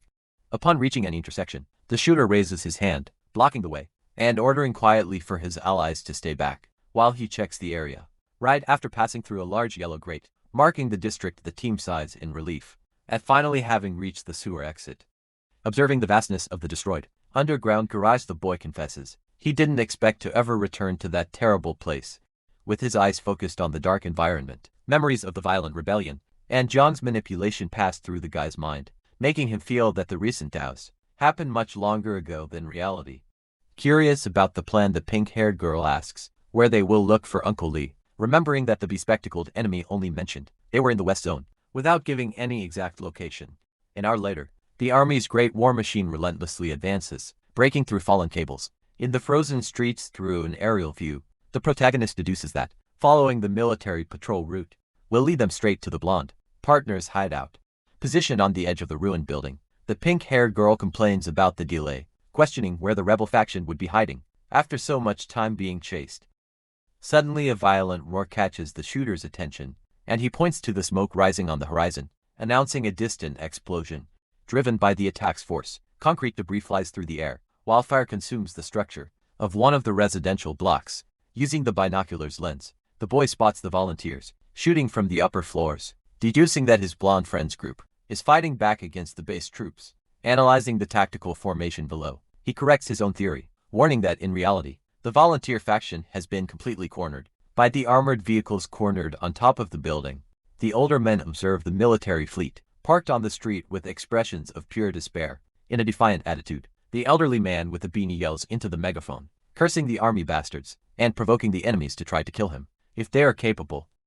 Moved by the leader's courage, the other residents raise their makeshift weapons and throw rocks, yelling in unison that they will never surrender and will take some enemies to the grave with them. Inside the armored vehicle, the officer orders over the radio for the team to shoot, to kill all targets, being questioned by a subordinate, who remembers the higher-up order, to recover the mithril stolen by the volunteers. With his cigar in his mouth, Captain Joe justifies the massacre by recalling the sacrificed soldiers, and decreeing that, since the rebels refused to surrender, they deserve to die complying with the merciless order. The cannons of the war tanks are raised, aiming directly at the bullet-riddled building. Kneeling on the snowy field, the infantry soldiers aim their rocket launchers at the structure, just waiting for the attack command. With a cold and sadistic look, the captain issues the single fatal order, demanding the team open fire immediately. In a deafening explosion, the projectiles hit the building squarely, tearing the concrete apart and raising huge columns of fire on the facade. Caught completely by surprise by the impact, the military captain widens his eyes at the armored vehicle's window, demanding to know what the hell just happened. Like a lethal rain, a true battery of grenades falls mercilessly upon the parked fleet, while the soldiers scream in panic. Laughing manically, the young hacker throws the bombs, taken from her dimensional portal, mocking the losers, while the shooter positions himself beside her, with his rifle drawn due to the chain detonation. The armored vehicles are swallowed by gigantic fireballs, throwing the military men through the air. Amidst agonizing screams, holding his military cap, Captain Joe recognizes the figure of the boy on top of the neighboring building, yelling furiously at crossing paths with him once again. Over the radio, the commander deduces that the ambush is a distraction to save the rebel faction, but decides to focus on capturing the boy because he is a valuable superhuman who would bring him much prestige. With the high command in a sudden maneuver, the captain's armored vehicle accelerates through the snow, while he orders his team to ignore the volunteers and focus all forces on hunting down the damn kid. The great war machine advances down the abandoned street, cutting through the landscape of fallen poles and dark ruins of the old district. With the megaphone on the vehicle's roof, the soldier tries to negotiate a surrender, offering the protagonist the second-in-command position if he agrees to join the base's army. During the chase down the frozen road, the blonde boy complains indignantly that using a child like him as bait to attract enemies is a completely inhuman attitude. Giving no quarter, the armored vehicle relentlessly accelerates over the snowy asphalt, keeping the chase close in an agile maneuver. The blonde kid pulls the little hacker girl and the to throw themselves behind a large ice barricade, escaping the vehicle's line of sight. Positioned on top of a nearby structure, the protagonist, the white-haired leader, and the pink-haired girl watch the enemy fleet drive by, falling straight into the trap unaware. The military fleet advances to the middle of the blocked intersection, becoming completely surrounded by the rebel team. In the middle of the ice, it all starts with the blonde partner crying tears of joy as he hugs the shooter and thanks him for being alive, thanks to him receiving the answer that they should talk about it later, since they aren't in a safe place. Surrounded by members of the volunteer group, who ask who the newcomer is, the fake millionaire introduces his friend as brother, Hanfang, ensuring they are brothers who live and die together. Pointing behind him, the homeowner tells the team to follow him, cause he prepared some good things, while the partner asks what kind of resources he brought, since all the brothers have been starving for a long time. At the revelation, the blonde swindler's face is illuminated by a strong yellow flash, as he displays an expression of absolute shock. Completely perplexed by the sight, the men of the volunteer group stare at the massive military cannons, covered in snow, yelling to ask why there is heavy artillery in a place like that. Calmly, the protagonist explains that he asked the high school girl to position the cannons there earlier, to not reveal her magical ability, making his ally agree immediately. Positioned next to the heavy machinery, the shooter raises his fist and rallies the volunteer group brothers for the counterattack, decreeing, "It is time to turn the base bastards into ashes." With a war cry in the middle of the blizzard, he orders the team to blow the enemies to pieces. On top of the cannon, the little bespectacled hacker strikes a dramatic pose, proclaiming herself to be an apostle, chosen by the tyrant's evil eye, and threatening to rain the purify fire of karma upon that world below her. The homeowner tells the girl to stop acting, while the men praise him for being so cool, forcing one of them to ask what the little girl is, saying and hearing from his colleague that it's called youthful delusion. Grabbing his friend's arms with intense excitement, the blonde boy begs to be taught how to shoot the thing, to send the sons of bitch straight to hell. Sweating cold with an embarrassed look, the guy confesses he only brought the weapon, and asks why his colleague thought he would know how to fire a cannon, receiving a scolding from the swimmer, who demands a bit more reliability. Admitting his own limitation, the shooter says he only knows how to shoot a pistol, and has only seen cannons on television, prompting the blonde boy to suggest they just flee, since they overestimated their friend's capability. With cheeks flushed from the cold, a young man raises his hand timidly in the middle of the group, revealing he used to be a military gunner, and surprising the protagonist, who didn't expect to find that kind of talent there. Excited by their salvation, the volunteers push the boy toward the equipment, telling him to stay sharp and not embarrass them while they prepare the attack. Analyzing the machine, the young gunner begins giving a technical lecture on the cannon's caliber and range, irritating his partners, who tell him to stop the lesson and just shoot already. With his finger pointed, the protagonist shows the ruined building just ahead, warning the gunner that the base personnel are hiding exactly inside it. Right now, the view focuses on the frozen and destroyed structure of the building, erected in the middle of the snowy landscape. Curious about his friend's certainty, the fake millionaire asks how he knows the enemies are in that building, hearing the boy say with a smirk that he left something very good for them inside. Through the scope, the image shows the military vehicles parked around the building, while the shooter guarantees that once the targets see the bait, they won't be able to leave. Inside the room, a group of armed soldiers reports to the captain that they lost the main target, but warns they made a new discovery on site. Walking through the dark warehouse, the military team shines lights on several stacked barrels. Reporting they found lots of fuel and food, while wondering who would store so many supplies there. Intrigued by the scene, the peaked captain questions if that place could be a rebel hideout, hearing a subordinate ask what they should do with all that material. With an authoritative posture, the officer orders the team to check the surroundings for traps, and once they confirm security, take everything with them. Staring seriously at the barrels, he justifies the decision, recalling that supplies are very scarce, and he has no reason to ignore fuel and food, regardless of where they came from. Walking among the metallic containers, the captain stops suddenly, noticing something strange, and asking if that really is just fuel. The officer's face contorts in pure shock, veins popping and eyes wide, upon realizing the imminent danger of the situation. Yelling, he questions if it could be an ambush, while the team remains near the suspicious barrels. Far away, the protagonist throws his arm down violently, giving the final order for the gunner to open fire. With a deafening roar, the huge military cannon fires into the blizzard, launching the lethal projectile at high speed. Outside the building, the platoon of soldiers stands idle, next to their snow-covered armored vehicles. Suddenly the military men look up, as they hear the high-pitched sound of the projectile cutting through the sky towards them. In a devastating collision, the artillery strike hits the center of the enemy formation, initiating a series of detonations. The impact creates a colossal fireball that explodes brutally against the frozen ground. Pushed by the shockwave, the soldiers are thrown through the air, screaming in agony as the explosion consumes them.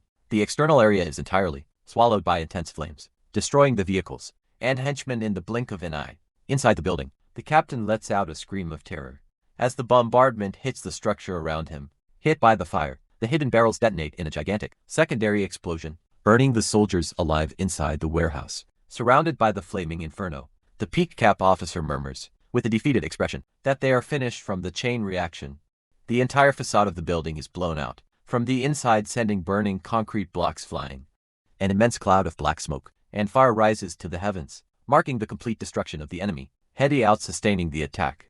The young gunner continues firing the cannon non-stop into the blizzard, covering his ears from the deafening noise. The blonde partner yells that the shot was incredible, while the protagonist yells back, complaining he can't hear anything.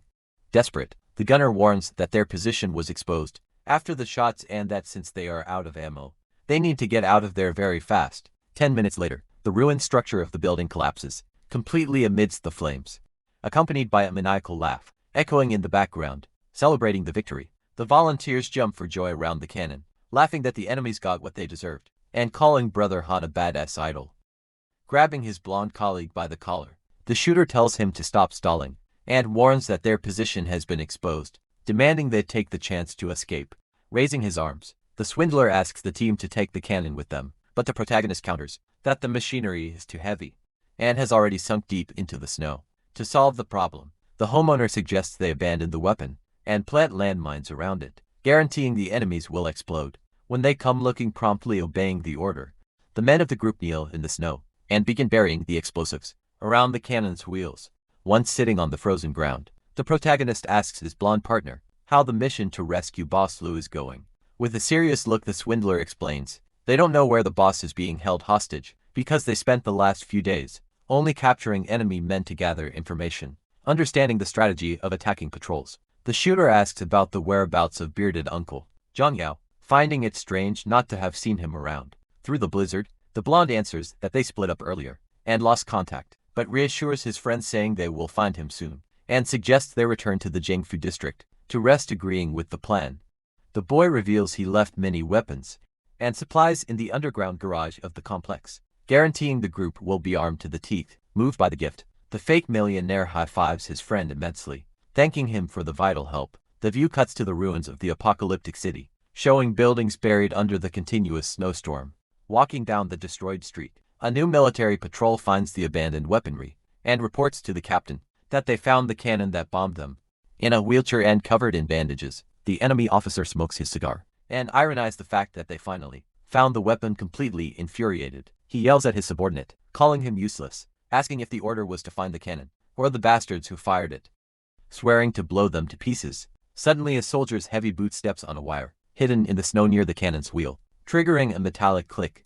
With his cigar in his mouth, the wounded captain locks his eyes and immediately realizes what that sound means. Sweating cold, he simply mutters a curse, understanding they have fallen into a fatal trap. A colossal explosion erupts from the ground, swallowing the entire platoon in a gigantic fireball, and destruction from atop a distant hill. The protagonist watches the column of flames rising on the horizon of the frozen city. Holding the detonator remote, he flashes a smirk and comments that the landmines detonated, cynically wondering who the unlucky guy was this time. Approaching from behind, the blonde partner calls out to his friend, asking what he is doing out there, and telling him to come back in to keep drinking. The wide shot reveals the blocked structure of the underground garage, now serving as a safe hideout for the rebel group. Inside the heated room, the volunteer enthusiastically toast around an electric stove, enjoying a feast of meat and drinks with great joy. Returning to the explosion site, the smoke dissipates to reveal the blackened crater and soldiers' bodies scattered across the ice. Walking through the destroyed area, the military commander orders the team to clean up the bodies and scattered pieces, coldly justifying that food is scarce these days. Over the radio, a soldier reports that Captain Jaw was ambushed and died heroically, while the officer stares at a totally charred and frozen corpse, lamenting the waste. A wicked smile and psychopathic look, the commander takes control of the situation and orders the subordinate to take over the unit, demanding they find the key. The scenery changes to an elegant, abandoned panoramic cafe, now transformed into a temporary command post for the 3rd Enemy Brigade, sitting comfortably at a table with a hot drink. The new brigade captain Young Dong-soo observes the destroyed city through the large glass window of the venue, enjoying his coffee peacefully. The new captain concludes that only a fool would go out to work in the middle of that blizzard, and decides to enjoy his drink first. With his eyes closed, he savors the moment of peace and silence. Soon the officer orders the squads to gather and divide into 3-man teams to conduct a careful search without slacking off, receiving quick agreement from his subordinate. At this, the subordinates internally grumble, remembering that the old captain, Zhao, always shared the hardships with the team, while this new boss only knows how to relax and enjoy life. On the table, a tray with fresh, well-prepared food rests next to the frozen window. Picking up a piece of food with his gloved hands, the captain deduces that as soon as the rebel volunteer group runs out of food, they will leave their hideouts to look for something. Watching the patrol trudge with difficulty through the heavy snow outside, he guarantees he will be able to locate the enemies as soon as they attack the search teams.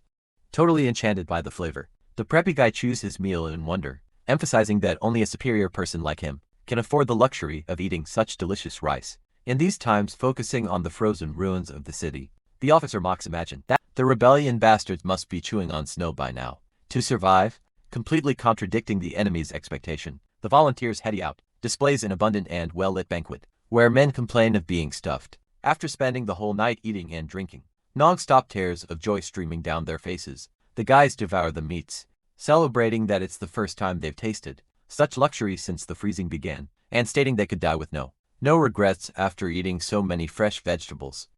In an excited toast, one of the members raises his skewer, yelling that everyone is willing to accept Hanfeng as their great leader, while the protagonist gets embarrassed, mentally questioning if that team has any dignity at all. Next to his blonde partner, the boy comments on his feeling that these guys aren't very reliable, since they'll call anyone boss, hearing from his friend not to worry, because the rookies were recently recruited and are still very inexperienced in the apocalypse.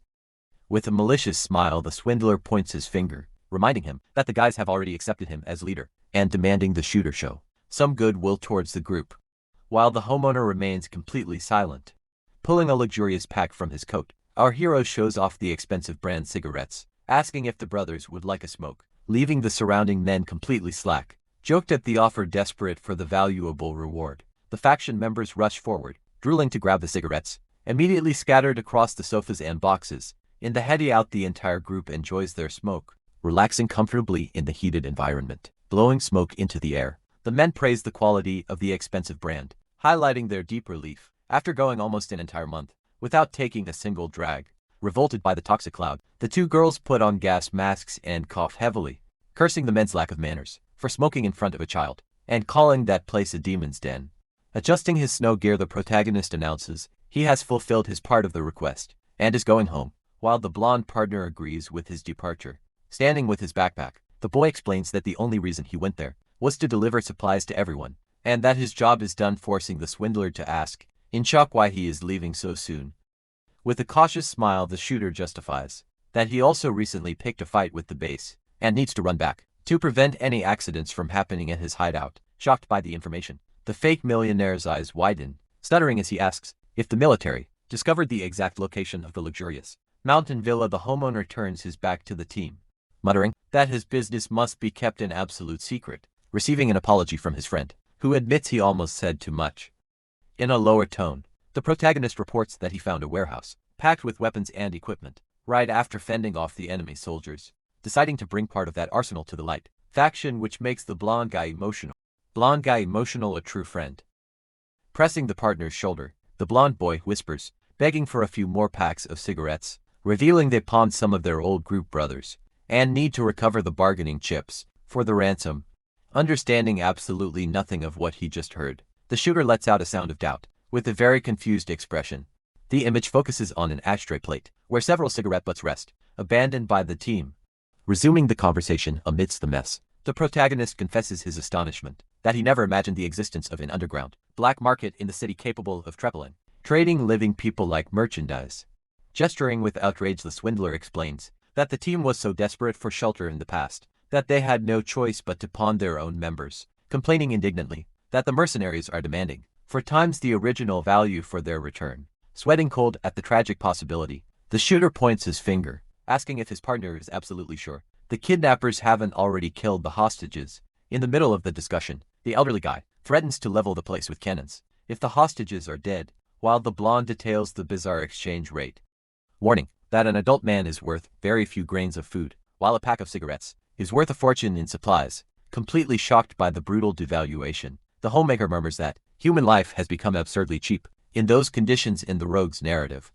The image shows tied-up women, illustrating that fruits and vegetables have become such valuable relics that 3 fresh tomatoes were enough to buy 3 beautiful girls. In the underground market, caught off guard by the surreal proportions of the barter, the boy blushes violently, asking if this kind of absurd transaction really happens around there. Trying to hide his own embarrassment, he buries his face in his jacket collar and resumes a serious posture. Cursing the situation is revolting, completely shifting the focus of the conversation. The shooter sits down with his arms propped, deducing firmly that if the black market operates freely, the military base doesn't yet have full control of the city before a subway map. The swindler explains that the military uses the underground tunnels to transport troops only, managing to dominate regions that lie along the train routes. Completing the reasoning, the protagonist points out that logistical difficulties prevent soldiers from reaching other areas, forcing his colleague to agree that choosing to hide in the old district was perfect because there's no subway there. Standing up with difficulty, the huge mafia henchman calls the team to the mission, justifying that they will need the strength of the rescued brothers to save their old boss later. Suddenly the big guy freezes in place, sweating cold and panting heavily as he brings his injured hand to his chest. Overcome by extreme weakness, the man falls heavily backward, fainting in the middle of the hideout. Catching his fallen ally, the blonde partner screams desperately, asking what is wrong with the guy, and begging him not to scare them like that. The scene cuts to the heating coils, glowing a strong orange in the isolated room. Focusing on the henchman's injury, the view reveals an infected bullet hole in his shoulder, as someone assesses that the infected wound must have happened several days ago. Before the big man sleeping on the bed, the fake millionaire comments, sympathetically, that his friend endured that agony in silence, just to not slow the team down, praising the guy's absurd resilience. Surrounding the protagonist, the volunteers clasp their hands together, begging for a miracle cure for their wounded companion, while the shooter laments his total ignorance in the medical field. Shifting his posture to a focused look, the boy orders everyone to wait outside the room, so he can try to solve the problem his own way. In the hallway the guys protest, bumping into the door wanting to watch the procedure, but the blonde pushes the team away, demanding silence and kicking everyone out of the area. With the metallic click of the lock, the top-down view shows the homeowner, finally alone in the room with the unconscious patient. Wasting no time, the shooter wraps his own hand in the powerful emerald healing aura and presses it directly over his ally's infected wound. After 10 minutes of exhausting effort, the boy curses the situation in frustration, noticing no improvement in the wound, and deducing that the healing spell must only be effective on his own body.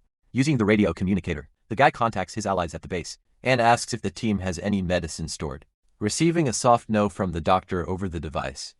Frustrated, the shooter asks how the white-haired woman was cured of her gunshot wound, since the base had access to military stockpiles, and hears from the hacker girl that the depot only had weapons and fuel. Besides, the fact that the leader's wound never got infected. Staring at the feverish patient, the homeowner grits his teeth, realizing that the injured ally will die very soon if he doesn't receive urgent medical treatment. Over the radio communicator, the protagonist describes his colleague's inflamed gunshot wound and begs for medical instructions, leaving the woman quite surprised by the news of the injury. Giving the technical guidelines, the doctor instructs that the bullet must be removed immediately, followed by deep cleaning with saline solution, while the guy precisely notes every detail on his phone. After wrapping up the emergency consultation, the woman in the bear coat lists the exact disinfectants and antibiotics needed to stop the severe fever and treat the patient's infection. Across the vast landscape of the ruined city, the narrator reports that the only remaining option was to travel to the dangerous underground black market to buy the required medicines. Sliding across the frozen surface, the protagonist uses his snowboard, being pulled at high speed by the blonde partner, who runs desperately while the shooter gets scared by the absurd acceleration, complaining about having become a mere cargo vehicle, again holding tied to the rope. The shooter asks the remaining distance to the black market, fearing being spotted by some enemy patrol on the way, while the guide guarantees they are almost there. Through an aerial view, the image reveals the bed of a huge, completely frozen river, swallowing up destroyed vessels. In the middle of the blizzard, At maximum speed, the duo descends the steep slope, sliding straight into the depths of the crystallized river. After breaking the board, the homeowner pants from exhaustion and asks, in disbelief, if the secret market really is underwater, while his partner confirms, pointing to the old, underwater tunnel a few kilometers away. Along the sidewalk lined with buried cars, the narrator warns that criminals often set up lethal ambushes on the main routes, requiring extreme caution from travelers. With his gaze fixed on the piles of crushed bodywork, the boy laments the number of people who must have died in those cowardly attempted, aimed at stealing resources from those seeking the parallel trade. Scanning the horizon with binoculars, the shooter calculates that few thugs have firearms, ensuring that the well-equipped duo will make it through safely. The aggressive wind continues, howling through the maze of abandoned ruins and rubble of the apocalyptic city. On top of a destroyed building, an enemy sniper shivers with cold, waiting for his next victim, ambushed in the icy shadows inside the shelter. The thug complains in frustration about going 5 days without looting anything valuable, foreseeing imminent starvation, while his partner, wrapped in a blanket, criticizes him for attacking a useless target before trading in the market. In the constant cold, the blonde woman criticizes as the miserable theft of a few packs of cigarettes, arguing dryly that no one can chew tobacco to survive. Faced with a pale corpse dumped on the floor of the room, the assassin cries in revulsion, confessing her dread of being forced to consume human flesh again to avoid dying of starvation. With his eye glued to his rifle's telescopic sight, the psychopath cracks a cruel smile, telling his partner to stop crying, because a new target has just entered their visual range. Through the long-range lens, the snowboard glides swiftly down the white track, forcing the assassin to ask in confusion, what kind of bizarre vehicle is cutting through the snow? Keeping the weapon aimed at the street, the sniper stays dead silent, trying to process the speed of the duo, rapidly approaching his kill zone. Holding desperately onto the moving board, the mafia henchman yells, questioning what madness is this, surfing a wave of snow, while the protagonist asks dryly if his ally is asleep. Talking across the vast landscape of buried cars, the boy steers the vehicle and explains that the entrance to the black market is just ahead, emphasizing that the rules require them to proceed exclusively on foot. Breaking the snowboard, the shooter warns in a serious tone that if they don't follow the rules to the letter, they will end up exactly like the guys lying up ahead. The view focuses on the face of a completely frozen human corpse swallowed by the thick apocalypse snow. Right next to it, another body, with skin blackened by the deadly cold, rests abandoned amid the debris of a structure. Frightened by the macabre scene, the partners let out murmurs of shock upon finding a large toll structure blocking the way, hanging by the neck from the metal roof. Several frozen bodies serve as a warning, while the homeowner tells the team to hold on, as the official market territory lies just past that barrier. He trembling uncontrollably in the blizzard. The blonde partner panningly confirms that the river-crossing tunnel up ahead is the true hideout for the clandestine trade. A wide gloomy perspective shows the huge entrance of the road tunnel, partially swallowed by the night storm. During the descent down the slope, the fake millionaire looks around confused, asking how they are going to get into that hole, while the protagonist points out the exact path. Walking with difficulty against the wind, the trio approaches the facade of a square building, sitting isolated and buried in the ice. Now inside a dark hallway, the shooter advises his allies to try not to freak out at what they'll see next, arguing that nowadays, there's nothing left they haven't already witnessed. Upon throwing open the heavy door, the team is given a huge scare by a small robot, issuing a friendly greeting and demanding they present their membership card. Perplexed by the unusual reception, the blonde asks in amazement how a simple hotel robot still has battery power in an era of global blackout. Showing his phone screen to the scanner, the boy has his ID read and hears the machine, "Welcome member No. 250, asking the group to follow it." Guiding the trio down a blood-stained corridor, the mechanical assistant warns that the market is a peaceful place, threatening to open fire and turn violators into paste if they commit any violent act. Sweating cold from pure nervousness, the blonde partner whispers to his friend, warning that this environment is too dangerous for them. Inside an elevator, the homeowner tells his colleague to stay close, while the swindler murmurs, in shock at the existence of a working elevator there. During the illuminated descent down the shaft, the boy analyzes that both the machine and the lights are working perfectly, proving that the place has a strong power grid. Agreeing with the deduction, the fake millionaire nods, assuming that the faction behind this business must be incredibly powerful and well-structured. Stopping in front of a double door, the robot happily announces they have finally reached their destination, inviting the group to enter. Sliding his hand over the doorknob, the protagonist focuses his eyes and points out that the real, underground, black market awaits them right behind this entrance. In his mind, the guy imagines a chaotic scene, wondering if the place would be a meeting point for cruel assassins and thieves. in a completely lawless land. In another visual guess, he imagines rich people negotiating slaves in cells, questioning if the place acts as an auction house for illegal goods, gripping his pistol firmly. The shooter peeks through the crack in the door, decides the best option is to maintain absolute caution, regardless of what they find inside. Immediately the guy's pupils widen, demonstrating deep shock at the sight he just witnessed. In a horror scene, the large, dark hall reveals dozens of corpses, scattered on the floor, while the machine advances and the boy murmurs, perplexed by the number of bodies. Through a top-down view, the group observes computer terminals, scattered among the dead, and the frozen pools of blood on the floor, gliding calmly down the macabre aisle. The smiling, artificial intelligence reiterates the local rules, reminding them that any act of danger will result in immediate execution, while the team cowers in fear. Attached to a concrete wall, a giant intimidating, rotary machine gun points directly into the hall, proving the lethality of the security system that the machine just thanked them for understanding. Pale with terror, the fake millionaire asks if the mafioso is sure the place is safe, receiving the tense answer that their only remaining option is to just obey.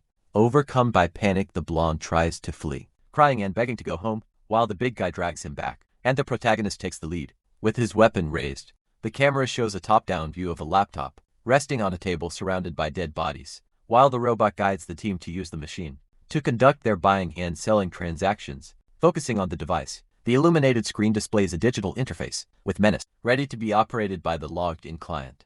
Leaning on the table, the swindler grumbles that this whole scenario is completely ridiculous, supported by the henchman, who agrees with the absurdity, but guarantees they need to get used to it. Typing swiftly on the keyboard, the shooter takes control of the system, telling his allies that their first priority is paying the ransom for the faction's old companions. Through the system's interface, the photos of the 3 kidnapped men appear, listed under the Recommendations tab, displaying their ages and the ransom prices charged. Enrollment cigarettes with its digital smiling face.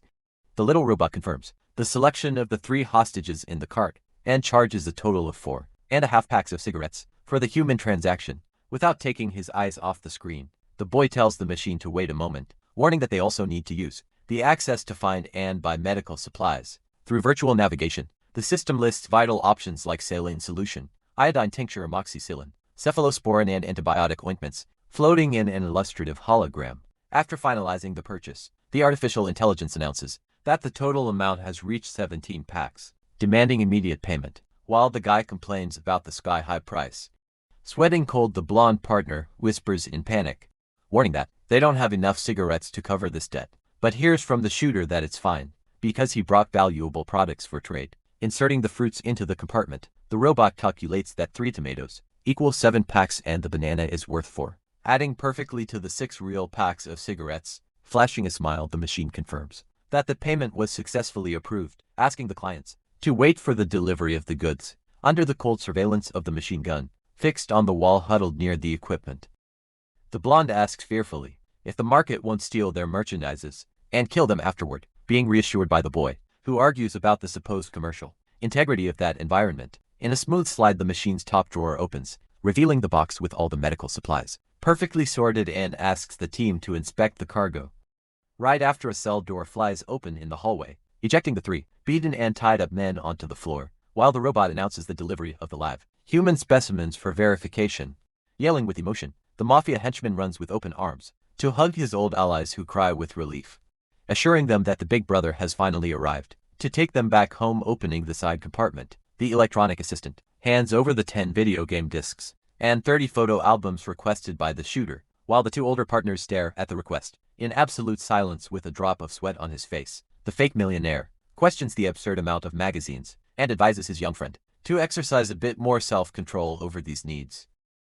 Walking away from the tunnel with the rescued men, the protagonist yells that this place is hell and swears we'll never return, while the blonde follows him, begging to keep at least 5 of those magazines. Holding up 3 fingers, the homeowner declares that 5 is too high a number, offering a maximum of 2 units, since he is also exhausted from being his friend's transport for so long and wants to relax by reading. Accepting the 2 magazines, the rogue shows an excited smile and tells the rescue guys that kids aren't allowed to look at that kind of material, which is considered bad for their health. Away from the market entrance, the night landscape reveals the ruins of a frozen building, from which the red laser of a telescopic sight cuts through the darkness of the storm. With a sudden crack, the lethal projectile hits the protagonist square in the chest, spraying blood into the air, while the blonde partner screams his name in pure dread. From the bullet's impact, the shooter's face contorts in an expression of extreme shock and agony, feeling his flesh torn by the surprise attack. Leaning out the destroyed window, the enemy sniper reloads his rifle with a psychopathic smile, stating he doesn't care about the target's identity and telling them all to go straight to hell. Cornered in the open field, the entire group throws themselves desperately behind a small concrete block to take cover from the continuous bursts of gunfire. In the snow, consumed by fury at having lost his ally, the mafioso rises from hiding, firing his weapon frantically and yelling that he will avenge brother Han Fang, no matter the cost. The dozens of bullets fired by the henchman relentlessly hit the concrete walls of the building, where the elite sniper is holed up, kicking up sparks and frozen dust. Protected behind the concrete pillar, the enemy sniper ducks and cocks his weapon, grumbling that he needs to finish the team quickly to prevent anyone from hearing the firefight and stealing his loot. Suddenly, the heavy blade of an improvised axe pierces and shatters the window glass right next to the assassin, while the mafioso's voice echoes, ordering the coward to show his face once and for all. Overacting absurdly outside, the henchman fires random shots into the dark room, wailing loudly that Big Brother Han died in a horrifying way. Taking advantage of his colleague's noisy performance, the fake millionaire grabs the protagonist by his clothes and starts dragging him stealthily to a safer hiding spot in the snow. With blood running down his chest, the wounded boy pants and complains, saying he asked them to draw attention, but that henchman's dramatic acting is crossing all lines. Cornered by the aggressive attack on the window, the enemy assassin leaps swiftly out of the building, landing heavily on the soft layer of ice outside. Sprinting in a desperate run to save his own life, the cowardly shooter flees, jumping over the debris and leaving a long trail of footprints. In the thick snow, the wide view shows the huge, ruined apartment block being left behind, as the assassin's small silhouette escapes down the frozen hill slope. Fully recovered from the shock, the protagonist gets up with hatred in his eyes and fires a colossal beam of red energy, yelling that the enemy will pay with his life for the audacity of shooting him. Sliding down his escape route, the psychopath freezes and turns his head in confusion, wondering what that intense, bright light coming straight at him is. In a crushing explosion, the scarlet attack hits the structure squarely, swallowing the assassin in a true inferno of flaming magic and brutal destruction. Driven by the force of the detonation, the cowardly shooter and his blonde partner are thrown together into the rubble, while she curses in fright, and he yells, not understanding what is happening to the ground. Overcome by the foundation crumbling, the assassin lets out a deafening roar of terror, falling uncontrollably backward into the depths of the newly created ice abyss. The impact of the red heat magic violently shatters the entire mountain slope, causing the solid ice surface to collapse and break into thousands of gigantic pieces. As a final punishment, a colossal avalanche of snow and debris crashed down on the site, completely burying the assassin duo in an icy tomb. With no chance of escape, the heavy blizzard continues to blow relentlessly over the frozen landscape. After the slope's destruction, the enemy shooter resurfaces, coughing and spitting out snow to catch his breath and break through the thick, white layer with wide eyes. The assassin panel confesses that he was totally surprised and didn't foresee that brutal attack. Completely panicked, the man yells, asking indignantly how it's possible that the target is still alive. Standing before the enemy, the protagonist calmly adjusts his suit and ironises, stating that wearing a bulletproof vest when leaving the house is just common sense. Sweating cold with terror, the sniper widens his eyes and stutters his deduction that a common citizen wouldn't have access to this kind of military gear. Suspecting the boy is a soldier from the base, in a cowardly act, the man raises his hands in surrender, begging for mercy by revealing he belongs to the White Tiger gang and swearing loyalty to the base, mentioning he even knows Captain Zhao and participated in the previous attack. Turning a deaf ear to the lame excuse, the boy fires a lethal strike that pierces the assassin's head, spraying blood in the freezing air. Immediately, the homeowner turns his back on the corpse, coldly murmuring that based on his confessions, the trash deserved to die even more. Stopping his walk, the guy points his weapon at a pile of rocks and tells whoever is there to stop hiding, justifying that he had heard a woman's voice in the building shortly before. Hidden and cowering amidst the frozen rubble, the blonde woman trembles uncontrollably from cold and fear, showing obvious fear. The intruder widens her blue eyes, with her hands near her face, displaying an expression of pure dread at the threat. In a desperate act, the hostage holds up a red pack of cigarettes, trying to use it as some kind of bargaining chip. Kneeling in the snow, the woman approaches the armed boy, begging him not to shoot, and swearing through her tears that she has no connection to the recently killed assassin. Clutching the packs against her own chest, the blonde shivers from the cold, while making up that she was held prisoner by the shooter for days, and falsely thanks the protagonist for saving her. Reaching out her arms, The girl offers some cigarette packs that the thug had stolen, begging the shooter to accept them with blushing cheeks. In a seductive posture, the survivor offers herself to the boy, guaranteeing that from now on, she will do whatever he commands. Surprised by the sudden proposal, the protagonist blushes slightly, while internally deducing that there is something very wrong with this whole situation. Before the woman in the snow, the boy listens to the blonde guarantee, with a gentle smile that he doesn't need to worry, because she isn't a bad person. Promptly the guy's gloved hand grabs the red packs, directly thanking her for the offer.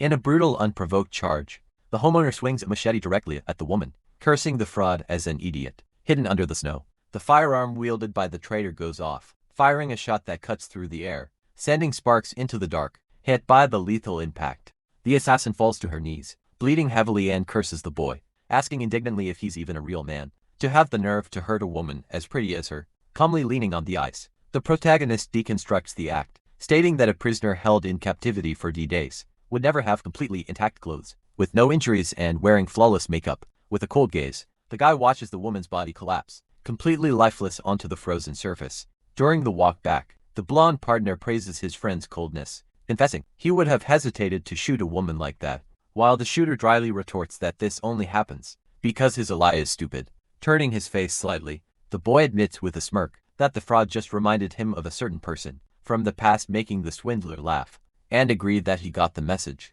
Investigating the stolen goods, the homeowner finds it strange that the assassins hadn't traded those valuable packs for food in the underground black market. Beside him, the fake millionaire clarifies the doubt, explaining that without an official membership card, it is absolutely impossible to access the parallel market's facilities. Looking at the partially empty packaging, the protagonist logically concludes that this was the exact reason why the thugs only had 4 packs left in their hands. The heavy blizzard continues, sweeping the isolated structure of the ruins, where the rebel faction is taking shelter. Inside the hideout, a wooden table displays various medical supplies used in the emergency treatment of the rescued henchman's injuries, cheering and jumping. The volunteer team happily celebrates their ally, waking up the next day, while the patient sits up in bed, totally confused by the yelling. In a deep bow of gratitude, the 3 rescued prisoners thank the protagonist for saving their lives, guaranteeing they have also fully recovered their spirits. Taking the floor, the bearded warrior reveals that the team decided to appoint the boy as the official new leader of the faction. Receiving an immediate refusal from the guy, who waves the idea away with a firm posture, the shooter justifies that he only rendered aid out of respect for his blonde friend, pointing out dryly that he isn't foolish enough to risk his own skin for strangers. 2 long days pass until the boy announces to the patient in bed that the injury is no longer at risk, demanding he return home to convince his ally. The wounded man insists his savior stay a few more days, claiming he hasn't repaid the favor yet, and warning that the team won't stop pushing for his leadership if he doesn't leave soon. Handing over a radio communicator, the homeowner promises to send a monthly supply shipment, instructing his ally to call for help over the device if they need anything. Excited by the partnership, the henchman stretches his arms out, guaranteeing that with that support, they will definitely be able to rescue their old boss, even without knowing if the man is still surviving in captivity. Because of his exaggerated excitement, the patient feels a sharp pang and curls up on the bed, grabbing his own injured shoulder, while groaning in pain. Thanks to the abundant resources provided, the wounded guy ended up being officially named the new faction boss, displaying an imposing, suited posture next to his bodyguards. In a meeting room far away from the new leadership, the protagonist and his blonde partner return swiftly, sliding over the snow on their makeshift snowboards. Pulling the rope, the shooter praises his allies' hard work during the intense days of conflict, promising to repay the effort with VIP treatment. Back at the mansion, to encourage his exhausted colleague, the boy describes the wonders of the hideout, citing the cozy warmth of video games and the luxurious hot sauna as true symbols of the lost civilization. Completely amazed by the promise, the fake millionaire's face blushes, just imagining the luxury of a hot bath and a video game match, forcing a smug expression. The rogue mocks the offer, stating that all those perks can't beat the comfort of his own cave. Standing before the open door, the shooter widens his eyes in shock upon finding his own mansion overtaken by huge icicles, asking indignantly how the house ended up like this. Inspecting the frozen environment, the boy notes that his precious coal heater is completely covered by a thick, white layer. Walking deeper into the room, the homeowner focuses his eyes on the power generator, confirming the worst upon seeing the machine broken and frozen. In an explosion of despair, the guy yells, mourning the loss of his beloved vegetable garden, upon finding the underground plantation decimated by the harsh climate. Gathered on the sofa in the freezing room, The protagonist questions the huddled girls about what happened, deducing that all the electric heaters fried. At the same time, looking at the protective grade of the broken appliance, the boy murmurs irritably that the build quality of those heaters was always terrible through a memory. The boy recalls that, upon leaving for the rescue mission, the team believed they would return the same day, deciding to leave the machines running unsupervised. Due to continuous, uninterrupted use for several consecutive days, the entire system overheated, and the appliances shorted out, leaving the environment vulnerable to extreme freezing. With his hands on his hips, the shooter approaches the large generator, stating that their absolute priority now is to restore the mansion's power grid. Pressing the activation button, the panel screen flashes a red low fuel alert, forcing the guy to grumble that he clearly remembered leaving the tank full while evaluating the engine piping. The protagonist suspects the liquid inside ended up freezing and complained that this hadn't been a problem during previous startups to resolve the situation. He concludes that to thaw the oil, he'll need to increase the heat in the house, but to generate heat he relies exactly on the power the broken machine provides. Stuck in this vicious and illogical cycle, the homeowner shows a tense smile and sweats cold, cursing the technical trap the group just fell into. Standing before the jammed machine, the protagonist ponders that he can't simply bring a hot torch close to melt the fuel, because that wouldn't be a very safe method. Summoning his scarlet magical aura into his hands, he realizes that the only viable alternative to avoid causing a fire is to use his super-powered thermal control.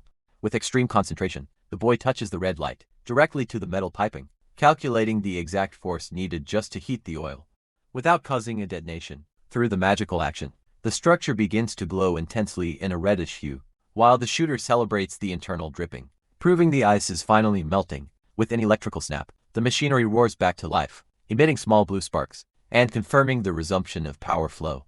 Due to the operation's success, the guy jumps back, startled when the furnace flames explode violently, resuming the heating of the environment. The view pulls back, showing the lights of the mountain mansion turning back on in the darkness, while smoke rises again from the snow-covered chimney. Coughing from the sudden smoke, the homeowner wipes his own soot-stained clothes, trying to catch his breath in the middle of the room. On the room's ceiling, the square lighting panel turns on at full strength, expelling the shadows from the isolated hideout. With the heat returning, the young hacker jumps excitedly under the covers, yelling her typical phrase about the emissary of darkness, while the blonde partner covers his ears, bothered by the noise. Covered in sweat and panting, the protagonist shows a confused expression, asking the girl to repeat what she just screamed. In the room completely flushed, the fake millionaire looks away, while the little girl pouts, puffing her cheeks, and denying having said anything important. Walking beside his friend, the shooter reports that the power was successfully restored, but warns that if the machines break down again, due to prolonged use, the house will freeze for good. Standing before the glass wall, the hominid crosses his arms, and concludes with focus that he needs to design a permanent, fail-proof heating system for the group to endure the chill. The boy hugs his own body and exhales condensation in the cold air, proving that the local temperatures is still dangerously low for their survival. Shivering from the cold with his breath condensing, the protagonist rubs his own arms, muttering ironically that it's getting really hot in there. At this, his bundled-up blonde partner approaches, asking what could be hot in there, and pointing to the generator's cooling water tank. Immediately a great idea strikes the shooter's mind, and he shows a very excited smile. Turning his face, the boy hears his friend point to the door, asking if he can finally go home to rest. With his hand on his colleague's shoulder, the homeowner dryly rejects the request, and proposes that his little brother help him with just one more tiny thing. Through an imaginary diagram, the guy explains the plan to build a heating system, and asks if his friend has any steel pipes stored. Totally confused, the fake millionaire replies he has no idea about pipes, forcing the shooter to push him by the shoulders. Deciding they will go look for them in the cave themselves, carrying the heavy materials alongside the young, bespectacled hacker, the group discovers that her sister had mentioned an entire warehouse full of steel pipes, while the youngest complains about being insulted. Overcome by physical exhaustion, the duo of guys pants while carrying the load, while the protagonist tells his partner to stop slacking because there's no time to waste.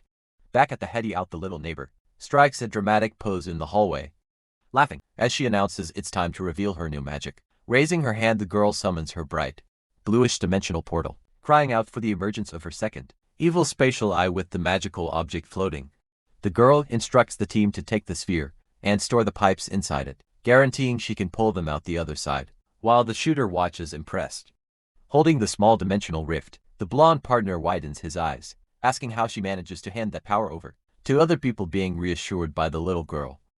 To demonstrate the magical link, the hacker displays a second, identical black hole, glowing intensely right in the center of her own chest. Completely shocked by the revelation, the homeowner yells, asking how on earth his neighbor managed to do such a thing. Sitting on the floor, the little, bespectacled girl explains that the second spatial rift appeared right after she ate, until she was completely stuffed the last time. Analyzing his own hand, the protagonist deduces that the explanation makes sense, since his powers are also getting stronger, for no reason, so there's no reason for the girl's ability to remain the same. Hugging his colleague by the neck, the boy gives a forced smile, and delegates the entire heavy task of carrying in the supplies to the blonde swindler. Half an hour later, the duo works hard in the dark cave warehouse, shoving the huge steel pipe straight into the floating magical sphere drawn by the pull, the long metal tube that quickly disappears into the bright little black hole in the heady out. The shooter praises the extreme convenience of that new ability, while his neighbor pulls the materials out of her own chest, demanding the mere mortal bow before her. Crouching before the large pile of metal, the homeowner cracks his knuckles and confidently states that now it's his turn to work. In a cautious action, the guy's gloved hand presses the red button, turning off the generator temporarily to facilitate and guarantee the safety of the electrical modifications. Positioned next to the large machine, the protagonist holds a metal bar, calculating that the water cooling system will allow him to harness the boiling liquid from the tank, concentrating his violet magical aura. The boy softens the iron pipe, explaining that the first step is to connect the reservoir's outlet directly to the piping, bending the metal structure with extreme ease. He details that the hot water will flow through that path, reaching absolutely every corner of the isolated environment. Thanks to the density-altering power, the shooter shapes the iron, creating a simple but highly efficient homemade radiator for heating. Carrying the finished heavy part down the hallways, the guy declares excitedly that he is gonna install those devices throughout the entire house. Crouching on the floor, he finalizes the closed circuit by installing a pump that will pull the water from downstairs back to the machine, ensuring reheating and constant circulation of the liquid. With the job done, the protagonist's firm hand pulls the ignition lever, restarting the generator and activating the entire new heating system. Driven by the machinery, the newly installed radiator begins to heat up quickly, melting the thick layer of ice accumulated around it. Touching the wall with her small hands, the young hacker complains, in frustration, that the environment isn't even slightly warm yet. Resting on the floor, the shooter asks his partner not to worry and just wait a little bit longer for the system to take effect. Half an hour later, the room already displays a messy table with food, scraps and bottles, proving the team made good use of the waiting time. Overcome by the extreme heat, the protagonist appears sweating in a tank top, asking his neighbor's opinion as she plays video games in shorts and praises the work with a divine thumbs up. Savoring a refreshing popsicle, the boy scratches his head, feeling a slight nagging suspicion that he's forgetting some important detail. Immediately an epiphany strikes his mind as he remembers his precious vegetable garden, abandoned in the freezing basement. The image focuses subtly on the vegetables, completely shriveled and crystallized by the extreme cold that punished the lower floor. With no chance of survival, the huge Chinese cabbage lies, completely destroyed and covered by a hard layer of ice. Back in the dark basement, the homeowner wipes the sweat from his forehead, announcing with relief that the underground section's heating system has finally been fixed. Concentrating his powerful emerald aura over the plastic bottles, the guy tries to revive the plants, wondering if they will manage to survive the thermal trauma. After half an hour of intense magical effort, the protagonist holds the spoiled cabbage, dripping with sweat and cursing indignantly. Upon noticing the healing had no effect, taking a frustrated bite, he tries one of the shriveled small radishes, complaining about the vegetable's lack of growth during that period.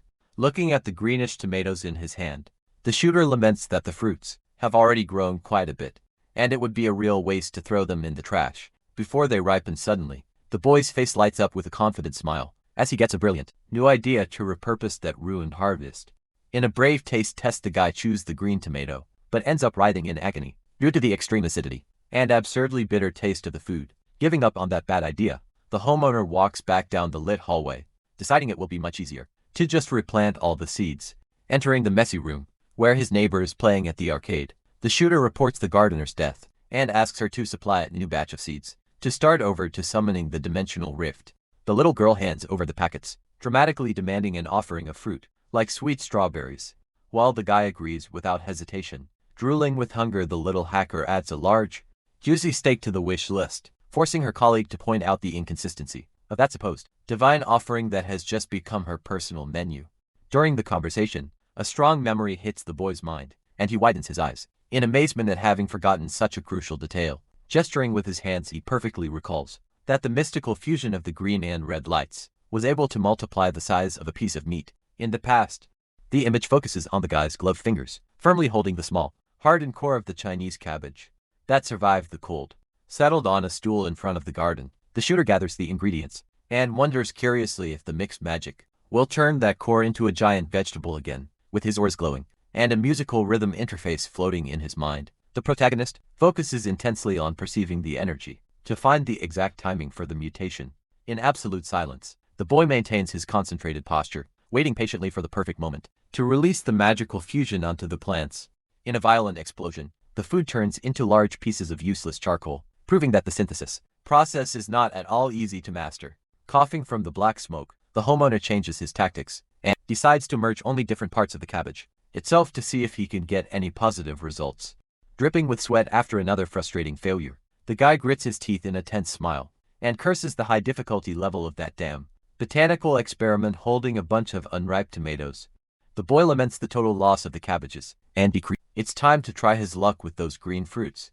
Without losing hope, the protagonist angel hand dives into a metal bowl to grab a perfect soybean for the new fusion attempt. Concentrating the emerald and scarlet auras in his fists, the shooter focuses deeply on the magic's oscillation, seeking the ideal synchronization of the energetic rhythm. With his face very close to the glow, the guy keeps his eyes half closed and his forehead drenched in sweat, demonstrating the extreme effort of that crucial moment. In a blinding flash, the seed undergoes a brutal mutation, rapidly expanding and transforming into a colossal fruit in the hands of the boy, who yells excitedly at the size increase. Supporting the heavy and bizarre green vegetable in his arms, the homeowner celebrates the volume success, but soon asks in frustration why the color still indicates the food hasn't ripened. Driven by curiosity, the guy decides to test the practical result and takes a large bite of the fruit surface, hoping the taste improves through magic. Immediately, the shooter's face contorts in pure revulsion, spitting the pieces far away, upon realizing that the acidity and bitterness remain absolutely unbearable.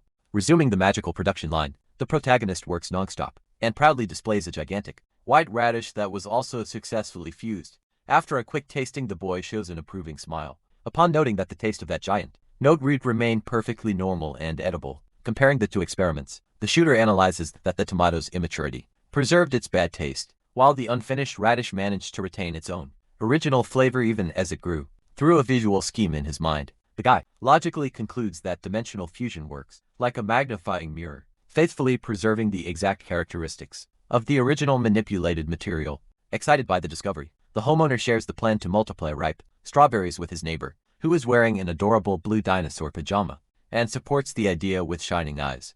In a sudden hug, the little dinosaur girl jumps onto the guy's neck, revealing she had been watching everything since the giant tomato was created, while the shooter screams, startled by the stealthy approach. Holding the radio communicator, with her beanie pulled down, the little hacker reports that the doctor just radioed to say she is already heading back home. Safely worried by the news, the protagonist asks if it isn't too dangerous for the nurse to go out alone, for so long hearing from his neighbor that the woman found a pet on the street, leaving him totally confused. Watching the snowstorm outside, the protagonist wonders how the doctor managed to find a pet in that horrible weather. Soon, the view focuses on the face of a huge polar bear, with a red mark on its cheek, leaving the boy totally speechless. Faced with the giant beast, accompanied by the young hacker, the shooter points his finger indignantly, asking if that really is the supposed pet, while the girl dramatically claims the emissary brought her mount. Petting the animal, the little girl guarantees that the bear named the Bay must have escaped from the zoo, but is very docile and cute, begging to help him, since he's been thin and starving for months. Sweating cold with suspicion, the homeowner repeats the adjectives cute and obedient, mentally wondering what the hell that beast went through to end up like that. From the recounted memory, the girl tells how she was running back home after leaving Miss Jiyoung's hedio. On the snowy path, the wild bear suddenly appeared, charging extremely aggressively towards the bespectacled girl. In an instinctive reflex, the little hacker delivered a brutal punch straight to the colossal beast's face, justifying that she ended up hurting the animal by pure accident. Totally terrified by her absurd strength, the predator kneeled in the snow as a sign of submission, while the girl explains she decided to bring him back to treat his wounds as an apology. Staring at the animal's pitiful state, the boy deduces that the bear is only that obedient because he was brutally beaten and traumatized by his weird neighbor. Despite the bizarre origin of the mascot, The group decides to adopt the polar bear, while the protagonist feeds him a colossal piece of synthetic meat.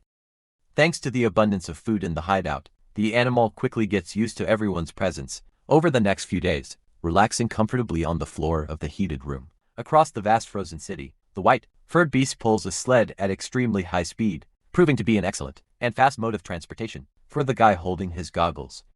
The shooter praises the mount's utility, emphasizing that the cost-benefit is incredible, since the beast only eats the magically multiplied meat, without wasting the precious garden vegetables. Back inside the mansion, the homeowner praises the efficiency of the ride, while the large bear collapses on the floor, panting and whining from exhaustion. Carrying boxes down the hall, the doctor notices the mascot's fatigue, but the animal reacts by letting out a frightened roar. Upon seeing her approach, backing away confused. The woman asks the reason for such fear, since she was the one who initially rescued him, while the boy pets the hiding bear's head, explaining that her physical strength is simply too terrifying. A few days later, the view focuses on the underground garden, where the little hacker jumps for joy, celebrating the final ripening of the long-awaited strawberry harvest sitting on the stool. The protagonist holds a colossal red fruit, feeling the absurd weight of that magically fused food. Gathered in the basement, the entire team savors the gigantic strawberries, happily, confirming that the taste remained perfectly sweet and natural, striking a theatrical pose. The bespectacled girl shows off her dimensional portal, demanding her mortal servants be extremely grateful for her spatial gift of transporting the fruits to their allies. In the neighboring hideout, the white-haired former teacher analyzes the colossal strawberry in awe, asking her sister if it is truly a real fruit, due to its absurd size. Sprawled on the bed surrounded by boxes, the pink-haired youngest complains on a full stomach that she can't eat any more strawberries, while the leader praises the delicious taste of the delivered meal. Suddenly a violent roar destroys the room's wall, sending pieces of ice and concrete flying everywhere. Surprised by the sudden attack, the two sisters quickly stand up, deducing in panic that the hideout was invaded by a superpower user. In the darkness of the smoke, a pair of red eyes glows, in a threatening and intense manner. Stepping over the rubble, a colossal man with the appearance of a wild beast declares in a dark voice that he has finally reached his destination outside. Several heavy military boots march synchronously over the mountains, rocky frozen ground. An entire battalion of soldiers advances stealthily through the cave shadows, ready to initiate a tactical invasion. Leading the march, the gray-haired captain walks, closely accompanied by his loyal, short-haired female subordinate. Through the corridors of the underground installation, the elite military troop continues advancing, under the direct command of the officer duo. With a subtle wave of his gloved hand, the gray-haired captain orders the containment team to take the front line of the operation immediately. The bald soldier points his finger, demanding that the civilian prisoners search every room of the place, not letting absolutely anyone escape alive. To motivate the horde of residents, armed with wooden clubs, the officer promises that everyone will become official base members and receive a woman as a reward if the job is done well. Overcome by greed, the enslaved civilians let out maniacal laughs and charge through the dark tunnels, wielding their improvised weapons with pure malice. Watching the horde, the captain smirks, cynically justifying that bunch of trash makes perfect bait to trigger traps, since the enemies in the warehouse are extremely dangerous superhumans. Beside him, the short-haired officer coldly points out that her partner has no authority to grant official rewards, but agrees that dead men don't need to be paid. Adjusting his coat, the gray-haired man suggests they also split their own teams to cover a larger area, while the woman accepts the proposal with total indifference. With the troops separated at the tunnel intersection, the captain tells the bald soldier that he is now the one making the rules, not that arrogant woman. Walking away into the darkness, the officer goes her own way, while the bald brute asks her to wait for him. Looking over her shoulder, the woman clicks her tongue, showing deep contempt and irritation at her mission partner's attitude. Now positioned with her tactical squad, the captain orders her team to hold their current position to prevent the enemies from cutting off the escape route with a surprise attack promptly. The soldiers salute, agreeing with the defensive strategy, while the horde of civilians continues running and yelling through the dark corridors. Maintaining a cautious posture, the woman orders her men to slow their pace, preferring to let the slaves take all the risk of exploring the unknown terrain. Far away, the dust settles to reveal the white-haired woman, staring at the immense beast man who just invaded her head yard. Adjusting her glasses frame, the white-haired leader sweats cold as she processes the size of the threat she just detected sitting on the edge of the bed. The woman warns her siblings that two superhumans are approaching rapidly from deep within the hideout, while the pink-haired youngest asks in terror how the enemies sprouted from underground. Staring at the rubble of the destroyed wall, the leader laments not foreseeing an attack coming from inside the mountain, itself remembering that the little hacker only set traps at the surface entrances. Frustrated by the disadvantage, the woman notes that her blonde brother's ice manipulation power is totally useless inside a dry cave, not understanding how the invading forces found that path pressing her injured leg. She concludes panting that she won't be able to defeat two magic users alone, much less the entire squad of soldiers that must be accompanying the invasion. Through the radio communicator, the protagonist's voice echoes, desperately, demanding to know who these superhumans are and what is happening in his allies' hideout. Over the device, the woman reports that they were caught completely off guard by the underground attack, and that the team is already preparing to retreat from that dangerous place.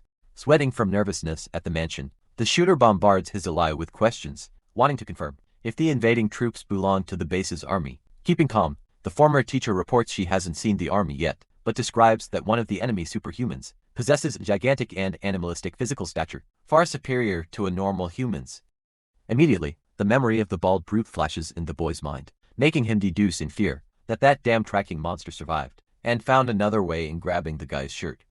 The young hacker uses the radio to say goodbye to her older sister, asking her not to worry because they will get in touch as soon as they find a safe place.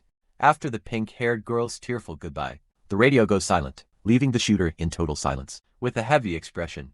Scratching his neck in deep irritation, the hominer grumbles that there is something very wrong and dangerous about this whole escape situation. Visualizing the infinite boxes of the underground depot, he reasons that if his allies flee, that entire arsenal of war and ammunition will fall straight into the hands of the base military. In a tragic mental projection, he concludes that with this new heavy weaponry, the fake benefactor Zhang will easily massacre his blonde partner's volunteer group. In the city, looking at the tactical map, the protagonist calculates that his mountain hideout is very close to the cave, predicting that the army will discover the mansion if they take over that area. From the image of the enemy captain in the blizzard, the boy understands that once their location is exposed, the base forces will launch a relentless attack against him.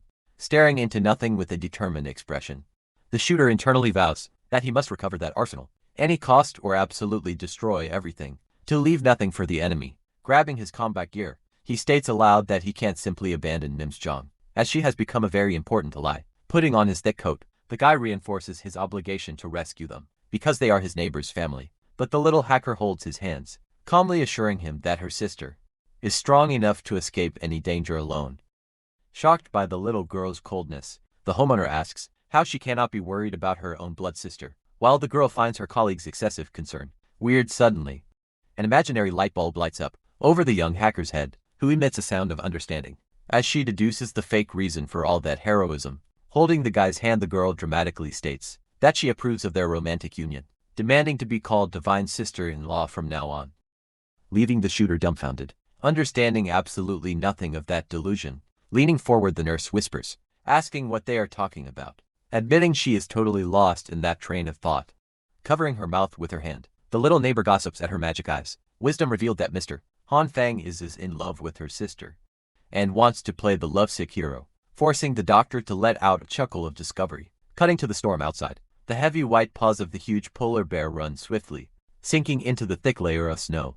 Tearing through the freezing wind, the wild animal roars, baring its teeth as it relentlessly accelerates through the hostile terrain. Riding on the sled and gripping his rifle, the protagonist tries to tell his companion gently that she didn't need to come along on this suicide mission.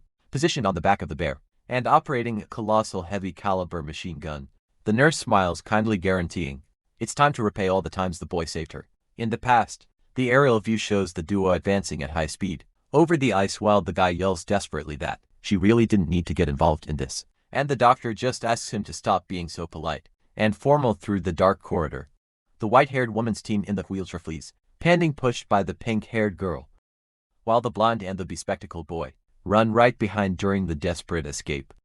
The leader looks over her shoulder with a tense expression to check if they are being followed. Out of the corner of their eyes, the woman and the blonde boy notice something dangerous approaching from the shadows.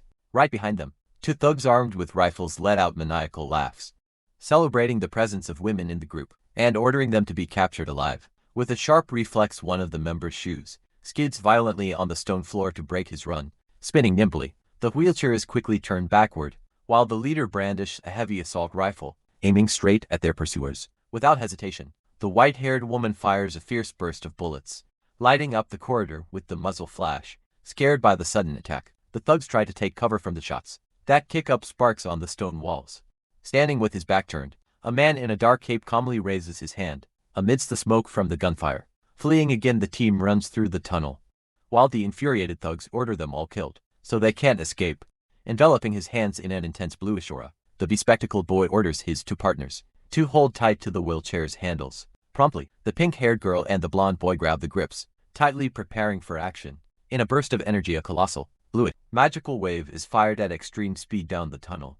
Thanks to the force of the fired beam, the wheelchair is ejected backward like a rocket, making the pink-haired girl laugh and yell that it was incredible. Perplexed by the flash, the thugs stop their pursuit and look in fear at the huge barrier of energy coming toward them. Swallowed by the magic, the bluish wave hits the thugs head-on violently, throwing their bodies into the air amidst screams of agony. Driven by the brutal force of the impact, one of the thugs is pinned directly against the corridor wall. Taking advantage of the throw, a colossal, bold guy grabs the thug by the neck with a single hand, smiling like a maniac and thinking he'll get all the credit for the capture. Alone, fired at high speed, a colossal wave of bluish, magical energy crosses the cave's dark corridor, holding tightly to the wheelchair's handles. The pink-haired girl and the blonde boy brace themselves, while the boy shouts for his sister. Pushed by the beam's force, the team is thrown backward like a rocket, making the pink-haired girl yell that they are going to crash. Quickly, the white-haired leader summons a spherical energy dome, protecting the entire group from the imminent impact. During flight supporting the woman in the air, the explosive girl receives a direct order from the leader to blow up the entrance to that tunnel. Immediately realizing their escape, the bald giant widens his eyes and curses the team, furious that they let them get away. With a devastating roar, a gigantic explosion completely destroys the cave access, kicking up lots of smoke and ice everywhere outside. The protagonist watches the smoke cloud rising on the horizon and wonders, intrigued what could be causing all that commotion. Through his goggles, the shooter concludes with relief that the superhuman trio apparently managed to escape the enemy base. Breaking through the snowy surface, the blue energy bubble erupts violently, throwing the girls and the blonde boy outside. Amid screams of despair completely out of control, the team crashes heavily against a massive block of snow, sliding across the frozen ground. The entire group sprawls over the track, letting out groans of pain from the brutal fall. Smashing through the ice barrier, the bald brute resurfaces enraged, swearing to kill everyone for the audacity of blowing up the cave in his face. Paralyzed on the ground, the team watches in pure shock as the monster's gigantic figure rises menacingly right in front of them, emanating an intense red aura from his hands. The aggressor prepares to crush the youths, yelling for them to die once and for all. Suddenly, a burst of gunfire tears through the air, hitting the monster's back and striking sparks off his armor. Wielding his smoking rifle, the hominid appears on the slope, mocking his reunion with the giant. Wasting no time, the shooter tells the trio to get on the vehicle quickly so they can escape. Rising the boy, the bald monster turns his face, consumed by hatred, and promises he won't let him escape alive this time. Cutting through the blizzard, the nurse appears riding her huge polar bear, wielding a heavy rotary machine gun. In a relentless charge, the woman unleashes a true rain of bullets against the brute, forcing him to shield himself from the crushing attack. Astounded by the firepower, the pink-haired girl and the blonde boy stutter, praising the doctor's absurd strength. Pulled up by the protagonist's hands, the youths finally manage to climb onto the makeshift transport. With the whole team on board, the boy shouts the departure order, initiating a swift escape across the frozen landscape. Overcome by blind fury, the giant runs desperately after the group, swearing he won't let them flee. Looking over his shoulder, the shooter sweats cold as he notices the monster is still alive and chasing them closely, suggesting a trap. The team asks if they can use the snowbank on the side to create an avalanche and stop the enemy. Receiving confirmation from the blonde boy promptly, the kid touches his hands to the mountain, activating his ice manipulation power. Due to the magic's force, a colossal avalanche crashed down onto the road, completely swallowing the brute's figure. Breaking through the white mountain, the monster resurfaces unharmed, mocking that a little bit of snow is nothing, and threatening to crush everything. With a single punch in a sudden blast, a massive beam of blue energy hits the aberration, square in the face. Frozen instantly, the giant gets entirely trapped inside a gigantic blue ice pillar. The strong wind continues sweeping the snowy field, where the colossal ice sculpture rests immobilized. Observing the trapped henchman, the gray-haired captain orders his soldiers to stop running and stop pursuing the targets. Adjusting his posture, the preppy guy justifies that they have other priorities right now, and that simply driving away the invaders is enough. Far away, the group of fugitives finally reaches the safety of an area full of buried ruins. Sliding off the bear's back, the pink-haired girl praises the doctor, claiming she was incredibly awesome in combat, while the woman blushes with embarrassment at the compliment. Taking the lead, the protagonist instructs the nurse to take his allies back to the hideout, announcing he will stay behind to cover the group's rear, which surprises the doctor greatly. Displaying a dark look, the boy states that if the enemies tried to follow them, he will simply unleash another lethal trap on them. Staring at the guy's psychopathic expression, the girls and the blonde sweat cold, murmuring that this guy is truly merciless. Now alone near the cave, the shooter stares at the blocked entrance and decrees that his turn to act has arrived. Walking through the snow, he approaches the immense pile of rocks that seals the underground access. Analyzing the area, the guy notes that the entrance is completely closed off and with no guards watching. In his mind, he reasons that even if he runs into some soldiers inside, they won't be a threat, as long as he reinforces his own clothes with magic. Concluding his tactic, he deduces that the only dangerous enemies are the giant and the other superhuman, but since they are in the deepest part of the cave, it is highly unlikely they will cross paths. Emanating his powerful purple aura, the boy touches the barricade, ordering the material to soften immediately. He squeezes through the gelatinous crack with some difficulty, grumbling that it would be very humiliating if he ended up stuck there. Once inside, he pulls back his glowing hand and, relieved, confirms the absence of enemies at the entrance. Stealthily, the protagonist's small silhouette advances through the dark stone corridors, a wider area. He observes the path is completely deserted. Finding the situation strange, the shooter wonders why that place is so empty. With his hands in his pockets, he walks among the huge barrels, reflecting on why the enemies went through so much trouble to take over the cave but didn't send anyone to move the supplies. Ignoring the doubt, he brandishes a bundle of dynamite, deciding that his goal will be accomplished as soon as he destroys all the fuel, weapons and ammunition there. Running through the tunnels, the boy murmurs in confusion, remembering that the arsenals were exactly in that direction, but he can't find them. Suddenly, he stops running and hides. Upon noticing movement just ahead, peeking around the corner of the wall, he catches a large military platoon, pointing their firearms at a small group cornered in the passage. Wounded and leaning on the ground, the short-haired officer curses Captain Jong Dong-soo, accusing her colleague of treason. Watching from afar, the boy finally understands that no one is moving the supplies, because the army is busy fighting amongst themselves. Surrounded by shooters, the gray-haired captain advises the woman to yield, wisely, promising to treat her well if she agrees to surrender. Unconvinced, the woman retorts, reminding him that the commander promoted them to captains, asking how he has the nerve to betray the boss like this. With an apathetic look, the traitor justifies that bastard commander treats all superhumans as mere tools and never considered them real people. Pointing to the deformed giant next to him, the gray-haired man uses his and his colleagues' monstrous bodies as proof, guaranteeing that continuing to follow that boss will only result in a quick death. Faced with the revelation, the short-haired woman remains silent, with a heavy expression through the officer's memory. The mysterious commander reprimands her for the delay in conquering the depot, ordering her to force the giant Dezhuang to work even harder to finish the excavation in 10 days. In the same memory, the woman tries to defend her ally, warning that the big guy's brain has already started to crystallize due to the effort and begging for a rest for him. Dryly, the leader dismisses the concern, stating he only cares about getting the supplies at any cost back in the present. The officer lowers her head in sadness, realizing the commander truly no longer cares whether they live or die. Expanding his arguments, the gray-haired traitor highlights that the only remaining superhumans at the base are the commander and one useless guy, plus the extreme shortage of resources, questioning why they should obey, since they have powers and control the depot. With a manipulative stance, he reminds the woman that she failed the mission, and that even if she crawled back, the ruthless leader wouldn't forgive her. Supporting the mutiny, rebellious soldiers urge the officer, reminding her that her men haven't eaten a proper meal of rice in a long time, and guaranteeing that by joining Captain John, everyone will have all the food and all they want. Raising his hand, the gray-haired leader invites the woman to join them to eliminate the bastard commander and share the base's supplies together. Pressured by the team, the officer's own soldiers beg her to accept the proposal because they are right. Convinced by the arguments, the woman lets out a long sigh of surrender. Raising her hands in a sign of peace, she agrees to join the mutiny, but imposes one final condition. Pointing to her own wounded team, she demands that the traitor captain treat her men's injuries first. Running panting through the dark tunnel, the protagonist is startled by the absurd speed at which the enemies manage to catch up to him, and decides he just needs to keep fighting.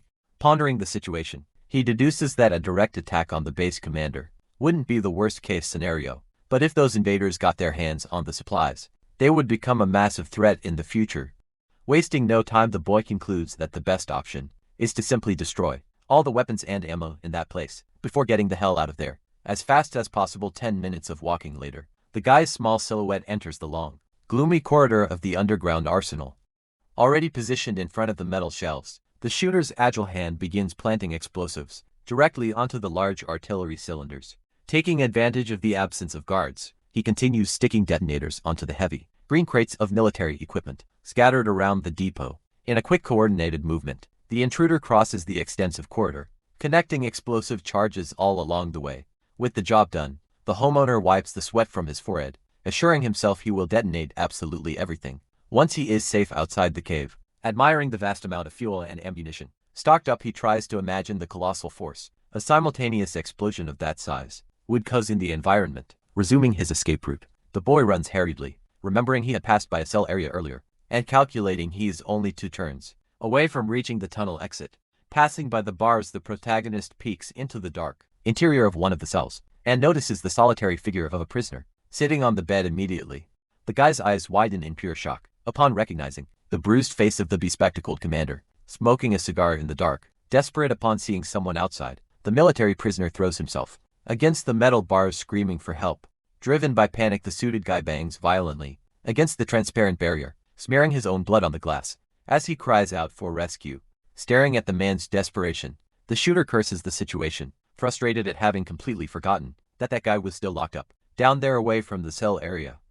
The gray-haired captain and his female partner lead a heavily armed squad of soldiers through the base's corridors, sprinting at full speed. The boy curses the fake benefactor Zhang Shiyu, lamenting that the bastard should have killed that prisoner a long time ago. Looking over his shoulder, the intruder sweats cold upon spotting the silhouettes of the enemies approaching. Realizing they found him exactly as he feared, taking tactical control, the enemy captain points his finger and orders the first squad to use a shortcut on the map to completely block the tunnel exit through the maze of boxes and abandoned military vehicles. The protagonist's small silhouette continues his desperate escape to avoid being cornered. Crossing a tubular passage surrounded by pipes, the guy pants from exhaustion, but mentally celebrates that there is only 1 turn left to reach freedom. Skidding quickly across the cold floor, the shooter finally spots the end of the path and celebrates the proximity of his escape route. Exiting the narrow corridor, the boy hurries into a wider area, reinforcing to himself the need to be very fast. Suddenly, a voice echoes from the side,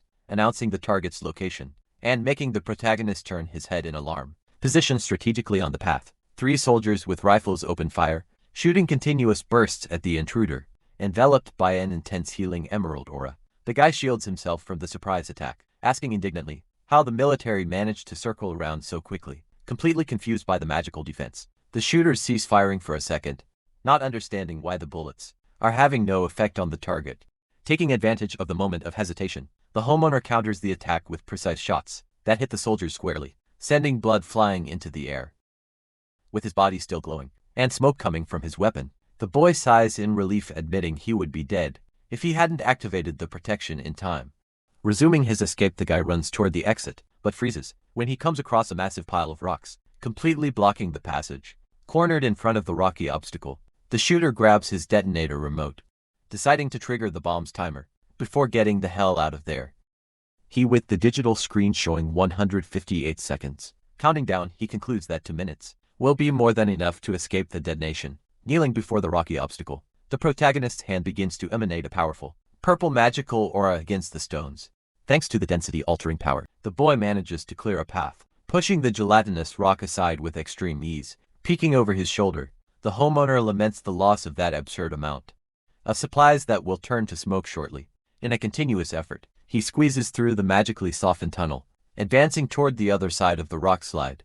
On the outside of the barrier, the imposing figure of the ball giant immediately recognizes the purplish glow and points his finger, accusing the boy of being the wanted intruder. Overcome by blind hatred, the brute charges forward with his hand outstretched, roaring for the enemy to die once and for all. In a brutal charge, the monster lands a devastating punch against the pile of rocks, violently scattering shrapnel throughout the tunnel. Driven by the force of the impact, the protagonist is thrown back inside the blockade, while the magical passage dissolves around him, falling heavily backward onto the hard floor. The guy curses the situation, frustrated at having his escape route destroyed. When he was so close to the exit, stepping over the debris, the giant threatens to end the target's life, while the boy sitting on the ground laments the terrible luck of running into that specific enemy. Looking at the timer showing just over a minute, the shooter sweats cold, realizing the urgency of eliminating the aggressor quickly so he doesn't get blown up along with the base.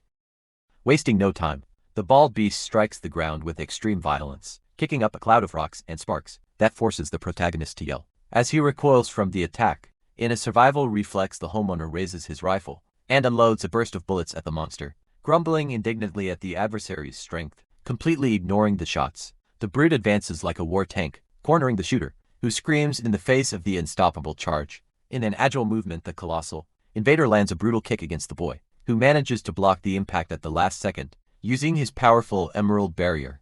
Even with the magical defense activated, the force of the blow is so crushing that the protagonist is pushed violently backward, skidding across the stone floor with a shout. After managing to break his skid, the guy drops to one knee, panting while his green aura slowly dissipates into the dark environment. Suddenly, the monster's heavy boot stomps hard on the ground, crushing the detonator remote in an explosion of sparks and broken plastic. Resuming his relentless pursuit, the giant runs furiously after the boy, who tries to keep his distance, demanding the aggressor stop immediately. Staring at the destroyed remains of the remote in his hands, the homer concludes, in terror, that he has completely lost the ability to cancel the bomb's countdown. Peeking over his shoulder, the guy notices the enemy has blocked the only escape route, forcing him to desperately question what his next move will be. With the timer marking less than a minute to total destruction, the shooter deeply regrets the tactical error of having activated the explosives prematurely.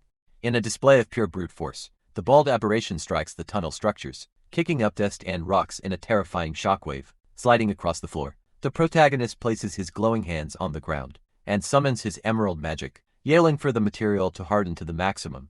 By channeling the power, an immense barrier of crystallized energy rises from the concrete, advancing directly toward the monster's position.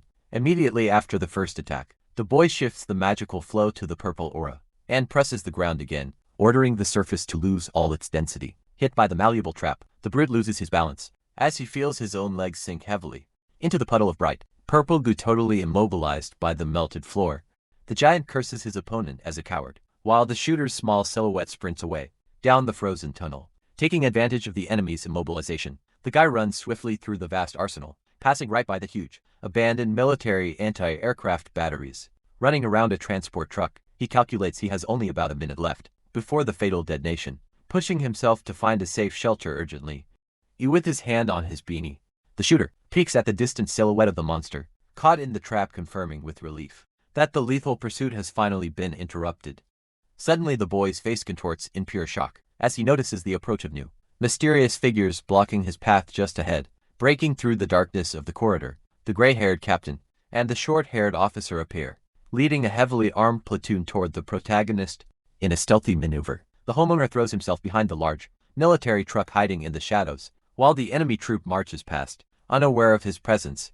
Peeking around the side of the vehicle, the guy pants and admits that sudden encounter very nearly ended in a disastrous firefight. In the middle of the formation, the gray-haired captain grabs a subordinate by the collar, yelling indignantly that they let the target escape, and asking if the fugitive was a superhuman. Adjusting her gloves, the short-haired officer analyzes the tactical situation, arguing that splitting the team would make them easy prey, but keeping the group united would make the search for the intruder immensely difficult, hidden behind the metal barricade. The shooter sweats cold at the platoon's delay, mentally begging the group to stop talking and get the hell out of there. Right away, staring at the bomb, the protagonist goes into absolute panic upon realizing the countdown has reached 0, decreeing that the gigantic explosion will happen any second. Alerted by some small noise, the female captain nimbly draws her pistol, aiming the weapon straight at the truck and demanding to know who is hiding in the shadows. Obeying their leader's command, the dozens of soldiers raise their assault rifles, locking their aim mercilessly on the guy's isolated position. Pressured by the deadly situation, the boy swallows hard, desperately reflecting on his options, knowing he won't survive a hail of bullets of that magnitude. In a surge of pure adrenaline, the protagonist jumps out from behind cover, emanating his lethal scarlet magic, and yelling confidently that he'll risk everything on a frontal attack. In a colossal explosion, the boy's scarlet magic creates an immense barrier of red fire, completely blocking the enemy squad's line of sight. Taking advantage of the distraction, the protagonist turns his back and sprints away, yelling to himself that this was the exact moment to run. With a quick reaction, a powerful burst of blue energy is conjured by the enemies, violently striking the walls of the dark tunnel. From the magical impact, a thick layer of ice spreads rapidly, partially blocking the stone structure. Totally infuriated by the escape, the gray-haired captain extends his hand and relentlessly orders his subordinates to pursue the target far away. Our hero pants heavily as he runs without looking back through the facility's dark corridors. Passing by one of the barrels, the guy tensely checks the digital display of his bomb, showing only 11 seconds remaining until detonation. Sweating cold from the urgency, he quickens his pace even more, cursing the situation and demanding his own body to run as fast as possible. Shortly after, the troop, led by the short-haired officer, reaches the explosives area, letting out murmurs of confusion. Seeing the empty corridor, advancing through the maze of supplies, the captain ignores the barrels, while one of his soldiers pantingly begs him to wait. Turning his face with extreme irritation, the gray-haired leader curses the team, calling them all useless trash for always ruining things. At that exact millisecond, the digital display, glued to the metal container next to the officer, hits zero. A deafening roar shatters the silence when the first bomb detonates, creating a gigantic fireball right in the enemy's face. Desperate from the lethal flash, the short-haired woman screams the order for the platoon to run away. From there, immediately from the chain reaction, the entire tunnel is brutally swallowed by an overwhelming sequence of explosions that set the entire underground depot ablaze. Managing to reach an apparently safe area, the shooter skids to the floor, sighing in relief. Believing the danger of the detonation has passed, suddenly his face contorts in pure shock upon noticing figures emerging from the smoke right behind him, surviving the inferno of flames. The enemy captain advances, furiously cursing the boy as an idiot for having the nerve to blow up the fuel depot. Overcome by terror, our hero resumes his desperate flight through the corridors, while the gray-haired officer relentlessly pursues him. In an attempt to delay the aggressor, the guy turns his body and fires a burst of red magic, forcing the enemy to block the attack. Demonstrating overwhelming power, the captain summons a bluish energy and destroys the magical charge, shattering the stone floor. Taking advantage of the kicked-up dust, the villain leaps nimbly over the rubble, maintaining the deadly hunt down the tunnel. The shooter runs, yelling for the guy to stay away, while the officer swears, screaming that he will kill him right there. Meanwhile, at the epicenter of the disaster, the base soldiers are burned alive, screaming in extreme agony, in the middle of the sea of flames. Pulling the leader by the arm, the short-haired officer warns that this isn't the time for revenge, while the gray-haired man swears he won't let the target escape, and the boy continues running just ahead. During the frantic sprint, the protagonist widens his eyes as he spots a small, open cave just ahead on his escape route. Pointing to the hole, the short-haired woman yells the order for them to quickly get into the hideout. United by survival instinct, the officer and the boy run side by side, fleeing the colossal wave of fire, rapidly approaching their backs. In a desperate leap, the duo manages to cross through the heavy door of the shelter. At the exact second, the flaming inferno floods the outer corridor. Cornered inside the refuge, the enemy orders the guy to block the entrance with his superpower, being promptly obeyed by the shooter, who uses his scarlet magic, complaining that she didn't even need to ask. Through the crack in the blocked entrance, the colossal flames press with extreme violence against the stone structure, trying to invade the shelter. Finding no resistance, the sea of fire spreads uncontrollably, consuming all the oxygen in the outer corridor. Through a continuous and devastating reaction, the fire takes over the entire military base, turning the tunnels into a true inferno of agonizing screams far away on the mountain surface. An immense avalanche of snow and ice buries the landscape.